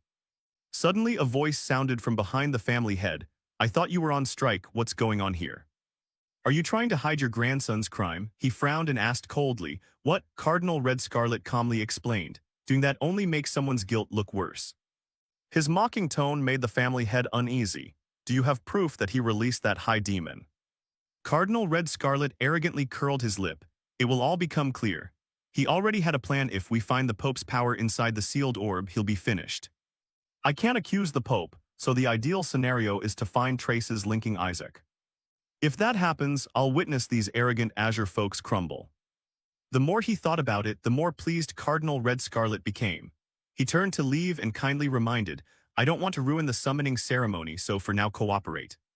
At least I'll help hide the handcuffs when your grandson is arrested. Goal hurried to the family head and whispered in his ear, Father, don't listen to him, he's scared, that's why he's acting. The family head ground his teeth coldly, I won't hold it against him. I'll have Isaac put them to work. One man blurted in panic, you're holding a grudge over this, aren't you? Hey Isaac, we heard, investigate properly. Isaac, where did he disappear to? While they were busy baiting each other, Isaac and Whisper had slipped away. Watching his hand on a raised inscription, Whisper explained, this mark is Shabnak's, haven't seen this cipher in ages. Isaac nodded as if he understood. Whisper snorted in annoyance, I didn't expect the foot skeletons to take your place. He shrugged calmly as if it were obvious, not surprising, they're proper demons, they always look down on serving a plated skeleton. He pondered aloud, maybe breaking my ward is too hard, so they set up a fake desiccated demon king to control the demon folk, exploiting a loophole in the magic rather than openly disobeying orders. Whisper grasped his idea but wondered, even so it's odd. The sealed orb, the Pope, the Crown Prince. Isaac frowned thoughtfully. The mana of both the Pope and the Prince is stored in Shabnak's sealed orb. The Pope makes sense, but why the Crown Prince? Why would the Prince care about a high demon? Whisper stepped closer and asked, anyway, how long do you plan to pretend not to care, Master? He glanced back and whispered, you mean those guys? Isaac boldly looked up at the ceiling. A group of masked men lay in ambush there, but he showed no fear. He even cleared his throat loudly. Didn't expect assassins to join the party. The masked men panicked, we've been spotted, but priests are usually so lax. Then they widened their eyes, as the aura pouring from his body began to spread fiercely. With no choice left, the masked men jumped down from the roof. Each of them was shocked. What the? I didn't even see this kid cast a single holy spell. Watching them land, Isaac frowned and sighed, you guys are mages too. The leader, not wanting to parley, charged at him, take him out. The priests can't stand against our magic. Hearing that, Whisper burst out laughing. What exactly do they think? Are we that weak? Can't believe they're using third-tier magic on you. Isaac felt deeply insulted, rolled up his sleeve and cursed, you bastards, I'll deal with you. At that moment something pierced straight into the neck of the masked men, who immediately laughed triumphantly. You're dead, get ready to taste the Holy Slayer. Whisper inspected it and judged, this Holy Slayer is pretty high quality. Isaac nodded in agreement, if I could absorb all the mana in it, even better. His nonchalant look stunned the leader. He's fine, he asked, voice trembling. You should have collapsed. Did you drink an antidote to the Holy Slayer beforehand? Suddenly Isaac's flair for performance kicked in. He clutched his head and wailed, my head, but this won't bring me down, I'm a proud member of the Azure clan. The masked men, pleased with the response, laughed in unison, while only Whisper, who'd watched it all, couldn't help shouting, what on earth am I watching? Regaining seriousness, one masked man shouted, it's still a turtle anyway, give him another shot. The leader brought the barrel to his mouth and fired 2 Holy Slayer shots at Isaac. He didn't even bother to dodge, mocking, 2 shots aren't going to do squat. You bastards, do you think Eshua clan folk go down that easily from poison? Seeing it didn't faze him, the leader immediately ordered his men. He's still talking, everyone, unload everything you've got on him. The Holy Slayer bolts shot out, embedding in Isaac's arms and legs, yet he stood there unscathed. Seeing the intruders exhausted, Isaac curled a triumphant smirk. An Eshua doesn't fall from that, need at least 50 more to stand a chance. The masked men got goosebumps at his grin. God, he looks terrifying. The leader stammered, we're out of poison needles. Isaac clicked his tongue, thinking, what a pity. For now, I'll just absorb the mana and pull back. When he suddenly collapsed to the ground, they rejoiced. Finally taken down, serves you right, slowpoke Isaac. Isaac half opened his eyes and looked down on the masked men with contempt. when he suddenly jolted as if recognizing someone. "Isn't that Count Molex?" He grinned with glee thinking he defeated him. "Die ashua. Your clan was ruined because of you. Today I finally get my vengeance." Count Molex stepped forward, sensing Isaac was still breathing. He frowned and asked coldly, "He's not dead. Didn't we fire tons of poison needles into him?" The underlings looked confused. "How is this kid so hard to kill? Maybe we should finish him off now." Count Molex ordered, "Erase all traces, make it look like a demon did it." Pretending to be dead, Isaac thought, "Now what? If I stand up they'll spot me." Whisper kindly reassured, "It's fine, you've caused enough shady business already. What's a bit more?" As if he'd been a priest all along. Isaac angrily grabbed his throat, grit his teeth and asked, "You want to die?" Even that small move drew the masked men's attention. They cried out, "He's still moving." Count Molex barked coldly, "Hold him, make it bloody so we can blame a demon. I'll slit his throat." The gleaming knife in the masked men's hands made Isaac uneasy. "Oh mother, I haven't absorbed all the mana yet." At the critical moments. At that hair's breadth instant, a keen sword was drawn. One clean stroke sliced through the masked men's bodies, leaving them no chance to fight back. Their painful screams echoed in the suddenly silent space. Count Molex stared in shock. "What? A swordsman? Why is a swordsman here?" The crown prince stood in mysterious garb, face icy and expressionless. The blade in his hand pointed directly at Count Molex. A pressure radiated from him, pushing Molex back until he screamed in terror. Recognizing that aura, Isaac immediately grinned. "Magic, huh?" Whisper flattered from the side. "Compared to Master, it's still raw but fairly strong." Count Molex dropped to his knees, coughing, and yelled in rage. "You bastard, do you know who I am? How dare you lay hands on nobility?" Though bold-mouthed, faced with the prince's icy gaze, he knew he was outmatched. Count Molex thought angrily, "Damn it, Black gave no warning about this. What's going on?" The door in front of Count Molex opened, and he was overjoyed at the sight of who entered. Lord Kina, please save me." Before the plea finished, flames materialized and wrapped around his body. Kina warned coldly, "Count Molex, take one more step and you'll be dead.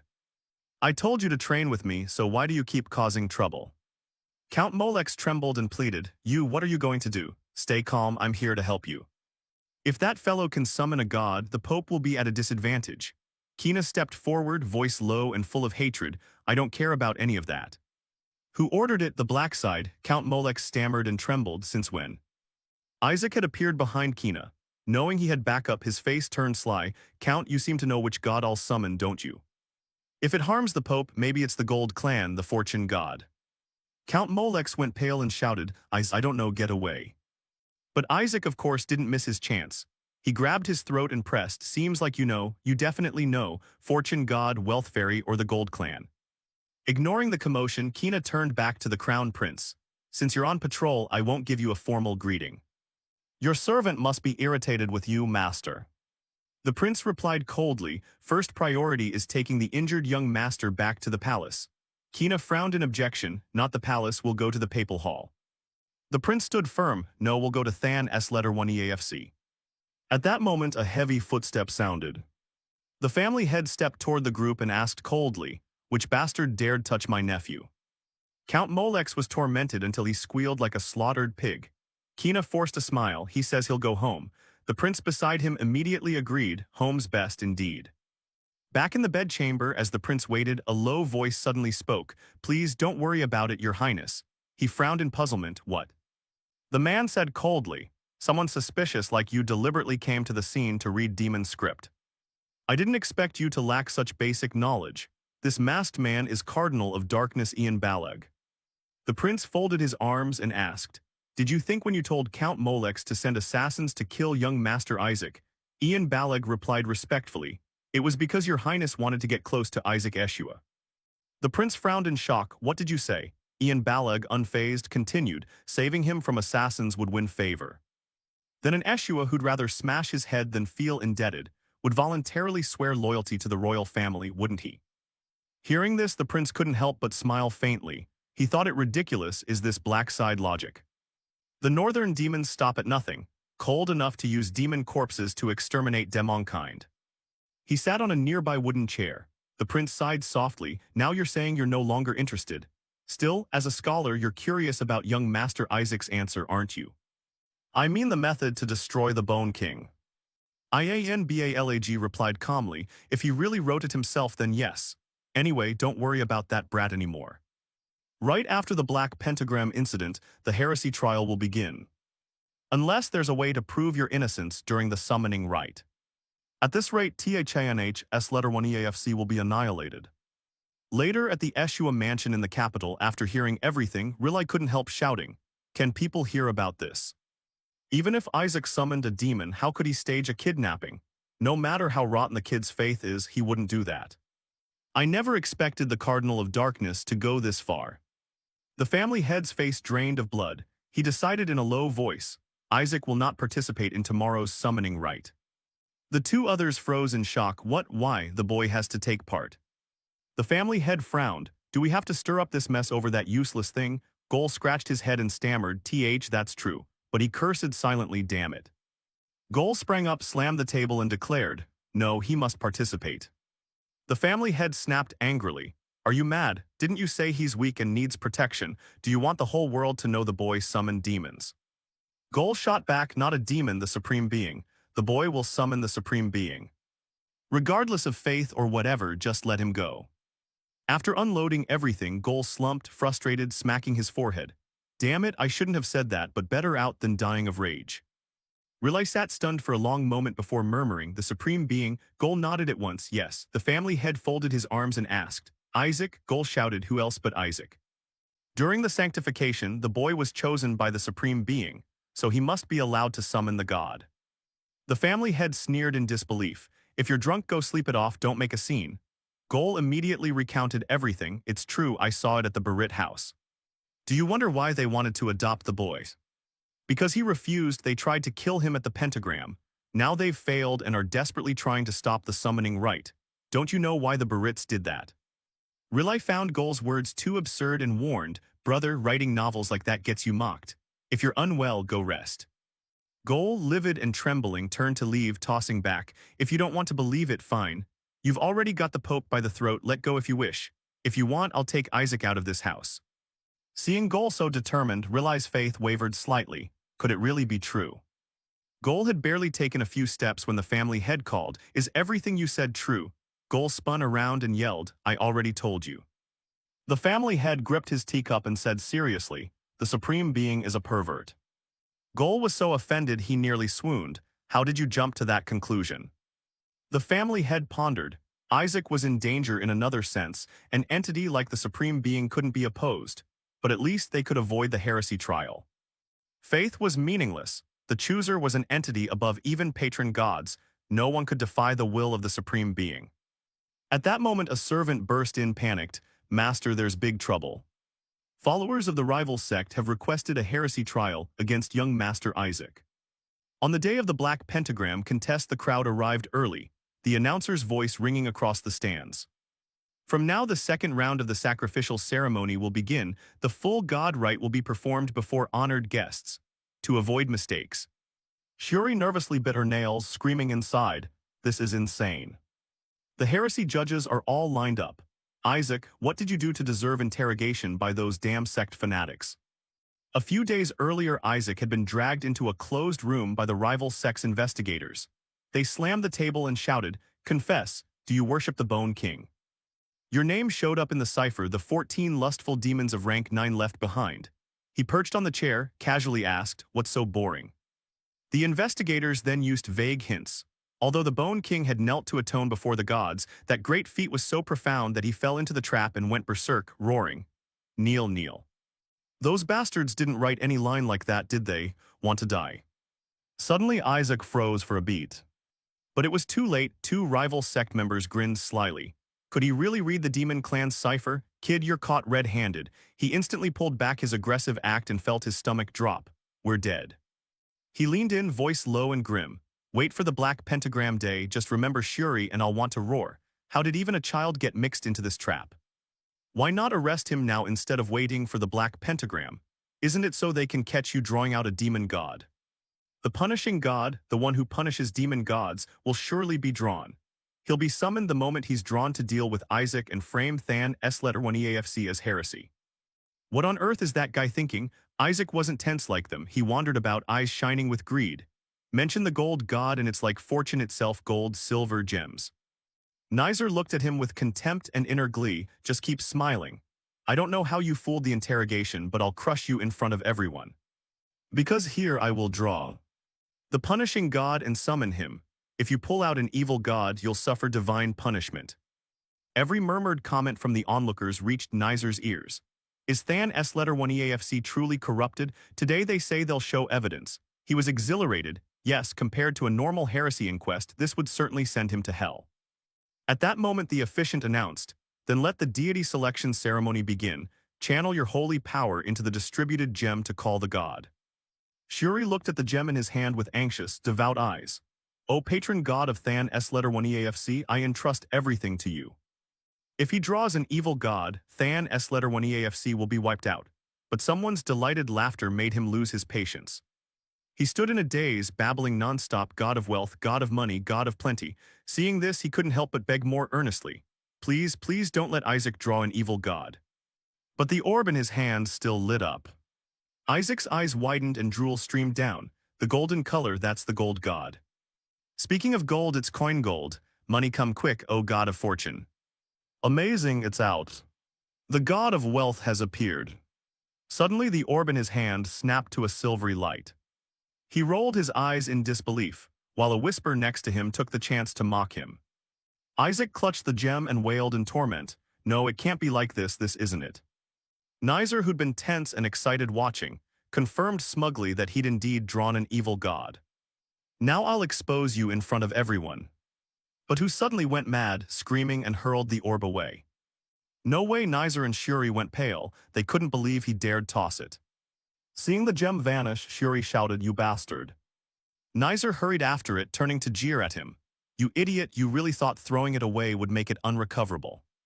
Even better, Isaac won't be able to pull his tricks anymore.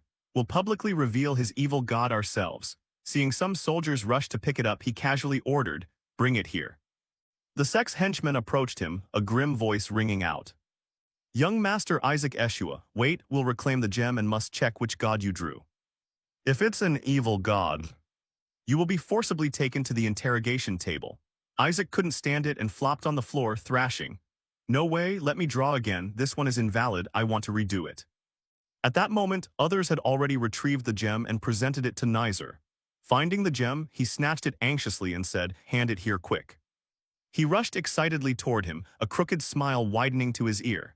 You're done for, open your eyes and look at the god you just drew.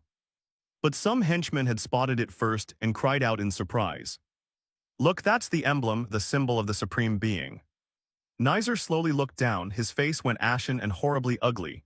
It's the emblem of the supreme being. The spectators quickly grasped the situation and opposing opinions rose up. No one has ever drawn that before. Weren't they saying Than S-1EAFC was corrupted? Drawing the supreme being and calling it corruption is absurd. The cardinal in imperial robes was furious on the dais. Finally Shuri bent down to ask him, "You mean you knew you drew the supreme being and still threw the gem away?" The pitiable reply, "The supreme being doesn't spit out money, so what's the point?" Even he had to give up against Isaac's logic. Lord help, save this bastard. Lying there with eyes rolled back, he suddenly heard someone shout, "The god of wealth has appeared." A girl and a worshipper held up the golden gem, a little delighted. She didn't notice a shadow appear behind her. When she turned and saw him, she jumped and asked, "What's wrong?" He didn't answer, only kept demanding she hand it over. Damn him. Isaac didn't hesitate and made a deal on the spot. Trade with me now before I kill you. That quack fellow won't give it. While he was goofing off fighting under the stands unaware, Nizer had been standing stunned the whole time.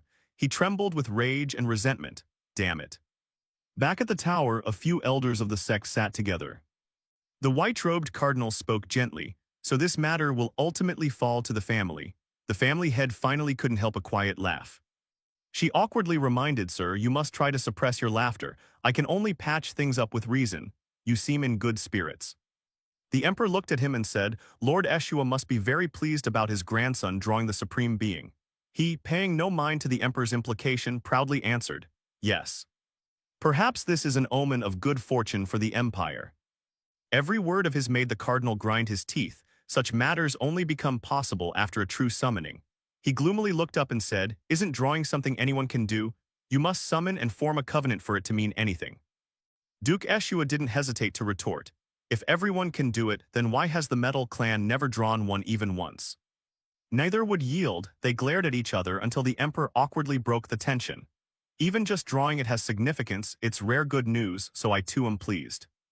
Hearing this, the Cardinal quietly calculated. I used the god Kina drew to boost my power, yet things turned into such a mess. I backed that man with all my might because the god of wealth favored him, but what can I do against the Supreme Being?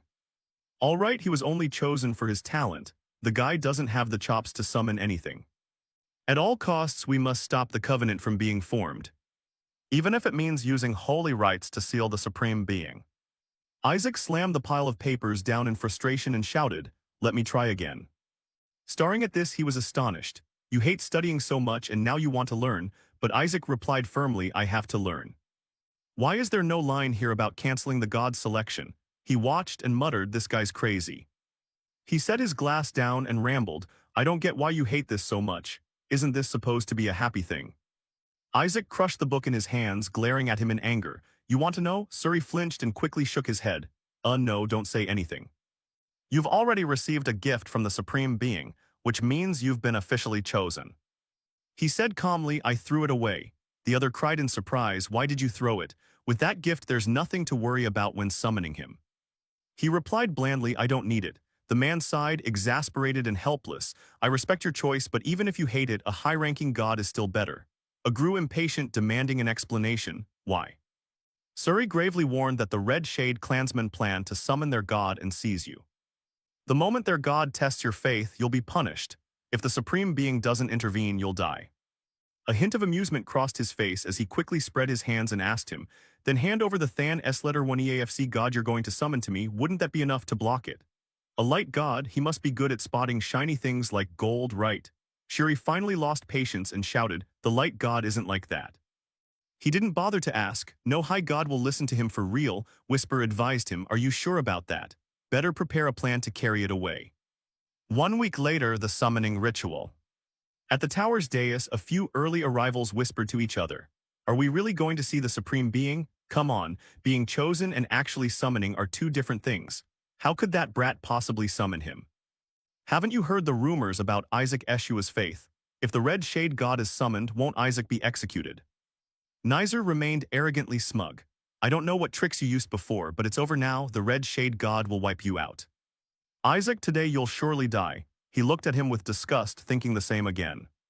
Suddenly Cardinal Hawing S1EAFC appeared and added, catching his attention. Nizer is right, your body won't withstand a summoning. He almost couldn't help wondering why so many troublemakers showed up today. He proactively proposed the deal as if he were magnanimous. I'll help you summon the Supreme Being, but after the summoning, you must hand him over to the Hawing S1EAFC family. Rilai rushed forward to stand in front of him and declared firmly, even if that offer is made it's useless. Seeing Cardinal Hawing S1EAFC about to say more, right. We'll switch to the god of wealth. Isaac didn't hesitate to nod, deal. Which made Rilai hurry to clamp his mouth shut. Even with his mouth covered, he tried to answer but couldn't. Rilai held him tight and thought to himself that the proposal wasn't bad at all. The god of wealth is also a high-ranking god, so he could block the Red Shade's attack. More importantly, without their help, Isaac might truly die when they try to summon the Supreme Being. To let this beloved grandson die, I can't accept that. Thinking that, he bent down and whispered to him, Isaac, do what I want, will you? With Rilai's permission, he got so excited he practically drooled into the man's hand. His eyes lit up as he urgently told Cardinal Hawing S1EAFC, deal. Getting his nod, the Cardinal replied with satisfaction, a wise choice. Just then a hurried soldier burst in with news. Your Grace, it's serious, the summoning order has been changed. Nizer has been scheduled just before Isaac. The Cardinal's newly lifted mood immediately sank. What? When the family head turned back, his eyes were full of rage. It seems that damned Red Shade has bribed the Black Shade Cardinal. Rilai flinched at his anger and stammered, Father. His face clouding as he curtly announced, I'll go deal with it. Many leaned toward the tower's stands to eavesdrop, whispering, Nizer will summon first. That's basically a public declaration he'll be executed. Look, it's the Cardinal of Than S1EAFC. Is he going to betray the Black Shade Cardinal? Red Shade and Than S1EAFC are always at odds, you know. I wonder how the righteous Than letter 1 EAFC family will react to this. The family head strode up holding a hefty gold coin and loudly demanded, "Money here, swap the order." Rely and Shuri nearly jumped out of their skins. My lord, while outsiders argue, is Cardinal Than's letter 1 EAFC taking bribes? They wouldn't accept something so blatant, would they? The black shade cardinal glanced and wavered. It's worth considering, that's a lot of money. But Isaac immediately objected, "What? No, sir. Our Eshua family can't do that, sir." "Please stop, my lord." Hearing his earnest, level-headed words moved the onlookers. Indeed, the boy seemed fit to be the future pope. But his next line left them speechless. "With so much money, give it to my grandson first, of course." A henchman sneered as he glanced over. Never thought Than's letter 1 EAFC would stoop to such dirty tricks. Could the Than's letter 1 EAFC patriarch really abandon his clan's creed? He remained patient under the provocation and calmly replied, "Than's letter 1 EAFC faith exists to protect the small and weak. And we're protecting the smallest, weakest in our own family. Isn't that following our creed?" Yet he inwardly wondered, can it really be interpreted that way? The black shade cardinal smirked slightly. "That side of you is admirable. But we've already accepted goods from red shade." Hearing that, the family head ground his teeth in anger. "You bastard, do you know what will happen if that red shade brat actually summons his god?" The other took the chance to sneer a few taunts. "So you too find Isaac Eshua suspicious now?" "Cardinal Than's letter 1 EAFC, please stop. It's decided, you can't change it now." The black shade cardinal nodded. "Indeed, once decided it cannot be changed." "Then both of you summon at the same time." The smug man froze and protested, "Sir, how can you allow that after taking so much money?" He shot the man a dark look and warned, "Then hurry up and find a way to summon faster." "Are you scared?" He bit his lip, tears streaming as he thought to himself, "Damn it, arguing won't help now after all, the cardinal decides the order." He clenched his fist, his tone colder. "Fine, but we will remember this. Than's letter 1 EAFC and Black Shade will regret this." Isaac looked a bit embarrassed at the family head. "Sir." He patted his shoulder to reassure him, "Don't worry, if I can't summon him it's fine. Even if those bastards manage to summon their god, we'll still protect you." For the first time a hint of admiration flickered in his eyes, his voice choking, "Oh, sir." But a second later his voice trembled as he pointed elsewhere. "Not that." The family head, thinking he meant to say more, asked kindly, "Isn't that so?" His tone turned grady as he hinted, "Give me those spare bribe boxes. If there are any left, give them all to me." He immediately took a beating but still managed to pocket a few boxes and leave. Sury kept nagging, "What are you doing?" "Isaac Nizer will summon the form god, their patron." He replied nonchalantly, "All the better. I was planning to strike a deal with the Hang's letter 1 EAFC family and wreck the ritual." He froze, unbelieving. "What?" He turned back and calmly told him, "Those things they gave me must be warded. I'll wait for them to activate fake collapsing, then pin it all on them." For a moment he was baffled. "You knew and still accepted them." Isaac's gaze hardened as he thought, "If a high god is summoned, it'll surely recognize my soul." So the original plan was to feign illness to be carried out before anyone could summon a high god. There was also the option to use a superior god to smash everything, but I don't know what the superior god would think. But if Nizer summons the form god, the whole situation will change completely. If it's that god, though, fine, I'll use this chance to make the red shade leave me alone. Unbeknownst to him, Nizer glared at him with murderous intent. If he summons that lord, Nizer is finished. They both stepped into the center of the dais at once. The announcer's voice rang out, "Begin." Nizer arrogantly shot his hand up, "I'll go first." Immediately a stream of red magic burst from him. And after a few seconds, it flared violently from his body. Everyone watching there exclaimed that it was the red god's form. He roared in triumph, "Success." Only then did Isaac move slowly, a gentle light emanating from his heart.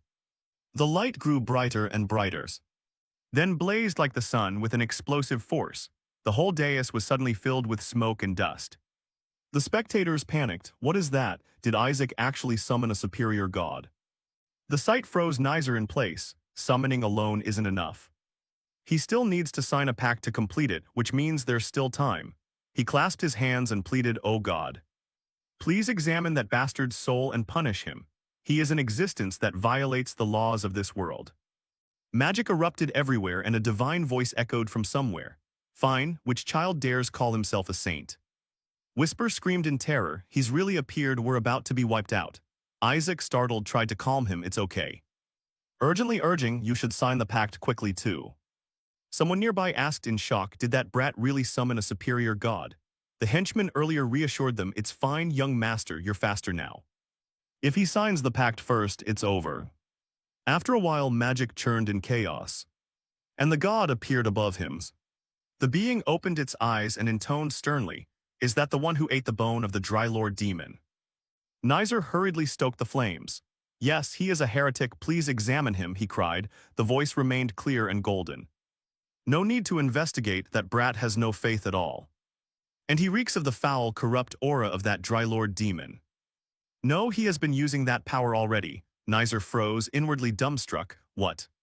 The god grew furious. How disappointing for a creature like that to dare enter the god's domain. You will be executed immediately. Rilai dropped to his knees, his chest burning. No, Isaac's lack of faith is exposed. I must act now, knock the kid out and sever his link to the god. But his plan was spotted by two cult henchmen who immediately stepped before him. Have you forgotten the Pope's decree? No one but the summoner may approach the ritual circle. Everything has its reasons. If that brat is executed, there must be just cause. His arrogant, provocative smirk drove Rilai mad. Whisper panicked first, wailing, damn, I chose the wrong master, I'm really going to die this time. Isaac lost patience. I told you it's fine, calm down. Seeing the god's punishment about to descend, it screamed again, fine, what's fine supposed to mean? Unfazed, he immediately cast his spell, trust me, you idiot. As the god's punishment began to fall, Rilai could only cry out in helpless terror. Smoke cleared to reveal Isaac's face, calm as ever, though a moment later disbelief flickered across it. Seeing Isaac still holding his head high after the divine blow, the god wondered. He blocked it. He only curled his lips in a cold smile. A cruel light in his eyes. This ends here. A stronger wave of dark magic pulsed from Isaac. Some nearby clamped their noses, exclaiming, dark mana, it's dark mana. That brat is using dark mana. So he really did consume part of the Dry Lord demon's body. Is the Than S-letter 1 EAFC clan using the Dry Lord demon's power? That kid is a heretic. Rilai moved to call Isaac, but Gol stopped him. Step back or you'll be treated as a heretic too, he shouted. That doesn't matter, are we just going to watch Isaac die? As Rilai prepared to lunge with eyes shut. The earlier henchman was ecstatic, thinking it's over, no more denials, the Dry Lord demon's dark mana is exposed. That kid will certainly be punished. And will attack in concert with the god. The two of them excitedly conferred as the god moved. Yes, once he strikes, attack now, attack, attack, attack, they chanted. Mid-chant they suddenly froze. Even Rilai wondered in shock, why hasn't the god attacked yet? Why hasn't that god attacked? Is Nizer's summoning flawed? Cold sweat ran down the god's face. His eyes wide and tense, impossible, this can't be happening. Isaac let out a dry laugh and declared, that's right. I'll take care of that gaze thoroughly, long time no see, old friend. The law god was aghast. This can't be. No way. This is impossible, a barrier. He had to stare as Isaac stood smugly inside the shield. The Crimson clergy were equally stunned, a barrier so that brat can't be punished. Seeing magic fire flying at him, Isaac sneered, you bastard, you haven't changed a bit, have you? So you still insist on doing everything yourself, huh? The law god was furious, only thinking how to strike Isaac. He muttered, soul judgment. But an invisible force pushed him back. What? Isaac's true form appeared, the Dry Lord demon in full, long time no see form god. The law god was thrown into panic, repeating an incantation. Soul judgment, soul judgment, soul judge, giving him a headache, he cried out, tone it down, will you? He was frantic, screaming in his head, wasn't that supposed to be sealed inside a beetle? Why is it here? Did the seal fail? No way, it's probably just a clone. Maybe he sent a clone through a minion. Watching the law god stand there self-soothing, Isaac sighed, this guy's lost his mind. The law god snapped, you'll die in that child's body. I'll return this body to its true master. But he was disappointed because Isaac replied, you can't kill me. A high god like you picking a quarrel with the overgod, can't you see these vials? The law god felt threatened, the overgod has chosen him, the Dry Lord demon, what the hell is this? This is beyond me, I must report to my superiors. Isaac heard that and stepped closer to the superior. Come on, I'm the Dry Lord Demon, right? He answered as if hypnotized. Isaac pressed on, so the ceiling failed, yes, the law god stammered, confused. Seeing his slow wits, Isaac blurted it out. Wasn't that seal created by your son? He flinched. Yes. He's not afraid at all, then go report it. But won't you be punished by association? You'll be penalized too, you know. Wouldn't it be fun if they heard this? Our little red god is so desperate for a promotion. Oh no, if this reaches them, you'll never get promoted. Your superiors might even kill you outright. At that point, opposing Isaac would be admitting you're an idiot, so the law god had to back down. Forget that for now, what do you want? Isaac replied. Oh, nothing much. While they spoke, sounds inside were muffled by the barrier, so those outside couldn't hear anything. What's happening? I can't hear a thing. Suddenly a voice demanded, sign the pact with me. Before the law god could relay the info, his mind blurted out, yeah, fine, sign the pact. He couldn't believe his ears. What? The demon lord signed a pact with a god. No, now he's a priest, actually a clergyman. Damn it, is he the demon lord or a priest? Thinking that, the law god lunged forward and asked, what's your current name? Isaac replied, Isaac. The law god pressed for a full name, and the answer he received was Isaac Eshua. Hearing that made his head throb. Holy crap, how is he part of one of the 5 great houses? Isaac's face was smug as ever, practically broadcasting, you're done for, you can't kill me and you can't go back to report this, you can't do a damn thing. So sign the pact with me. The law god was utterly helpless. What are you up to? When he heard Isaac say, I just want to live a normal life, he sneered. You expect me to buy that? Isaac explained, I've been cursed my whole life, but now I finally have a normal body. You think I'd give it up? Oh. You're worried that without faith I can't sign a pact. I'm genuinely grateful. Grateful as hell. Thanks to you I have this body now. Oh, and thanks for making mistakes too. Isn't that a kind of respect, so we can still sign the pact, right? Hearing him, the law god was tempted, should I just kill him? Isaac ignored that and babbled on. Now you can't live without me. You know human bodies are weak before gods. Do you think I'll go around announcing I'm the Dry Lord Demon? I plan to quietly live in this human body. Whisper muttered quietly, you're really terrible at stopping lying. Isaac told it, I'm not lying, I will quietly assassinate gods and take back what's mine. I'll reach the summit peacefully. And once I reach it, I'll destroy everything. To do that, I need a rat who can tell me what's going on in the gods' world. Whisper asked, what about the overgod? Isaac replied, I'll use him too, use him to blackmail the other gods. The law god stood there, pondering as he observed Isaac. Come to think of it, the Dry Lord Demon always wanted a body he could die in. Is that why he's so obsessed with this body? Thinking that, he spoke up. But still no, the Red God can only pact with those of the Red Shade clan, not allowed. Which surprised Isaac. What? Think carefully. Do you know what I might do if I get angry? Want me to blow myself up again?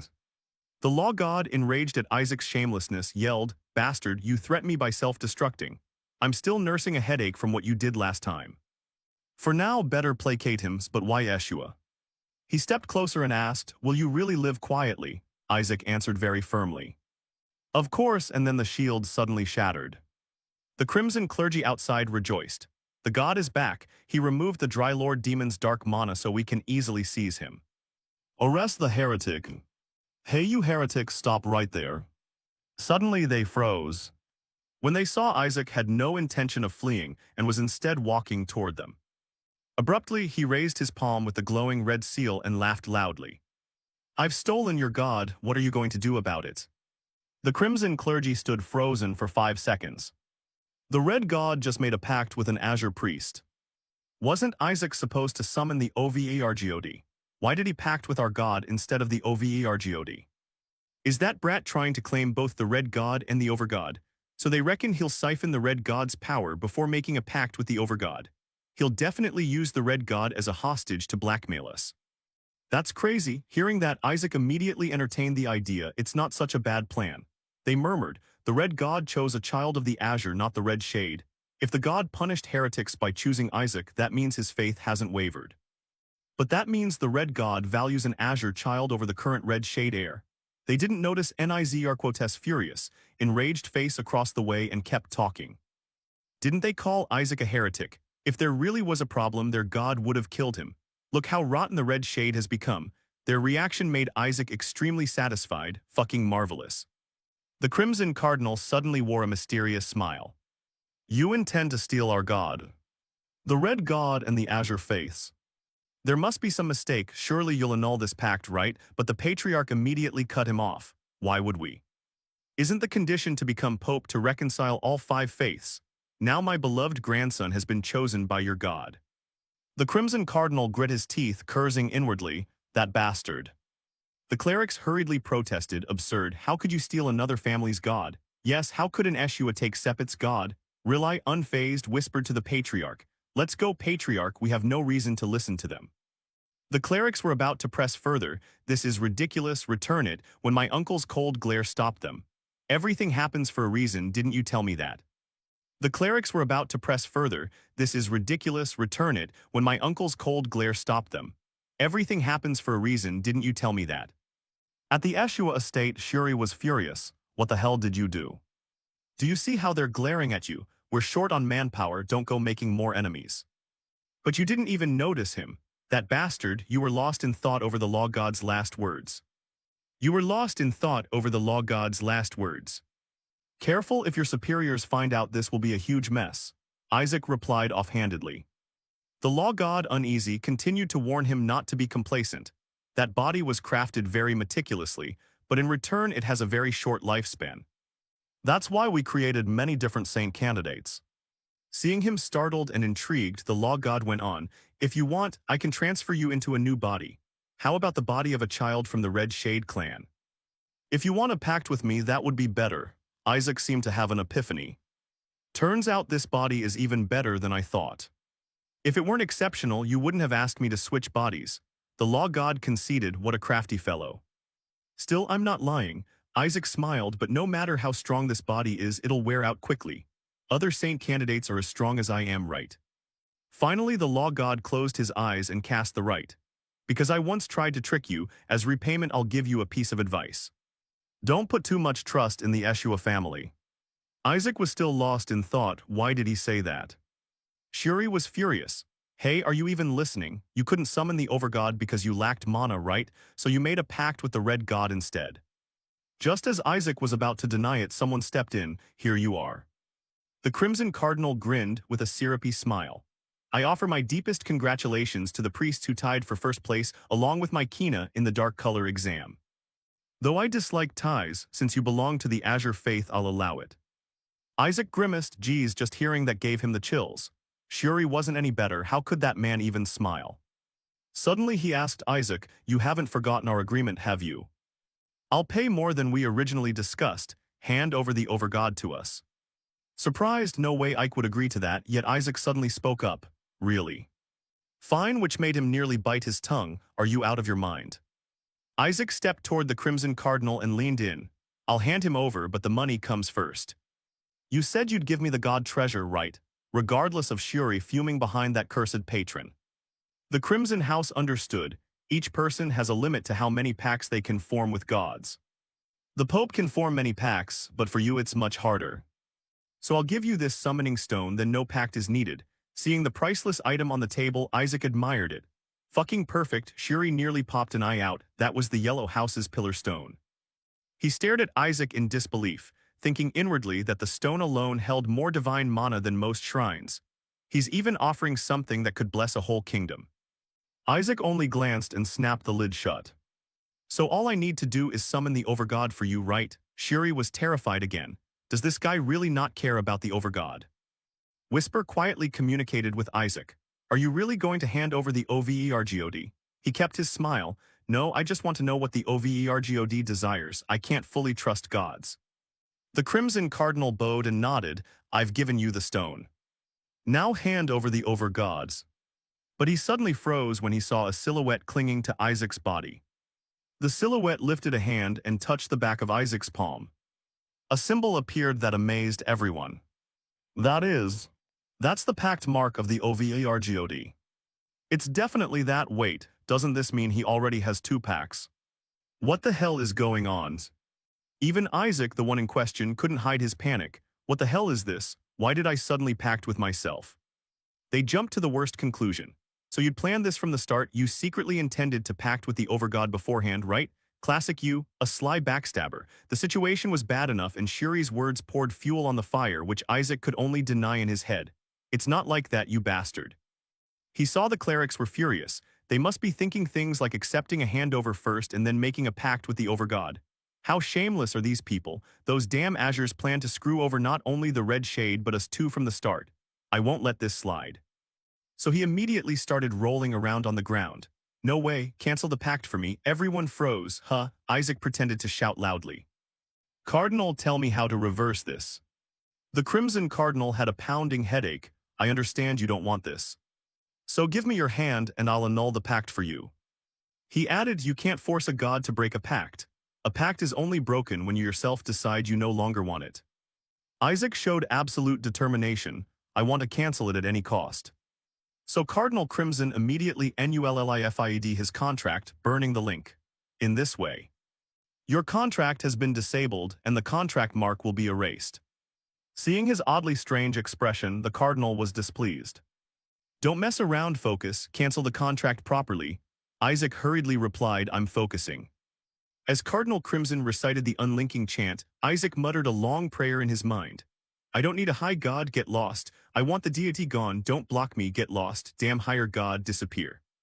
I'm begging you, go away, cancel the contract using me, that should be enough. Thinking that, he immediately opened his eyes to check if the mark was gone and received Cardinal Crimson's extremely impatient glare. Are you kidding me? Isaac protested unjustly, not at all.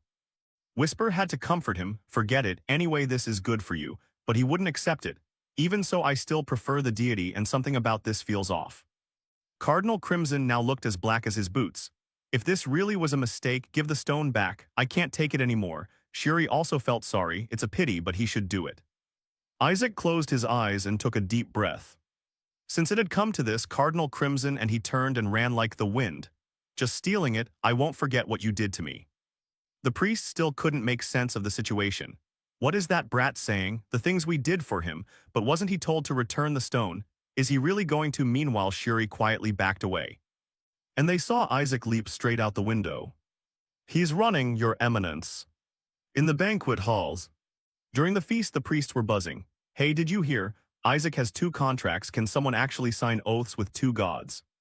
Kina contracted with a pair of twin deities, but they're counted as one. Signing with 2 gods from different faiths is another matter.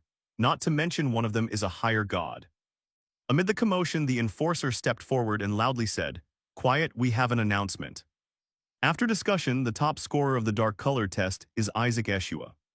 For a moment, everyone fell utterly silent in surprise. Then they all cried out in joy. Isaac Eshua, please go to the Cardinal's office to receive your reward.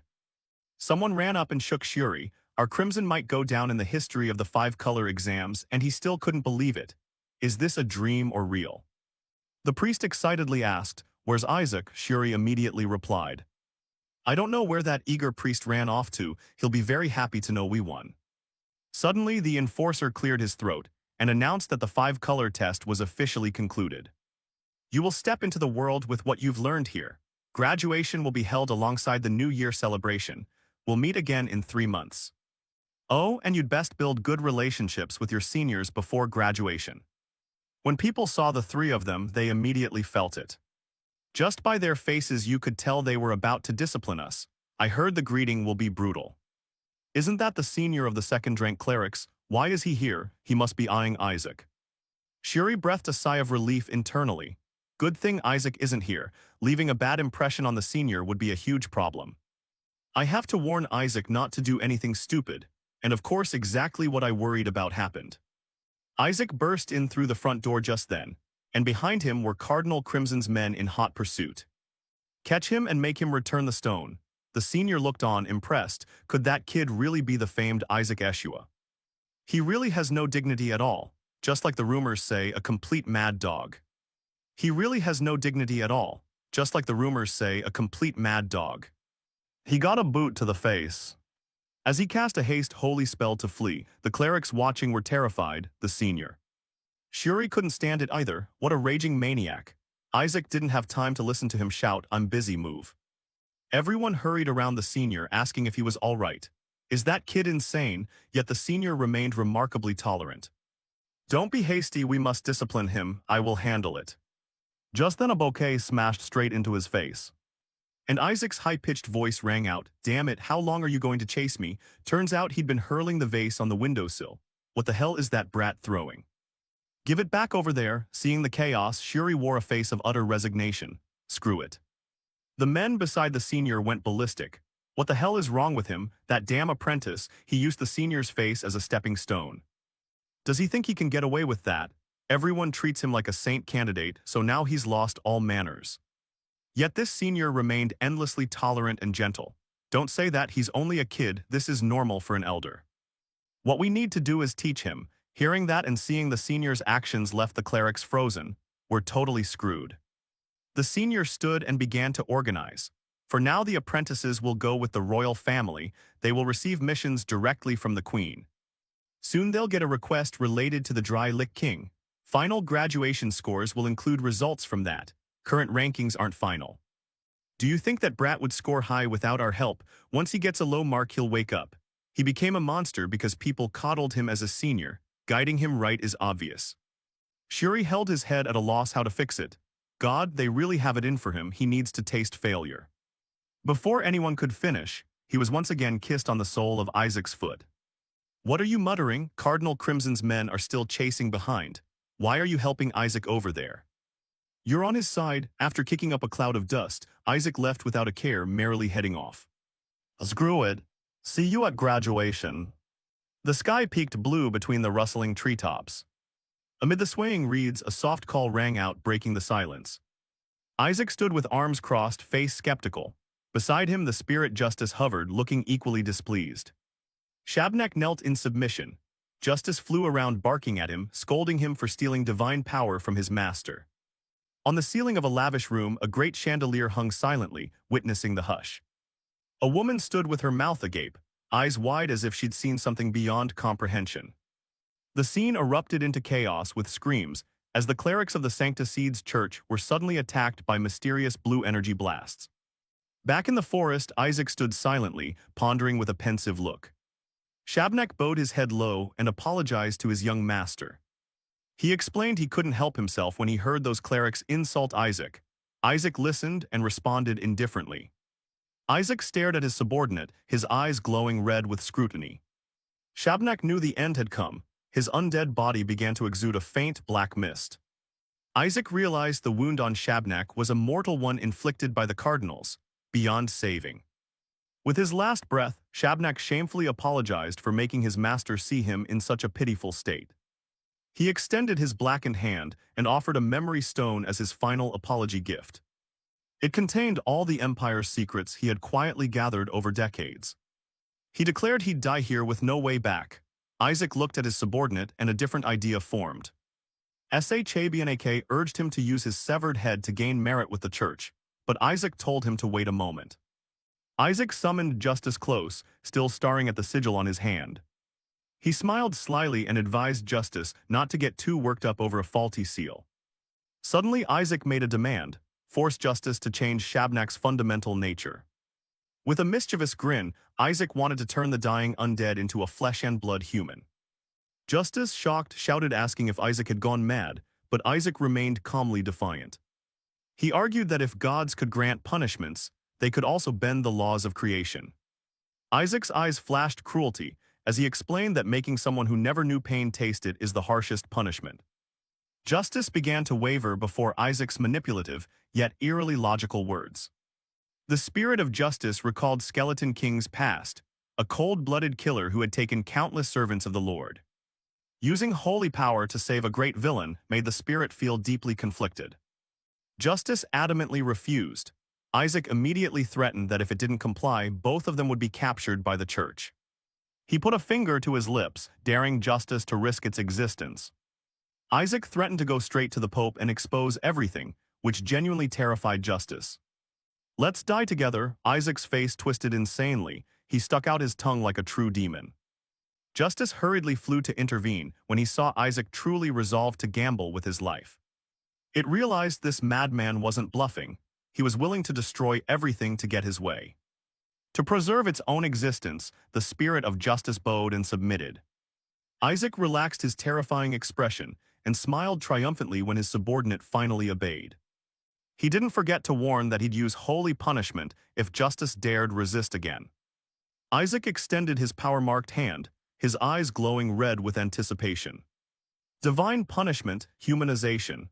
A crimson light streamed from his hand directly into Shabnak's body. Pain screams echoed through the forest as Shabnak's undead body began to be torn apart by sanctifying power. The black shell gradually dissolved, and justice declared the conditions under which Shabnak could exist in human form. Red strands of energy wrapped tightly around Shabnak, beginning the mysterious physical transformation. Isaac rubbed his hands in delight, thinking he could now easily fool the church with such a capable subordinate. Justice hovered nearby in agreement. Suddenly, his face drained of color in astonishment when he saw the actual result of the humanization ritual. The black mist faded, revealing a delicate face with vibrant reddish-brown hair full of life. You're a girl this whole time." Isaac couldn't hide his shock at Shabnak's true sex. Shabnak stared in disbelief at her new body. Isaac was left speechless. Her voice and build had seemed so masculine before. He asked if she felt uncomfortable. Shabnak raised a hand, feeling the warmth and texture of flesh after centuries as undead. She warned about the danger of the cardinals, and Isaac instructed her to hide her identity carefully to avoid the church discovering her. At that moment, a panic shout from a member of the Eshua group rang through the forest, putting Isaac on alert. The fellow burst in, asking where Isaac had been. Isaac quickly threw out a lie that he'd gone to protect the church's foundation stone. He reported the area was in chaos from a terrorist attack, and eyed the strange girl standing next to Isaac with suspicion. Clutching his head and complaining, he added that the church intended to send Isaac on a solo mission. Isaac crossed his arms and refused, saying he'd already found a teammate. The man was stunned, not understanding what was happening. The mission was to find a spy of the Skeleton King. At that, both Isaac and Justice found it laughable. He even revealed someone was performing a summoning ritual for the Skeleton King inside the palace, raising tensions. The Eshua cleric went on about the enemy's danger, someone who had defeated even the strongest royal knights. Seeing Isaac indifferent, he arrogantly said he'd form a team if Isaac begged, but Isaac casually replied he'd already partnered up. Oh my God, he jumped when he finally took a good look at the woman standing behind Isaac. His face flushed at Shabnak's beauty as he turned to demand who she was. Isaac nonchalantly lied that he'd rescued her from Demonkin while hunting souls. He added that out of gratitude she insisted on following to serve him. The man found this utterly absurd. He began wild speculation, fearing the beautiful girl approached Isaac to kidnap a member of the Eshua family. Shabnak suddenly bowed in submission, declaring she was here only to be a servant to her master. The Eshua cleric immediately grew wary and demanded she state her background at once. "I am a slave of my master." Shabnak's blunt declaration froze the air in place. A slave," he screamed in horror while Isaac kept an expression of utter nonchalance as if he heard nothing. Shabnak added that day or night she would serve devotedly. The Eshua man went mad, shouting at Isaac what the hell he was doing.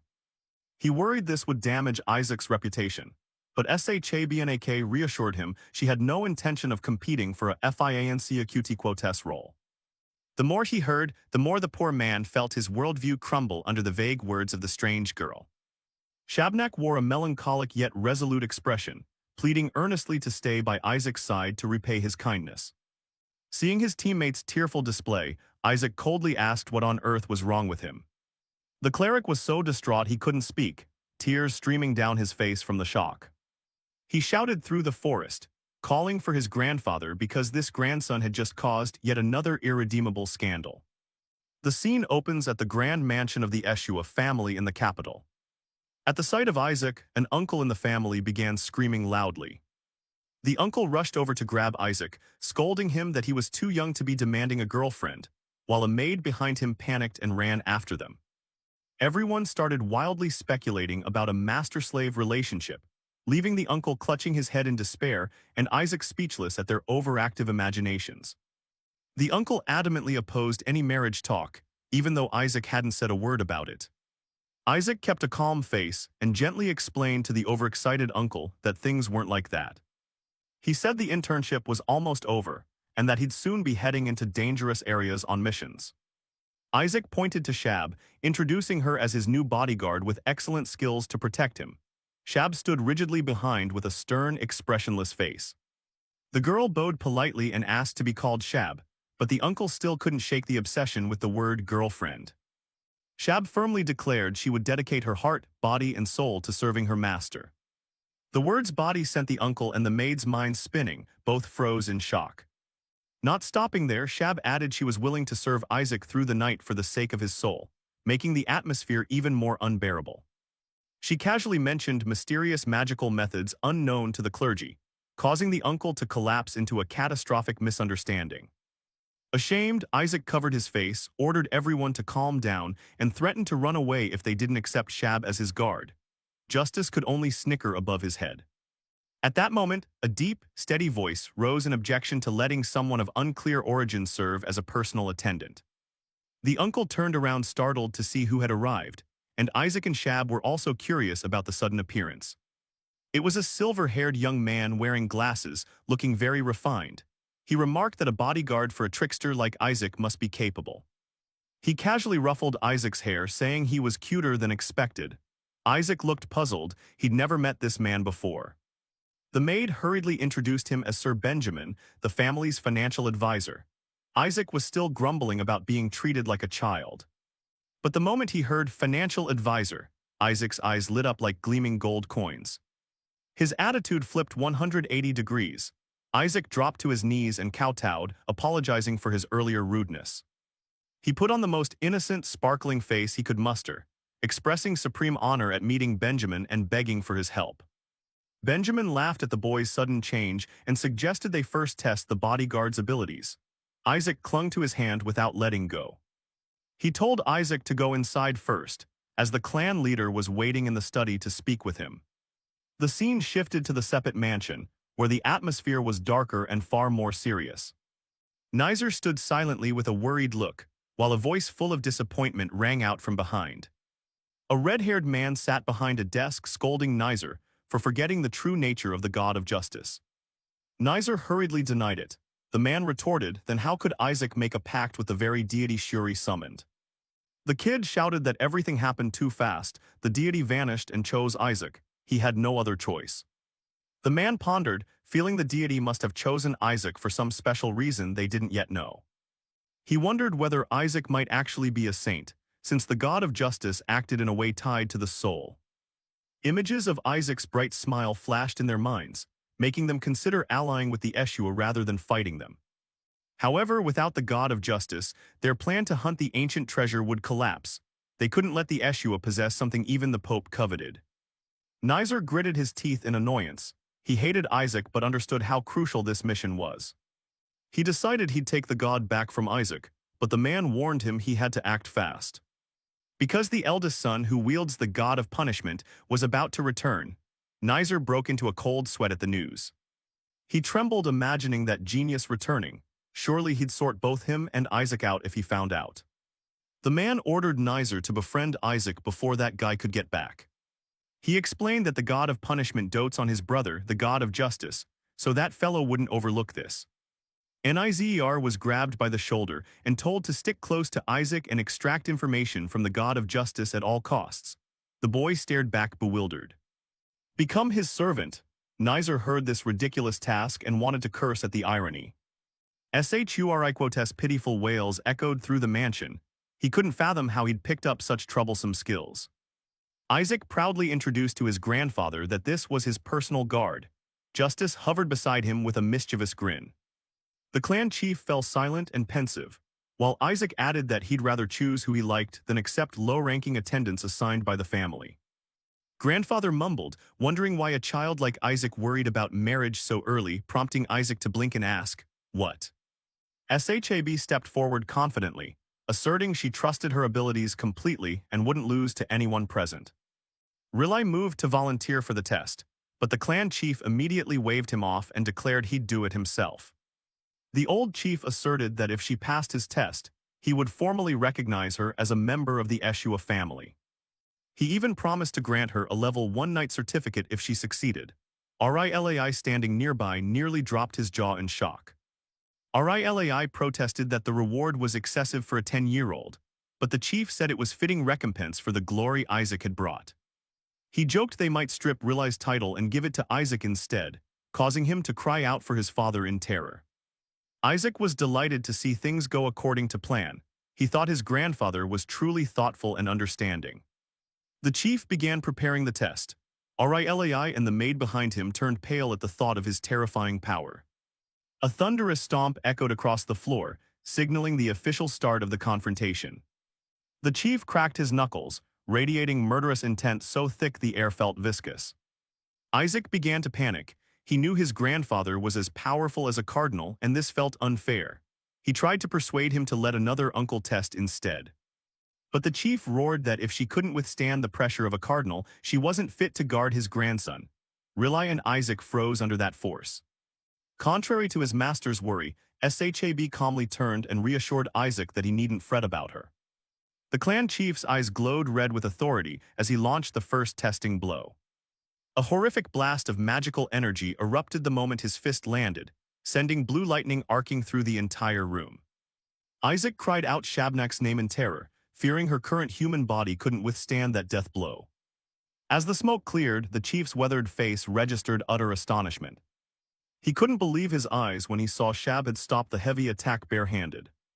Shab's gaze remained sharp and soulless. She stood unmoved as everyone watched. A terrifying impact detonated, blue magic bursting violently and ripping the hall apart. Rilai stood beside them, stunned to see his father's powerful strike so easily halted. Eli Eshua lunged forward, furious, barking at Isaac, what kind of monstrous guard he'd brought home. Eli observed calmly, while Shab assumed a ready stance. The chief thought it a waste for someone this strong to be serving his grandson.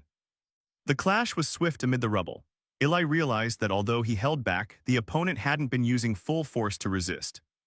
A deep suspicion began to kindle in the head of the Eshua family. His eyes hardened with murderous intent. He was certain the girl before him was a dark entity. Ilaiquote's fist flared with greenish-blue magic as he delivered a powerful, direct punch at Shab. Rilai screamed in panic to stop him when he saw his father preparing to use a dangerously purifying grand spell. Shab gritted her teeth and endured. She knew she absolutely must not use dark magic now to protect Isaac's secret. A colossal pillar of holy light descended from the ceiling, enveloping the target in pure purifying energy. Everyone around fell silent. Eli Eshua coldly ordered immediate expulsion, declaring this was a demon. Rilai and Benjamin stood dumbfounded, unable to believe his father would act so ruthlessly inside the mansion. The old man casually brushed dust from his shoulder and scolded them as fools for showing no vigilance toward a stranger. Just as they were about to discuss the investigation, Rilai suddenly rushed to call his father, and another explosion erupted. A dark red aura seeped forth. Isaac flashed a knowing smile while the tiny spirit of justice perched on his shoulder beamed with pride. When the smoke cleared, Shab still stood firm as if nothing had happened. Isaac declared bluntly that she was now truly human.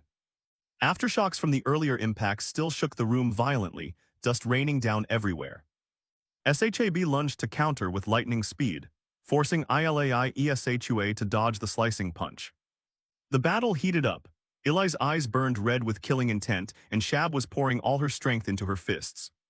Their fists met, producing a shockwave of contrasting red and blue that flung everything aside.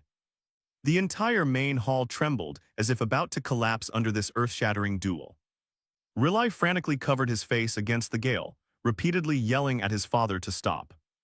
Eli stood amid the wreckage with a skeptical expression, muttering that everything was very strange. Shab remained on guard, sweat streaming down her face. Eli couldn't believe she was unharmed after a direct purification strike. Rilai finally lost it, raging at his father for using an assassination-level spell on an ordinary person. He thought such an over-the-top move was wrong, even if the other party were the worst enemy imaginable. As he scolded, Benjamin angrily pushed up his glasses, insisting this couldn't be settled with a mere apology. Eli stood silent as his son lectured him about turning the family mansion into a ruined battlefield. Surveying the scattered rubble, Benjamin winced at the thought of the massive bill they'd have to pay for repairs. The punishment was immediate. Ilaiquote's official stipend was suspended for 6 months to cover the repair costs. Returning to the main issue, the name Shab still gave everyone headaches. In his study, father and son sat down to discuss after reviewing the investigation reports. Benjamin said they still hadn't found anything unusual. Eli flipped through the stack of forged documents Isaac had prepared, asking if his son really intended to grant her a top-tier certificate. Benjamin admitted he'd already promised it. Benjamin adjusted his glasses and asked again why his father had used a massive purification spell. He still suspected she might be a demon. The clan chief set the papers down, asserting firmly that he sensed no trace of dark magic from the girl. Eli Eshua's gaze grew pensive. He thought she was human, yet somehow not entirely. Benjamin froze when his father insisted that even gods, looking into her soul, would only see an ordinary human. A chill wrapped Benjamin's mind. He knew his father's senses, one of the greatest cardinals in history, had never been wrong. An enigmatic image of Shab formed in his head. Benjamin suggested expelling her to avoid future trouble, but Eli shook his head, saying it was better to keep her close and observe every move so they could learn her true intentions. He emphasized that Isaac being the one who brought her home was a crucial detail not to be overlooked.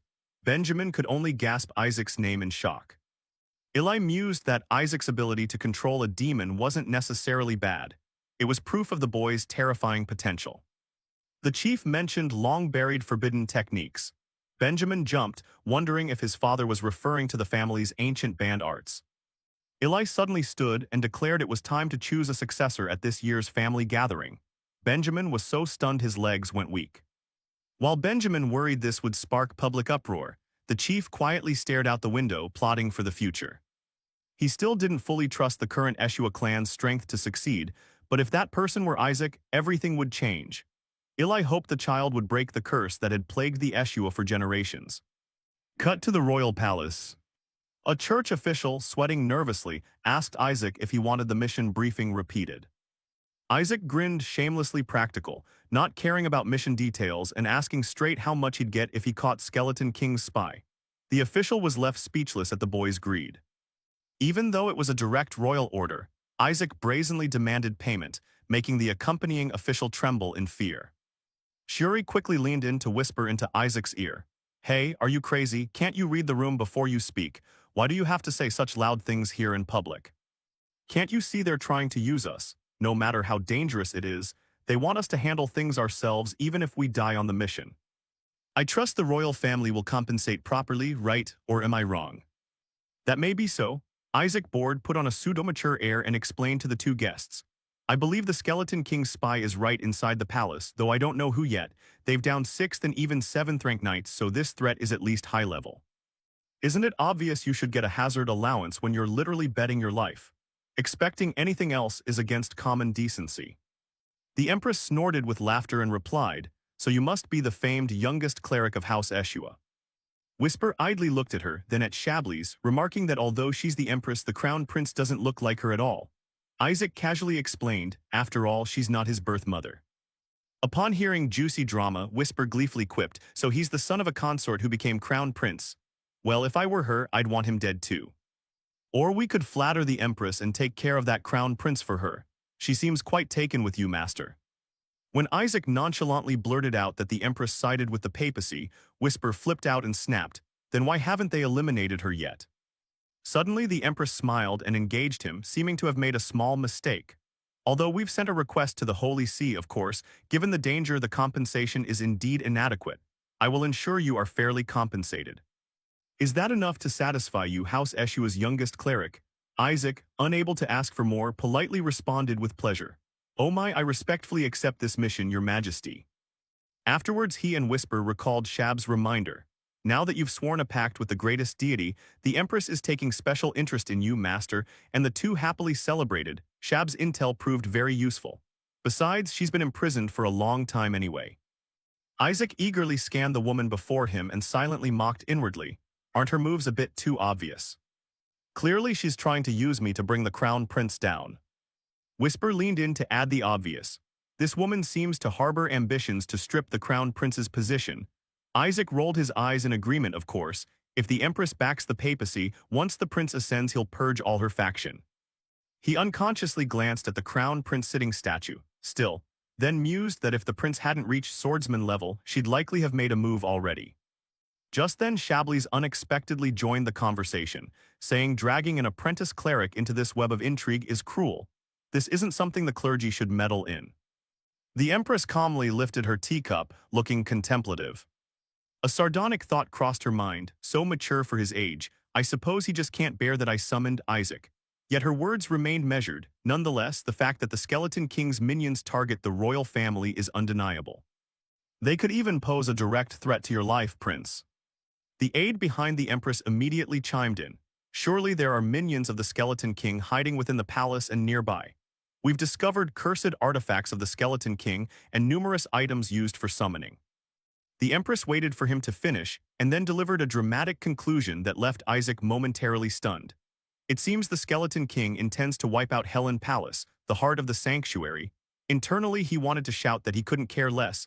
I'm only here to grab the loot and live comfortably. But the Empress, reading Isaac's thoughts, continued to chatter on. Anyway, even the Skeleton King couldn't breach the Holy Dragon's barrier. He silently cursed, that's not my problem, those dragons are a pain to deal with. Whisper sneered that removing the royal line would indeed be an effective way to destroy the Holy Dragon's barrier. Just then the Empress pushed a stack of papers toward Isaac with an explanation. This is a list of servants and retainers with suspicious movements in the palace. She finally cut through all the roundabout talk and got to the point. I want you to use this to flush the suspect out. After all, you're the genius who made a pact with the Supreme God. You will be duly rewarded, so arrest whoever is plotting against the royal family. Isaac still insisted on asking, why don't we discuss what that reward will be, but before he could finish, Shuri jumped in to seal his mouth with a booming promise. At your command, your highness. Even restrained, Isaac mumbled, this idiot, about to get us swindled. But Shuri, intent on dragging this traitorous brat away, snapped curtly, I know, now move it. The Empress watched their backs and called after them kindly, I'll await good news from you. Once outside, Shuri finally unleashed her mouth to scold. My God, this guy, I thought we were done for, I can't believe you act like that in front of royalty. Isaac, not one to be outdone, shot back, who even cares about that now? He ignored his stunned teammate and kept babbling about his brilliant plan. The Empress, think how much cash you could squeeze from her. Only a total idiot would pass up this once-in-a-millennium chance. Isaac drooled at the thought of the fortune behind her and plotted to cozy up and pick her pockets clean. Shuri was left speechless at his shamelessness. Why would the Supreme God choose this damn brat? But at that moment, a familiar warning rang in their ears. Don't trust the Empress too much. It turned out Chablis had slipped out of the room to wake these two money-obsessed beasts. She simply wants to use your title. Startled, Shuri could only blurt, that's the Crown Prince, your highness. Chablis continued in her sternest tone. You could lose your life like that, so I advise you to act with caution. She added somewhat oddly that she still hoped the Skeleton King's spy would be rounded up. Shuri, a little thrown, replied off-key, yes, you need not worry, we will certainly catch them. He blushed with excitement and vowed, we can't let that cruel Skeleton King return. Isaac, standing behind, wanted to smack the speaker's confident proclamation and muttered, I'm back, you garbage. That night the palace looked normal from the outside, as on any other day. Yet whispers and gossip swirled around. I'm certain followers of the Skeleton King are lurking nearby. There were cursed items and summoning tools, and that warehouse was full of things linked to the Skeleton King. Isaac impatiently demanded, why are we standing around? Shuri, cautious but firm, said wait and see, the culprit will definitely go into that warehouse. No sooner had he finished than Isaac exposed the lie. The true summoning site is elsewhere, you can tell just by glancing at what's inside that warehouse. Shuri, startled for a few seconds, immediately interrogated loudly, how do you know so much about the Skeleton King? But before he could answer, Isaac thumped him hard on the head and reminded him to bow down. When Shuri lifted his head, he whispered in shock, they really? Isaac had lowered his voice but couldn't hide his contempt as he replied, I told you they'd come.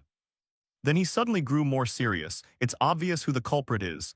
Shuri immediately fired back, who is it? Isaac didn't hesitate to drop the heavy bomb, obviously the Empress. The answer was beyond Shuri's grasp and he instinctively shouted, what? Then Shuri idiot, but wasn't she the one who asked us to find the Skeleton King's follower? Isaac didn't hesitate to enlighten his comrade. She's trying to sever all ties to that spy. This woman clearly thinks she's clever enough to fool the clergy. He suddenly brightened, eyes glittering with gold. We'll catch that lackey and win favor with the Crown Prince or the Emperor, and then we'll pick their pockets clean. Shuri, money mad, almost dropped his jaw. Why are you so obsessed with cash? Whisper, who'd been silent until now, suddenly stuck his head out with a killer question. Are you really okay? If that's a summoning circle, your soul could be drained. Isaac scratched his head sheepishly and replied, I'm fine really, humans couldn't pull it off anyway. He said that, but his actions didn't quite match, just chase after her. Shuri saw him spring up and weakly called after him, wait for me. He was busy looking around and warning others, not noticing the eerie shift around Isaac. It's really dark, be careful. When he turned back, Shuri's eyes widened like brass bells in shock. Staring at the empty yard, he screamed the name of his comrade into the night. Isaac. The man Shuri missed was vanishing into another dimension in a blink. Isaac felt the mana swirl around him and his heart raced. Damn it, I'm done for. This is the Skeleton King's real summoning circle, someone can actually cast it. While still in a daze, a voice rang out and pulled him back to the present. Son of House Eshua. Isaac had just met the other's gaze when his normally confident face went pale. After a few seconds to collect himself, he found his voice and shouted, Your Highness the Crown Prince. Though one stood and one knelt, both kept silent in an awkward standoff. With no one speaking, Isaac seized a moment to question himself. How could he trigger a real summoning circle? He'd only released a bunch of fakes. Halfway through his thoughts, Isaac suddenly realized, right, this is my original summoning spell. Whisper bitterly asked, didn't you teach the bone brutes to use it in emergencies? He admitted gloomily they're stupid enough to memorize it. Isaac shoved the strategist aside to focus on the bigger problem. Could this mean the Crown Prince is actually the Skeleton King's spy? Terrified by the implication, he nonetheless forced himself to ask more. Your Highness, what are you doing here? Are you patrolling this area? Before the prince could answer, Isaac awkwardly supplied an excuse for him. Oh, I see you're on patrol. Whisper rolled his eyes contemptuously and shattered that illusion. Clearly the prince performed the summoning ritual. Seeing the angle was bad, Isaac tried to bow out. Very well, Your Highness, I'll go finish my remaining tasks. I saw nothing. Before he could finish, Shablis interjected, why did you appear from the Skeleton King's summoning circle? Is the Crown Prince truly naive or acting? Isaac reflexively spat inwardly. Why are you asking that now? You were caught red-handed summoning the Skeleton King. You know your head could roll off any second. In the heat of the moment, Whisper kept adding obvious commentary. Master, you're supposed to be a saintly candidate, yet you were summoned by the Skeleton King's magic. This question is too obvious. The Imperial fellow's clever too, Isaac cursed through gritted teeth. Damn it, why? I tuned that spell for undead. Humans should have a hard time using it. Whisper suddenly hatched a bold idea. To use the Master's summoning magic, you must speak the bone language, and more importantly show absolute reverence and loyalty to him. Saying that, he lunged at Shablis and loudly declared, this one is definitely a follower of the Skeleton King, he's not bad. Isaac angrily shook off that nonsense. The Crown Prince of the Holy Empire couldn't possibly do this. Shablis, unable to overhear the duo's private talk, pressed on. I'll ask you again, why were you summoned here? Isaac, with the attitude of a pig that's already dead and unafraid of boiling water, shut his eyes and began to speak. I wasn't summoned, I just fell off a tree, Shablis flatly denied. There aren't any trees here. He rolled his eyes and tossed out another excuse. Then maybe I just crawled up from underground. Shablis lost patience and threatened, at least make up a more believable story. Isaac sighed theatrically and flipped the script. Could it really be that the Crown Prince is a follower of the Skeleton King? After that question, the two fell into a silent standoff again. Staring each other out grew tiring, so one of them finally suggested moving somewhere else to talk. Outside it was still pitch black. The quarrelsome pair had now shifted their stubborn duel to the Crown Prince's palace. Isaac sat with arms crossed like a host, quietly sizing up Shablis opposite him. What a joke, his power radiates so brightly and purely. It turned out in his eyes, a dazzling halo like the sun glowed around the prince. After taking it all in, Isaac suddenly rubbed the back of his neck and muttered, maybe it's better if I just pretend I didn't see any of this. Though they'd moved, Shablis's question stayed the same. Why did you appear here? That persistent nosiness made Isaac speechlessly desert-like. You fool, is that all you care about? He ignored answering and instead scanned the room. What kind of place is this anyway? Isaac's gaze was immediately drawn to a row of Skeleton King models on the shelf. In the most prominent spot there hung a painting of him riding a warhorse in full glory. The past suddenly excavated itself and slammed into Isaac, making him feel on the verge of exploding. Where did he get this stuff? He decided to be blunt for once and said solemnly, aren't you basically a hanger-on, Your Highness? A cleric from the cathedral caught you at the scene. I think you don't fully understand the situation yet. But no matter who says what, Shablis clenched the question like a charm and wouldn't let go. Why did you appear here? That simple question unintentionally awakened the demon in Isaac. Oh my God. Chablis looked at his grimacing face and suddenly felt a spark of clarity. Wait a minute. The Crown Prince felt clever for the first time and switched to a new question. Could you possibly be the Skeleton King? Isaac snapped angrily, eyes wide, shouting, how could that be? Surely I was summoned because I once ate a finger of the Skeleton King. That's why I reacted to that summoning. Hearing that, Chablis deflated a bit. Oh, is that so? Noticing his odd expression, Isaac wondered silently why he looked disappointed. After a moment he frowned and asked, Your Highness, are you interested in the Skeleton King? Chablis looked down and confessed, This is my sister's room. The princess is obsessed with the Skeleton King, so I intended to summon the one she loves to see if he's worthy of her affection. Well. Isaac gritted his teeth, took another look and silently rebutted. He's a terrible liar, no matter how you look at it, this is clearly a boy's room. After a while he scratched his nose and proposed, Here's the deal. I'll pretend I don't know your secret, so I want you to keep my summoning a secret. There's no point for either of us to cross the cathedral, right? Chablis nodded in agreement, yes. They aren't the type to easily forgive those who use dark magic, especially you and me.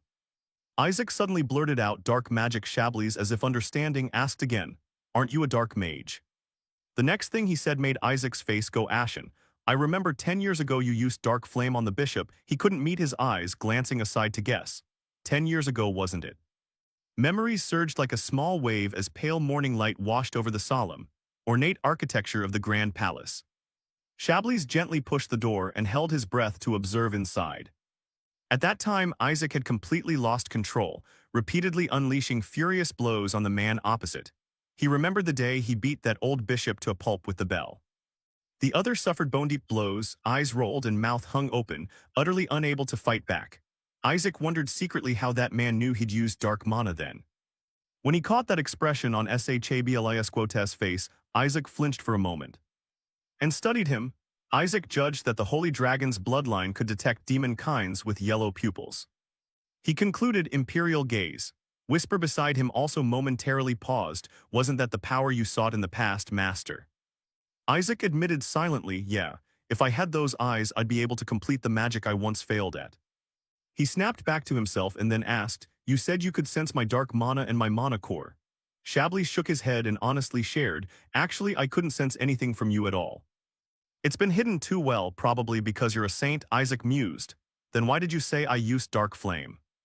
Chablis reiterated his demand, I told you, admit that you are the Skeleton King. Isaac clutched his head, wanting to leave. Fine, I take my leave, I'm going now. Just as he was about to go, Chablis suddenly spoke from behind. Fine, if you want to know why I knew you used dark mana. Because the dragon blood in me is extremely strong, I can partly understand the language of monsters or things that cannot speak. For example, a baby's babble. Isaac stopped, his face flushing and paling, thinking to himself, Babble, babble. His whole body went rigid as if he'd realized something. He stared at Chablis and guessed, Don't tell me this guy means that as an infant he understood all my babbling back then. Seeing Isaac had worked it out, he bowed his head and continued, Though I couldn't fully understand, I knew back then you hated that bishop intensely. Actually, to my father and me, you were like salvation. Surely you know the meaning behind our hair colors. Platinum hair brings blessing and black hair is cursed. Everyone despised it, called it filth. They kept humiliating my mother until they finally drove her to death. That old bishop had a hand in that incident too. Isaac was stunned, eyes wide. Was the Empress's death linked to the clergy? Whisper beside him couldn't contain himself and angrily spat. He really wanted to wipe them all out. Isaac recalled how as a child he repeatedly beat the bishop. He cursed inwardly, that bastard dared try to murder me, disappear from my sight. If some scum like you accuses me of being a demon, I won't be able to approach the emperor anymore. Then I couldn't steal the royal treasury. You bastard, that emperor is my pawn, understand? Contrary to that agitation, Chablis casually rested a hand on his chin and replied, I thought you were possessed or simply gone mad. But demons can't take over the body of a saint blessed by the gods. Even gods make mistakes. This time the gods were wrong, thinking that comforts me, especially when a platinum-haired, god's representative turned his back on the cathedral. For the first time I felt the fault wasn't mine, and it felt like the gods were consoling me. So I like that. He asked once more as if to be sure, You really aren't the Skeleton King, are you? Isaac retorted, Do you want me to be the Skeleton King, your highness? Chablis asked again, Are you the Skeleton King? He shook his head and denied it, no. Isaac rolled his eyes, helplessly thinking, how long has this guy lived? Does he think I'll fall for that? Unaware of these thoughts, Shabley seriously offered, if you truly are the Skeleton King, I'm willing to give you the whole kingdom. Sweat streamed down Isaac's face as he pointed at himself. I could be the Skeleton King, right? Actually, I'm that Skeleton King. Shabley's repeated something he'd said many times before, so you just claimed you're the Skeleton King. Isaac held in his composure until he finally snapped. Just kidding, how much do you like the Skeleton King, huh? Willing to hand over the whole kingdom? Shabley's expression never changed. He nodded in agreement. Yes, the Skeleton King's goal is this entire kingdom. Isaac scolded the lunatic. He only listens to what he wants to hear, right? In the end, he didn't linger. Before leaving, Isaac grimaced and blurted, I'll pretend I heard nothing today. My family will get suspicious. Now if you'll excuse me. Shabley's didn't forget a parting warning. Tonight's moonless sky is perfect for summoning you, be careful. Isaac ground his teeth and hissed, I've told you I'm not the Skeleton King. Leaving the castle, he walked slowly across the communal grounds. Whisper noticed something odd and spoke up, you seem pleased. Isaac admitted nonchalantly, of course, why wouldn't I be? I didn't expect the Crown Prince to be a follower of the Skeleton King. Well, I get it now. The Skeleton King is pretty cool after all, I deserve some respect. Anyway, putting the Crown Prince on the throne would make things much easier. I can't reveal my identity, but maybe I can exploit him by pretending it's the Skeleton King's words, Whisper mused. I'm not sure though, the prince seems sharp. Besides, being summoned is a bit dangerous. Isaac countered, no, it's actually not bad. Because I've found that a saint's body and soul are tightly linked. Thanks to that, soul separation holy rites won't work. The saint's body clings too strongly to its soul, so you're out of luck. It agreed, seeming like it would take deeper root as your mana grows stronger, master. Isaac had no idea someone stood right behind him. He chatted comfortably about how being summoned anytime was troublesome, and that he should fortify the Skeleton King summoning ritual on his end, when someone suddenly cut in. Hey, where are you going? Shuri, breathless, hurried up to him and questioned, you gave me a start, I thought your lackeys had dragged you off. Isaac didn't answer, glancing sideways, okay fine, they did drag me off. Then Isaac put a hand on his hip and asked, what's this? Did you bring him just to come look for me? Shuri blurted in surprise, just a bit. Kina charged up and blocked his path, adding fiercely, because you ate the Skeleton King's body, you've become the ultimate catalyst for summoning him. If you get kidnapped, it's a huge problem. Shuri agreed, showing the marked hand to Isaac. Yeah, that. Moreover, the Holy said the royal palace is dangerous. He drew Isaac's attention downward, the radiance of the holy light. Shuri placed a hand on his chest, speaking seriously. He said he's trapped because of the Skeleton King. I don't understand what you're saying, but we must catch the Skeleton King's followers and support the holy light. Hearing this, Isaac pressed his lips together. Did the holy light suddenly warn and get trapped? Before he could steady himself, the surrounding space suddenly shook violently. Shuri spun to one side. Kina guessed the energy was a demon summoning ritual nearby. At that moment he couldn't help but tremble and shout, what are they really summoning the Skeleton King? Isaac was equally stunned, eyes wide in disbelief. No. A bare skeletal hand suddenly rose up from the earth. Trailing behind was a figure made entirely of jagged bones, not much different from the hand. The skeleton bared a mouth that still puffed out black smoke. Then wildly it appeared right before everyone's eyes. On noticing, everyone screamed in panic. It's the Skeleton King has been summoned. Isaac's group didn't know how to react, only able to gape in shock. That idiot has finally set foot on this land, how dare the demons storm into the holy realm? Isaac's group didn't know how to react, only able to gape in shock. That idiot has finally set foot on this land, how dare the demons storm into the holy realm? It's just a gigantic skeleton, a mutated giant skeleton. Whisper leaned in to comment, that's a summoning array for the Skeleton King. But isn't that the kind of array that requires knowledge of holy rites? Isaac buried his face in his hands in frustration, damn it, so the culprit must be a cleric. Whisper leaned in to comment, that's a summoning array for the Skeleton King. But isn't that the kind of array that requires knowledge of holy rites? Isaac buried his face in his hands in frustration, damn it, so the culprit must be a cleric. At this moment the giant skeleton, its eyes blazing red, was frantically charging forward, accompanied by shouts of His Majesty the Emperor. On this side, 3 figures behind the giant skeleton were controlling it. One thrust a hand forward, grinning with excitement. Summon, obey your summoner's command, kill the Emperor quickly and unleash your magic. As he finished, the giant skeleton reacted wildly, calling out, Master, is it you, Master? One of the group was taken aback by the situation. Master, even the leader wasn't exempt. Sweating cold, he said, I don't remember telling you to call the summoner Master. Then suddenly something caught the giant skeleton's attention. Without hesitation it raced toward the castle. They and the others cried out in shock. Where are you going, hey? However, the giant skeleton paid them no mind. Its eyes glittered as it exclaimed, I didn't expect you to summon me after 150 years. Your servant is truly moved. I might just weep a river. Isaac gritted his teeth, thinking to himself, you fool, don't come near me. Shuri, unaware of all this, could only scream in terror as the giant skeleton drew nearer. It's coming this way, it's going to attack us, right?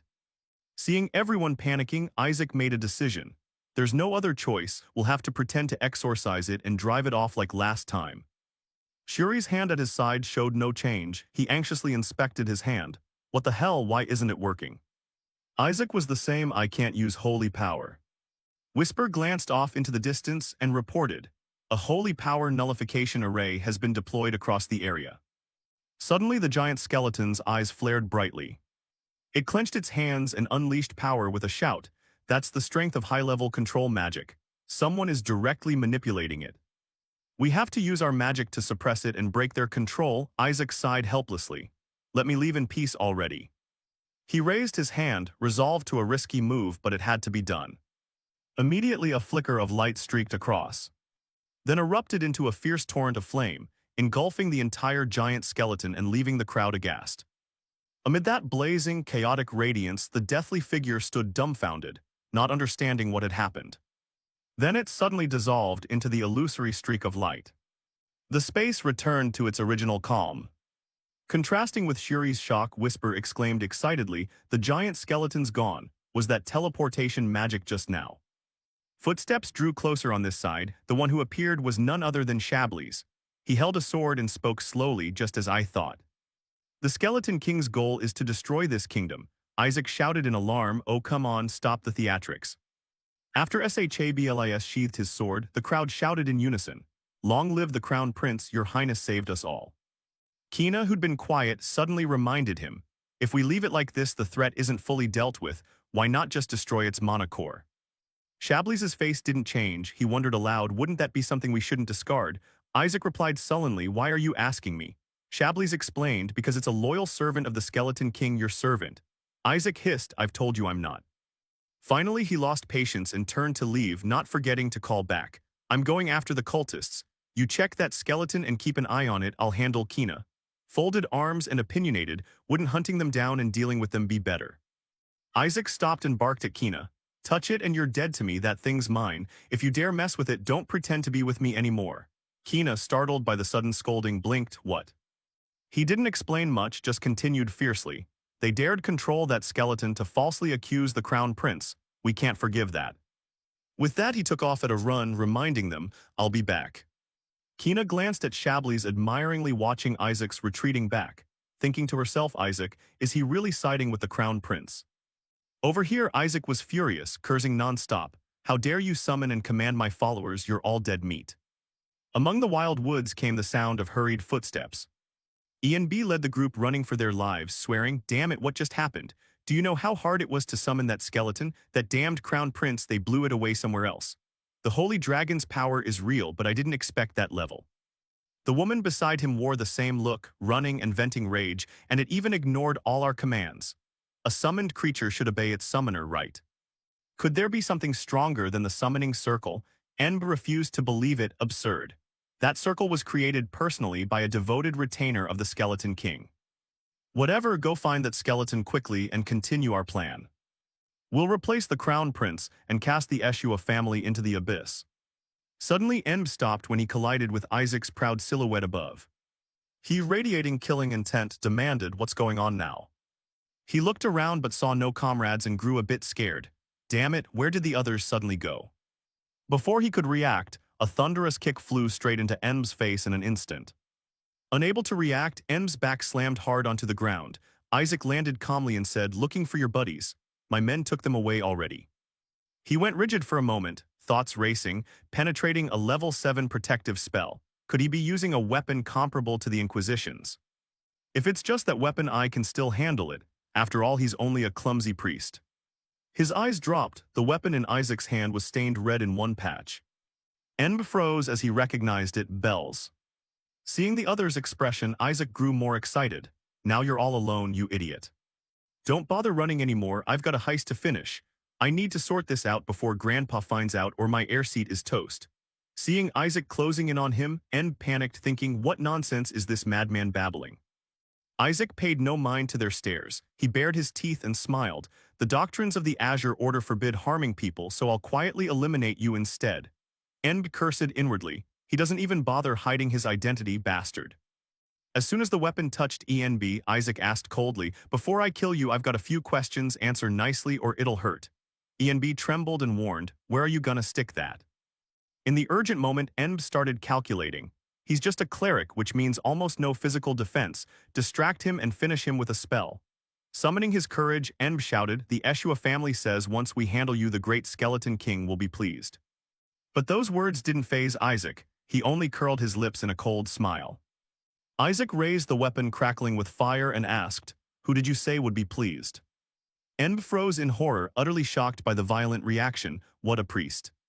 Isaac didn't hesitate. He swung and the flames burst forth, engulfing Enb in astonishment. The burning heat made Enb's breaths ragged, yet he tried to steady himself through the pain. It's fine, as long as I smother the burn with dark flame I can take it. Isaac, pleased with the result, said with relish, they say if you don't want to be roasted to death, confess who's backing you. Despite the pain, Enb insisted, I don't know. Not getting the answer he wanted, Isaac slammed the weapon down on Enb's head. Magic spilled forth. Enb's eyes bulged, and unable to hide it, he blurted out, we plan to frame the crown prince for treason. Isaac bent and struck again. What about your plot to ruin the Eshua family? Enb confessed everything honestly. Isaac had shaken the entire cathedral, so the Eshua family's standing is now completely altered. We can't let Isaac and the Eshua family be canonized. But if he used the skeleton to kill the emperor, he'd be blamed for failing to deal with the skeleton king. Isaac tilted Enb's face and interrogated, so who gave the orders? Enb winced, trying to stifle the pain, then spat out a name. A man named Ranchi ordered us. Hearing the name, Whisper shared his thought, must be a demon. Isaac kept hammering, oh really, so that Ranchi told you to control other people's precious skeletons? Enb covered his head, thinking, precious skeletons of others, what's that about? Pushed to his limit, he finally couldn't take it and shouted, I don't know the details, I only know he's connected to the Black Seraph. That Ranchi gave me the artifact to control the skeletons, and Ranchi is a subordinate of the Black Seraph. Whisper, hiding behind Isaac, agreed, sounds about right. As if sensing something, he hurried to stop. Wait, Isaac clenched his fist, grinding his teeth in rage, the Black Seraph. Isaac stroked his chin, pondering the Black Seraph.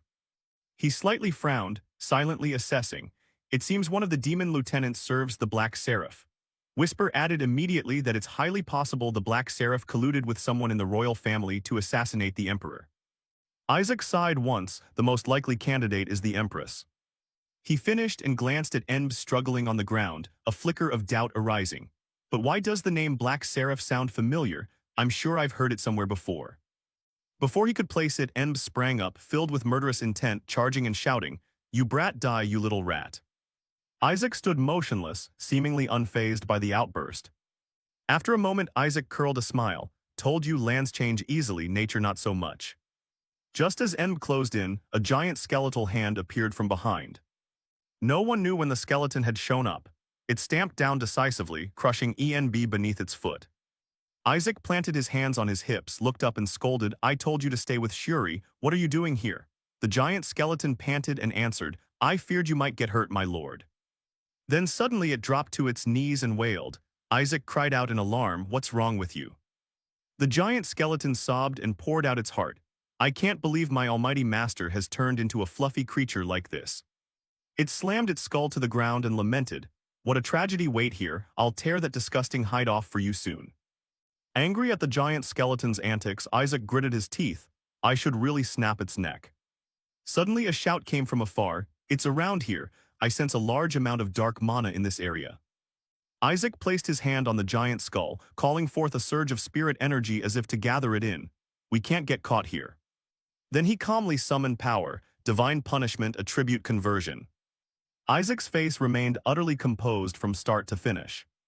After a while, the giant skull transformed into a small, adorable doll. Whisper got excited at the sight and quipped that hiding her was clever. She's a high-ranking demon, so sending her straight to the Shadow Realm would be tricky.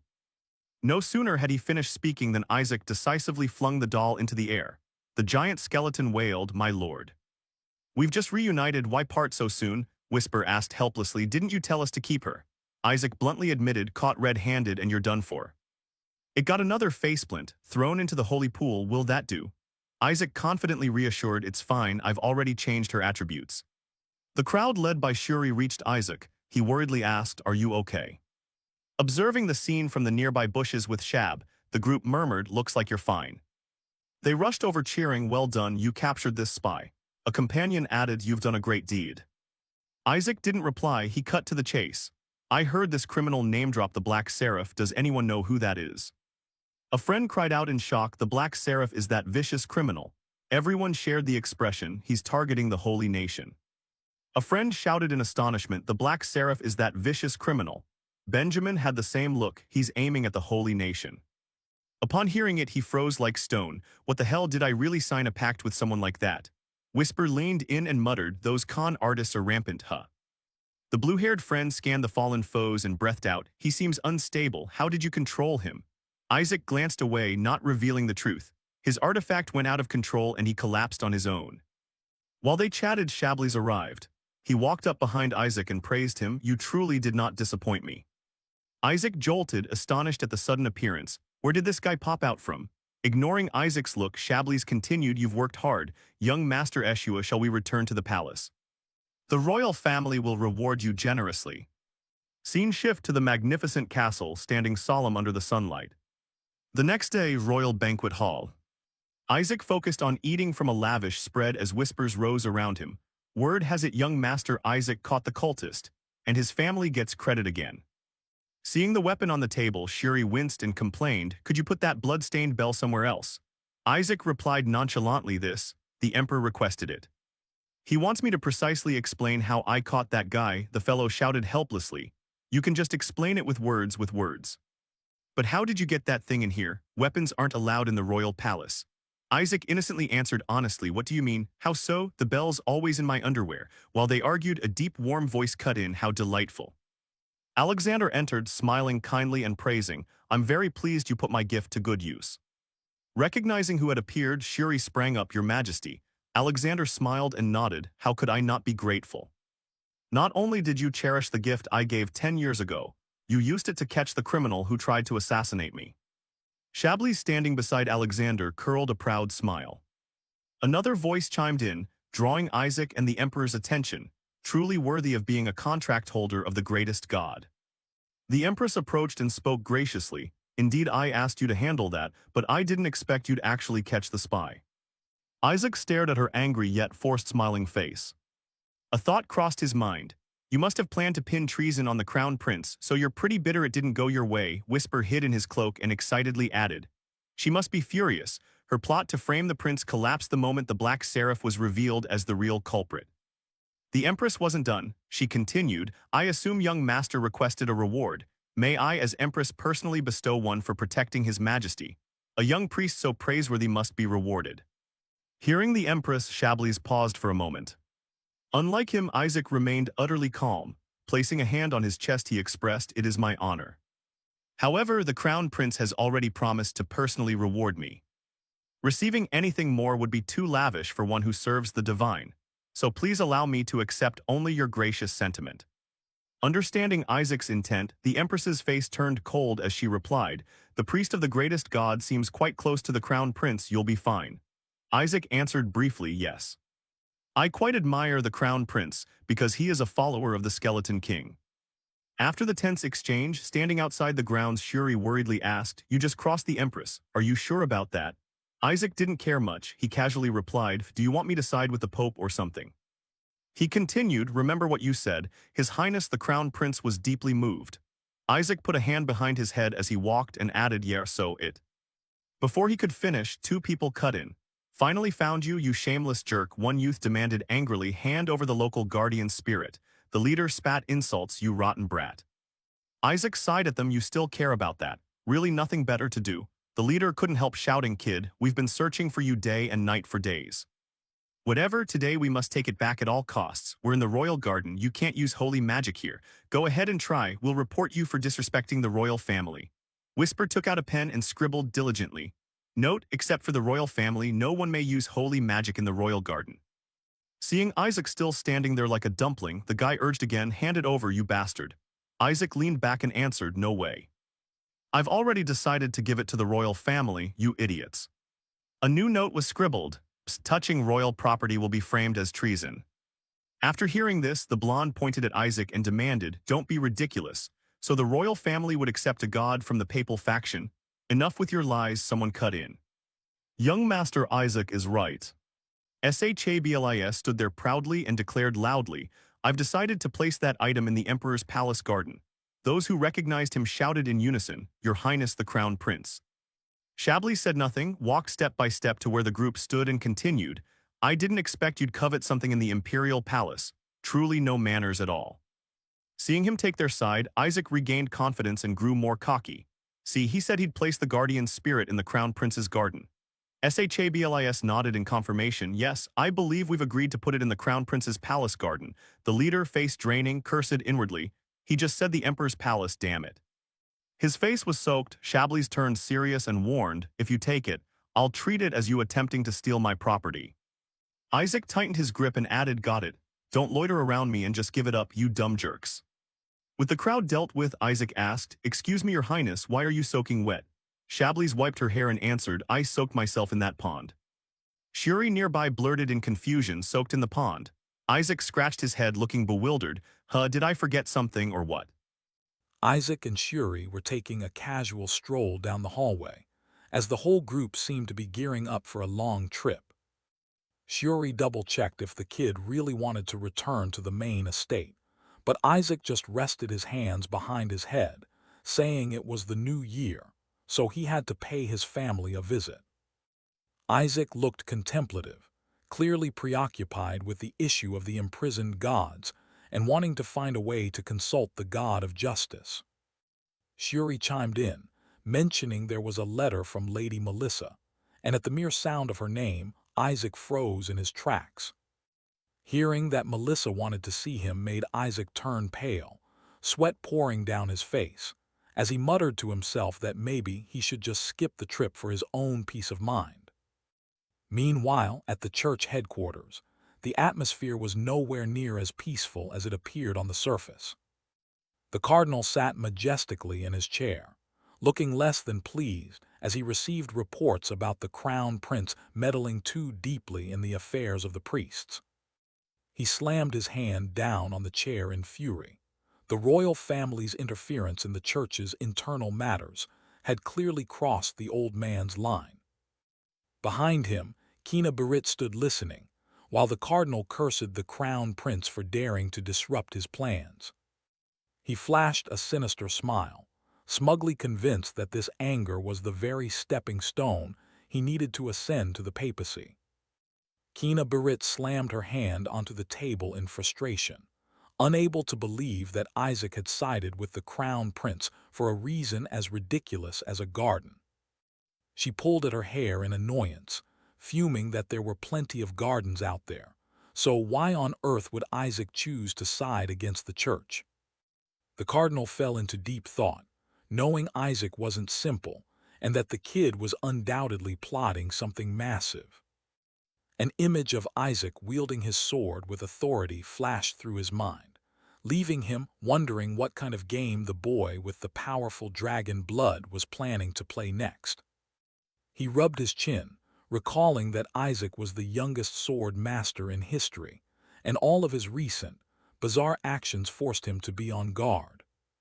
But then he brushed it off, revealing that the Pope already had a plan to reclaim the supreme god's power during the upcoming graduation ceremony.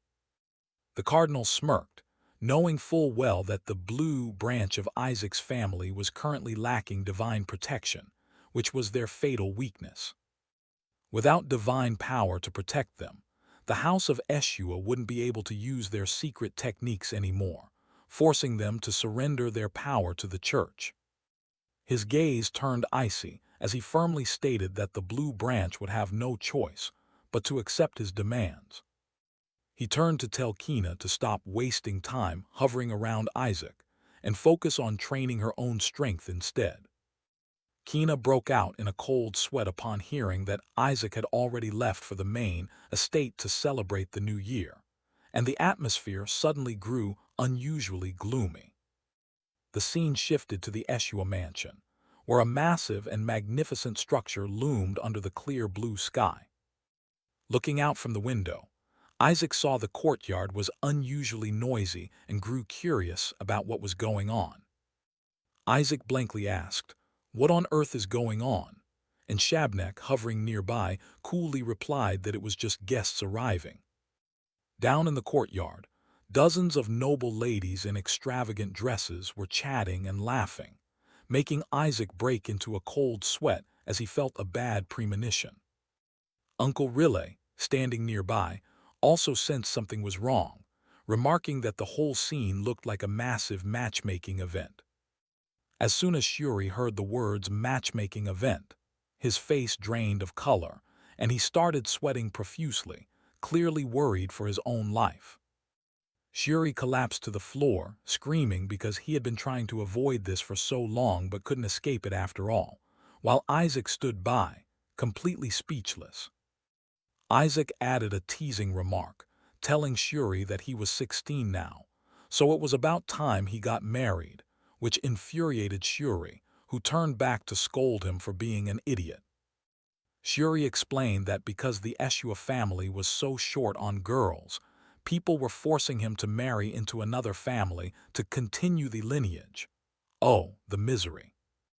Shabnak poked fun at him, saying that even though Shuri was useless, his looks and abilities were decent enough to make him a prime candidate for a stud horse, leaving Isaac feeling like he might just faint on the spot. Riley walked over and patted the sobbing Shuri on the shoulder, reassuring him that he had been turning down these things for years, so he shouldn't worry too much. Isaac suddenly wondered aloud why Uncle Riley still hadn't gotten married, a question that hit the uncle right in his weak spot and made him jump. Riley stammered out an excuse about being too busy hunting the Skeleton King and saving the world to have time for that, but Shuri, drinking tea behind him, nearly spat it all out. Another man, Patriarch Joshua, appeared and delivered a critical blow. "That's because your uncle can no longer continue his lineage." Oh, what a twist. He laughed heartily, claiming Riley had been cursed by the Skeleton King and was now infertile, leaving Riley to scream in total despair. Isaac was shocked to his core, staring blankly as he wondered, "Is my uncle actually limp?" Riley panicked, trying to explain that the machinery was working perfectly fine and not to listen to the old man's nonsense. Riley ran after him to explain, but Isaac didn't seem to hear a word of it, too busy processing this distressing news about his uncle. Isaac looked outside to see the number of guests growing, while Uncle Riley sat alone in the corner of the room, feeling his dignity had been gravely insulted.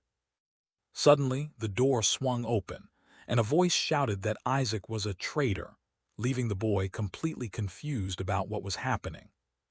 Kina Berit charged in with a murderous look, scolding Isaac for promising to train her only to try and sneak off to get married. Isaac frantically explained that this was Shuri's matchmaking event, not his, but Kina had checked thoroughly.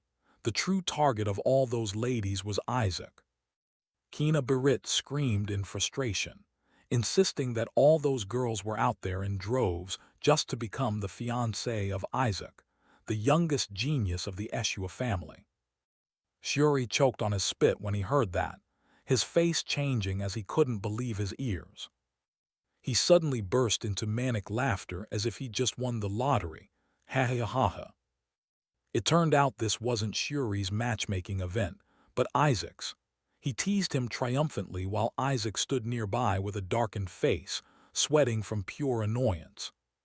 Shuri, still fearless, even dared to puff out his chest and offer to help Isaac pick out the perfect bride. He really didn't know when to quit.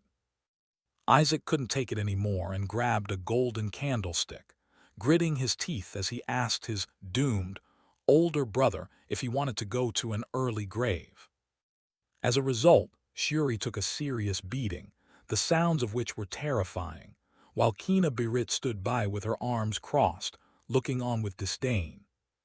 Shuri knelt on the floor begging for his life, promising never to laugh at the family's pain again, while Isaac remained standing guard, still seething with the candlestick in hand. Kina Birit added a sharp remark, saying that anyone who brought the Pope's nephew into their home was essentially looking to commit suicide, while Shuri kept mumbling in defense that he hadn't invited those people. Just then, someone called Isaac's name, making the boy jump and turn around. More trouble was definitely on the way. Kina Birit unexpectedly proposed that Isaac marry into the Birit family and become a part of hers, a direct proposal that left everyone frozen. Shabnak hovered nearby, teasing him about the proposal and making Isaac blush with embarrassment, but he snapped at the little demon to shut up. The scene shifted to the main conference room of the Eshua mansion, where the elders were having a tense discussion. An old man in the family yelled in anger upon hearing that Isaac was attending a matchmaking event, insisting that this was completely unacceptable.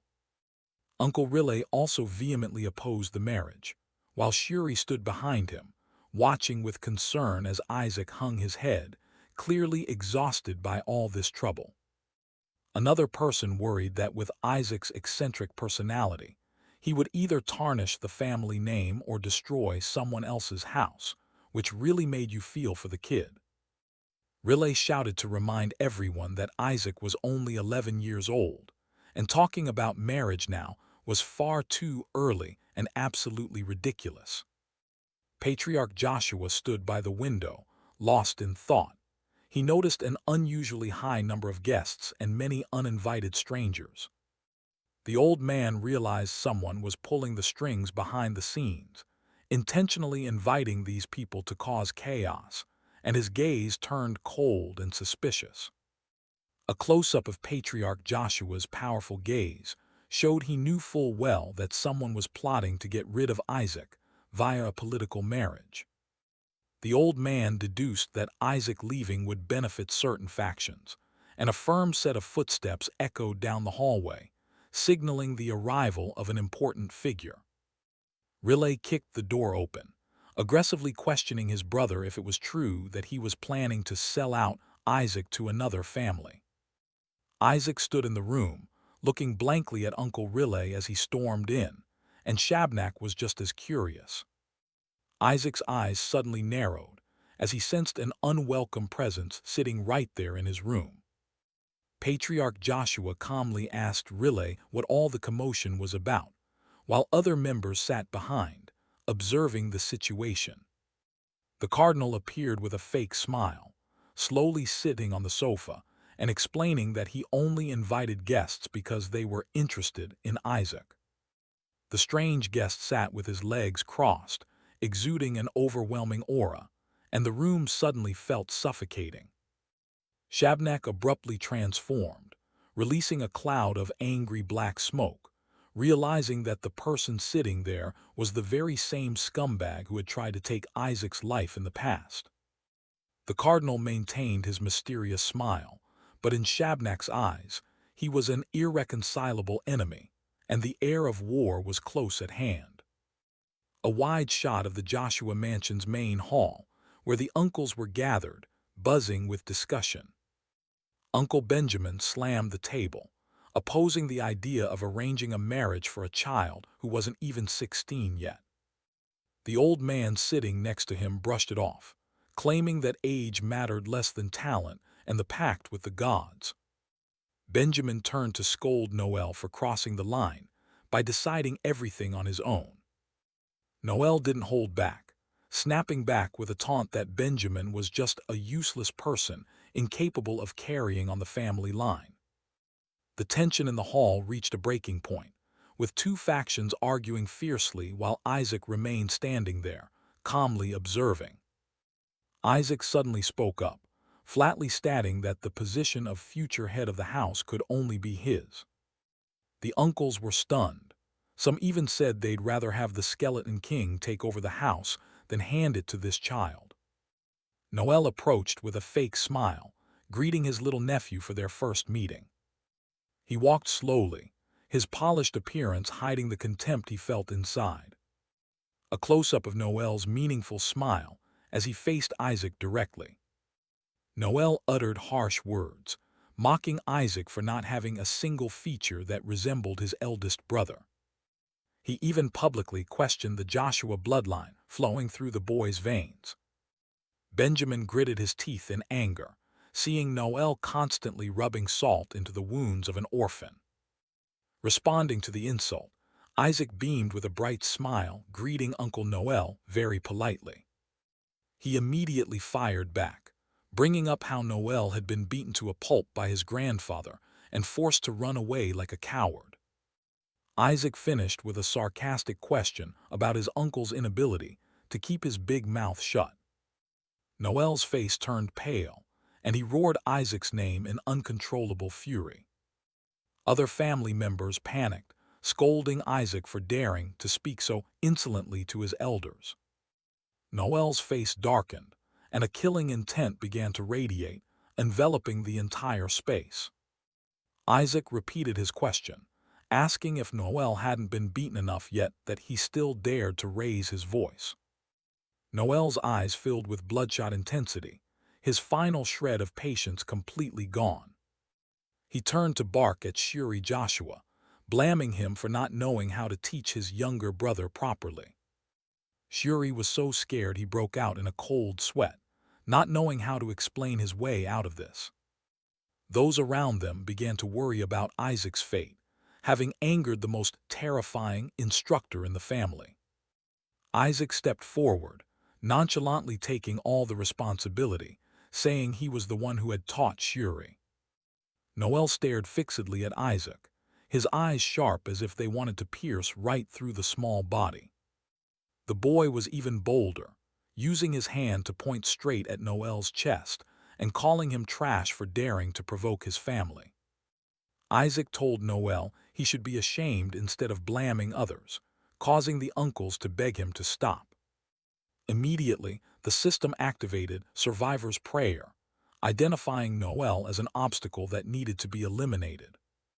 Shabnak recognized this death mark and mused to himself that it was the first time he had seen it on a human since the Pope.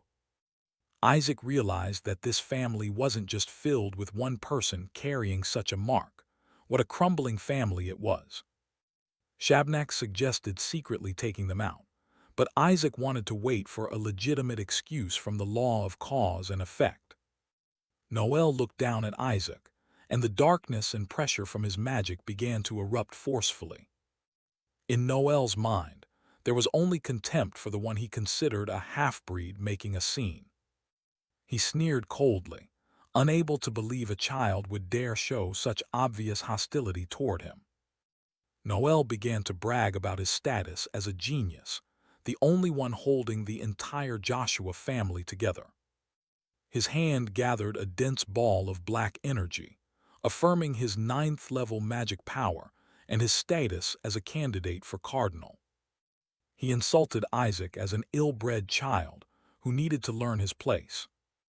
A blast of light magic erupted, knocking everyone around him away.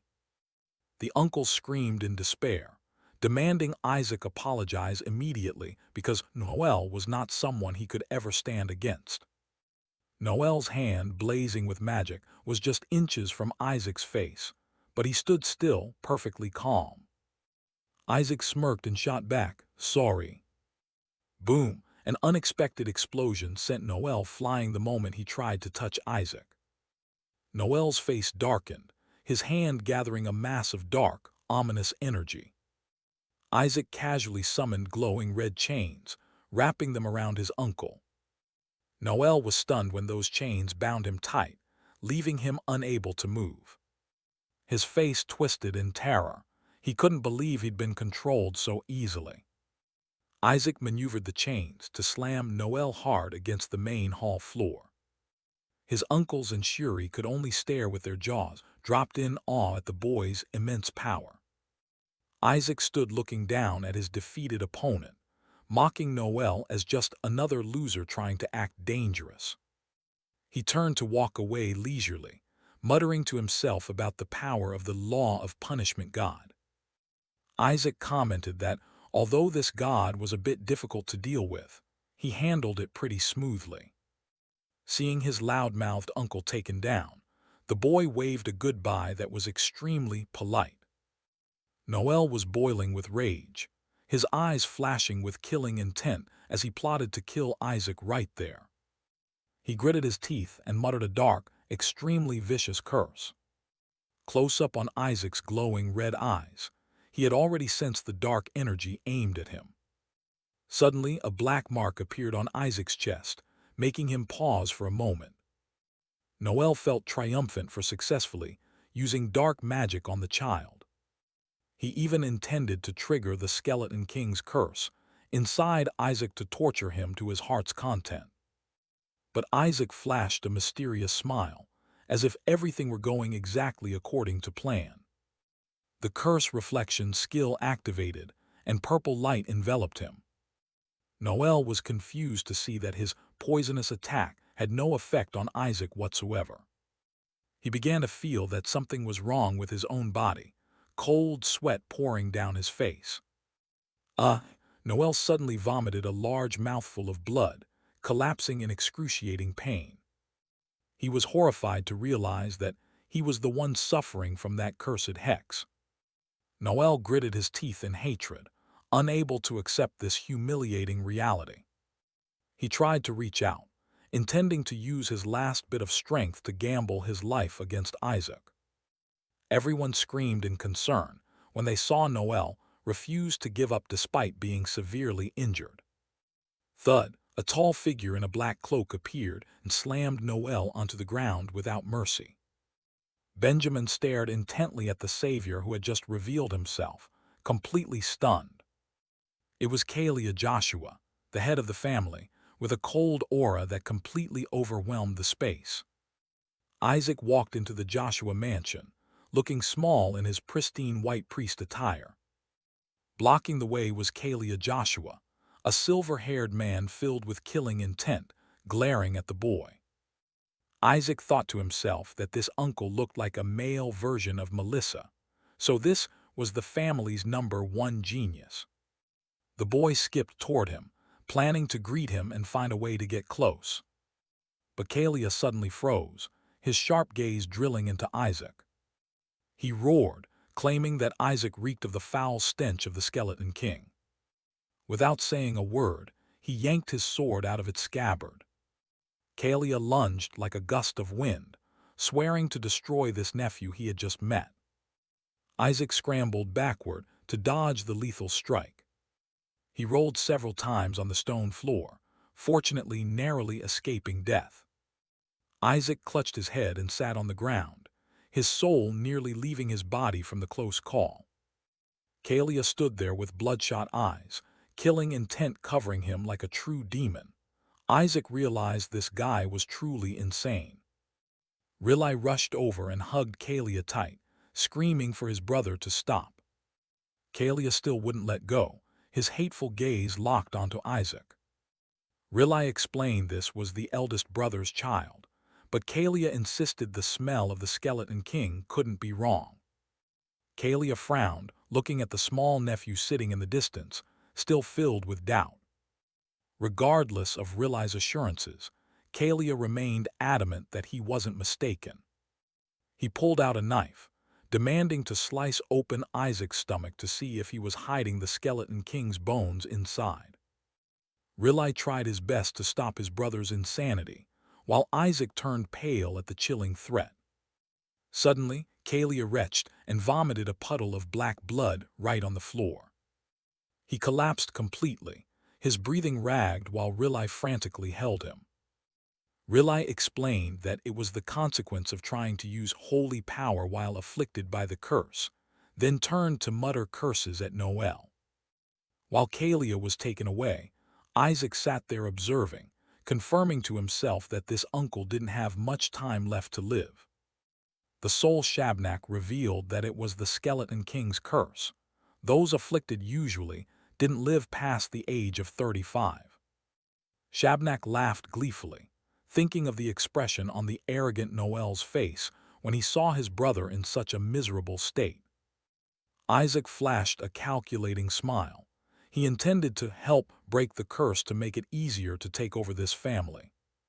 Later, Riley came to see Isaac to apologize for the incident, the bespectacled uncle's face full of remorse. Riley mocked Noel, while Noel lay thrashing on the ground, bruised and battered. Noel gritted his teeth in hatred, his face dirty with mud and wounds. Isaac silently mocked his weakness. Noel still tried to argue loudly, but Riley barked at him ferociously. Riley scolded Noel for being shameless enough to pick a fight with a child, and then getting beaten to a pulp. Noel pointed at Isaac, screaming that the brat must have used dark sorcery. Isaac just feigned ignorance. He screamed in frustration about vomiting blood, insisting Isaac had sabotaged him. Isaac thought to himself, I did do something actually, a crafty smile evident on his face.